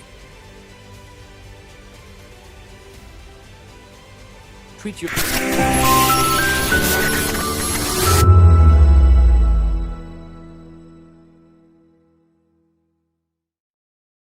Nigerians, your voice matters, and in 2027 it starts with your permanent voters card, your PVC. If you're 18 and above and you're a Nigerian citizen, you have the right to choose who leads your community, your state, and your country. But that right only counts if you have your PVC and your name is on the voter register. Here's what to do. First, check if you're registered. If you're not, or if you've moved, lost your card, or turned 18 since the last election, go to the nearest INEC office or an INEC registration center. Second, it's free. Don't pay anyone for any registration or collection. Third, collect your PVC early. Don't wait until the week before elections. INEC will announce dates. Listen to radio, TV, and follow INEC's official pages. Your PVC is more than plastic. It's your power to hold leaders accountable. It's how you decide on roads, schools, hospitals, and jobs for your community. When you vote, you decide the future of your children. Get registered. Get your PVC. Vote in 2027. For Nigeria to work, you must be a part of it. Your vote, your future, your responsibility. This message is brought to you by Voice of the People, VOP Media.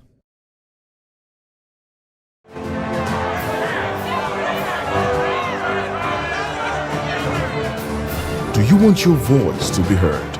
Do you know that you matter in the scheme of things? The People's Voice, the show where ordinary citizens take center stage as we discuss the biggest stories that affect you and I. With you in mind, we facilitate lively discussions, debates, and interviews on the topics that matter most to you and I, from social justice to economic empowerment, education to healthcare, governance, and more, tackling tough topics and amplifying your voice. Join the conversation and make your voice count. The People's Voice. Make your voice count. VOP TV. Now, you have more than a voice. Well, before we talk of the impact, we need to talk of where we're coming from. When this administration came on, the president had promised us electricity, and actually said to us that he was going to make sure that there is electricity, and people were not going to be paying for estimated bill, and it was going to be available. So Nigerians were hoping for that. Businesses were looking forward to having electricity available and at an affordable rate. But what we have today is contrast to what the government has promised to us. Today, organizations are running more like everything they're doing, their profit, everything seems to be taken over or eaten up by electricity. And so it's difficult for a lot of business to survive in Nigeria, and it's difficult for us to begin to put our fingers on it to say, yes, we are benefiting from the dividends of democracy from this administration. Well, the supply itself is a big problem because, for instance, there is a hotel that has about 60 rooms, and on a monthly basis, they pay 27 million plus. And at the same time, they also run diesel for about 18 million. So by the time you add it, you find out that in a month, 45 million goes to the supply of electricity and their own supply of electricity by themselves.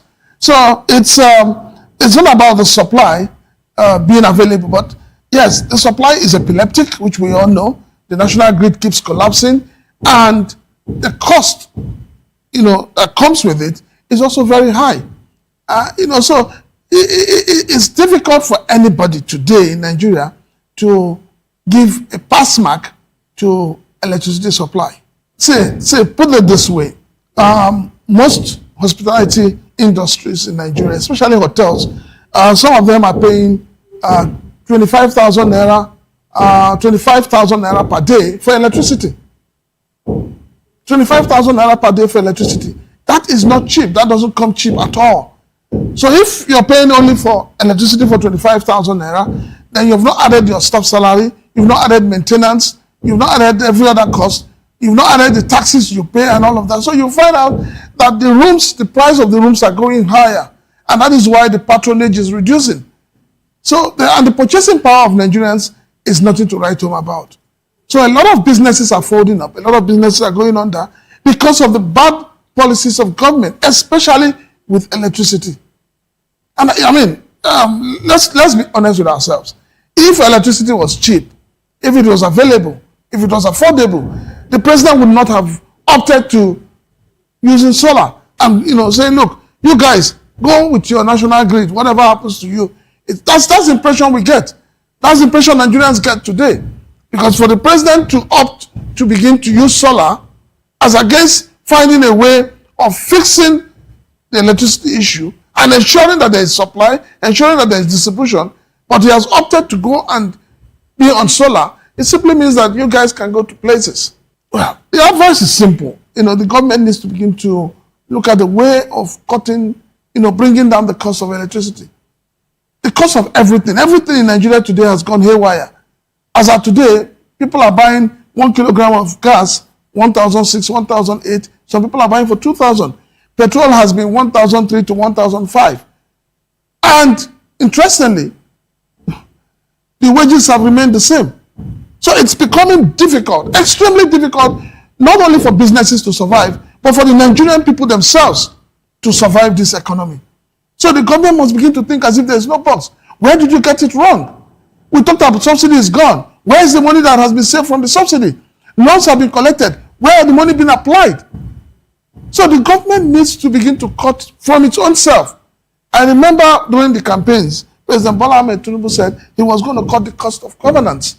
But what we have today is an over-bloated cost of governance. And we cannot continue like this as a nation. We cannot. So the government needs to find a way to be able to meet the people halfway. Not asking the people, the poor Nigerians, go and pray, go and make sacrifices. The political leaders, are they making the same sacrifices?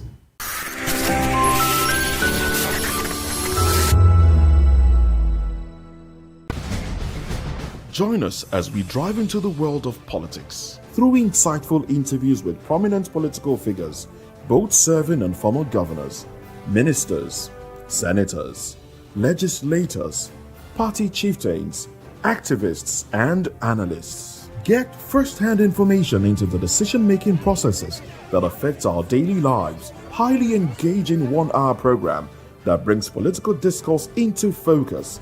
I am Chukwuma Okoro. Political Lens, Monday through Friday, 6 to 7 p.m. Join us. VOP TV. Now you have more than a voice. Protect the old.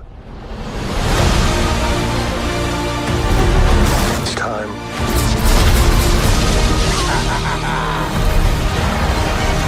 Are you scared? You should be. Good job, baby. This is the way.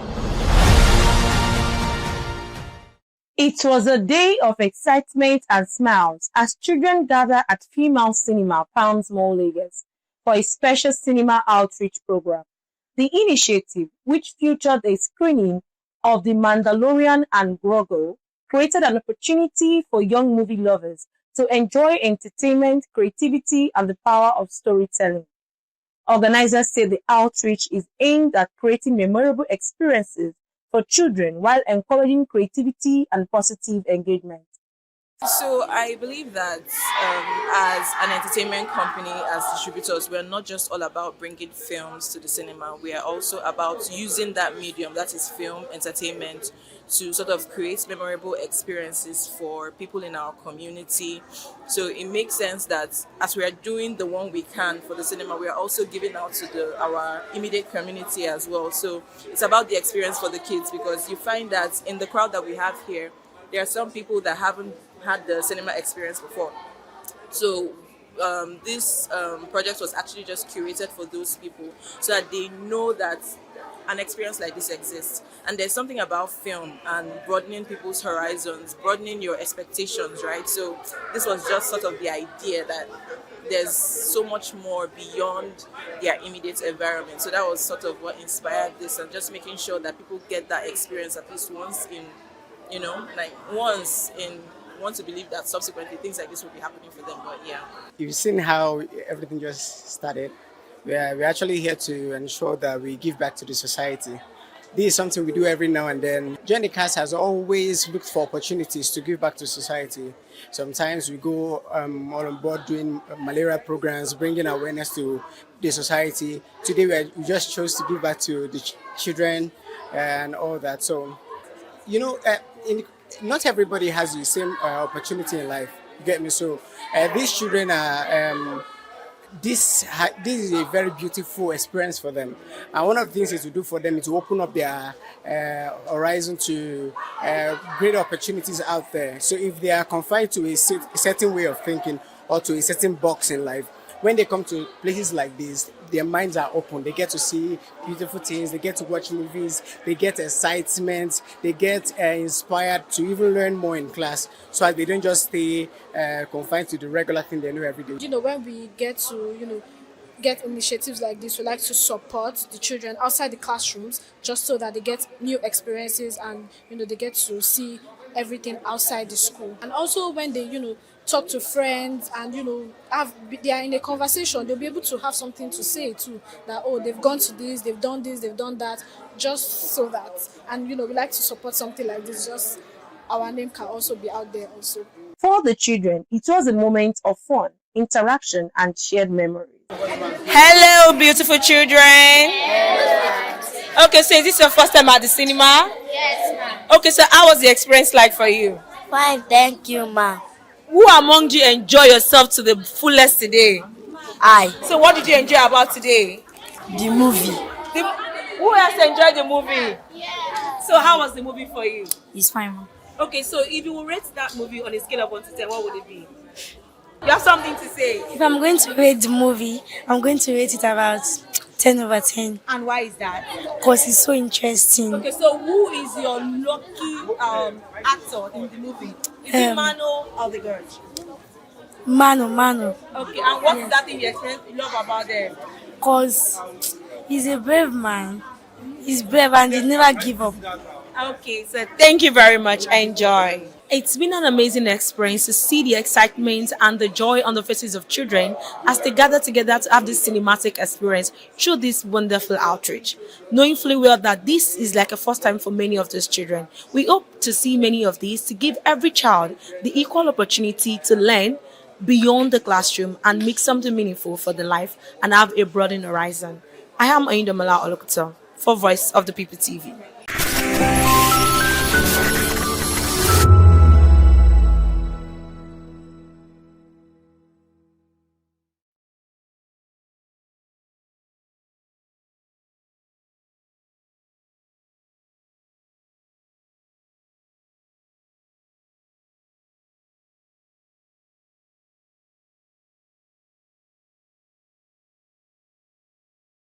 Good evening, Africa. My name is Bama Kore, actor, model, producer, and I'm giving a big shout out to VOP TV, man. Keep watching. Don't change the dial. Thank you and God bless you. My name is AY, and of course, I represent the voice of the people, and that's why I'm on VOP. AY say so. Hi everyone, it's your girl Miriam Tima from the Real Housewives of Lagos and the Real Housewives Ultimate Girls Trip Africa. Shout out to VOP, the voice of the people. You already know. Stay tuned, keep watching. And don't forget, VOP is the best. All right, hello, everybody. It's everybody that's shaking the man back with Melanie Poppy Black Skin Boy. This is VOP TV. If you're not watching VOP, I don't know what you're watching. Maybe you're watching your weight. Bye. Hello, beautiful people. This is Wale Ojo, and you're watching VOP, Voice of the People. Hi, guys. You already know who it is. This is New Energy. Flyers whatever, live it. Keep watching VOP TV. Thank you. Hi, people. Ginny Albano here. Guys, please keep watching Voice of the People. Are you ready for the extraordinary? Something big is happening on your screen. Introducing VOP TV, now streaming on SLTV channel 264. From breaking news to captivating conversations, news analysis, giving you all sides to the story. We break in-depth discussions on the issues that matter, from politics to sports, entertainment, and lifestyle. VOP TV on SLTV channel 264. Join us as we redefine what television means to you. Voice of the People Television, VOP TV. Now you have more than a voice.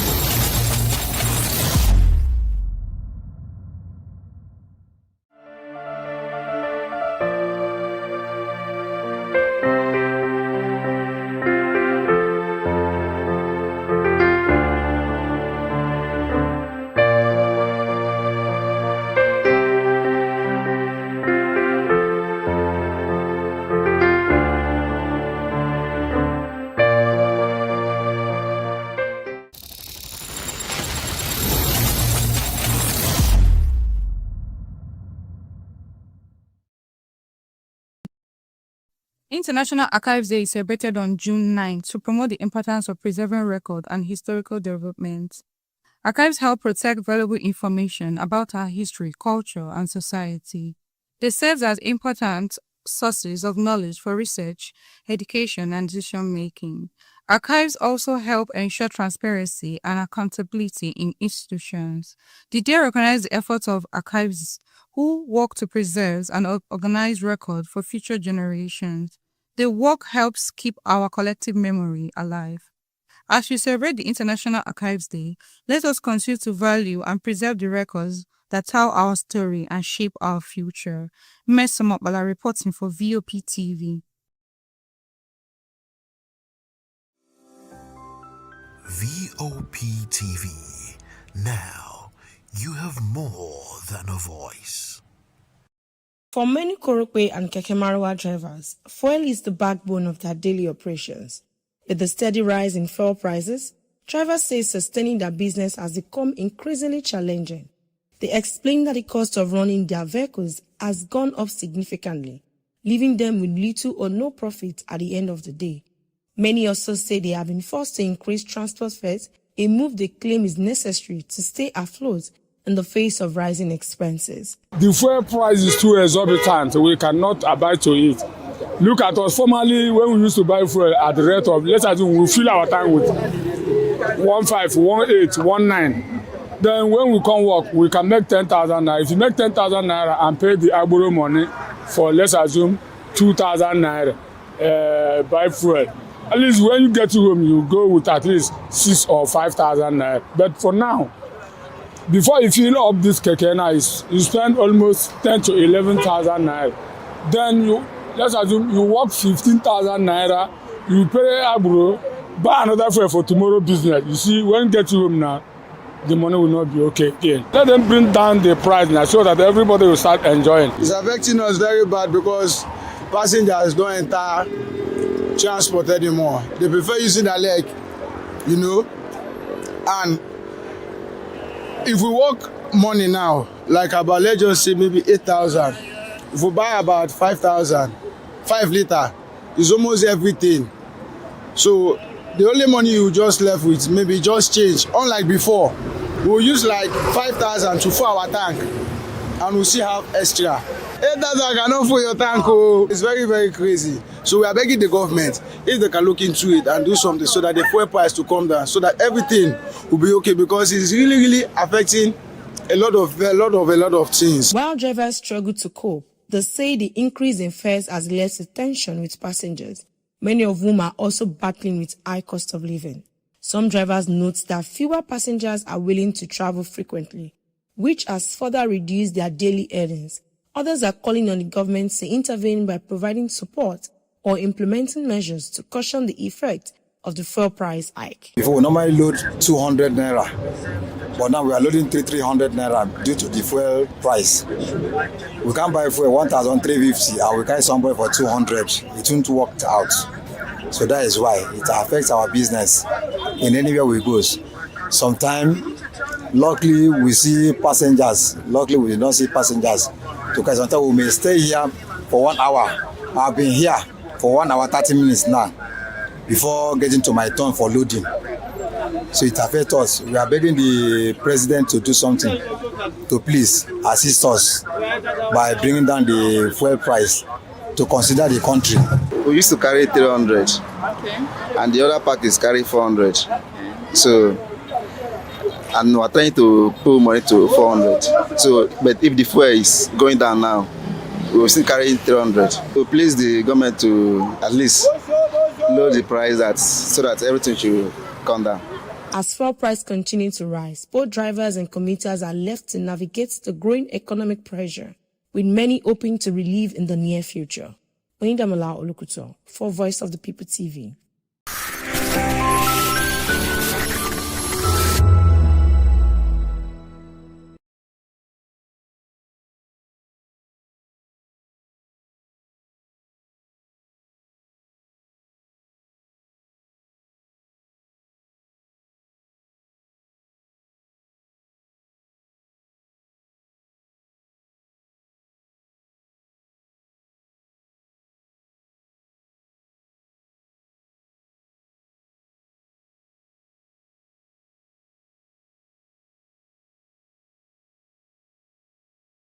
Ready for the extraordinary? Something big is happening on your screen. Introducing VOP TV. Now streaming on SLTV channel 264. From breaking news to captivating conversations, news analysis, giving you all sides to the story. We break in-depth discussions on the issues that matter, from politics to sports, entertainment, and lifestyle. VOP TV on SLTV channel 264. Join us as we redefine what television means to you. Voice of the People Television, VOP TV. Now you have more than a voice.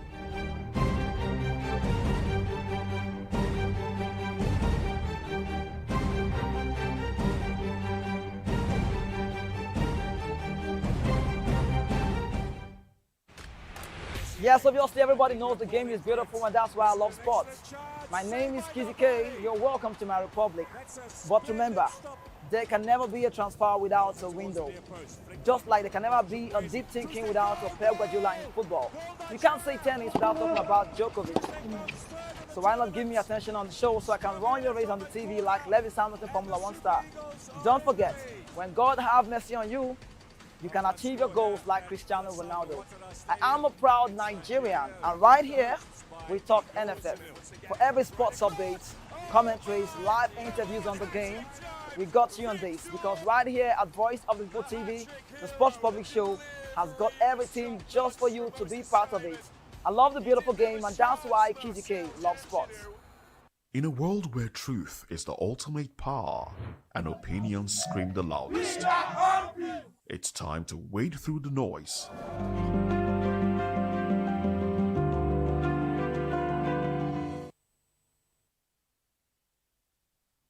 Tonight, we focus on three major developments redefining the national conversation, from the courts to the opposition camp and the global financial arena.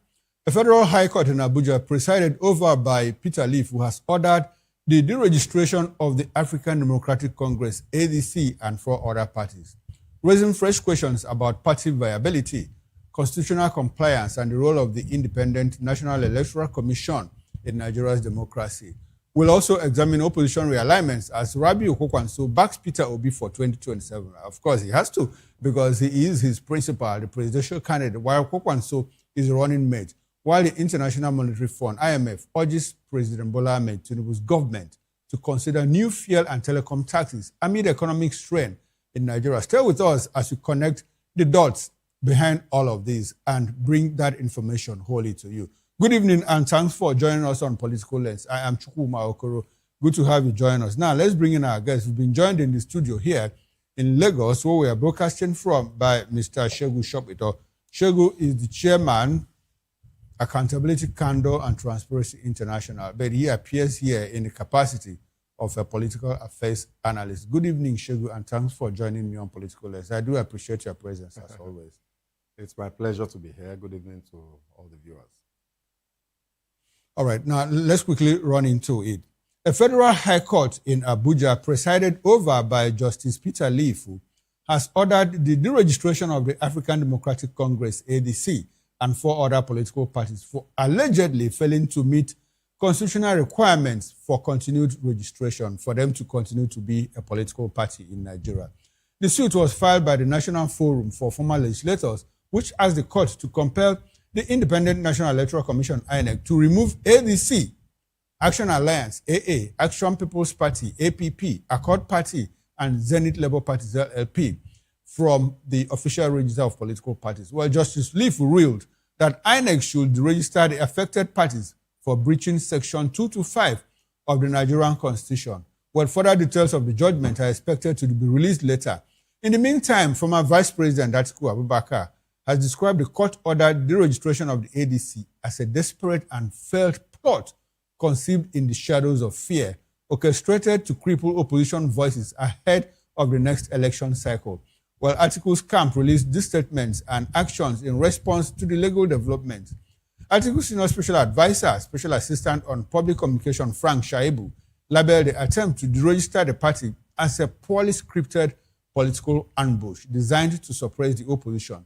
Recall that Atiku had previously warned the ruling establishment, that's the APC and the Bola Ahmed Tinubu government, against daring to deregister ADC, linking such moves to a broader pattern of state-sponsored intimidation and harassment of opposition figures. Shegu, finally, the court has ordered INEC to deregister ADC. How do you react to this? Did it come to you as a surprise? The thing just happened this afternoon, boom, in the news media. ADC, court has ordered the ADC to be registered. Yeah. Let's have your broad reaction to this development. Nigeria is quite an intriguing stage for political drama. That's the way that I would look at this, because it's very strange. It is absolutely mind-boggling how our political actors come up with these schemes. And I think that the part of it that bothers me is the role of the judiciary in all of this, and the fact that it will seem as though the weight of the responsibility that is on the shoulders of our judicial officers, especially on the bench, is not obvious to them. Like, they are unaware of the weight that they carry on their shoulders as an arbiter, within society, and the ones that have been charged with adjudicating when there are disputes to ensure that confidence in the justice system prevails in society and people don't resort to self-help. So if you have a situation where a judge can just come up with this very strange pronouncement. Is it strange? It is strange, Okay. especially when you look at some of the details of the matter. The first part that I found very strange is the people that sued. I'm not a lawyer, but having been around for long enough and having been involved in many cases, I know that there are a couple of some fundamental principles upon which the rule of law is built. One is jurisdiction of the court that has been approached, in the first instance, and even up until to the appellates, and maybe in some instances the Supreme Court. The other is fair hearing. In this particular case, what we have been told repeatedly, you will not believe the number of times that I, and my colleagues in our civil society organization have wanted to go to court, and our legal team will tell us, you do not have locus. That if there are so many matters that you could have tried to just take to court as an interested. My argument is always, look, I'm a citizen. And, these actions, as long as they fall within the realm of politics and governance in Nigeria, I have jurisdiction, I have locus, and the lawyers say, no, you must demonstrate to the court direct harm that you will suffer as a result of the inaction of the court or, inability of the court to grant you relief. In this case, who are these people? What body is association of former legislators or something like that? I mean, it's how... These are people who at one point or the other served in parliament. I understand, but how does the registration or otherwise of a political party harm them directly? So, for example, now, if one political party goes to the court to say, we are contesting against these people, and the law says that they must fulfill this condition. Since they have failed to fulfill those conditions, if you allow them to contest against us, we suffer harm. Now that's locus, it's clear. These people don't have locus. In my opinion, and I'm not a lawyer, so it would be very, very nice to hear, but given what I have grown to understand over time, that was the first thing that I found very strange about this. Okay, so you have an issue with the locus. Absolutely. I don't know who these people are. They are what they call, the lawyers call them busybodies. Okay, These are busybodies. Okay, now let's consider the premise upon which they asked INEC to register these parties. They said they didn't meet the threshold. And of course, if you look at it closely, you will discover that they didn't meet the threshold. Absolutely. 25% at the national, state, or even local level. And so, if you consider that they didn't meet the threshold, is there any problem with... do you have a problem with the people that went to court to ask INEC to register them, or do you have a problem with the fact that they don't have locals? Also recall that at some time, Atahiru Jega had to register 28 political parties. Absolutely. So is the problem that people went to court looking for this, praying for this, or the fact that, well, they could not establish that their interests would be injured if these political parties participate in the election? Which one of it is? It's the first one is the issue of the interest and the injury they suffer. Okay. As a result of, continued registration or recognition by INEC of these parties. The second issue that you bring up is also very interesting. So we have 21 parties in Nigeria currently registered by INEC today. Out of those 21, unless if I'm mistaken, there are only about 5 or 6 that meet the conditions. Okay. There are only about 5 or 6. APC, PDP, ABGA, Labour Party, NNPP. Okay. That's fine. I may have left out 1 or 2, I'm not sure. But that's the main, there are 21. Okay. So the question has to be asked, why this 5?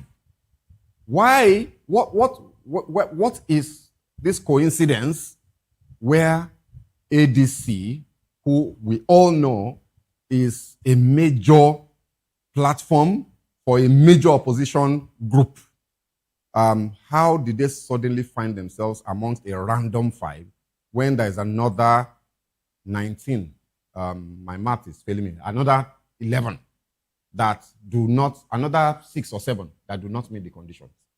So that raises questions. It means that this is not about the law. It means that this is not about some people suffering harm. It means, that you then have to conclude that there is more to this that meets the eye, and it is therefore politics. I'm happy that you brought us to this point, because I wanted to ask, where do you think this is coming from?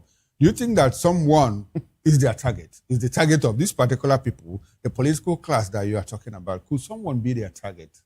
I think there are 2 targets here. Well, 2 major political actors that will be affected by this. It's Atiku Abubakar, Alhaji Atiku Abubakar, and his people. Amechi, we all know who the people in the ADC are. And ironically and incidentally, I found it quite intriguing. The governor of Osula State, because he, to the best of my knowledge, he moved to the Accord Party. And the Accord Party, supposedly, this ruling has deregistered them, which means the governor, is without a party at the moment. And What does that mean? And the elections are What coming does that up. mean? And the elections are just around the corner. Oshu election is just a few months down the line. It comes up, it's an off-cycle election that comes up before the general election in January. So what's going on? So there's clearly something going on here. So clearly to me, Atiku Abubakar and his team, because they are, whether we like it or not, based on the outcome of the last election in 2023, they're a threat to the incumbents. They're a threat. They're a clear threat. They control a political machinery and structure that will command millions of votes. So they're a threat. And then the second victim, and therefore second target, appears to be, for some reason, the Osun State governor. So again, we must continue to ask the question. And I honestly don't think that this thing will stand. Okay, you think it will stand? No. Of course, ADC will most certainly appeal. Okay. And I believe this will get to the Supreme Court. And I think that by the time the details, some of which we are not privy to, come out, and then some legal interpretations of the provisions of the law will also come forth, then we may find out, where we really are. Don't forget that the ADC is not new. So, for example, you and I, at the moment, I don't know about you, but I don't know how many votes they garnered in 2023. Because they were there, they contested, they had to collapse. Candidates. They collapsed at some point. So yes, for the Labour Party. Exactly. So they collapsed for the Labour Party, but as you know, I think their logo was still on the ticket, on the ballots, most of the ballots. The same goes for the Accord Party, right? So by the time these facts and details come out during the appeal process, I think we will now know where we're going. But my suspicion is that this can't stand. It can't stand. Well, maybe the ADC will appeal because Atiku Abubakar is already talking talk. But before now, Atiku had warned, the APC, look, this thing that you are planning, don't even do it. Atiku had at several times said, well, Bola Ahmed Tinubu, APC government, INEC, the judiciary, you people are working to ensure that I'm not on the ballot, that some people are not on the ballot. And you don't have to try that. And so at some point, the Attorney General of the Federation, Fabemi, said he advised the courts to order INEC to proscribe or to deregister the ADC. At that point, INEC looked at it and said, INEC didn't say anything. Peter Obi was still in the party as at that time. So when Peter Obi left, INEC came out to say, well, we don't have reasons, to deregister the ADC and those other political parties because as far as we are concerned, they made the thresholds to continue to remain political parties. And it looks like every other person has forgotten about it and moved on, despite the fact that ADC still has its legal challenges in court. Now, all of a sudden, boom, we hear that the court has ordered ADC to be registered. Do you think that INEC could act on that court order? Mind you, the same court ordered NDC to be registered as a political party. Exactly. And INEC complied. Exactly. So in this case, do you think that INEC will raise objections? Having said, we had earlier told you or told the courts and told Nigerians that there were no grounds for the registration. What will be the response of INEC in this issue? I think INEC is going to play possum. I think they are going to simply play along. In my opinion, this is a script, and they will play their part. And, given the precedent that you just cited, where INEC had obeyed the ruling, the order of a court to register the ADC, even against their own interpretation of the order of another court, I suspect that what they will do is to simply obey this. So I will not be surprised if by sometime before the end of this week, INEC comes out and says, following the order of a court, these parties hereby stand deregistered.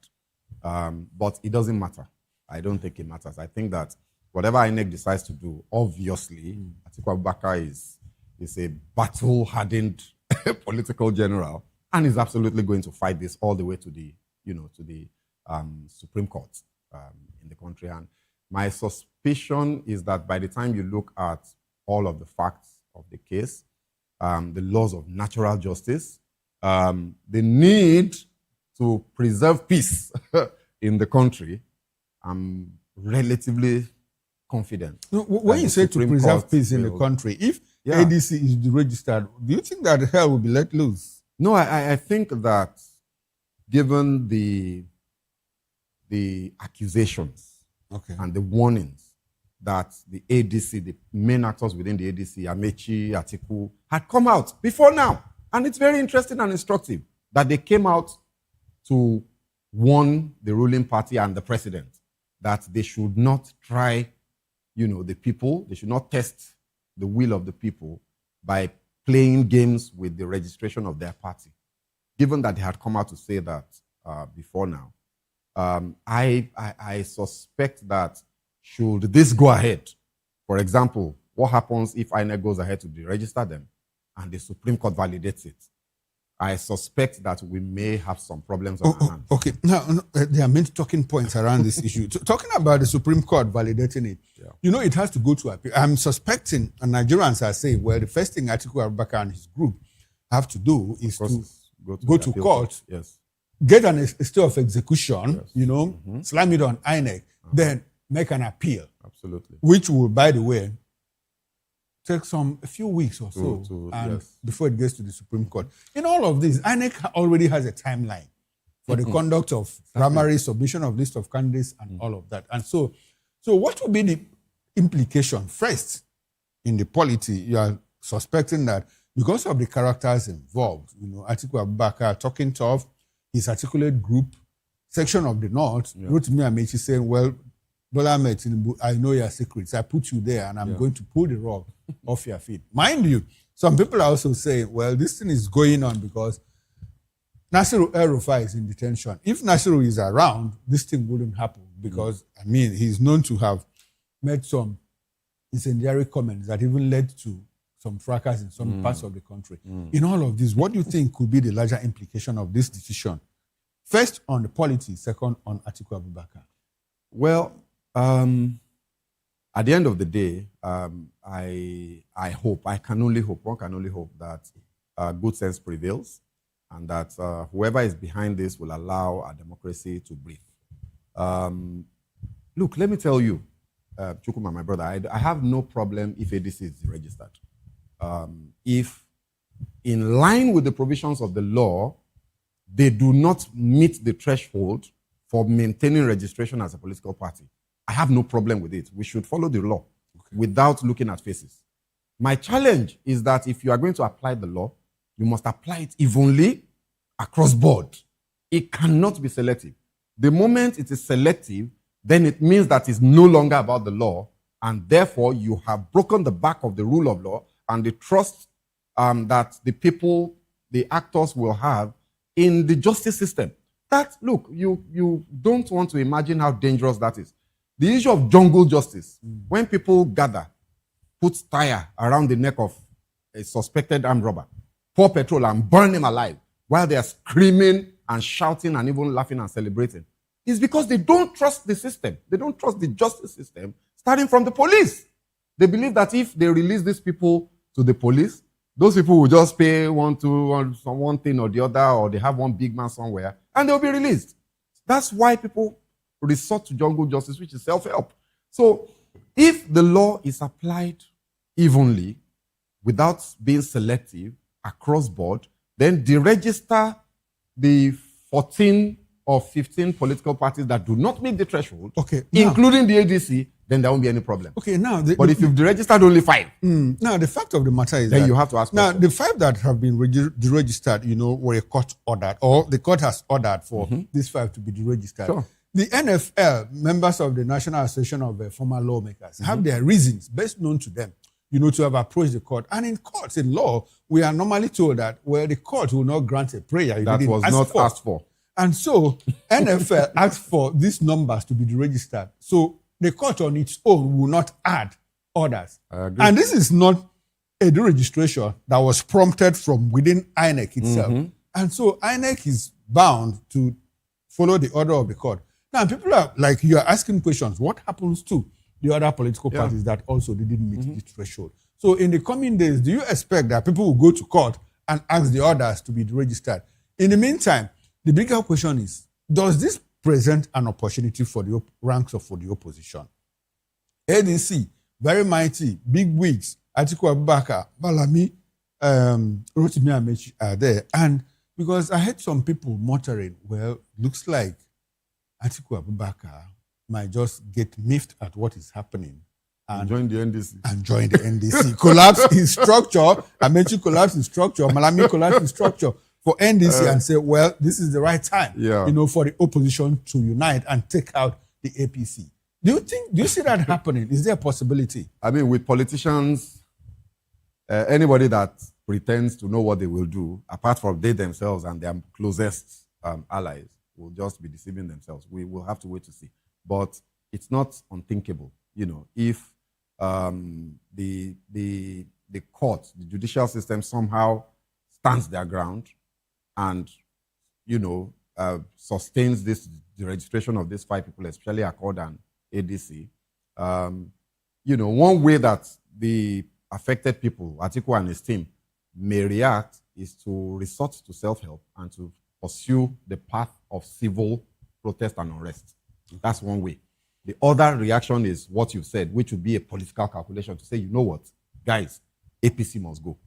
And I tell you, and I've been saying this ab initio on as many platforms as I can, that if Atiku, Obi, and Kwakwanso, those 3 come together, even if the ruling party deploys its full rigging machinery, they will lose. And the reason is very simple, it's statistical. Based on the election results of 2023, which is even disputed, according to some people, those results, those numbers were manipulated to the advantage of the APC. But even if we go by those same numbers, if you combine the votes acquired by Atiku, Obi, and Kwakwanso, it's almost double the number of votes acquired by the APC in the last election. So if these 3 people come under one umbrella and genuinely and sincerely work together without rancor in complete unity, they will defeat the APC.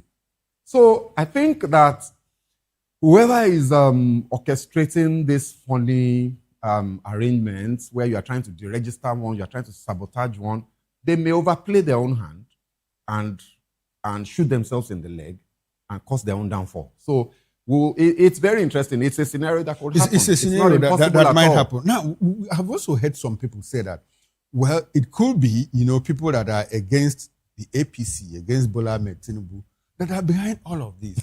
Because they want it to happen in such a way that these other people could also collapse their force them together.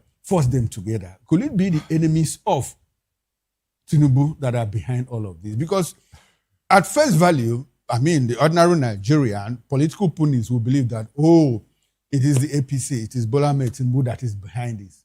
But I hear some people, in hushed tone saying it is the enemy of the president that is doing this because they want to force some kind of coalition within the opposition.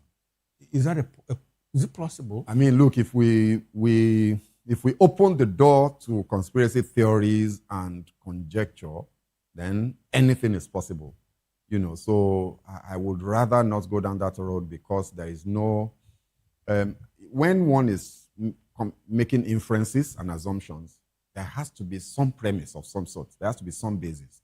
So, and I look around the political space and I can't find who that actor will be. I think that all of the enemies and friends have been clearly identified and their hands have been played. We can see all of them. So if I were to guess, I'll say, who could this enemy be? Because if you want to presume that some enemy hand is orchestrating all of this, you have to then assume that those hands are potentially outside of the current players. So who will that person be? So for me, I think that it's safe enough to just look at what is happening in front of us. The drama is enough in itself without adding speculation and conjecture. Let's just watch it all play out. Okay, let's enjoy the drama. And enjoy the drama. Political drama, as a matter of fact. Now, before we leave this conversation, on the flip side, there were rumors at some point that, well, Atiku Abubakar, I don't know if you heard it, could, as a matter of fact, be working for Bola Ahmed. Yeah, And at some point, it was rumored, but, it wasn't all that everywhere, but under the table arrangements and all of that. And so, in all of this, do you think that this could also be in favor of Bola Ahmed Tinubu so that Atiku Abubakar could simply collapse his structure and say, hey, since we are in this mess now, since we have reached this point, there's nowhere else we can go. Let's collapse in favor of the APC. Is there a possibility? Given what we know about Nigerian politics, the chances of that are very slim. Very slim. Very, very slim. And you have to remember that at some point during the electioneering campaigns in 2022, 2023, and even after, especially after 2023 and the results of the election had been announced and everybody had come to terms, do you remember that people accused Peter Obi of working for Tinubu? Even up until this moment, some people are still accusing him. Exactly. So for me, and having been pretty close to the ground during those elections, I know that is absolute bunkums. So I think that people are going to say all sorts of things. There's going to be a lot of speculation and conjecture. Like I said before, there is no end to it. It's a rabbit hole. If we jump down that rabbit hole, we can't get to the end of it. So for me, what is on the table is enough to chew on. Very crucial to see how the ADC in particular and their court party will react to this. Very interesting to see how the judiciary will handle this, because this is okay. Let's see how it all pans out in the coming days. I mean, dangerous. Atiku has already issued a statement, through his spokesperson Frank Shaibu. Shogu, let's get into another interesting discussion now. Dr. Rabiu Kokwanso, leader of the Kokwansia movement and vice presidential candidate of the NDC, has described the APC as a party in decline, saying many of its members and supporters are disillusioned. In an interview with BBC Hausa Service, he said the NDC is attracting growing support nationwide and that many Nigerians are seeking credible alternatives amid worsening insecurity and economic challenges.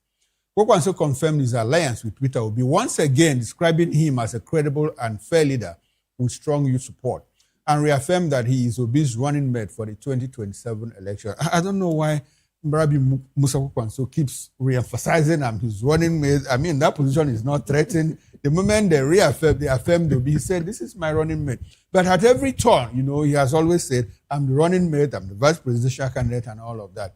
He said both leaders share common values and have agreed on a rotational arrangement, I beg your pardon, in which Obi from the South will serve as a single 4-year term before power returns to the North, stressing that the partnership is serious, principled, and focused on Nigeria's long-term stability and development. Now, like I said, Kokwanso keeps harping on the good qualities of Obi. He seems to have become the chief marketing officer of Obi in the North.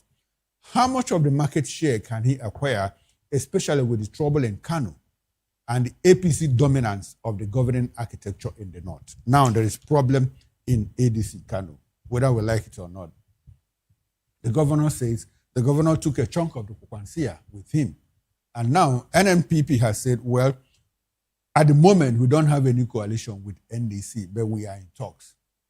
But we see the governor in APC. As a matter of fact, almost all the governors in the North belong to the APC. How much of that capacity does Kokwanso have, to bring followership to the OK movement and the NDC in 2020? It's a big issue for them. It is.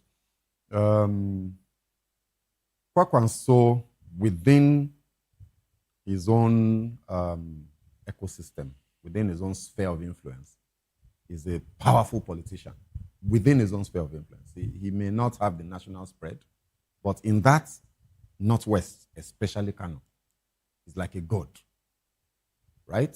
My feeling, and he has echoed that repeatedly, that even the governor, of Kano State is his boy, is his acolyte. Till today, he says that he has no issues with him, that it was the guy that decided to do whatever he's doing. But if he comes back today, he will accept him because he's my boy. I don't think that the governor, in spite of the power of incumbency that he has, wields the influence to dent the Kwansia movement. This movement has been tested by time. It has crossed several political dispensations, has followed Kwakwanso into different political parties. I don't see what Governor Aliu can do to dent that significantly. Of course, some people will go with him because he's governor, and to a lot of people, politics is about self-interest. So they will go with him, but I think that the the point is that's only in Kano State. Yeah. I mean, the North has 19 states. Absolutely. Kano State alone is not enough to deliver a presidential candidate. You have to have Jigawa, Sokoto, Zamfara, Kebbi, Borno State, Adamawa, Taraba, and all of that. How much influence, his stronghold, you know, are there, I mean, the footprints, are they available there? Look, Kwakwanso is a core northerner. And he is one with political clout across the country, but also especially in the north. And I think that one of the, what some people would say was the albatross of the Obi and obedient movement in 2022, 2023, was that they lacked presence in the north. That Dati Baba Ahmed did not have the political clout and influence to move enough votes in the north. And that had he done so, had he had that clout, maybe the outcome of that election would have been different. You cannot say the same thing about Kwakwanso. So even if you rightfully say that his influence is somewhat, to a certain degree, limited to Kano, but you can't rule out the fact that he is a politician with clout. He's a politician, you know, the name Kwakwanso carries weight in Nigeria's politics, and he's a northerner. So it's not only, don't forget that it's not only about delivering the votes that you currently have in your structure, it's about canvassing for more. So imagine if a Kwakwanso leads a campaign train to Borno, to Kaduna, to Sokoto, you know, a Kwakwanso that we know with the weight that he carries in the north goes out to canvass northerners to support the OK movement. He will make some inroads, much better than a Dati Baba Ahmed could have done. Okay. So for me, I think that it's a good combination. It's a good combination. A good combination. Oh, okay. And I'm sorry, and I'm happy about it. I'm glad, even though at the end of the day, people may question the intentions of these actors, Obi, Kwakwanso, and co. But I'm glad that they've been able to come now together. talking about intentions, I'm happy that you talked about intentions. Kwakwanso has repeatedly said Obi has made a promise, you know, a solemn promise that he's going to run only single term, and probably the presidency will move to the north. That's if they win the election, that Obi says he's going to run one term. Now, do you trust politicians enough to believe what Obi has said? At some point, he said, I will never leave ABGA. He left. At another point, he said, I will never leave PDP. He left. So what guarantee should Kwakwanso have? What guarantee should Nigerians have that Obi will, if he gets into office, that he will do only one term, as he has promised? Recall that Jonathan also, it's absolutely purportedly, you know, made an agreement with the North. But when he got there, I mean the luxury of office and all of that. And he said, well, gentlemen, unfortunately, I want to go again. So do you trust Obi enough, you know, to abide by that agreement? The first thing, my trust is irrelevant. Okay. In the scheme of things. Okay. No, not you as Shegu, I understand but as you, a political as a analyst. Nigerian, as an analyst. The first and most important party that must first trust Obi's word is Kwakwanso. And he has repeatedly reiterated that he believes Obi, that he has studied Obi. Having come closer to him now, he has seen that they align ideologically in many regards, and is somebody he can trust. That's crucial, and it's crucial that Kwakwanso is saying that publicly, because whatever he says will definitely influence his followers and how accepting they are of with all due respect to my Igbo brothers, of a Nyamiri, as they will say in the north, leading the ticket. I think it's important that Kwakwanso is repeatedly reiterating this. So when you spoke earlier about Kwakwanso almost like repeating the fact that he is running mate, he has to, because in the past, he had repeatedly also said that he will not be running mate to anybody, that he's going for presidency. So now, and then given the clout that he carries weight. And a lot of people actually did not believe that he would step down and be a running mate to anybody. Now I'm talking not about, to talk of Obi. Talking about saying initially that he wouldn't be running mate, and now he has. Amechi had also consistently said that he will not be running mate to anybody. But this evening, the news broke that he has finally accepted to be Atiku Abubakar's running mate. And so what does that tell you about Nigerian politicians? They say one thing, mean another thing, and do another thing. The second part of the question that you asked, let me take that along with what you just said now, is whether Nigerians can trust Obi in saying he will run for only one term. Trust a politician at your own peril. Okay. You know, politicians are politicians. And I really don't think that as long as you have gone into that arena of mainstream Nigerian politics as a major player who has won office before, there is only so much difference you can claim to have. So I don't think that Obi is a saint that will say, oh, because he has said it, he will not do it. Look, he can come out 2 years into his term and say, my people say I must run a second term. And there's nothing anybody will do. At the end of the day, he will find a way to appease his, his vice. We are questioning him now. Now, do you in all of this, do you think that I'll ask you this as an analyst, not as with a political coloration? Do you think that one term is enough to make a difference, considering the level of rot and economic decline we have in this country? Briefly, like 1 minute. That's a very, very deep question. But I think the most important thing is that Obi himself believes it. And he has said so strenuously. He was almost swearing by it at a point to say, I need only one term. Nobody, if he's serious enough, needs more than 4 years to make enough foundational impact to start Nigeria on its path to development and progress. And I think he believed it. And to be honest, I also subscribe to that. The key things that you need to do to set Nigeria rolling can be done in 4 years. In 4 years. You can do them in 4 years. You can do that. Okay, Absolutely. We'll talk about that another day. In the meantime, the International Monetary Fund, IMF, has urged government of Bola Ahmed Tinubu to introduce new taxes on fuel products and telecommunication services to boost revenue and create fiscal space for development and social spending. In its 2026 Article 14 consultation report on Nigeria, the fund said stronger revenue mobilization is needed despite recent tax reforms, but warned that the timing of new taxes must consider rising poverty and food insecurity with adequate cash transfer systems in place. Well, the IMF estimates that revenue-enhancing tax measures could raise an additional 3.9% of GDP within 3 years, led by VAT increases and broader tax reforms, while improved tax administration could add another 3.1% of GDP. Although some recent reforms aimed at supporting households and small businesses may reduce revenue in the short term, the IMF projects that the combined impact of all measures will result in a net revenue increase of 4.6% of GDP over the medium term. Now, Shogo, I'd like for you to react to this. I know you have a finance background. Is that something the economic handlers see and know that ordinary Nigerians like me don't understand? Because they seem to strongly believe the prescriptions by the Bretton Woods institutions, IMF and World Bank. Now, these are institutions that warn us and tell us, well, the economic policies are making progress, but then poverty is increasing, more like a contradiction. And so from your understanding from your financial background, I have a background in finance, how do you react to this? More taxes to raise revenue in an economy where purchasing power has dipped, taken a nosedive, and businesses are crumbling and dying. IMF says, tax these people the more.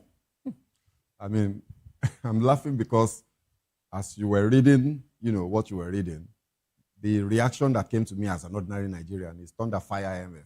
Oh, God. In Nigeria Palace. That's serious. No, I mean, look, it's like you said, some of these things sound like contradictions, to be on a serious note. They're not necessarily contradictions.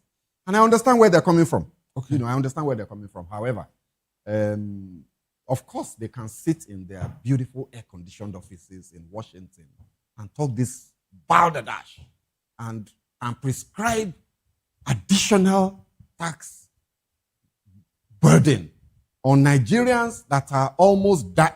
Why am I even saying almost? A lot of Nigerians are dying under the weight of the hardship caused by the reforms. The government of the day is still struggling to find solutions to the hardship that their policies have created. And you are now prescribing such wide-ranging VAT increase. VAT is currently 7.5. This government was going to increase it to 10%, 12.5%, and 15% progressively over 4 years in the tax laws. They had to back down because they saw that this was going to kill Nigerians. And now this IMF is prescribing an increase in VAT, additional taxes on petrol prices, the petrol that has been deregulated, and then telecoms tax. So that you and I can't talk that anymore. The tariff is already burdensome to Nigerians. Look, these guys have always maintained don't mean well. at the end of the day, these things sound logical. Look, as a finance professional, I can tell you that one of the problems that Nigeria has is a revenue problem. Okay. That our budgets are too small to drive the development that we need to push. So it's logical on the surface of it to say, we have a revenue problem, tax people more, or find other ways to raise revenue. But what will that do to an impoverished population where the poverty rate is well above 60%? Shegu, I think I owe it a duty to my listener, to bring you back here next time to talk about these IMF prescriptions and all of that, World Bank, Bretton Woods, and the way we are going about taxation in economic decline, uneven development, and all of that. Unfortunately, we are out of time, so we have to run. I must say a very big thank you to you, Mr. Shegu Shopitol, Chairman, Accountability, Candor, and Transparency International, who has been with me in the past 50 minutes or so discussing Nigerian politics and IMF prescriptions to Nigeria. Thank you very much, Shegu. It's my pleasure. I appreciate your presence, as always. My pleasure. Well, on behalf of the backroom staff, talking about the technical director, the bus manager, sound engineer, and the ingest manager, I am Chukwuma Okoro. Up next is Issues with Nana Ndemdiuto. I'll see you tomorrow, 8 o'clock on the morning show. Bye for now and enjoy the rest of your evening.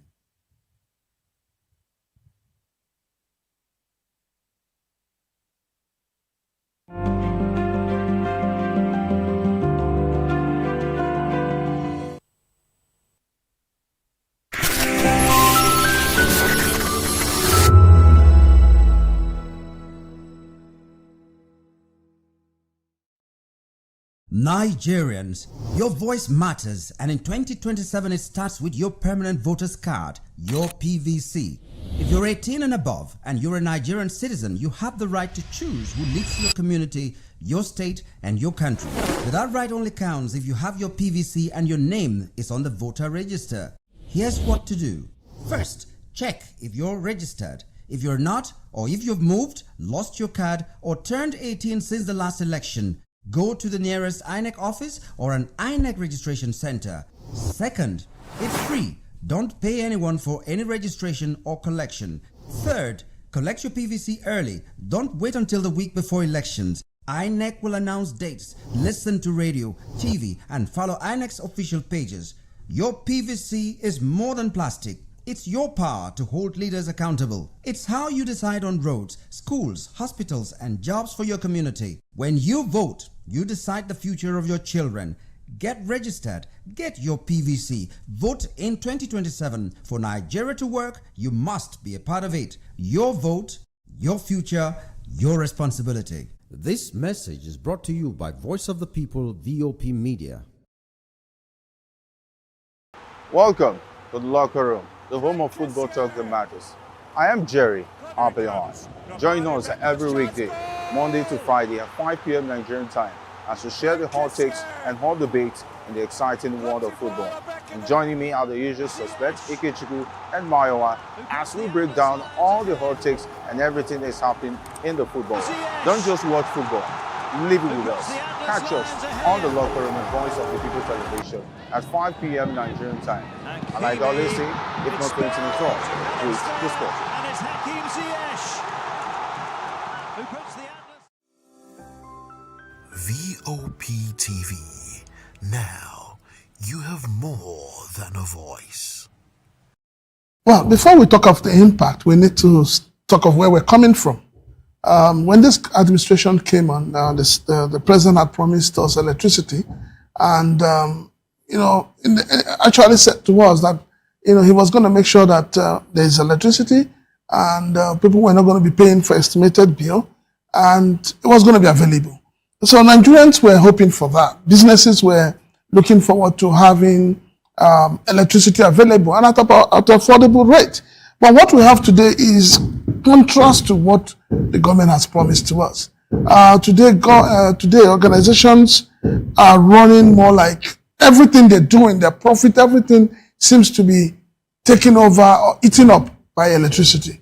And so it's difficult for a lot of business to survive in Nigeria, and it's difficult for us to begin to put our fingers on it to say, yes, we are benefiting from the dividends of democracy from this administration. Well, the supply itself is a big problem because, for instance, there is a hotel that has about 60 rooms, and on a monthly basis, they pay 27 million, 27 million plus. And at the same time, they also run diesel for about 18 million. So by the time you add it, you find out that in a month, 45 million goes to the supply of electricity and their own supply of electricity by themselves.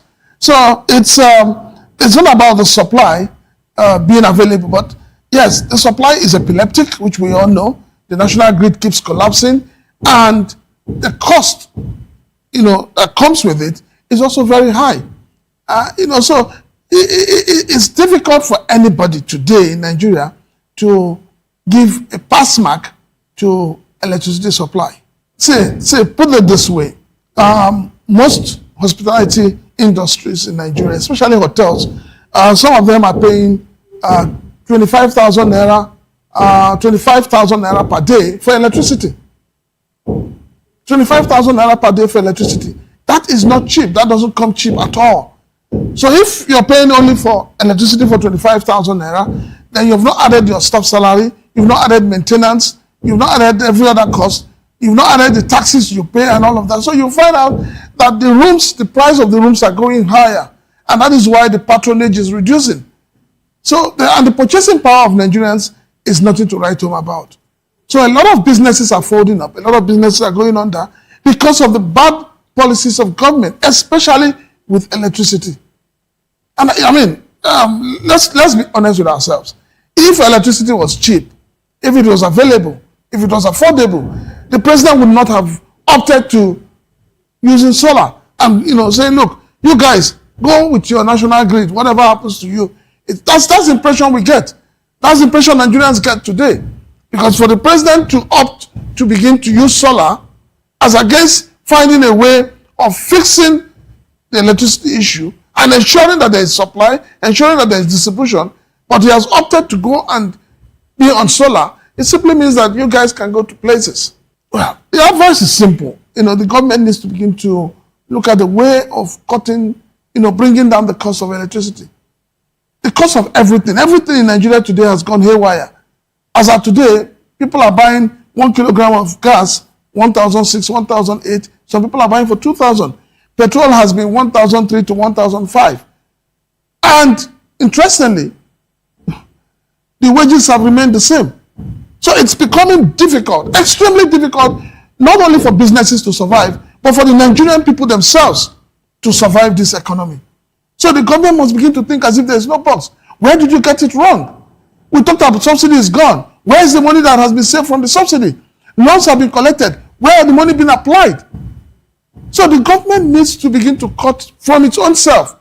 I remember during the campaigns, President Bola Ahmed Tinubu said he was going to cut the cost of governance. But what we have today is an over-bloated cost of governance. And we cannot continue like this as a nation. We cannot. So the government needs to find a way to be able to meet the people halfway. Not asking the people, the poor Nigerians, go and pray, go and make sacrifices. The political leaders, are they making the same sacrifices?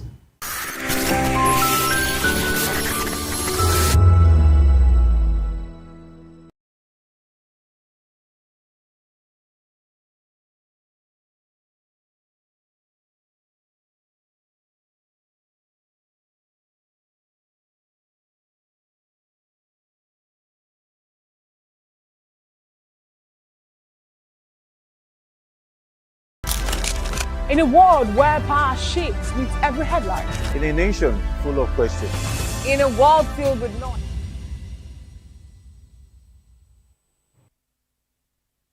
A very good evening to you and welcome to another exciting episode of the Issues on Voice of the People television, where we bring you the most important and pressing issues shaping our nation today. I'm your host, Nenna Ndomdioto. Today on the issues examining the complexities of Nigeria's politics and governance, from military launching new operation in Katsina following the death of a major general, to court deregistering ADC, Accord, and others. Also, Umahi discloses Southeast will adopt Tinubu as sole candidate. Finally, US and Iran reached agreements to end conflict. Join us as we break down the fact and provide context to help you stay informed. We'll take a short break, and when we return, we'll dig deeper into these topics. Don't go away.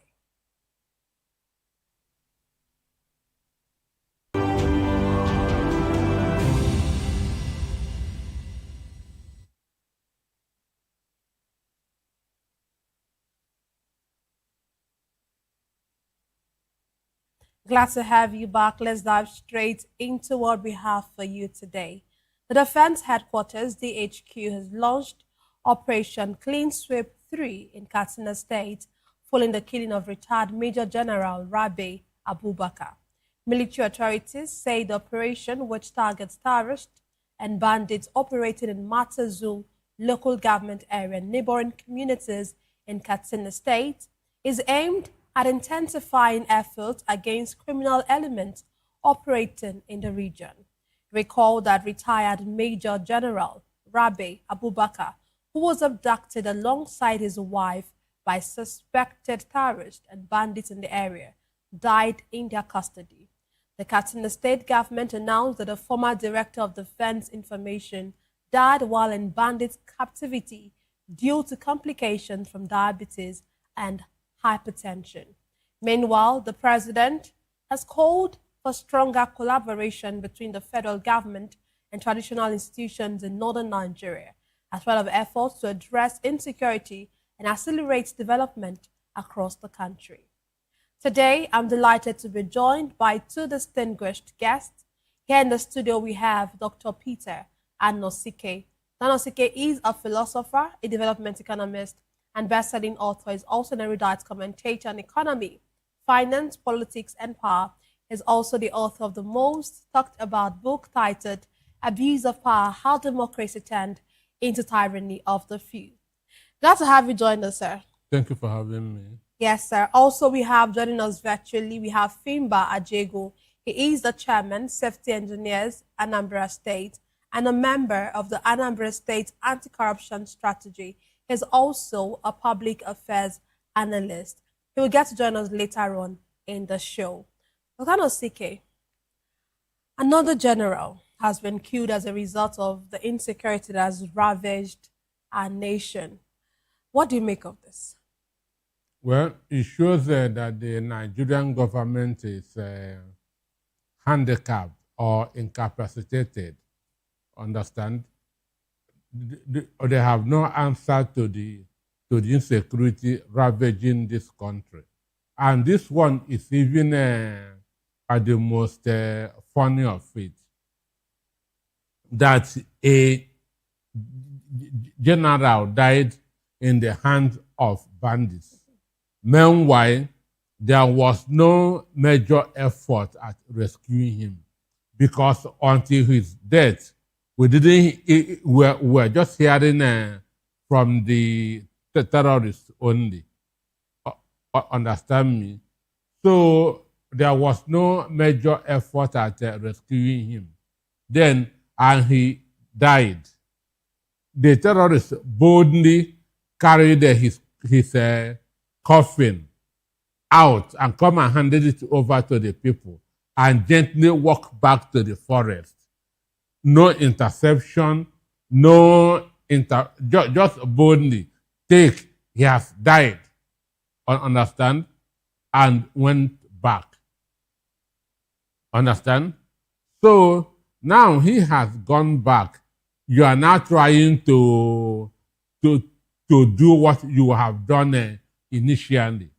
And now that they are doing this, one, it is just a story that we are reading, because intelligently or psychologically, it is wrong to launch this offensive at this point in time, because the wife of the general is still with them. Understand me? And the wife of the general is still with them. This is even at the time to use a non-kinetic approach. Okay, since the general's wife has died, release his wife, let her go and start taking care of the children.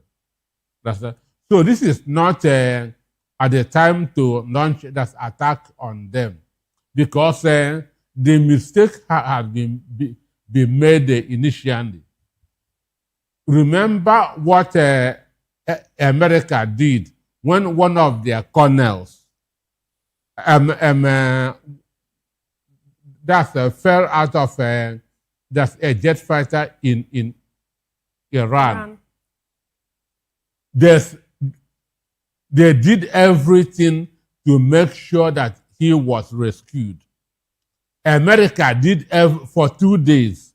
America did everything to make sure that the colonel, not even a brigadier, but that the colonel was rescued. But this is a general that was in the hand of terrorists. No action. Everywhere was quiet. The same way the Brigadier General Oba died too. Understand me? So for me, what they are doing now is belated, because as we speak, the terrorists still have an upper hand with the wife of the general in their hand. And would they want the general and the wife that die at the same time, who is to take care of their children? Meanwhile, they are saying that he died out of diabetes complications. The family of the general has said that their father don't have issue of diabetes. Understand me? This is the family now saying that their father don't have any issue of diabetes. Rather, that they are suspecting a snake bite. So who is now telling the truth? Okay, if you know that he has an issue of diabetes, which can lead to complication, what did you do? Understand me? So even if he dies because of complications in diabetes, the fact remains that the Nigeria security did nothing to bring him out. Understand? They did nothing to bring him out. So whether it is complication from diabetes or snake bite, the fact remains they did nothing to rescue him. So that's my take. Yeah, when you made mention of the fact that at this point, this is not the time for them to actually want to launch this offensive against this, these terrorists. Especially the thing you mentioned, especially the fact that the wife is still there. So everything's supposed to be done to ensure that the wife is released or is no. But you begin to wonder, how did the government actually get his body without? It just begs the question: what is the connection? What's the connection between the government and this banditry, these bandits rather? Because how can they just release a body? They did not release the person is alive. Then now the person is dead. Just release the person. It's of no more use to them. Okay, but let's hear from our virtual guest. Glad to have you join us, Finbar.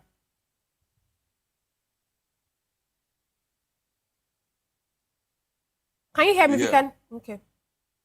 Yes, I can hear you very loud and clear. Yes, thank you for joining us. Okay, let me ask you. When you hear about this this operation that the military has launched, one begins to wonder, why does it seem that our security forces are always reactionary? Like Dr. Nosike mentioned, when this man was in the custody, nothing was literally done. There was no announcement, no means of wanting to help him in any way. There was no record of any help from, either the government or even the military. This is a major general, someone who was at some point the director of the director of communications, and then he was in the custody since May 30 or so, and nothing was heard from the military, nothing was heard from the government. Now he has died, and then they want to launch an operation in Katsina State. What do you make of that? Yes, thank you for having me.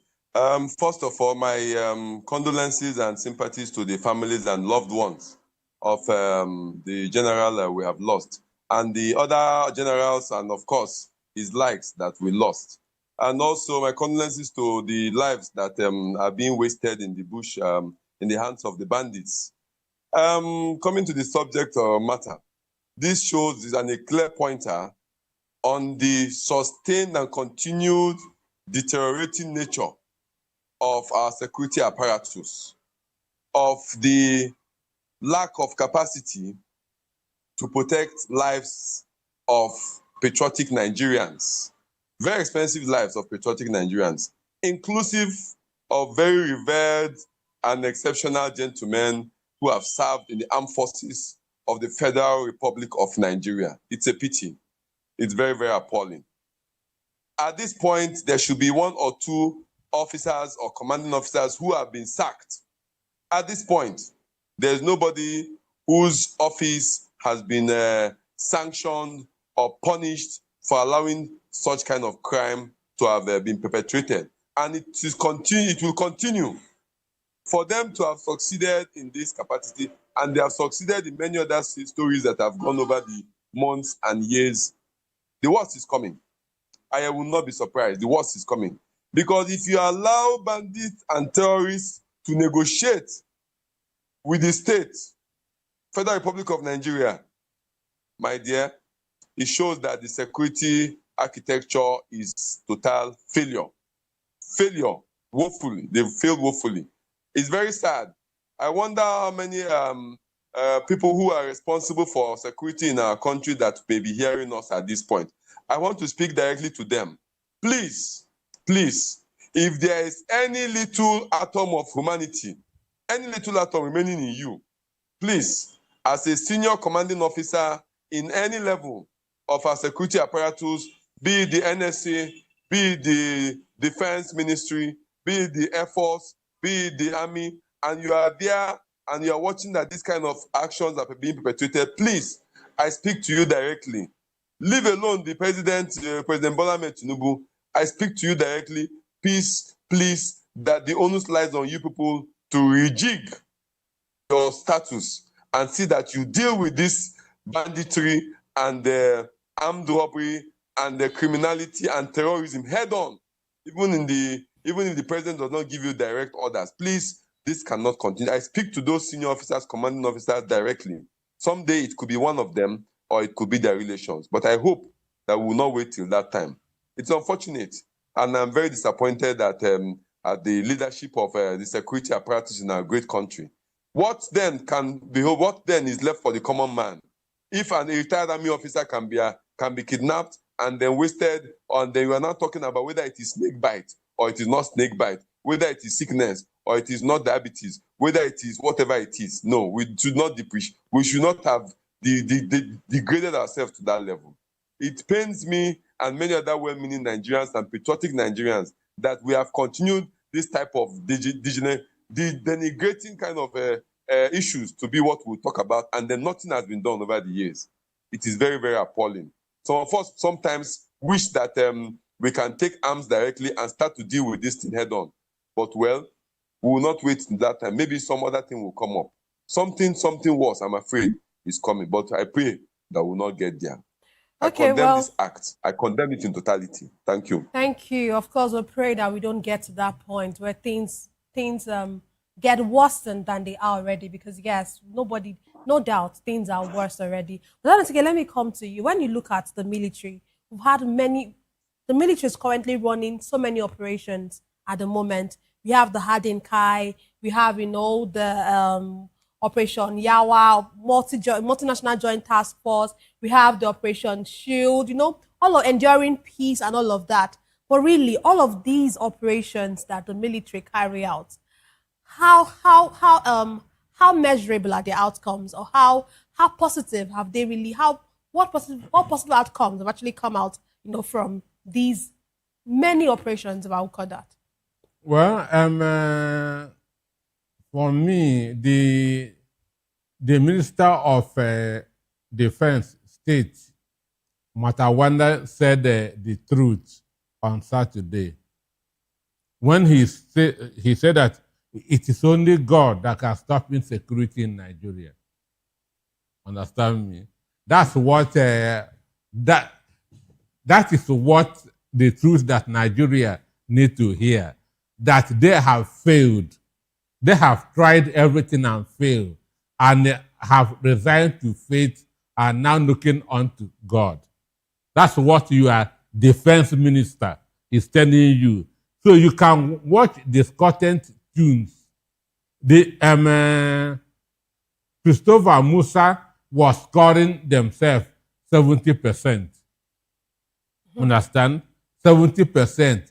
The Minister of Defense State is saying that it is only God, which means they are not on the same page. Understand? They are not even looking at papers or sharing intelligence. So, Matawende simply told you that we have given up. When he said it is only God. And when people begin to mention God, you know that all hope has been lost. And that's the truth that I want Tinubu, APC, and all of them to come into agreement with. Understand? There's nothing again that we can do. A general was kidnapped. He died in the hands of the terrorists.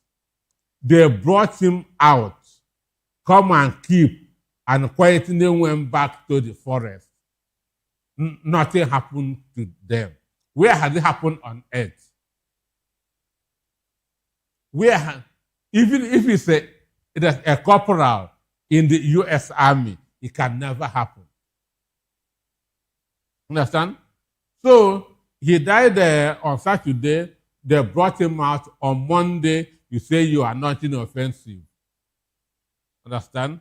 And the offensive you are launching, the terrorists still have the wife of the general. So you now want to make their children orphans. So this shows you there's no intelligence in what they are doing.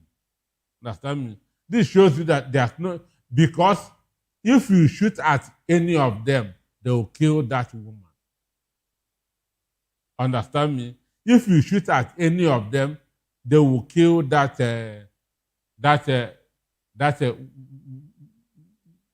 woman. So for me, this is the time to face reality. Bandits, terrorists, whatever name, please, we are no more fighting you. Release that woman to us. Let us take her to her children. Okay, you're saying that this is what they should actually do. This is what they should do. This is what, if they anger those bandits, they will kill that woman. So you're and saying that guy should have young children. If you look at his picture, understand me?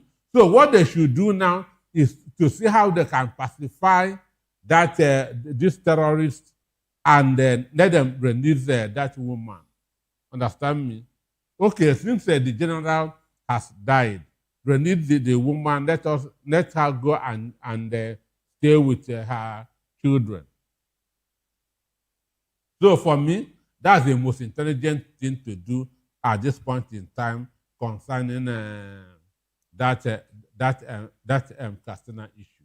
But you know, before I move back to Femba, you know, you made mention of what Matawale said, and you know, when you look at it, really, yeah, I know, I heard it, but when you look at it, really, is it God that wants to come down to really save us? Because yes, we can't. I don't want to say put religious into this. Is that how much we have come to the point that we don't even our defense officer, our defense ministers, people who are supposed to be the one that should even know better, are now looking like they have resigned themselves to fate, and they are still taking their standards and analysis and say that it's only God that can do what they're supposed to do. Let me come to you, Femba. You know, when you look at all of this, you know, you've had non-kinetic approach to this fight against insurgents. The other day, Borno State government released, you know, some rehabilitated 720. 720 rehabilitated bandits. And then, but when you look at it, now this launch is a kinetic operation or kinetic approach. Which one? Do you think that kinetic approaches alone, operations alone, can actually solve the banditry crisis? Or do you actually support the non-kinetic approach as well, where bandits are now rehabilitated and brought back to society? You see, frankly, at first instance, there is no room for a sane society, a civilized society, where patriotism is held up high, that creates room for you to negotiate with any sort of bandit, terrorist, criminals, or whatever you may call it. A sane society where civilization, intelligence, and learned people are. You don't compare and bring together criminals and terrorists to start negotiating and telling them you want to give them some soft landing, providing some kind of kinetic and non-kinetic approaches on the objects on ground. To be very objective, we copy the Western pattern of style of leadership and all that, but we don't take it to the core. We choose very little. Our leadership in this country choose very little of the ones that is, would I say, mischievous, and then the ones that should be filled with discipline. We will be thorough with it. We choose not to do that one. You see, bandits and terrorists, you don't give them room to start negotiating. You start negotiating, what happens to those who have gone to school, who have been spent many years in the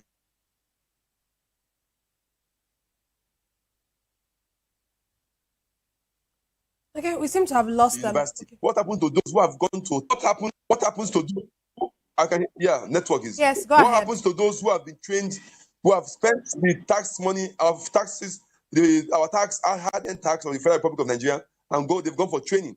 What happens to them? What happens to those very senior officers who have been indoctrinated with discipline, integrity, accountability? What happens to them? Are you telling them now that even if they fall short of their standards of integrity, patriotism, accountability, that they can be accepted? You are comparing them. You are giving room for people who cannot be compared. You don't give such room in a sane society, in a civilized society, that we need everything to be properly done right. When you create such room, you start giving it language, kinetic and non-kinetic. I think it is going to continue to deteriorate. I think sincerely that when a bandit has perpetrated a crime, we have the Constitution of the Federal Republic of Nigeria.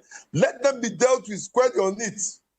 When a terrorist has perpetrated any crime against the Federal Republic of Nigeria, let him or her be dealt with squarely on it. You might say because you want to get some of the kidnappers, those they've kidnapped, to release, and you want to apply some measures. It is squarely to the military to engage, to apply rules of engagement in disciplining when it comes to such a purview. There are rules of engagement which the military will not tell you, which the intelligence people will not tell you. There are rules of engagement. You can give them carrot and stick approach, which I know our previous leadership used to apply.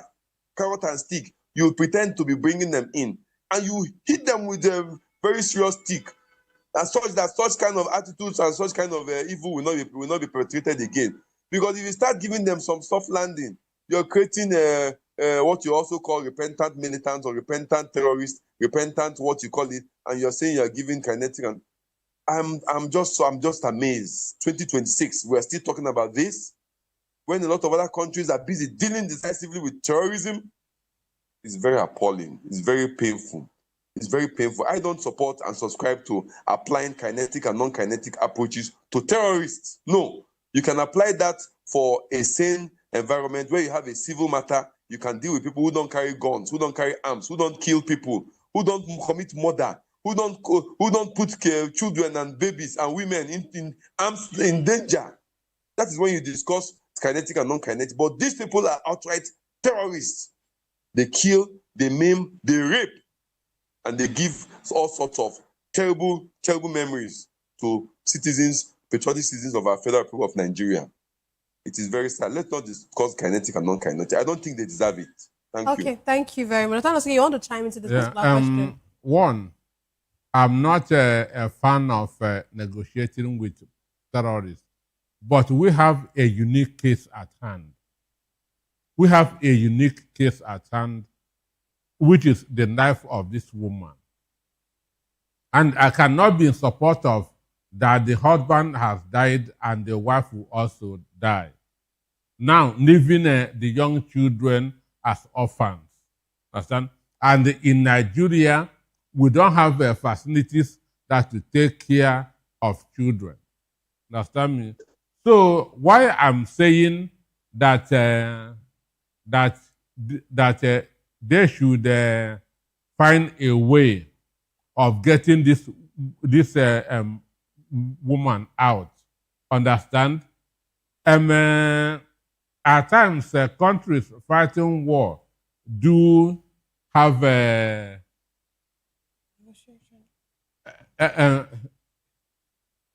kind of a ceasefire, after which the fight continues.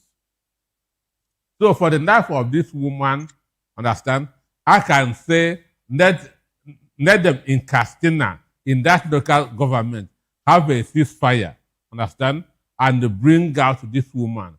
Because it will be a very sad tale that the general and his wife died in the hands of terrorists.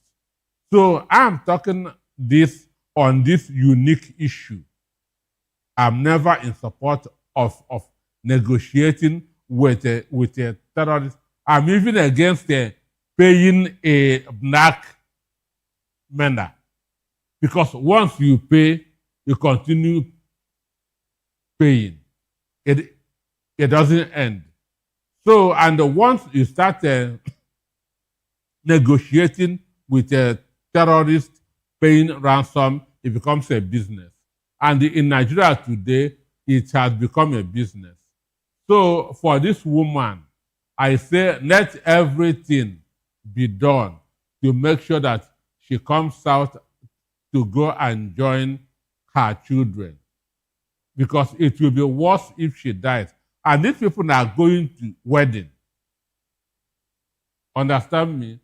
That's to show their solidarity with a loved one, and this thing happen. So their family should not end this way. So that's why I'm talking about using this approach, and not that I'm in support of negotiating with bandits. You know, before we move to our next question I want to ask you, when you look at this issue of Rabi Abubakar, especially considering the fact that he was one of the top officials, and then you just begin to wonder, and look at these other people. This, I think, this is like a lesson, or what do you think? Does it like a lesson? People who are here already, as in senior officers, because if you don't really do the needful when it comes to this insecurity, it would eventually bite you. Because that's just because when he was the defense the director, he was one of those people who was always saying that this terrorism fight, the army that they have been decimated. He kept making good positive responses. Nigerian army are winning the war, and so on and so forth. Understand me? So that is it. But for me, I'm not happy that he died. And my concern is that his wife should not die as well. Should well. not die. His wife should not die. That's not because that's the bone of contention now.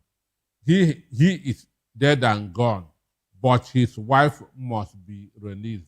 And to release his wife is not through combat. Understand me? You cannot get that woman out by firing.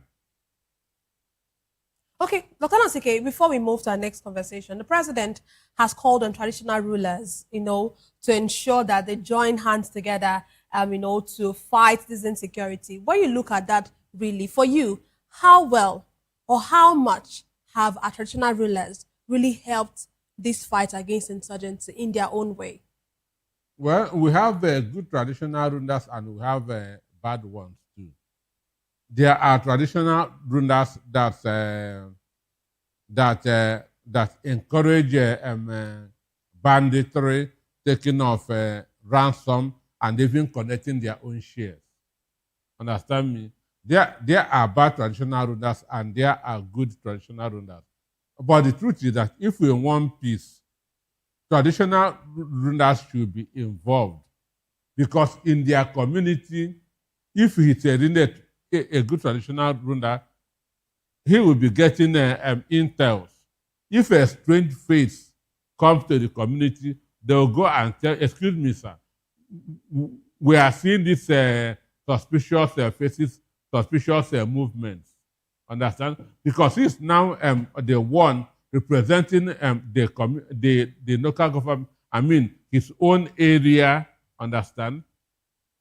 And can now liaise with the chairman of the local government or the governor of the state. So you cannot rule out the importance of traditional rulers in fighting insecurity. They are very, very important. And that's why I keep on saying that good governance is one of the surest ways of curbing insecurity. Understand? When you care for people, people will care for you. But going by Jerry Bentham's proposition, over 90% of Nigerians are not happy with this government. So how do you expect them to cooperate with you? How do you expect them to give you that vital information? Understand? So you're saying that at the bottom, at the root of this is actually good governance. It's good. And without good governance, really, we can't even expect traditional rulers to we actually cannot help. expect cooperation. Okay, let me allow you, Fimba, chime into this particular question before we move on. Okay. Okay. Frankly, good governance is very essential in a society like ours. And what is happening currently is as a result of bad governance, sincerely, which is right, like my friend at the studio said. Bad governance has been rearing its head over time. And when you sow what you sow is what you reap. So we have left our leaders, political leaders, to have sown bad seed, very bad, terrible seed, and it has polluted a lot of things, and it continues to pollute a lot of other, affect many other institutions and activities of our daily life in this our great country. You see, many of us are displeased. Like he said, over 90% of Nigerians are not happy with the current leadership. Okay, forget the fact that some of these governors are jumping ship into different other APC. I know sincerely, when you take litmus test around, discreetly, I'm very sure, very, very sure that you see that I beat my chest to tell that many of the governors too, they are not in support sincerely with the with what is the ongoings of this current leadership under President Bola Ahmed Tinubu. However, we ascribe it to bad governance. And he has not even shown any pointer that, yes, he's willing to get us out of the woods, very terrible woods that we are in. You see, because if he shows clear pointers, we will begin to see 1, 2, 3, or 4 bullet points that, yes, this man has been doing this and this and that. And he wants to get us out of the mess, out of this quagmire which the parties have put us, the political leadership have put us in over the years. So bad governance has been what has been what we have been harvesting, all these bad things, bad activities in our country, terrorism and all what have you. Many of the youths are also getting themselves engaged in many irregular, mischievous activities. And who knows, the worst of terrorism is coming, or the worst of cybercrime, the worst of other kind of worst crimes that you cannot, I don't even know what to call them, may arise if we don't turn over the leadership of this country to the rightful people who are patriotic, who are sincere, who are accountable, who have integrity, who have competence to lead us and get us out of these woods. Because if we don't do that now, we may not have another opportunity to do that. Everybody should go and get their PVC. Thank you. Okay, thank you. Everyone should get their PVC. That's a very good call. But let's move on now to political matters. Hello. The Federal High Court in Abuja has ordered the deregistration of African Democratic Congress, ADC, alongside Accord, AA, APP, and the Zenith Labour Party. Justice Peter Lifo, in a judgment, said the parties failed to secure 25% of the vote in the last general elections in compliance with the provisions of the law. The judge ordered INEC not to allow the parties participate in the 2027 general elections, having failed to meet the constitutional threshold. This is coming just after ADC announced former Rivers State Governor Rotimi Amechi as the running mate to his presidential candidate Atiku Abubakar for the 2027 election.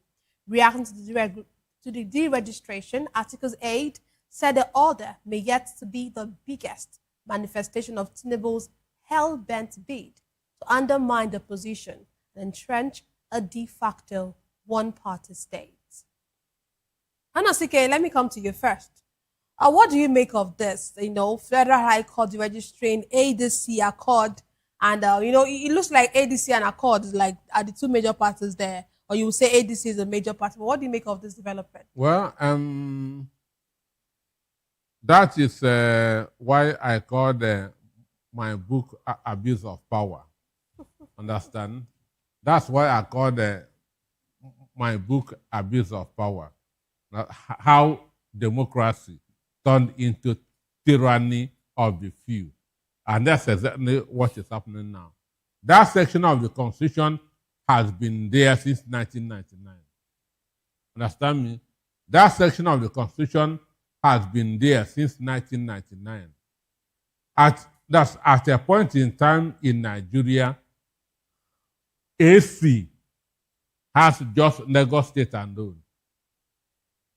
AC has just, in 2004, AC, the Tinubu's party, has Lagos State alone. Understand? And they failed woefully in all the other parts of the country, which means they did not meet the 25%. But, excuse me. Sorry. Why didn't PDP then, or Obasanjo as the president, go to invoke that section of the Constitution? That's to make Nigeria a one-party state. Understand? Why didn't PDP then go to invoke that section of the Constitution to make Nigeria a one-party state? But one of the beauties of democracy is freedom to choose between 2-3 people or 2-3 political parties. Understand? So this is ADC is not ZLP AA. Accord is not even the main target. They are looking at ADC. Understand? They are just looking at ADC because so many other political parties, like Showore's party, AAC, did not even get up to 5%. Showore scored only 14,000 votes in the 2023 election.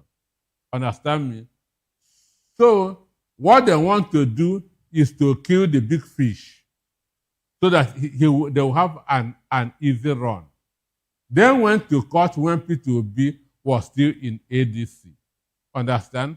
And that's why they were all mad. They were all bitter because P2B has escaped this hammer. So for me, even though the Constitution stated that, but that section of the Constitution has been there since 1999. Why was the PDP not evoking it? Because they want competition. And do you understand me? Yeah. Politics is live and let live. So this is, but like I tell you, Nigeria will never have a one-party state. But are you saying that what you're saying, you are aligning with what Atiku's aide said? This is just a way to just clamp down on opposition. Tinubu want to run as a sole candidate in 2027. But let's look at this. What happened? Where does this leave ADC? Where does this leave Atiku Abubakar? And of course, now that he has even chosen his running mate as Amechi, where does this leave the duo and of course the party? They have that one. They have that to go to court. Understand? It was a court of first instance. Yeah. They have that to go to appeal. Appeal. And mind you, today is 15. INEC said by 26th of June, all candidates must have been submitted. So which now there are 3 cases has not been settled. That's the cases that he had with Nafiu Gombe, who is the authentic leader of ADC. Understand? Now there's no moving ADC. So it's unfortunate. So you're saying that even the contention on the leadership doesn't even make sense now, because before the contention was who is to sit on this chair. On this chair. Well, now there's no chair at all. There's no more chair at all. The court has carried the chair away. Exactly. Well, let's hear from Fimba before I come back to you, Danosike. Fimba, what do you make of this development? This court ruling. My dear, just as it comes to your mind, it is making it very. It's amusing. It's amusing. It's really amusing. It's very funny what is going on in this our political space at this time when there is elections that are coming up and they have a timeline. And then, you see, frankly, it is a script that is being played out. If many of you don't know, I know you know. It's a script that is being played out, and they have tactfully orchestrated and have rehearsed how this script should be. And then it is not falling out of place. The script is almost falling in line.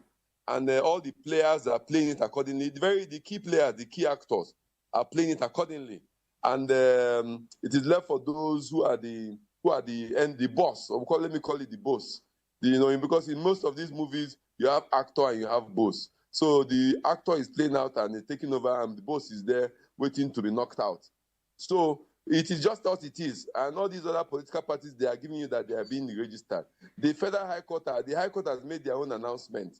Even if they go to the appeal, it will be consistent. This type of announcement will be consistent.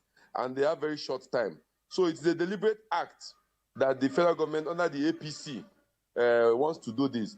I don't know what their long-term plan is, because if they will do this to ADC, it means the other parties like NDC and the PRP and what have you, they may also have some ulterior plans for them, because they know that with the ADC out of the picture, they will have a lesser evil. They may think they have a lesser evil to deal with. Let it just be at finally will be at the INEC, because as it is as well, they also have INEC as a department of APC, which INEC will play out under leadership of. Whereas I want to doubt that INEC will not play out a script for APC. I want to really doubt that something miraculous will happen. But many of us will doubt INEC. If the High Court will give this judgment now, it means that, of course, the leadership of APC and under the President Bola Ahmed Tinubu is doing what they have planned. And 2027, well, they will be in for a surprise, I tell you. The Nigerian people will give them a surprise of their life, a TKO, technical knockout. That is what I'm praying and hoping. Nigerian people should get their PVC, and we'll tell them that the elites under APC and the Nigerian people, who is bigger and who owns the state, I think we'll have to decide at the polling booths. Okay, let me come to the Danosike. The Danosike article seems to be the only northerner in this race. We have many southerners, in the race, but Atiku seems to be the only northerner. If Atiku is taken off the ballot, what does this portend, for the peace of this country? What does it portend generally? Well, for me, APC, the judiciary and INEC are inviting a crisis to the country. Understand? Because one, most of these youth in the north don't reason or the way other people do. Understand me? Sorry. So they may want to personalize this. Understand? Many of them have never read the Constitution. Understand? Just like I told you, the judgment is consistent with the Constitution. That any party that fails to make 25%, it is consistent with the Constitution. Understand? But the truth is that it is that constitution has been there since 1999. Why didn't the PDP invoke it against the other parties in the opposition? So they are inviting crisis to the country, and it's going to be an ill wind that will do nobody any good. Imagine Adeleke should be contesting under accord in the next 2 weeks. So where does that leave someone like Adeleke as well? So which means you have just handed over Osun State back to APC. And you call this democracy. It's not. So the only thing is to go down to court and check if you can get another ruling. A stay of execution. Okay. Understand me? That is the only way. But for me, this is orchestrated to make Tinubu a sole candidate. And the reason why he is fighting this because he knew in his mind that he has not delivered on his campaign promises. Understand me? He knew in his mind that he has failed woefully as a president. The constitution in the area of security, he has failed. In the area of economy, he has failed. Understand?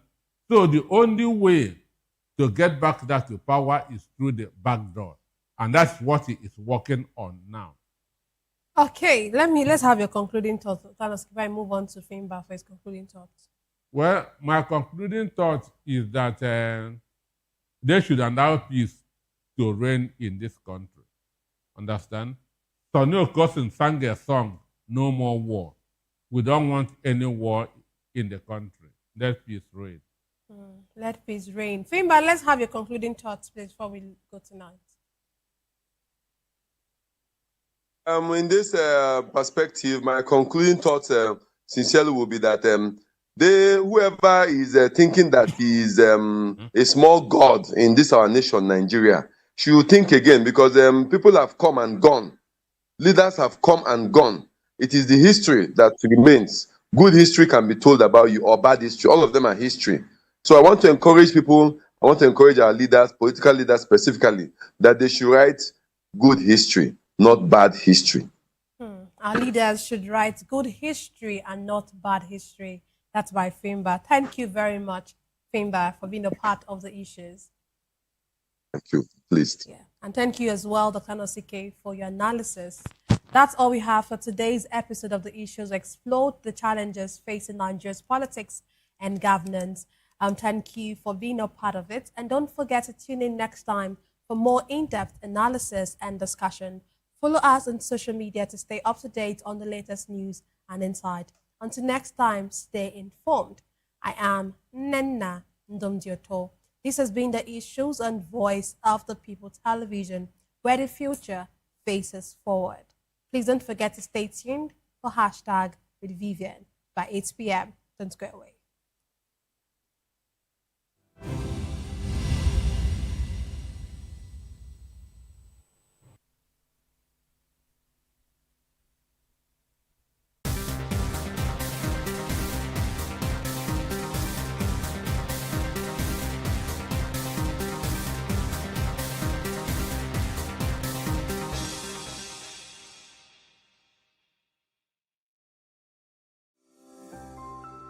VOP TV. Now, you have more than a voice.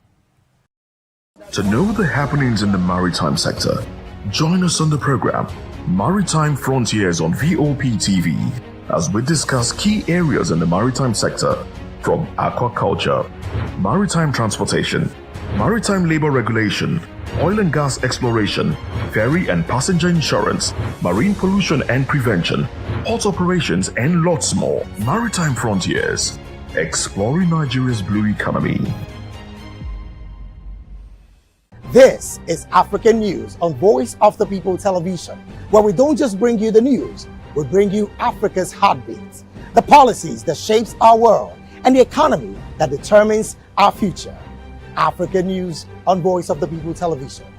Stay with us. This is Health Check, your weekly guide to better living, smarter choices, and trusted answers.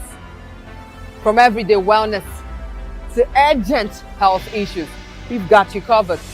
Health Check, only on Voice of the People Television, where your health has a voice.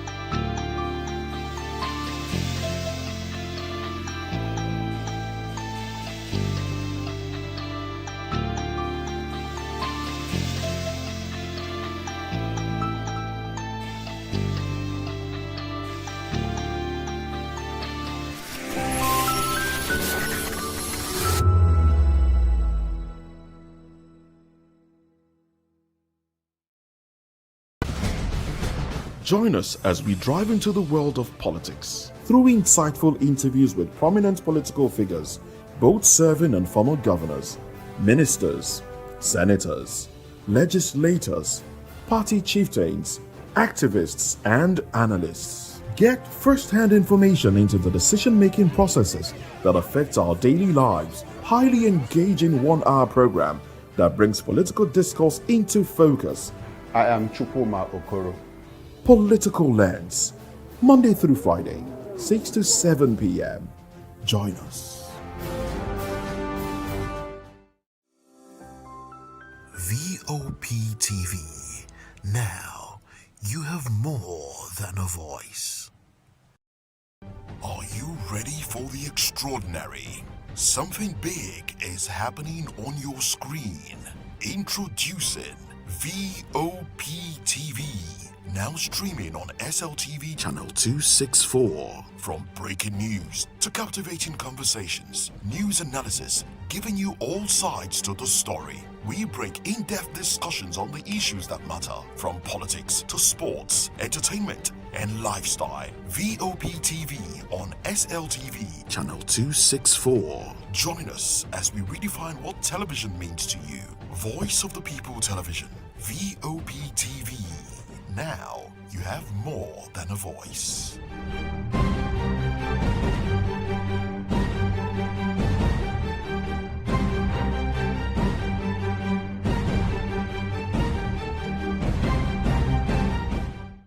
Nigerians, your voice matters, and in 2027 it starts with your permanent voters card, your PVC. If you're 18 and above and you're a Nigerian citizen, you have the right to choose who leads your community, your state, and your country. But that right only counts if you have your PVC and your name is on the voter register. Here's what to do. First, check if you're registered. If you're not, or if you've moved, lost your card, or turned 18 since the last election, go to the nearest INEC office or an INEC registration center. Second, it's free. Don't pay anyone for any registration or collection. Third, collect your PVC early. Don't wait until the week before elections. INEC will announce dates. Listen to radio, TV, and follow INEC's official pages. Your PVC is more than plastic. It's your power to hold leaders accountable. It's how you decide on roads, schools, hospitals, and jobs for your community. When you vote, you decide the future of your children. Get registered. Get your PVC. Vote in 2027. For Nigeria to work, you must be a part of it. Your vote, your future, your responsibility. This message is brought to you by Voice of the People, VOP Media. Africa is on the move, a continent of rising voices, untold stories, and powerful transformations. From the streets of Lagos to the heart of Nairobi, from the mines of Congo to the tech labs of Cape Town, the African story is being written every day. Bold, dynamic, unstoppable. This is African News on Voice of the People Television. We don't just bring you the news. We analyze and bring you Africa's heartbeat, the politics that shapes our nations, the economies that drives our future, the cultures that defines who we are, the voice that must be heard. Africa News, Africa's voice, Africa's future. Where Africa speaks, the world listens.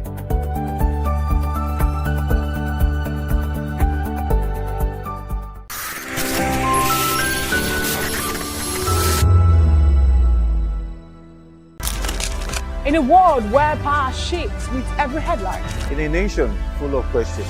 In a world filled with noise, the truth needs a voice. The policies that shapes our world and the economy that determines our future. Every hour, every day, the grapevine keeps buzzing. And together, we are committed to telling the stories that shape our world because your voice is our focus. Don't forget, our voice matters the most. Let us come together and share our concerns.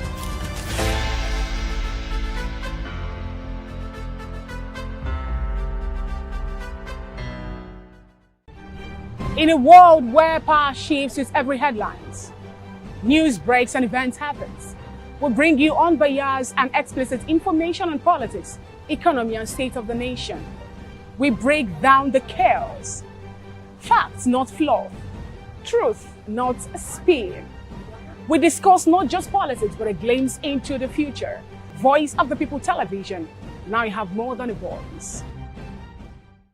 The red carpets, awards, the razzmatazz, music, fashion, interviews, and more. Spotlight on Voice of the People Television. Let's feed you with all the juicy stories in the global entertainment space, bringing you the glitz and glamour as they hot.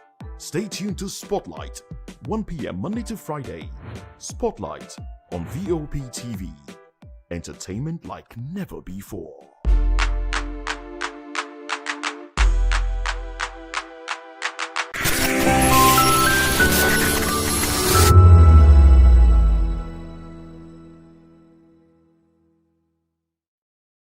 Behind every broken desk lies a broken promise. Education shapes the nations.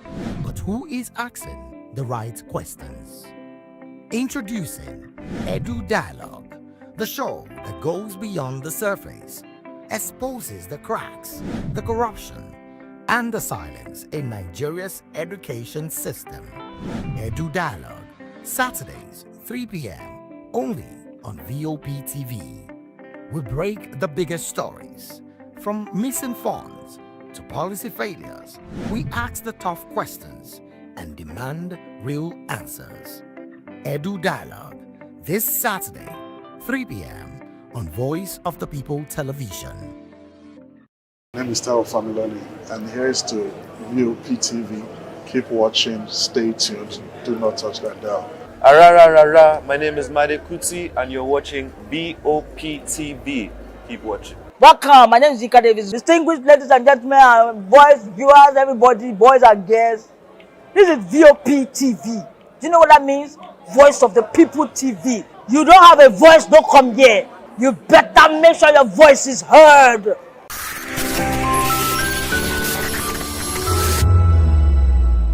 Ready for the extraordinary. Something big.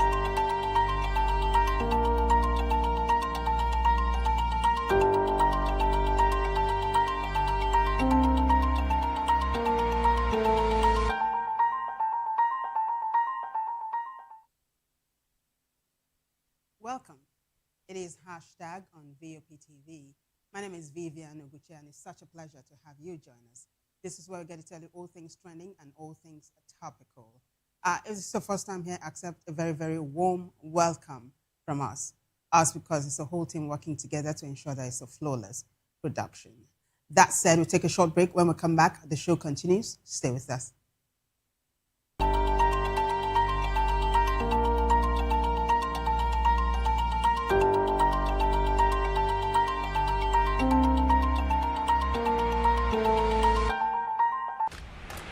Yes, obviously everybody knows the game is beautiful and that's why I love sports. My name is Kizzy K. You're welcome to my republic. But remember, there can never be a transfer without a window.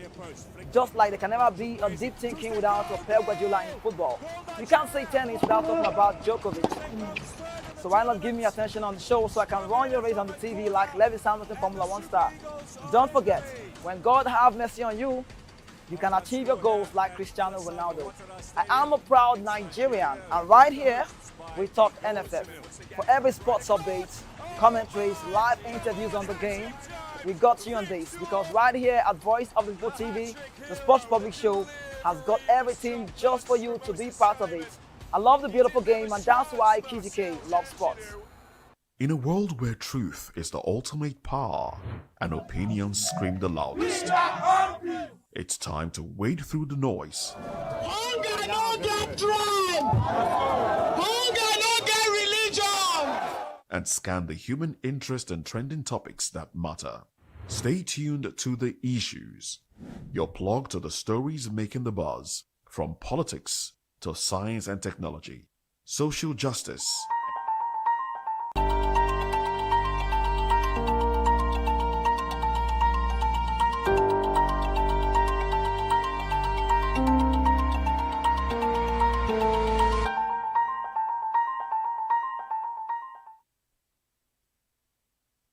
Welcome back, everyone. Like I said earlier on, this is where we get to tell you all things trending on social media, especially on X. So we begin with the very first hashtag, which is hashtag ADC Accord, deregistered. Now, it's not just these two political parties, but it seems to be the one that's got tongues wagging.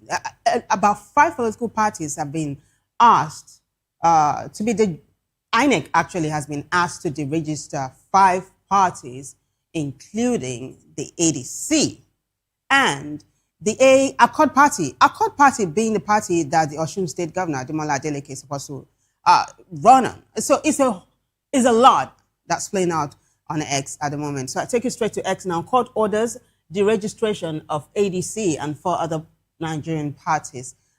Justice Peter Lefo ruled that the African Democratic Congress, ADC, Accord Party, Action Alliance, Action People's Party, and Zenith Labour Party failed to meet constitutional requirements from the 2023 elections, such as winning seats or securing 25% of votes in 1/3 of states. Now, he directed INEC to remove them from the register and bar them from future polls, including 2027. The decision disrupts figures like Atiku Abubakar, who recently named ADC's presidential candidate, of course, was recently named ADC presidential candidate, and who today named Rotimi Amechi as his running mate.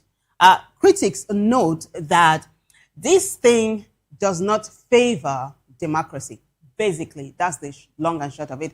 But others are saying Peter Obi must have had a crystal ball. It's why he moved before this whole drama began to play out. Remember how in the days of status quo antebellum, the ADC or the court, the Supreme Court, had asked ADC to maintain status quo until the court is the case before the Federal High Court is decided. Well, here we go. What does that mean then for the ADC? It's huge. There's so much playing online at the moment. So I'm going to take you to the next post now because netizens are reacting. This is Ife Salako. You remember him? Ife Salako is an ADC chieftain. In fact, he came out tops in the just concluded primaries. Lagos State is going to be run to represent the part of Lagos. And he's one of the people that's really talking about democracy. This is what he says. Ife Salako, who used to be a member of the ADC, says, this is bad for democracy. But then I am grateful to my leader, His Excellency at Peter Obi, for leading us away from this unfortunate mess. Remember, I told you he's now with the ADC talking about Ife Salako. This is Nehemiah who says, this judgment is nonsense. That's what Nehemiah is saying. Don't let the judicial noise disturb you. You cannot deregister a party that has elective members. You can only deregister a party without elective members. ADC, Accord, and others have elected members. That's not all. This conversation is raging like wildfire on X right now. Gen Z, for Atiku, says, And they're responding to Tio Abu Agada. Tio Abu Agada, who, by the way, is one of the NDC media personnel as we speak. So he put up this post, and Gen Z Fatiko is responding. I found it strange that ADC, despite winning 2 seats in the Federal House of Representatives, was among the parties that the Federal High Court ordered INEC to deregister. For emphasis, the 5 are ADC, Action Alliance AA, Accord Party, Zenith Labour Party, and Action People's Party, APP. Of course, Shuare is not even, he doesn't even have any problem. He's just sailing home, I can tell you.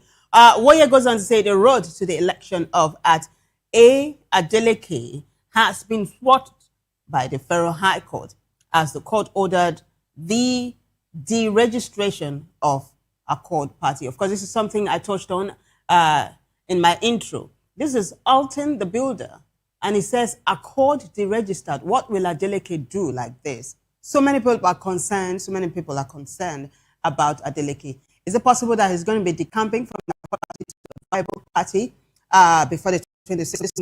Fingers crossed. The Bull goes on to say, how far are the real Ken Okonkwo? You know that Ken Okonkwo is in this tough war with Peter Obi, the presidential candidate of the NDC, and that looks like Ken Okonkwo has a case to answer in court because Peter Obi and his legal team I apologize for the derogatory things you said about Peter Obi, or go to court and face state penalties. Now they're asking that he should apologize and not pay 5 billion naira. So it's a case of defamation and all of that. It was on the hashtag brought to you last week. Just want to check out on you. But this is the process. How far can I just responded to your tantrums against Peter Obi? Your job has been terminated. Let's see how you will whine your mouth against at Peter Obi again. But that's not all. This is Bolaji Abdullahi, the spokesperson of the ADC, saying, you are playing with fire. ADC wants government agents seeking party registration. Justice Peter Lifu is a threat to democracy, says party. The African Democratic Congress ADC wishes to warn in the strongest possible terms against any attempt to use the judiciary as an instrument to undermine democracy and plunge Nigeria into a major political crisis.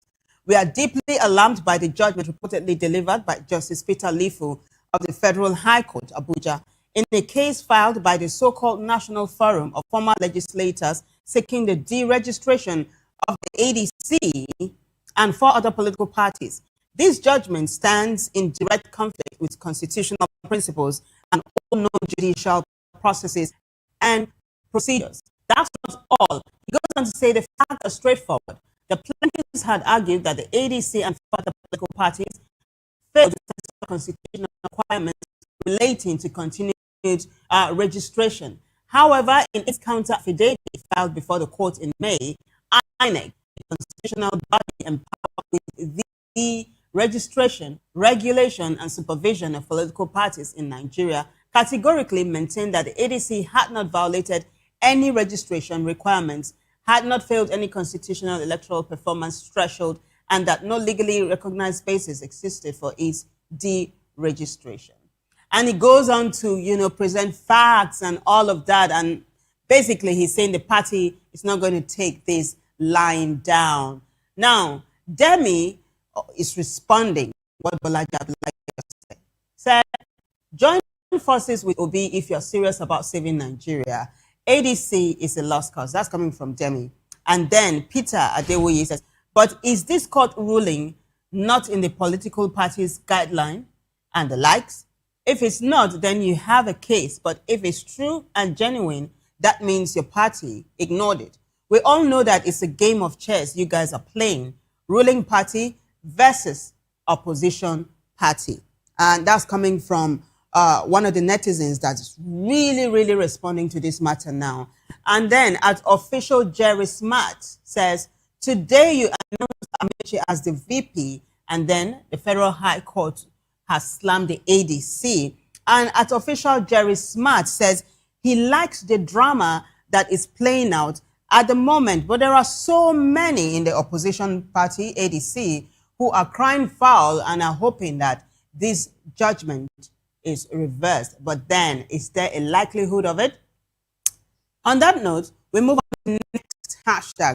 In fact, the last netizen basically is leading us to the next hashtag, which is hashtag running mate. So shortly before the Federal High Court asked INEC to deregister ADC publicly announced a former governor of Rivers, former transport minister, Rotimi Amechi, who swore that he will never be anybody's vice, as Atiku's mate.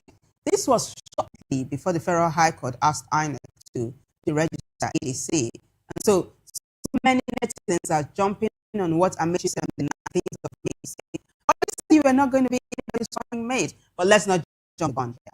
This is it. This is a summary of how this man turned out. ADC as running mate for Atiku in the 2027 election.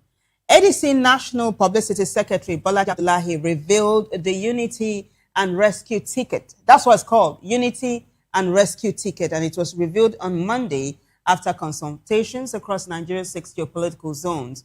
Abubakar won the presidential primary with over 1 million votes, edging Amechi's 504,117, with the party raising their experience. Amechi's time as Speaker, two-term Governor, and Transportation Minister balancing Atiku Abubakar's northern base. Supporters see broad appeal in the North-South duel, but South-East critic Kenneth Okonkwo decried the exclusion of his zone from top roles since 1999 and vowed no campaigning.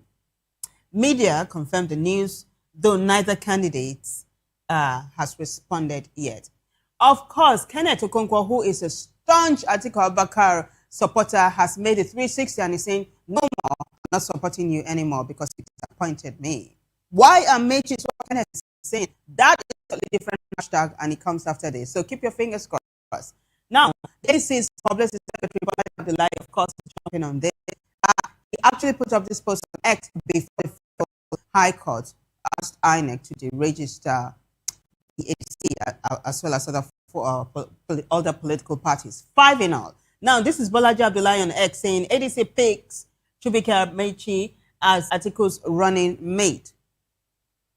The national leadership of the African Democratic Congress, ADC, after extensive consultations with party leaders, coalition partners, youth and women stakeholders, and representatives of all geopolitical zones, is proud to announce that Rotimi Amechi has been selected as the vice president or vice presidential candidate of our great party for the 2027 presidential election.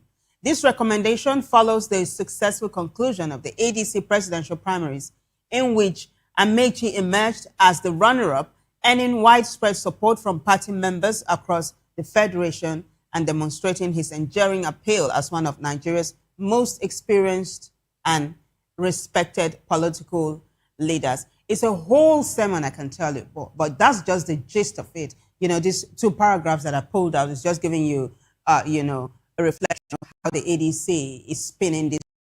Now, these are responses. Well-meaning Nigerian says ADC is no longer a political party. Sir, I do sympathize with you. Feel free to check at Nigeria NDC headquarters website for registration link and share in your former ADC WhatsApp groups. Thank you, sir. And well-meaning Nigerian is reacting to Bolaji Abdullahi's post, as well as to the Vanguard breaking the news that the court has ordered the electoral umpire, INEC, to deregister the ADC, as well as their court and other parties. Now, this is Sankara, who says, I thought he said, quote, stop that nonsense, end of quote. He didn't buy the presidential ticket just to pitch his tent as a vice president. Now, what Sankara is referring to is an interview. I talked about this earlier on. It was something that played out on Trust TV on the 19th of May this year, where Rotimi was very hot with the anchor there. I'm going to be showing that to you in a short while, but let's take a look at this next post. This is Yasser Garba, who says, quote, Idris, stop that. I didn't buy form to be vice president. Don't you ever, end of quote. Throwback to when Chubike Amechi almost slapped a Trust TV news anchor on live TV for asking him if he will ever agree to deputize Baba Atiku. And then, yes, sir, Garba goes on and says, you people will learn this politics by what? By force. And then he put up the video. Credit goes to Trust TV for this one. Take a look.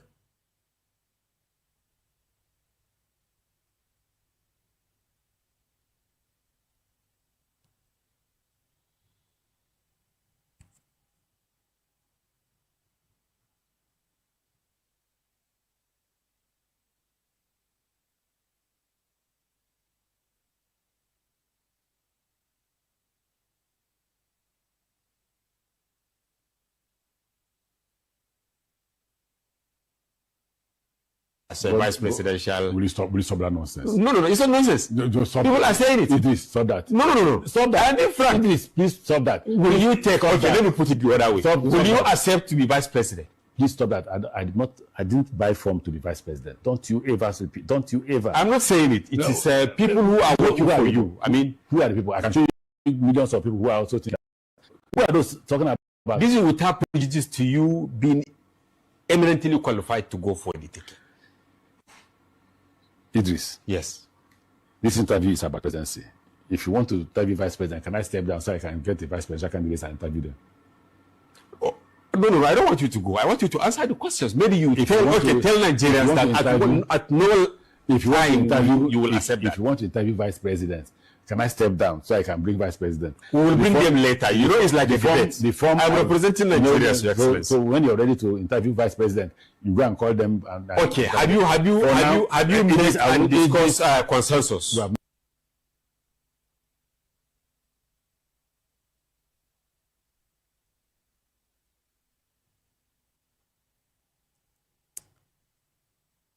Again, credit goes to Trust TV the video you just watched. That was when Amechi went publicly on air to say he did not buy the ticket to become anybody's vice president. So netizens basically are saying that. So what exactly changed for you, Your Excellency? And then this is what Precious is saying. See Wahala, still responding to this particular hashtag running mate. Breaking, Kenneth Okonkwo makes U-turn and withdraws support for Atiku. And on that note, I'm going to be taking you to the next hashtag because basically it's what Kenneth Okonkwo is saying. No, I did not support you, Atiku for running mate from the South. This must end. So we'll Okonkwo, stay with us.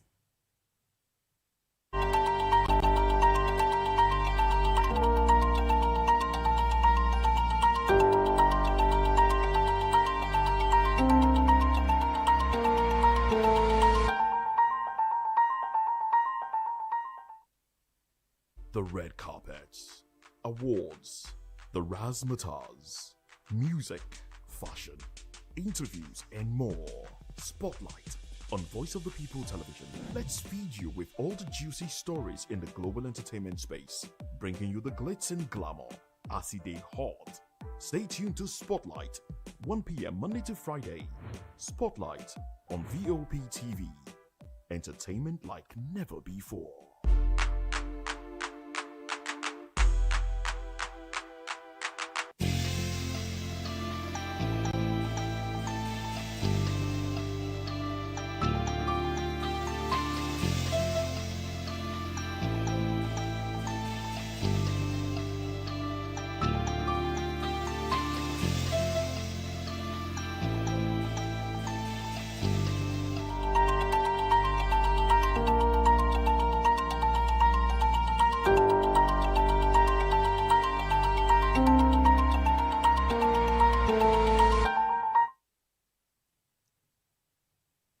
This hashtag on VOP TV, and if you just joined us, my name is Vivian Uguche, and of course, it's a pleasure to have you join us.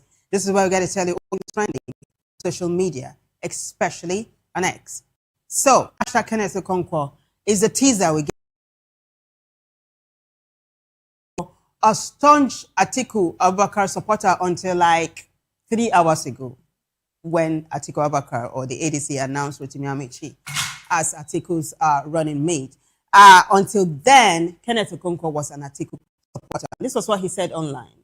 I heard from the social media that ADC has picked its presidential candidate from the South. If this is true, it is unfortunate, as this will continue the crude marginalization of the Southeast. This geopolitical zone has neither produced a president or vice president since 1999. To deny the Southeast the opportunity to produce a president or vice president in ADC in 2027 will amount to perpetuating the marginalization. The ADC was founded by Ralph Nwosu from the Southeast in 2005. He made the sacrifice to give up the party in 2025 for the coalition to usher in a better Nigeria. He couldn't have made that sacrifice to marginalize his own people. I did not join the coalition to assist in the further marginalization of my own people. I am of the opinion that if we made a sacrifice to give up the national chairman and the president, it will amount to unpardonable injustice to deny us the vice president in 2027. I joined politics to fight for a better Nigeria where no region, geopolitical zone, or person will be marginalized. The only favor I asked Atiku Abubakar, who openly declared that he is the pathway to the presidency of the Southeast, is to show it by choosing someone from the Southeast to be his vice. If it is confirmed that he has chosen a candidate from the South, I wish him well. I am not favorably disposed to campaigning for any presidential ticket that does not have a person of Southeast origin as president or vice in 2027. So many netizens are saying, how are you saying that you heard on social media when you have been by Atiku Abubakar's side all the way during consultations and all? Are you not an insider? Is the question many netizens are asking Kenneth Okonkwo, who said he heard the gist from social media. Now, this is Caleb Smile, who says, if you really are a respected member of ADC, are you supposed to react on such a sensitive matter based on what you saw online? If you're not a sidekick, is what Caleb Smile is saying, why would you make a declaration to stop supporting your party's presidential candidate based on hearsay? By saying it's pathetic. This is Brains, who says, from welcoming visitors in Atiku's house to hearing on social media about your VP candidate selection, come to think of it, are you not from the Southeast? Atiku would have made you a VP candidate. And then Sabu says, if others should use this statement, heard from social media, should someone of your caliber be using this as well? This calls to question a whole lot of things regarding your personality. Secondly, stating categorically that you are not disposed to campaign for any presidential ticket that doesn't have a person of Southeast or origin speaks ill of your ideology of what a presidential candidate ought to be. I choose to believe you never wrote all of these, or rather, were statements, or you made the statement under duress. In any way, I strongly feel you should step out and have a clear view on what you stand for. So, I mean, they're bashing him left, right, and center online. This is NY Blord, yeah? NY Blord says, Mr. Sinking in Bondage. Wow. If you truly believe in rotational politics, you shouldn't have supported a Northerner in emerging as a candidate. When you fully knew, or when you know fully well it is the turn of the South to produce the next president till 2031. Now, this thing he said about sinking in bondage is referring to Kenneth Okonkwo's former vocation as an actor. One of the movies he starred in, very popular one. I stand with Peter Obi, says the reality has played out. But when playing politics, play with care. Politics can make you fight a friend and still push you out to stay at the reception where decisions are taken at the boardroom. And superior interest, someone would kick out the subordinate interest in politics. Well, move on. I think you understand what I stand with Peter Obi is saying, basically. I mean, he's saying when you are in politics, make sure you don't throw a stone when you are in a glass house, is what he's saying particularly. And this hashtag is huge on X right now, considering the fact that people are saying Kenneth Okonkwo might be defecting from the ADC anytime soon. But they're wondering, will the NDC be home for him, seeing as he's been lambasting the NDC presidential candidate, Peter Obi, left, right, and center? We keep our fingers crossed. If that hashtag ever happens, you'll be the first to know. On that note, I take you to hashtag NDC Guba candidate. That's the next one. So this is all about NDC in Kano State. Guess what? It is a huge one. Breaking actually, Kwankwaso's son is going to be the running mate of the candidate of the NDC as regards the gubernatorial election in Kano. So Daily Trust has it. Breaking, NDC Guba candidate picks Kwankwaso's son as running mate. It's huge. There's so many talking points. In fact, Imran Mohammed jumps on it and he says, Mustafa Rabiu Kwankwaso, the eldest son of NDC vice presidential candidate Rabiu Kwankwaso, has been announced as the deputy governorship candidate for Kano State under the NDC. There's a video. Credit goes to Imran Mohammed. This video is just for you to see the unveiling of Kwankwaso's son as the running mate of the Guba candidate of the NDC in Kano. Take a listen.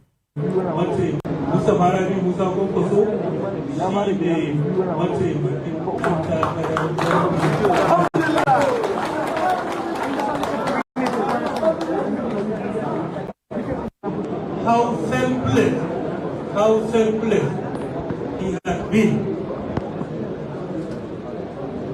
A cikin wanda muka tattauna wani yana ta mamaki, wai kai nan kai daɗe kai wata iri ne. Ya za a zo da zancen daga abta fara ba, ka yi mana addu'a shi ne albarka, kuna ta fama da kai. Kana gaya mana kuna saurara, kai ne jagoran. Mun miƙa ma wuƙa da nama, to yanzu mun zo da wani abu. Haka mamaki da yake ce haka mu so a yi. Mustafa Rabi Musa Kwankwaso shi ne mataimakin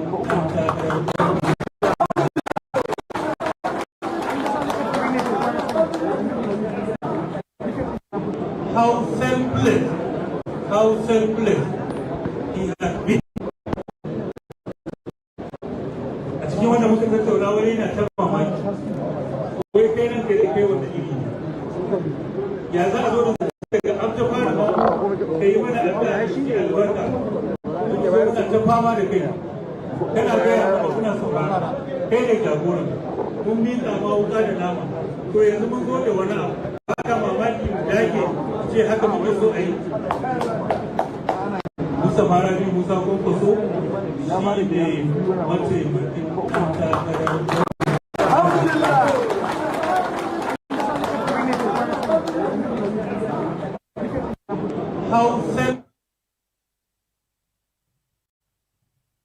Well, you just saw Kwankwaso's eldest son being unveiled as the running mate of the NDC Guba candidate in Kano State.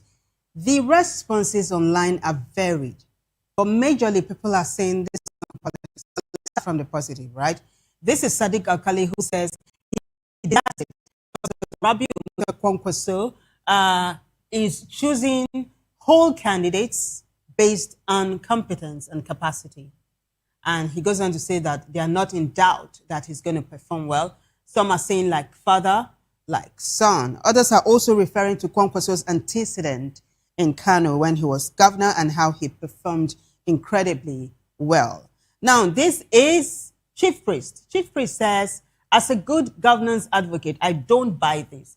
This is no different from the regular politics we are fighting against in Nigeria. Guazo and RMK are giving the opposition kerosene for their firewood. And Hussein Awal says, let's say, Jagora shouldn't give room for this kind of politics. He is for the masses.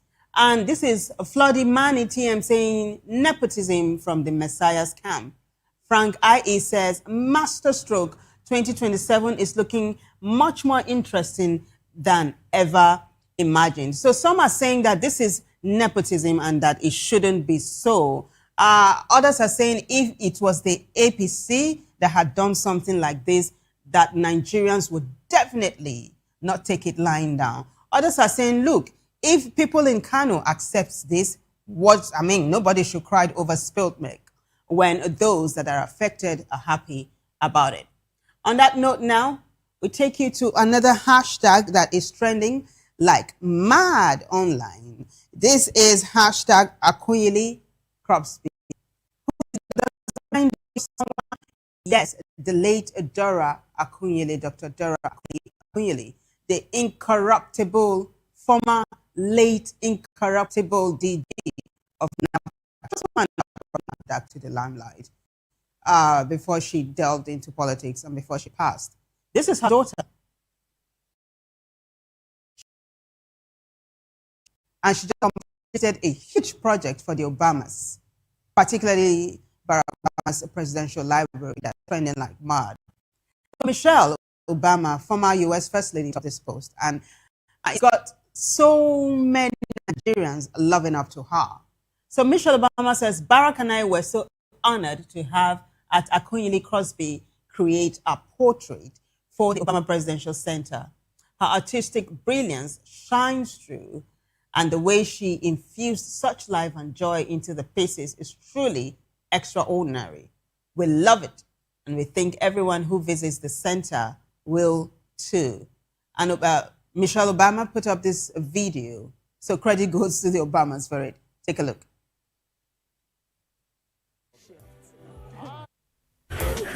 How are you? So nice to see you. Before we get any commentary in, we just got to soak it in. It's us. And It is so all pretty. of the stories Look at within the your- story. You, oh my God, you have everything in there. Oh, real question. How come you didn't dye my hair? It's. Don't they usually touch it up a little bit? Thought about it. What was your sort of sequence? So I did the drawing first of the two Right. of you. We read all your books. We listened to all the interviews you all have done, podcasts and videos. My whole studio got to know you. I wanted to make these decisions that tapped into those memories. So when you saw this, it felt familiar. It is beautiful. Was there anything that surprised you? It was good. It was so challenging because it made me push myself. It took me out of my comfort zone. Well, it looks fantastic. In fact, I'm going to have a suit made with this pattern. You know how long I've been wanting this woman to do something with and for me. It was an honor. I mean, it was an honor. We did it.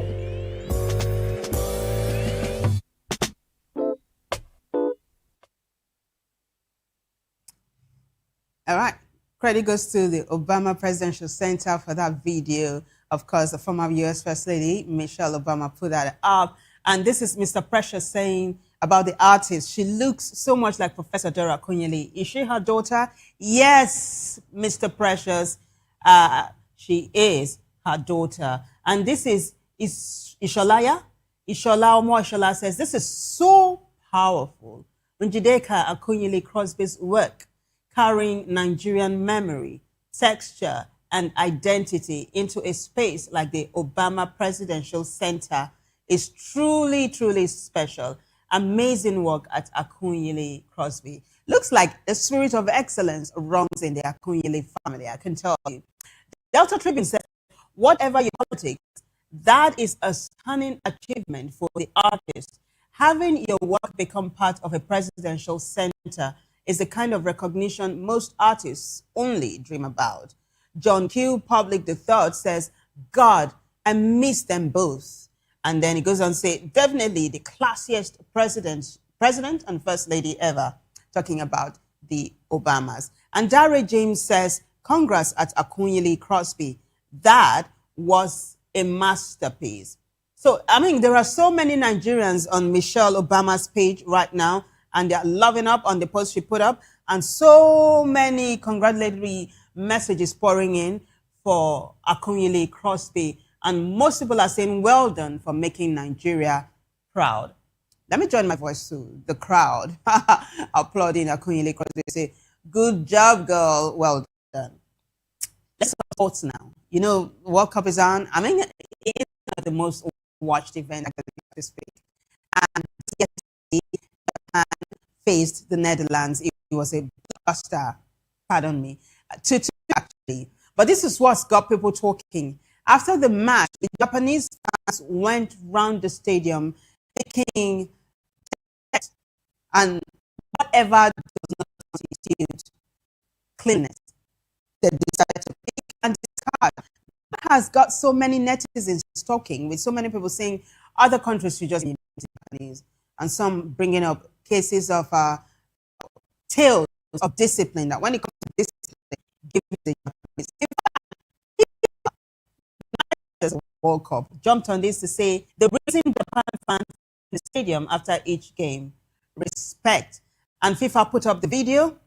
Take a listen, just listen closely, right? So you find out exactly why they're doing what they're doing. And of course, credit goes to FIFA for this video. Take a look. Like respect for everything, respect for the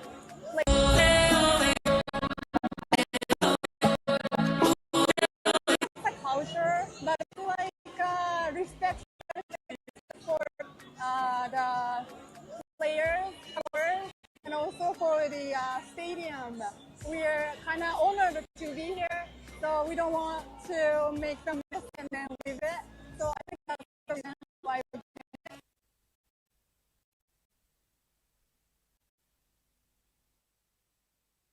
It's beautiful. Here the respondent say it was about respect for the stadium, the inanimate object to visit the stadium, and respect for everyone in the stadium. And then she used that magic word, honor. She said it's all about honor. It's beautiful. On a light note, someone's going to be telling you in a short while that it's all about Dragon Balls, magical orbs to summon dragons and all. Hey, that's on a light note. I'm going to take you there. But this is how netizens are responding to what the Japanese did yesterday. Jason Bedborough says Japan doesn't clean stadiums because FIFA asked them to. They're clean because their culture teaches that the space you occupy is not yours alone. It belongs to everyone who comes after you. That's not a football habit. That's a philosophy most countries haven't figured out yet. So when you're in a restroom, use it and let it be cleaner than the way you made it. Now that I'm talking, I'm hearing my HOP's voice in my ear. But basically, that's the tradition in Japan. Mr. Airtime says it's not just about football, it's all about life. Mr. Airtime says Japanese fans are the best in the world. Good hygiene, with pictures of so many fans picking up used objects and properly recycling them to ensure that there is proper recycling, basically. That's the one I was telling you about. This is Steve Silk, who says, come for me. They're searching for Dragon Balls. Now, if you're one of those that watch Asian movies or Asian series, you will know what Steve Silk is talking about. But there is more, though. This is positive side of X. Aha, good to know that there is a positive side of X. Positive side of X says, in Japan, the fans wait for the red light to gather and celebrate in the streets of Shibuya. And when it turns green again, they scatter so the cars can pass. Now, this is celebration mode. So they are celebrating the win, or they are celebrating whatever they're celebrating, and they're ensuring that there is free flow of traffic and that there is no disobedience whatsoever. It's beautiful. Positive side of X put up a video for you to have a feel of what he's saying. Take a look.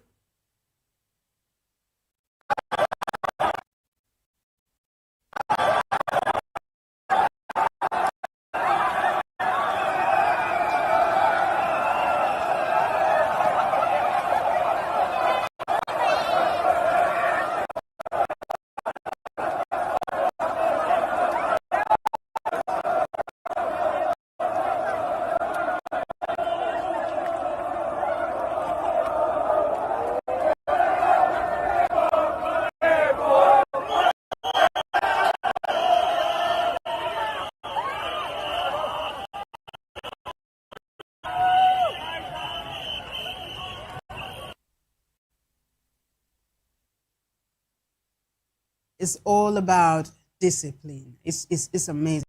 In fact, someone's going to be referring to Nigeria in a short while.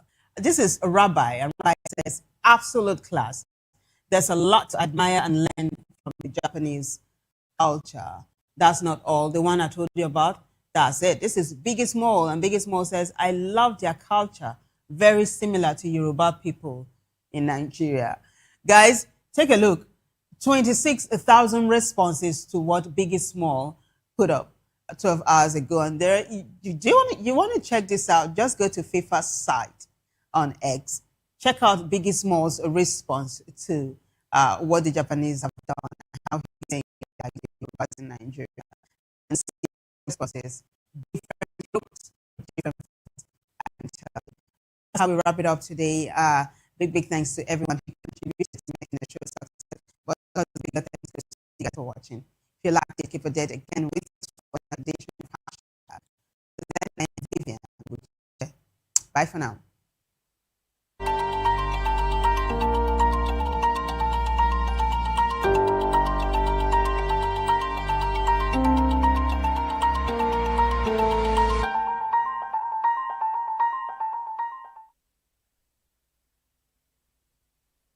From the views on the street,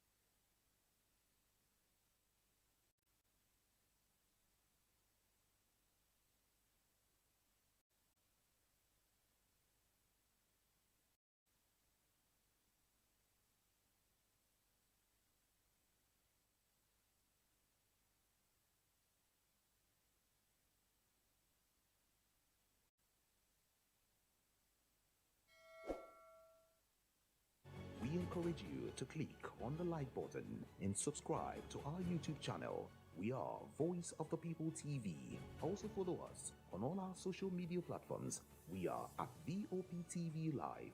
Visit our website www.vop.ng for fresh and trending news. Also live on channel 264 TV, Voice of the People Television.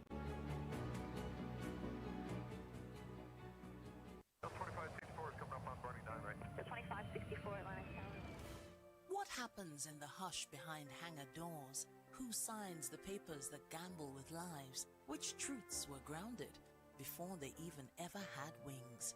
If you've ever buckled a seatbelt at 30,000 feet, if you've ever stared out of that tiny window and wondered who's really in control of the skies, it isn't just flight, it's power, it's politics, it's pressure sealed in steel.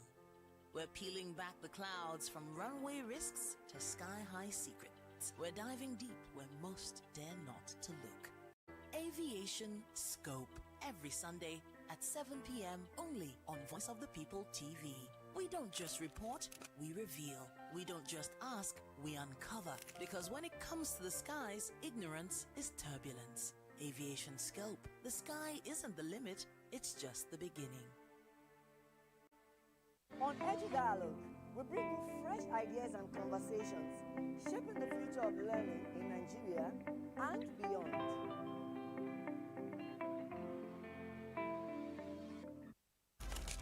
In a world where power shifts with every headline. In a nation full of questions. In a world filled with noise, the truth needs a voice. The policies that shapes our world and the economy that determines our future. Every hour, every day, the grapevine keeps buzzing. And together, we are committed to telling the stories that shape our world because your voice is our Forget, our voice is the most. Let us come together and share our concerns.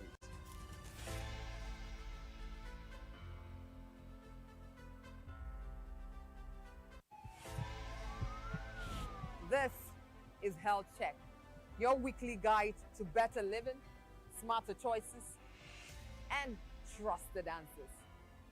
From everyday wellness to urgent health issues, we've got you covered.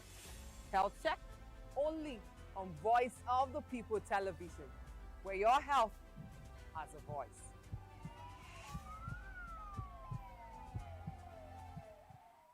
Welcome to the locker room, the home of football talk that matters. I am Jerry Ampelhon.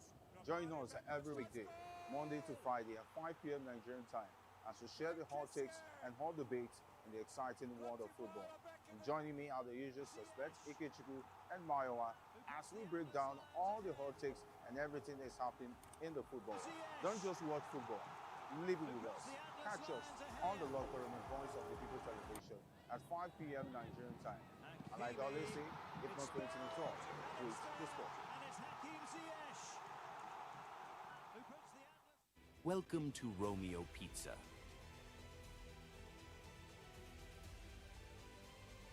Sink your teeth into our freshly baked pizzas.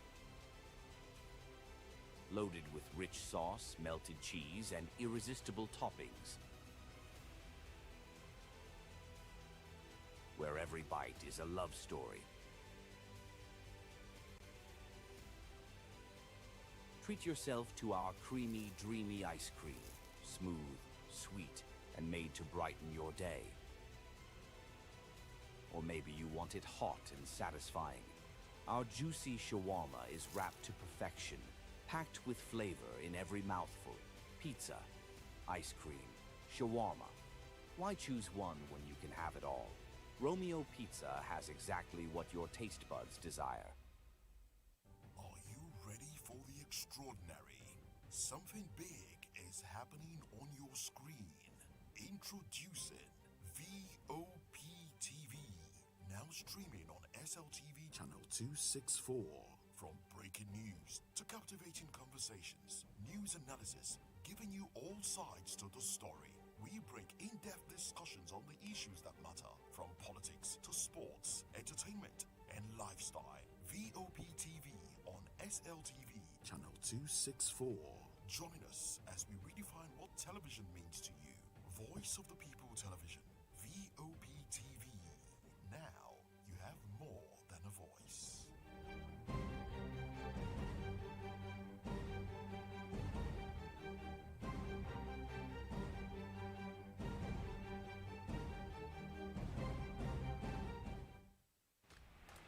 Yes, obviously everybody knows the game is beautiful and that's why I love sports. My name is Kizzy K. You're welcome to my republic. But remember, there can never be a transfer without a window. Just like there can never be a deep thinking without a Pep Guardiola in football.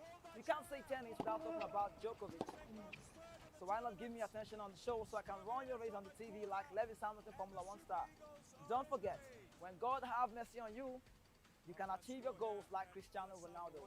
I am a proud Nigerian, and right here, we talk NFF. For every sports update, commentaries, live interviews on the game, we got you on this, because right here at Voice of the People TV, the Sports Public Show has got everything just for you to be part of it. I love the beautiful game, and that's why Kizzy K loves sports. In a world where truth is the ultimate power and opinions scream the loudest, it's time to wade through the noise. Hunger no get drive. Hunger no get religion.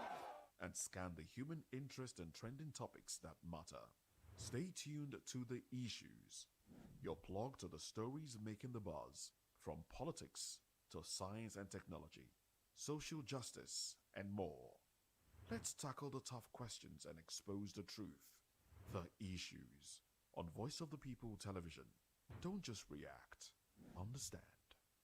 The red carpets, awards, the razzmatazz, music, fashion, interviews, and more. Spotlight on Voice of the People Television. Let's feed you with all the juicy stories in the global entertainment space, bringing you the glitz and glamour as it is hot. Stay tuned to Spotlight, 1 p.m. Monday to Friday. Spotlight on VOP TV. Entertainment like never before.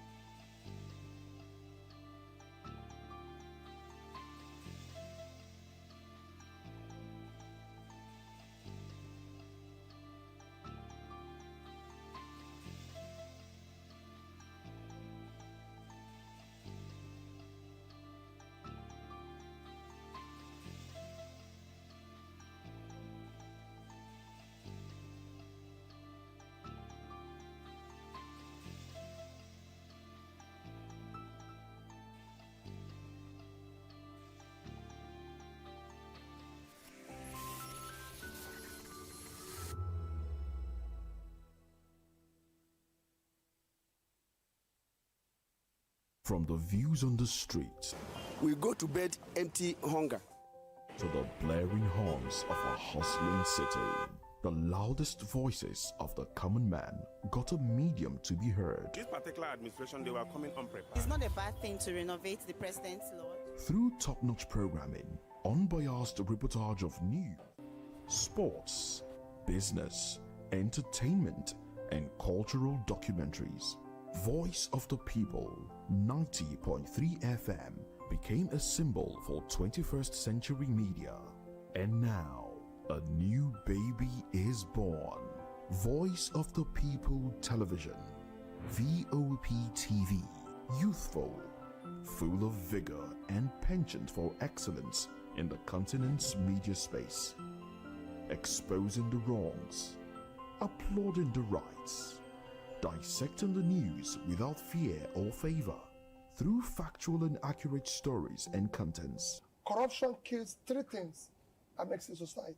representing the interests of the people and giving them a voice. Voice of the People TV is here to stay towards building a fair society.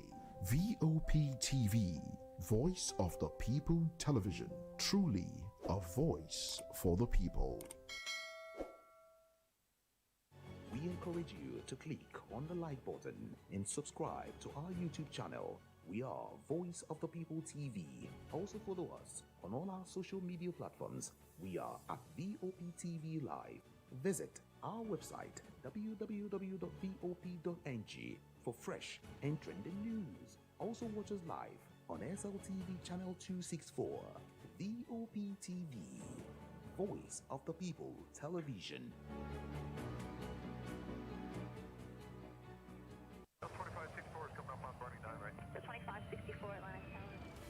What happens in the hush behind hangar doors? Who signs the papers that gamble with lives? Which truths were grounded before they even ever had wings?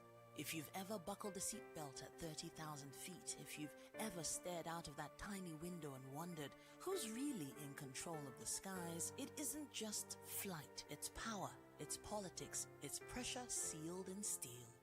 We're peeling back the clouds from runway risks to sky-high secrets. We're diving deep where most dare not to look. Aviation Scope, every Sunday at 7 p.m. only on Voice of the People TV. We don't just report, we reveal. We don't just ask, we uncover. Because when it comes to the skies, ignorance is turbulence. Aviation Scope, the sky isn't the limit, it's just the beginning. On Edu Dialogue, we bring you fresh ideas and conversations, shaping the future of learning in Nigeria and beyond.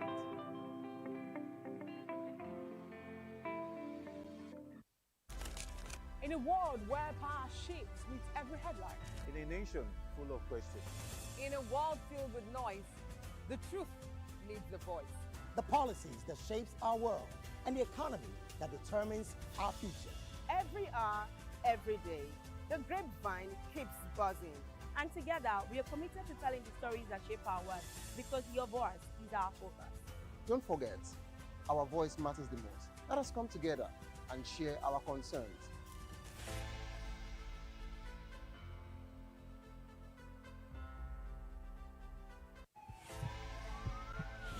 This is Health Check, your weekly guide to better living, smarter choices, and trusted answers.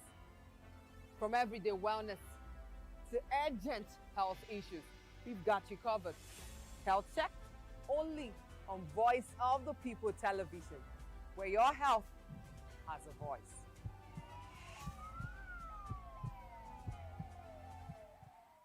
welcome to the locker room, the home of football talk that matters. I am Jerry Arpillon. Join us every weekday, Monday to Friday at 5 p.m. Nigerian time, as we share the hot takes and hot debates in the exciting world of football. And joining me are the usual suspects, Ikechukwu and Mayowa, as we break down all the hot takes and everything that's happening in the football. Don't just watch football, live it with us. Catch us on the locker room and Voice of the People Television at 5 p.m. Nigerian time. And like I always say, if not playing in the talk, please, this sport. Welcome to Romeo Pizza.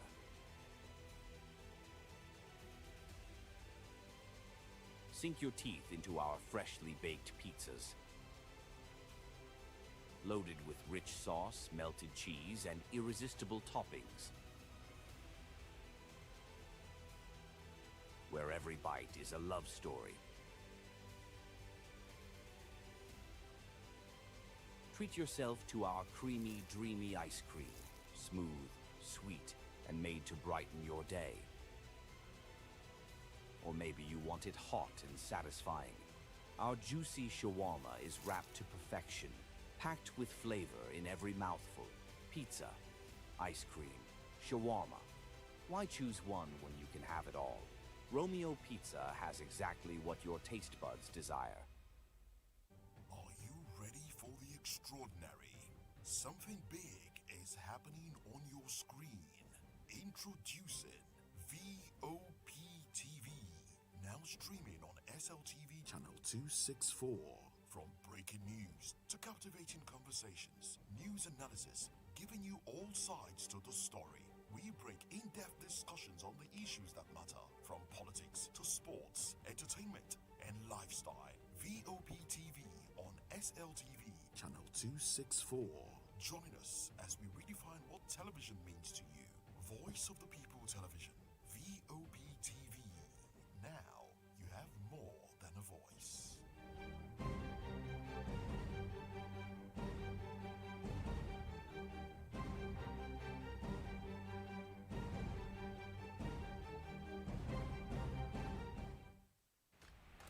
Yes, obviously everybody knows the game is beautiful and that's why I love sports. My name is Kizzy K. You're welcome to my republic. But remember, there can never be a transfer without a window. Just like there can never be a deep thinking without a Pep Guardiola in football.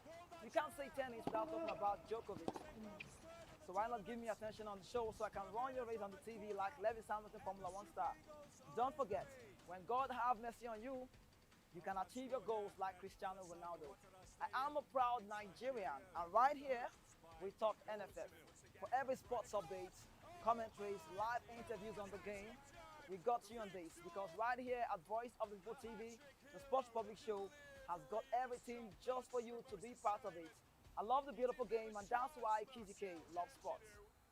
In a world where truth is the ultimate power and opinions scream the loudest, it's time to wade through the noise. Hunger no get tribe. Hunger no get religion. And scan the human interest and trending topics that matter. Stay tuned to The Issues, your plug to the stories making the buzz, from politics to science and technology, social justice, and more. Let's tackle the tough questions and expose the truth. The Issues on Voice of the People Television.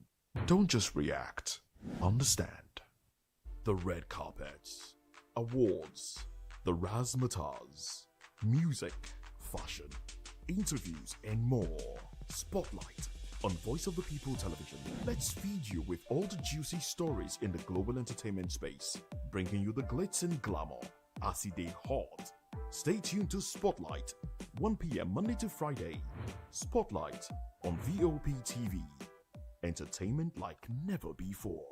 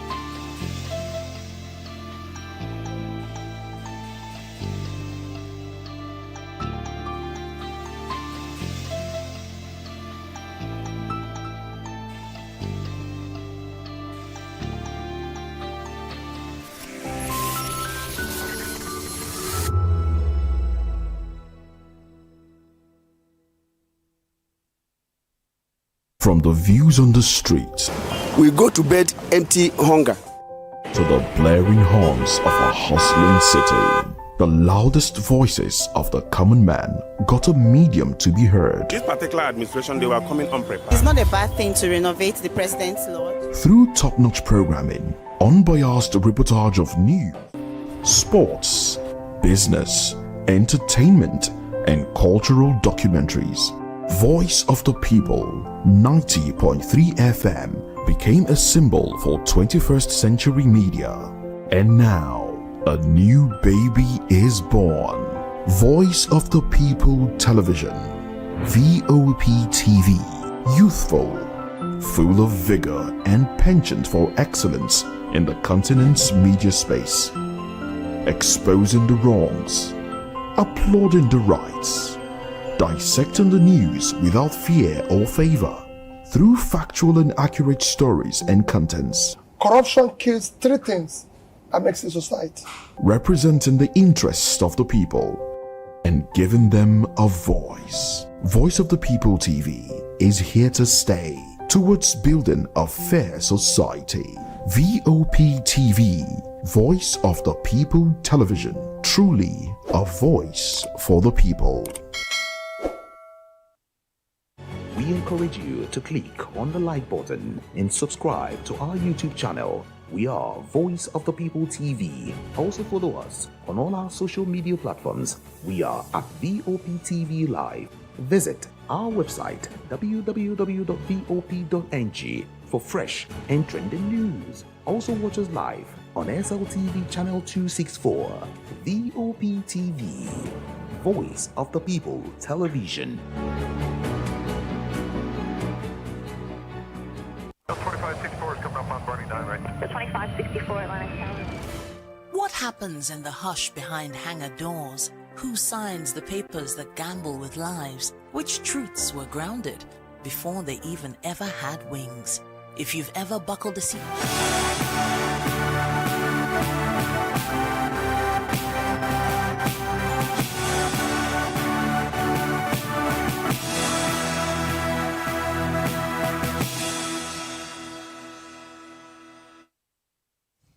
Well, hello and welcome to News Hour on VOP TV.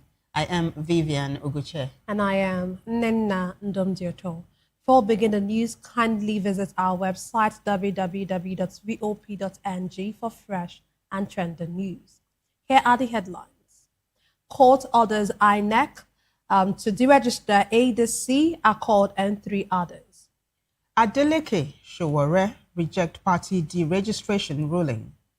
Court adjourns El Rufai's trial to June 24. Kano NDC candidate picks Kwankwaso's son as a running mate. Refs move to review defense laws. Troops free widow of late Major General Rabi. On the foreign scene, Trump says agreement signed and details due soon. While in business news, Nigeria's inflation rate rises to 15.93%. In sport, debutant Cape Verde stands Spain in goalless draw. Well, in the world of entertainment, Minister laments losses for South African artists.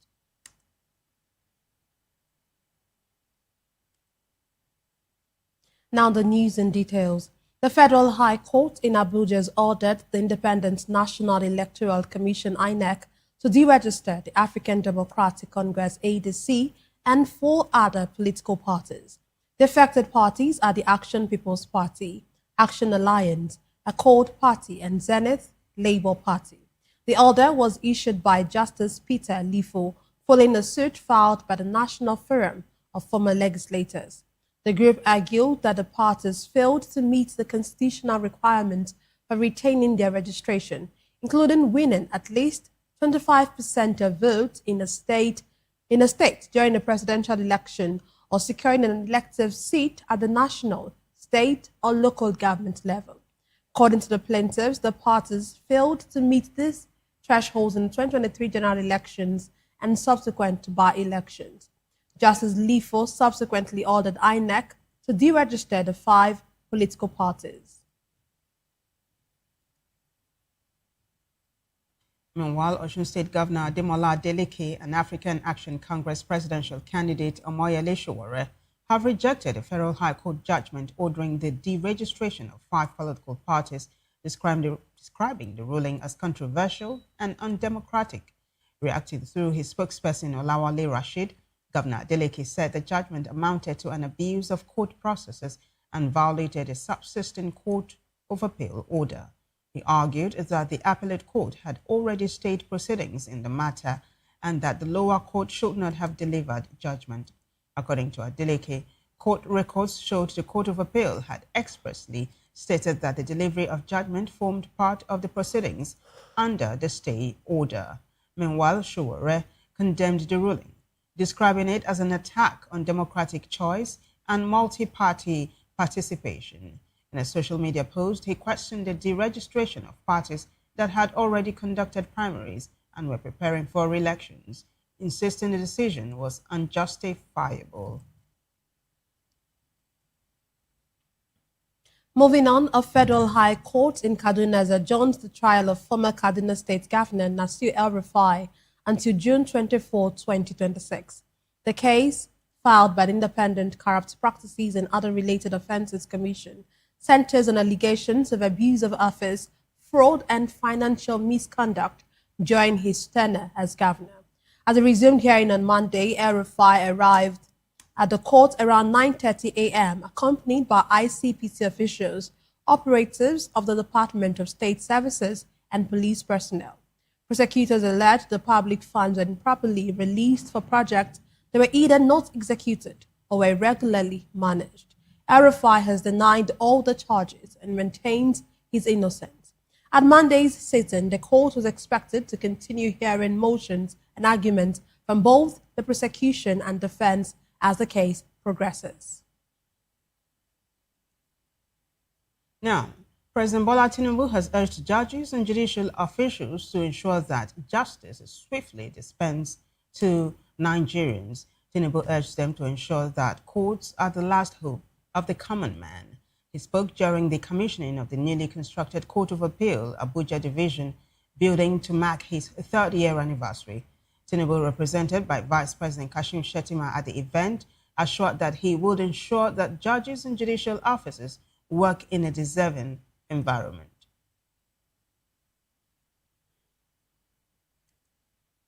Let's now move on to politics. The governorship candidate of the Nigeria Democratic Congress in Kano State, Aminu Gwazo, has picked Mustapha Kwankwaso as his running mate for the 2027 governorship election.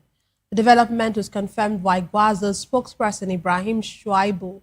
Shuaibu said the decision followed consultations with party stakeholders and was aimed at strengthening the party's chances ahead of the 2027 general elections. He described Mustapha Kwankwaso as a committed party member whose selection would help consolidate the party's support across the state. According to him, the choice reflects the party's commitment to unity, inclusiveness, and effective representation. Mustafa is the son of the national leader of the Kwankwasia movement and former Kano State Governor, Senator Rabiu Kwankwaso. His emergence is expected to boost the influence of the Kwankwasia movement within the NDC as preparations for the 2027 elections gather momentum. Gwazo, a former deputy governor of Kano State, emerged as the party's governorship candidate following consultations among party leaders and stakeholders.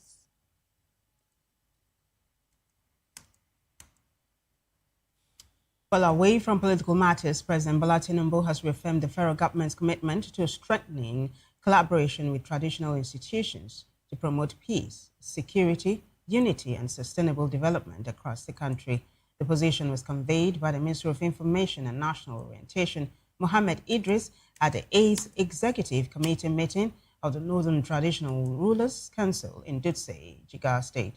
According to the minister, President Tinubu recognizes the role of traditional rulers in governance, peace building, and community mobilization, describing them as critical partners in national development. Idris also commended the Northern Traditional Rulers Council, led by the Sultan of Sokoto, Alhaji Muhammad Sa'ad Abubakar III, for its contributions to peace, security, and development in northern Nigeria. Speaking on the theme, Peace, Unity and Development of the North, the minister said peace and unity remain essential for progress and prosperity. Still on security, the House of Representatives has begun a two-day public hearing on a set of defense reform bills aimed at strengthening Nigeria's military institutions, improving welfare for serving personnel and veterans, and enhancing the armed forces' response to emerging security threats. The hearing, organized by the House Committee on Defense, the National Assembly Complex in Abuja, brought together lawmakers, senior military officers, security experts, academics, civil society groups, and veterans to review proposals that could reshape the country's defense architecture. Declaring the session open, Speaker of the House of Representatives, Tajuddin Abbas, said the bills reflect the 10th Assembly's commitment to strengthening national security through legal and institutional reforms. One of the key proposals is a bill to repeal the Armed Forces Act and replace it with a new Nigerian military force bill. Abbas urged stakeholders to contribute meaningfully to the legislative process. In his remarks, Chairman of the House Committee on Defense, Babajimi Benson, described the hearing as a critical stage in lawmaking, giving citizens and stakeholders a chance to influence national defense policy. Well, still on security, Christian elders from Borno and Adamawa states have called on the federal government to urgently deploy forest guards to Sambisa Forest to flush out terrorists and improve security in the northeast. The appeal was made in Abuja at the end of a 3-day fasting and prayer program organized by the Magi leaders seeking divine intervention and the release of abducted school children in parts of Borno and Oyo states. Spokesman of the Magi community in Abuja, Elder Gambo Kadir, said insecurity in affected communities is more widespread than reported, alleging that many attacks do not receive media attention. He also criticized the government's approach to tackling insurgency, claiming that terrorists are being rehabilitated instead of being decisively dealt with. The elders called for increased military presence in communities bordering Sambisa Forest, including Madagali, Askira Uba, Chibok, and Gwoza. They further urged the federal government to strengthen intelligence gathering and deploy modern technology to aid the rescue of abducted victims still in captivity. Troops of the Nigerian Army's 17th Brigade have rescued the widow of the late Major General Rabi Abubakar, who was abducted by bandits shortly before the retired officer died in captivity. Military sources say the operation took place in Tunga village, where troops engaged the armed kidnappers holding her hostage. The suspect reportedly opened fire and shot the victim before fleeing as soldiers closed in. The troops secured the area, rescued the woman, and provided emergency first aid at the scene. She was found with gunshot wounds and was bleeding heavily at the time of rescue. She has since been moved to a medical facility where she is receiving treatment. The rescue comes days after the burial of Major General Rabi Abubakar, whose death in captivity has sparked renewed concerns over insecurity in parts of the country. Well, in another development, the Nigerian Army says troops of Sector 2 Operation Fasanyama, operating in Kebbi State, have recovered high-caliber weapons and explosive devices from fleeing Lakurawa terrorists during a sustained offensive in the northwest. The acting Deputy Director of Army Public Relations, 8th Division, Nigerian Army, and spokesperson for the operation, Lieutenant Colonel Olaniyi Ashoba, confirmed this in a statement. He said the operation took place around Dogon Dali General Area in Dande local government area, where troops engaged members of the Lakurawa terrorist group and overpowered them with superior firepower, forcing them to flee. Following the encounter, troops pursued the terrorists along their withdrawal routes, leading to the recovery of a cache of arms, explosives, and logistics equipment abandoned during the retreat. Lieutenant Colonel Ashoba added that the troops returned from the operation without casualties. The Deputy Inspector General of Police in charge of the North Central Geopolitical Zone, Iyaiko Mohammed, says efforts are underway to ensure safer schools across the region, urging parents and guardians not to withdraw their children from education despite ongoing security concerns. He gave the assurance in Lafia, Nasarawa State, during an inspection and assessment tour of the State Police Command, where he reviewed efforts to curb insecurity. The visit comes amid recent school abductions and rising concerns over kidnapping and banditry, which have disrupted schooling in parts of the country. According to him, the Inspector General of Police, Olatunji Disu, has ordered the deployment of additional personnel across North Central states to strengthen security around schools and protect residents. Well, joining us virtually to analyze this story is stories, I should say, is Chijioke Oji. Chijioke is a public affairs analyst, and Chijioke, it's always a pleasure to have you join us. Welcome.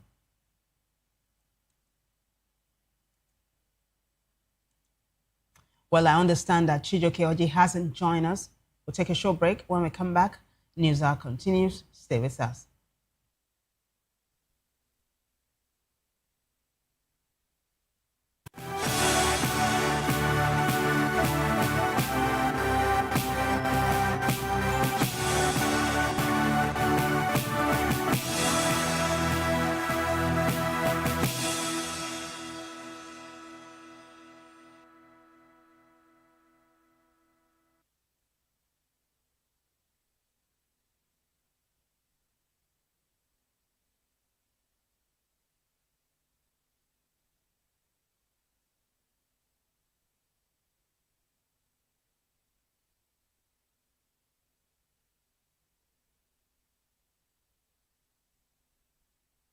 On Edu Dialogue, we bring you fresh ideas and conversations shaping the future of learning in Nigeria and beyond.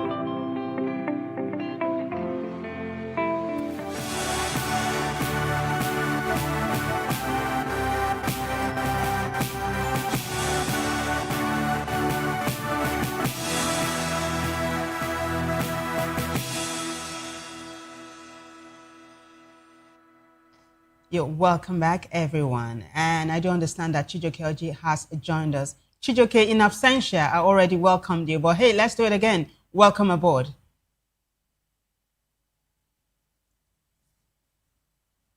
Chijioke, can you hear me?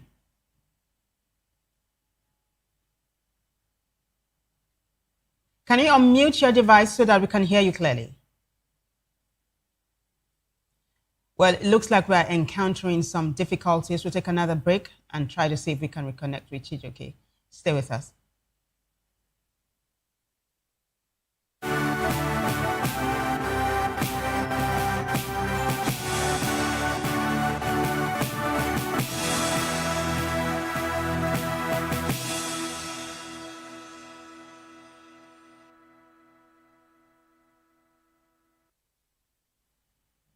Welcome back. I do understand that we can hear Chijioke loud and clear. Let's try and see. Chijioke, can you hear me?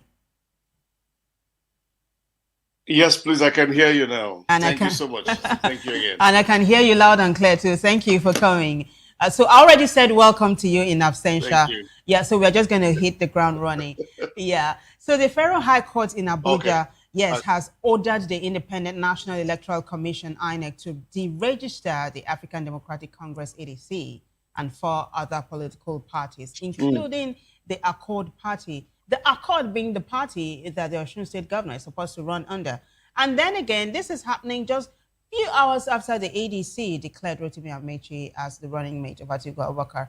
What do you make of this development? ADC out. Well, I think this is creating anarchy at the states. Continue to use the word that INEC is partisan in this whole game. But what is seemingly going to create now is not just a division, but a real fracture in terms of trust. You see, for an institution that is already battered with so much of trust deficit, one would expect that Professor Mopito would have used this as an opportunity to, first of all, winning the hearts of Nigerians to believe in the fact that the election can be possibly done free and fair.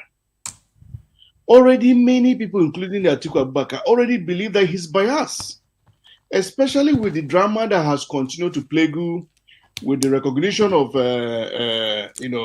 former Speaker, former Senate President David Mark and his executive teams, which led to the dragging here and there, and at the end of the day, reconciliations that has come up with the court. Finally, the upper court giving a newer understanding. Our people must understand that at a point where everywhere seems to be on fire, that the worst you can do is to continue to add fuel to the same already raging fire, which will not be to anybody's benefits, especially at the core issues with institutions today in Nigeria. If you fail to address the needs of the Nigerian people, especially in the opportunity to choose who they want come 2027 at the ballot, then what we have done is not only to set the nation ablaze, but to ensure that there is no point or anything that can unite Nigerians together, especially under the democratic dispensation. Because we have agreed as a nation that under the democratic dispensation, people will be elected and chosen through the ballot box. So why are we now changing the post? In fact, as a matter of fact, I would have, if I had the ear of the president, tell him that this is the worst mistake that the judiciary can make, because since it is being perceived that the judiciary takes a nod from the president or some persons at the corridors of power. What are you scared of? If we know that the good work of the president is selling him through come 2027, why should we or members of his team be scared to allow others a free chance? Besides, it has never been to a point today, as it is in Nigeria, that a sitting president has more than 91% of the entirety of the state structures, in his pocket. So what is the fear? If President Bola Ahmed Asuwaju believes that his good works, especially as he has rated himself on the independence, on the Democracy Day speech, then one would expect that, there's no cause for alarm. Why not allow these institutions have their say and flow? Because what this will mean is that would cause a bigger stir. Because for everybody who cares to know, the biggest fear in the election today that I believe Asuwaju Bola Ahmed has today is Atiku, because they know how much he's loved in the north. And the northern part of Nigeria have shown this organic love for their followers, that when they do, they are willing to die for that follower. And that alone should make the people at the villa very uncomfortable to understand that if you create anything that will discomfort their candidates, then you should expect the worst. And Nigeria today cannot afford to even have any further degradation of security because they cannot curtail it. The security agencies are already overwhelmed in all fronts. Is it the facilities to detain people that we have today? No, it has shot to the roof. I can tell you today that based on the records available, the correctional service we have today, which stands about over 51,000 people being housed at various inmates facilities, cannot afford to accommodate even 1,000 more. Already these facilities were built not to accommodate more than 38,000.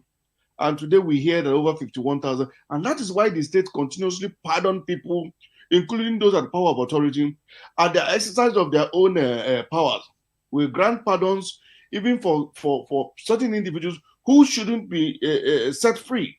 But they're doing this because they know that the overcrowding in the system will now allow, if there is a further breakdown of law and order, for people to be kept behind bars. I tell you, if President Bola Ahmed Tinubu allows this to take effect, then we have just created the room for anarchy come 2027. If Atiku is not on the ballot box, as many have called me this afternoon to tell me, there might be bigger war, and it will be an all-round war that will affect every sector of power control unit within Nigeria. So why should we, at this point in time, be tempted to drag this already very sensitive environment to this situation? I don't think it was a really calculated attempt. In most cases, the justice systems perceive the motion of the nation before it takes a stand. In this case, I do not think that these judges, I'm not right to condemn them, I do not think that they have weighed in the options. And besides, some of the excuses that have been put in there as the reasons are not so genuine at this point in time.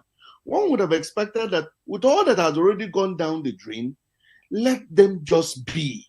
You have already battered and beaten them so much, allow them to focus for the little time they have to an election.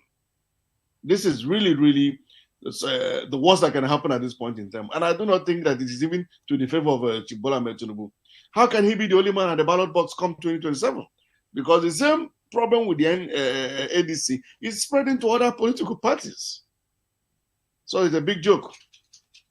Okay, it's good that you mentioned Atiku, and looking at Atiku is the only northerner in amongst the frontliners when it comes to 2027 elections. And like you rightly mentioned, you already said that if he's not on the ballot, he might not portend well for the nation. But looking at this, we have a very short time for all of these electoral processes to be rounded off. What do you think? What's the way forward for someone like Atiku? And of course, also Osun State Governor Ademola Adeleke. Do you really think that they should move to the next, court of, the next court or something? What do you think should actually be the way forward, especially when seeing that there's very short time for them to do what they need to do?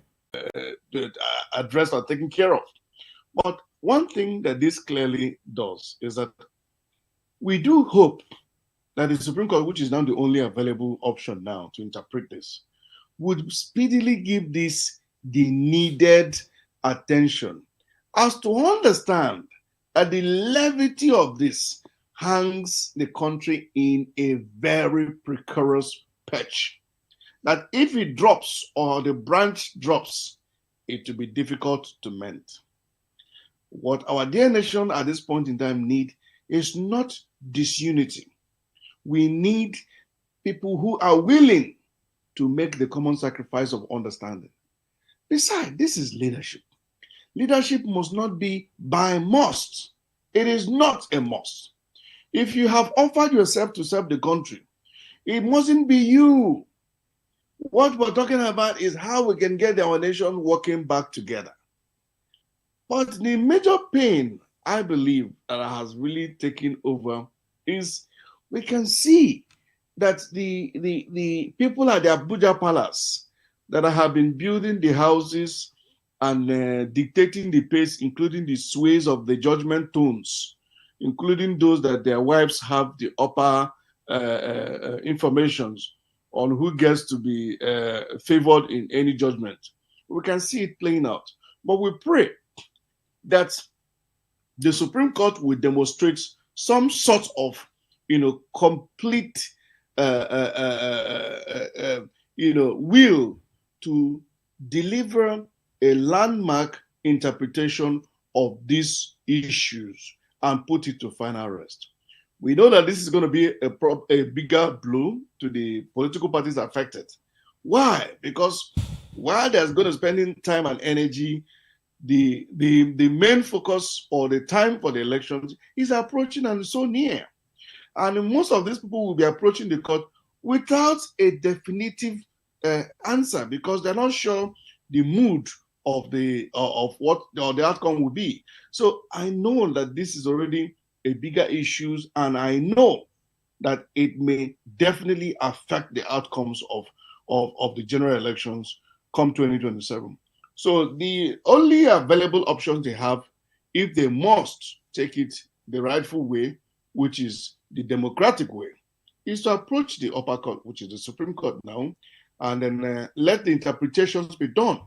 But we hope that time would allow for deliberation, would also allow for speedy judgments, because they need to get back on track. And it is also healthy for the APC to understand that it will not be a loner race. Otherwise, there's no need for us to waste the money that has so been budgeted for this election if President Bola Ahmed Tinubu is going to be the only person on the election day. That's my own concerns. And then at the state level, where Accord Party now is being affected, one would wonder, what has Accord Party got to do with all of this centerpiece? Accord Party before now has existed and has continued to produce candidates at different elections in the past. Why suddenly now, where it is said to be a key state in the eye of the storm, where it is seemingly that the president really wants to take back the state? Well, one good thing that teaches people lessons, that history always has lessons in disguise. While the focus may be shifting to Osun State, they should not forget that the main eyeball is in the general election come 2027. So if this whole level of setting everywhere on fire would bring the justification and the peace that APC needs, he better watch his back, because Nigerians too are watching. And it will get to a point where the revolt will be from even the party itself. Because what this would really mean is that a lot of people who will be dissatisfied with the current chain of activities will be forced to either take up anti-party activities that will not be in the interest of the generality of the APC. So I think Bola Ahmed Tinubu need to call the house in order, and especially with this today's judgment, which I believe is creating one of the biggest issues so far in the drum up of the election. All right, Chijoke, you took the words right out of my mouth, because I was going to ask you to react to Adeleke's plight, because the Osun State Governor, Demola Adeleke, as well as Omoyele Sowore, both of them have strongly condemned and rejected the judgment. But you already talked about it. But this is my question to you. What do you think is going to be it for Adeleke? Is he going to end up being a one-term governor like Sim Fubara of Rivers State? What do you think he should do? Do you see him decamping to another party within this very short time frame that he has? If I were him, I wouldn't. I would rather stick to this, because already so much has been done, and that's one. But this is to his advantage. Whenever things like this happen, what it creates is empathy from the people. And the people see there's a deliberate attempt to ensure that this man doesn't come back. For that same reason, it creates a rebellious support for him. And once the people can, because of this situation, back Adeleke, then it's a sure bet. The people will be the ones that will come out to vote. They will also be the one to ensure that they defend the votes. So there is no way Abuja will send 500,000 people from Abuja to come and vote. It's not possible. But the thing is, he is riding currently on the empathy of the people of Osun State. So if truly he wants to win the election, the fact that the table has been created to be shaky now, yes, would also give him, along with other party members that have been affected in this, the nod to go and approach the upper court of the house, which is the resting house. And I believe the Supreme Court in most cases would always look at the mood, especially when it comes to the nation and national interests. Nobody will want to set his house on fire. And that is why even at the elders' time, there's what we call looking at things with an elderly eye. And which is why when you look at things with an elderly eye, your comments and judgment will be based on the mood of what is on ground.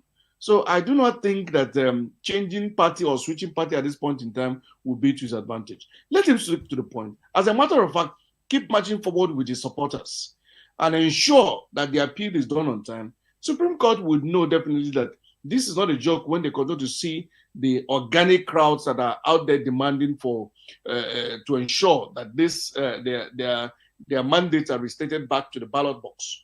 And of course, at the end, he would dance, he would costume and sing. He's a dancer, so I see him already dancing to the government house back. or retaining the dancing steps at the government house. So for him, I do not think he really has much of a problem. But if he is to jump the boat now into another, they will create a bigger issues because the parties that he may be jumping onto will definitely have the same divisions of saboteurs and those for him and those like we have in the National Assembly, the nays and the hays and the years. So rather than jumping the boat now, I would say focus your energy on what you already have, build on it strong, and ensure that if they refuse accord party, the people can decide as a protest not to vote in Osun State. And nobody can be declared automatically a governor in that state. So we haven't had any constitution that empowers the president or anybody to declare an individual elected without the participation of the people. That will be probably the first in the history of Nigeria if it ever happens. So I believe Nigerians today are getting wiser. In the midst of the hardship, is bringing out the senses in every Nigerian.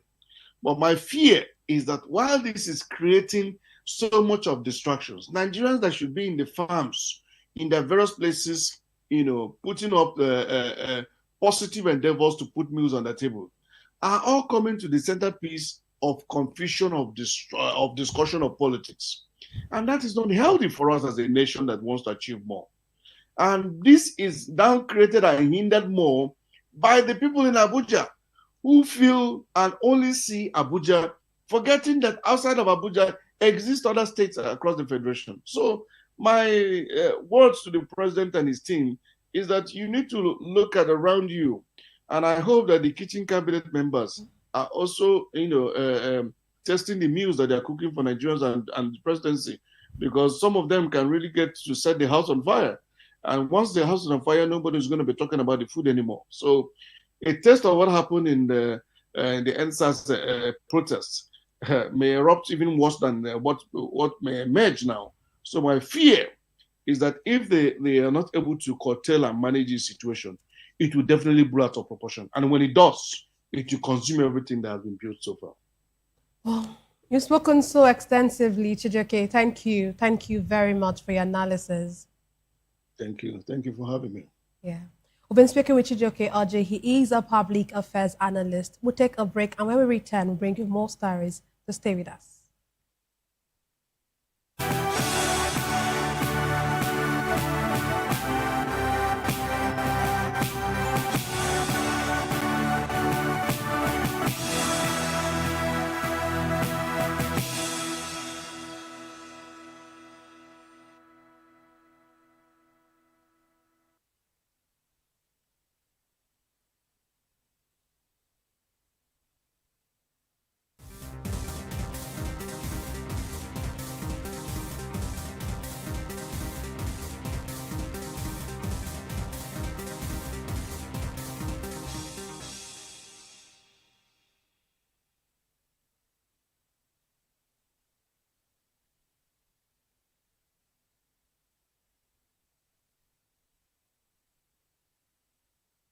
Welcome to Romeo Pizza.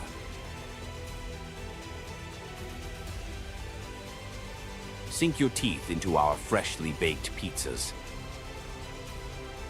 Loaded with rich sauce, melted cheese, and irresistible toppings. Where every bite is a love story. Treat yourself to our creamy, dreamy ice cream. Smooth, sweet, and made to brighten your day. Or maybe you want it hot and satisfying. Our juicy shawarma is wrapped to perfection, packed with flavor in every mouthful. Pizza, ice cream, shawarma. Why choose one when you can have it all? Romeo Pizza has exactly what your taste buds desire.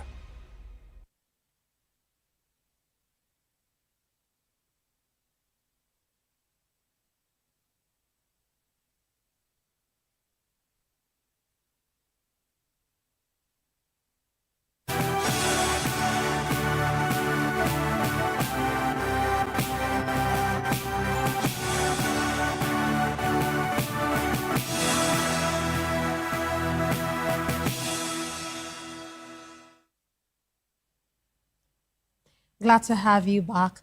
The Catholic Archdiocese of Lagos has announced a grand Thanksgiving celebration in honor of the Emeritus Archbishop of Lagos, Anthony Cardinal Olubunmi Okoje, as he marks 3 major milestones in his life and ministry.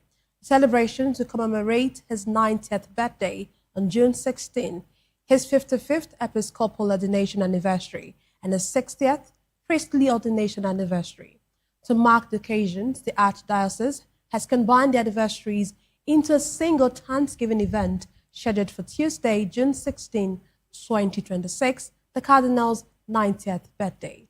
According to a statement made available to journalists, the celebration will begin with a solemn Thanksgiving Mass at 10 a.m. at Holy Cross Cathedral, Lagos.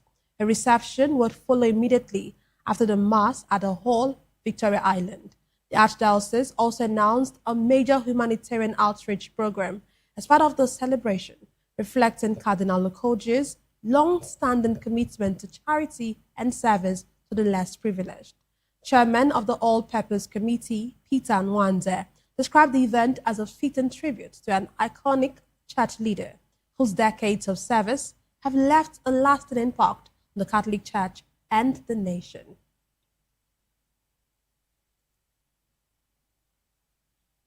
Well, on the foreign scene, Donald Trump says a deal to end the war with Iran has already been signed, with details to be released soon. A formal signing ceremony is expected in Switzerland on Friday. The U.S. president says shipping is resuming through the Strait of Hormuz, though reports say there is no major spike in traffic yet. Markets rose and oil prices fell on the news.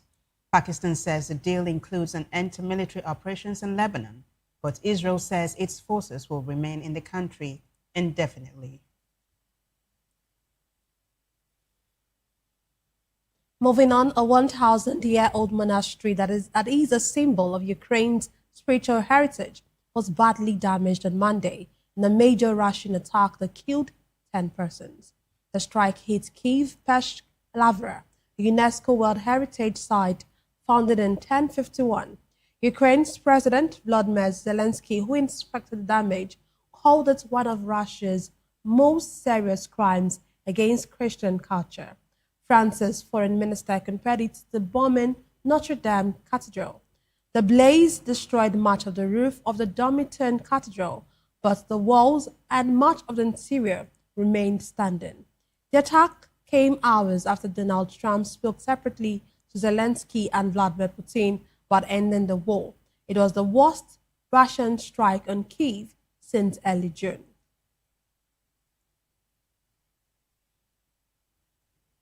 Well, in another development, Marius Holby, son of Norway's crown princess Mette-Marit, has been sentenced to 4 years in prison after being found guilty of 2 counts of rape. A court in Oslo cleared him of 2 other rape charges but convicted him on several other offenses.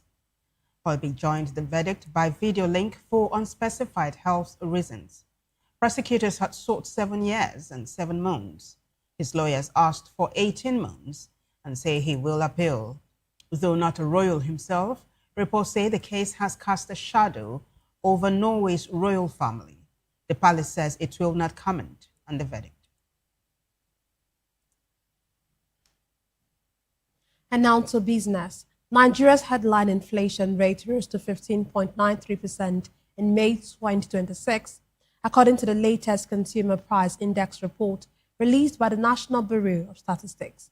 The figure increased from 15.69% recorded in April, marking the 3rd consecutive rise this year.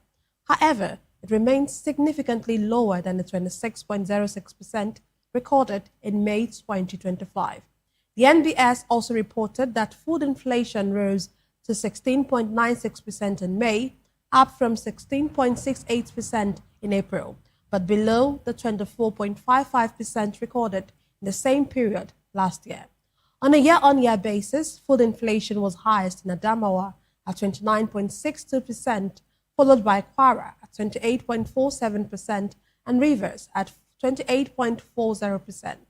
Borno, Taraba and Bayelsa states recorded the slowest increases at negative 6.53%, to intensify engagement with gas producers marketers, and other stakeholders to boost the importation of liquefied petroleum gas, also known as cooking gas, and ensure stable supply nationwide. The directive was disclosed in a statement by the Minister of State for Petroleum Resources, Gas, Iperikpe Epo. According to the statement signed by the minister's spokesman, Louis Iba, ECHO acknowledged concerns over the recent rise in cooking gas prices and reassured Nigerians of the government's commitment to ensuring adequate, reliable, and affordable gas supply for homes, industries, and power generation. The minister also stated that no producer is exporting LPG volumes designated for this domestic market, stressing that regulatory measures remain in place to prioritize local demand. ECHO attributed the recent increase in cooking gas prices to foreign exchange volatility, rising logistics costs, infrastructure constraints, and fluctuations in international LPG prices. He added that these market factors should not be viewed as a failure of government policy. And now to sports. European champions Spain were held to a shock 0-0 draw by World Cup debutant Cape Verde on Monday. 40-year-old Cape Verde goalkeeper Vozinha produced a brilliant performance, making 7 saves to frustrate the 2010 World Cup winners. Spain, one of the pre-tournament favorites, were widely expected to ease past their Group H opponents in Atlanta, who were instead forced to settle for a point in their opening match.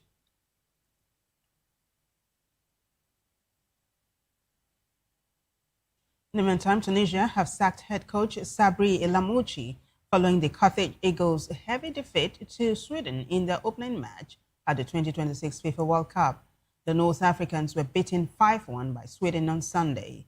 Former international Wabi Kazri, a member of the coaching staff, is expected to take charge on an interim basis for the remainder of the tournament. Tunisia will face Japan in their next match on 21 June. Lamouchi was appointed head coach in January 2026. Under his tenure, Tunisia drew a goalless draw with Canada in his first game before suffering defeats to Austria, Belgium, and Sweden. And now to entertainment. The South African government has acknowledged the growing economic fallout from xenophobia allegations, saying local artists and businesses are beginning to feel the impact across Africa.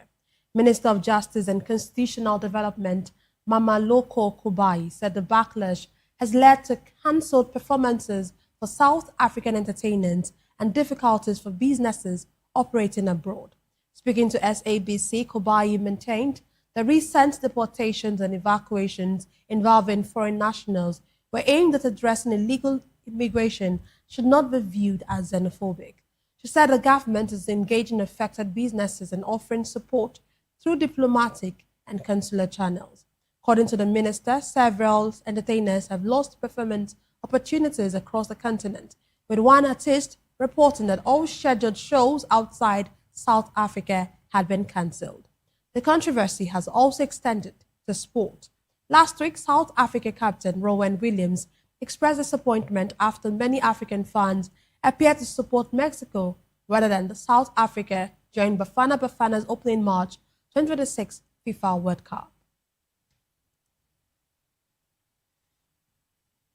For still entertainment news, South African jazz icon Abdullah Ibrahim, one of the country's most celebrated musicians and cultural ambassadors, has died at the age of 91. The legendary pianist and composer died in Germany after a short illness, his family confirmed. His death brings to a close a remarkable career spanning more than 7 decades, during which he became one of the most influential figures in global jazz. Renowned for blending jazz with South Africa's rich musical traditions, Ibrahim earned international acclaim while remaining deeply connected to the sounds and struggles of his homeland. His final public performance in South Africa was at the Cape Town International Jazz Festival in March, where audiences witnessed one last display of the artistry that helped shape the global jazz landscape. Born in 1934, Ibrahim rose to prominence during the apartheid era and became a leading voice in South African jazz. His compositions, including the iconic Manin bag, became symbols of resistance, hope, and resilience during some of the country's darkest years.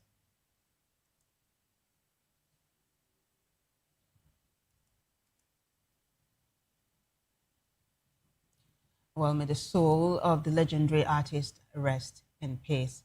And that wraps it up for us on News Hour. Thank you so much for watching. I am Vivian Uguche. And I am Nenna Ndumdioto. Bye for now.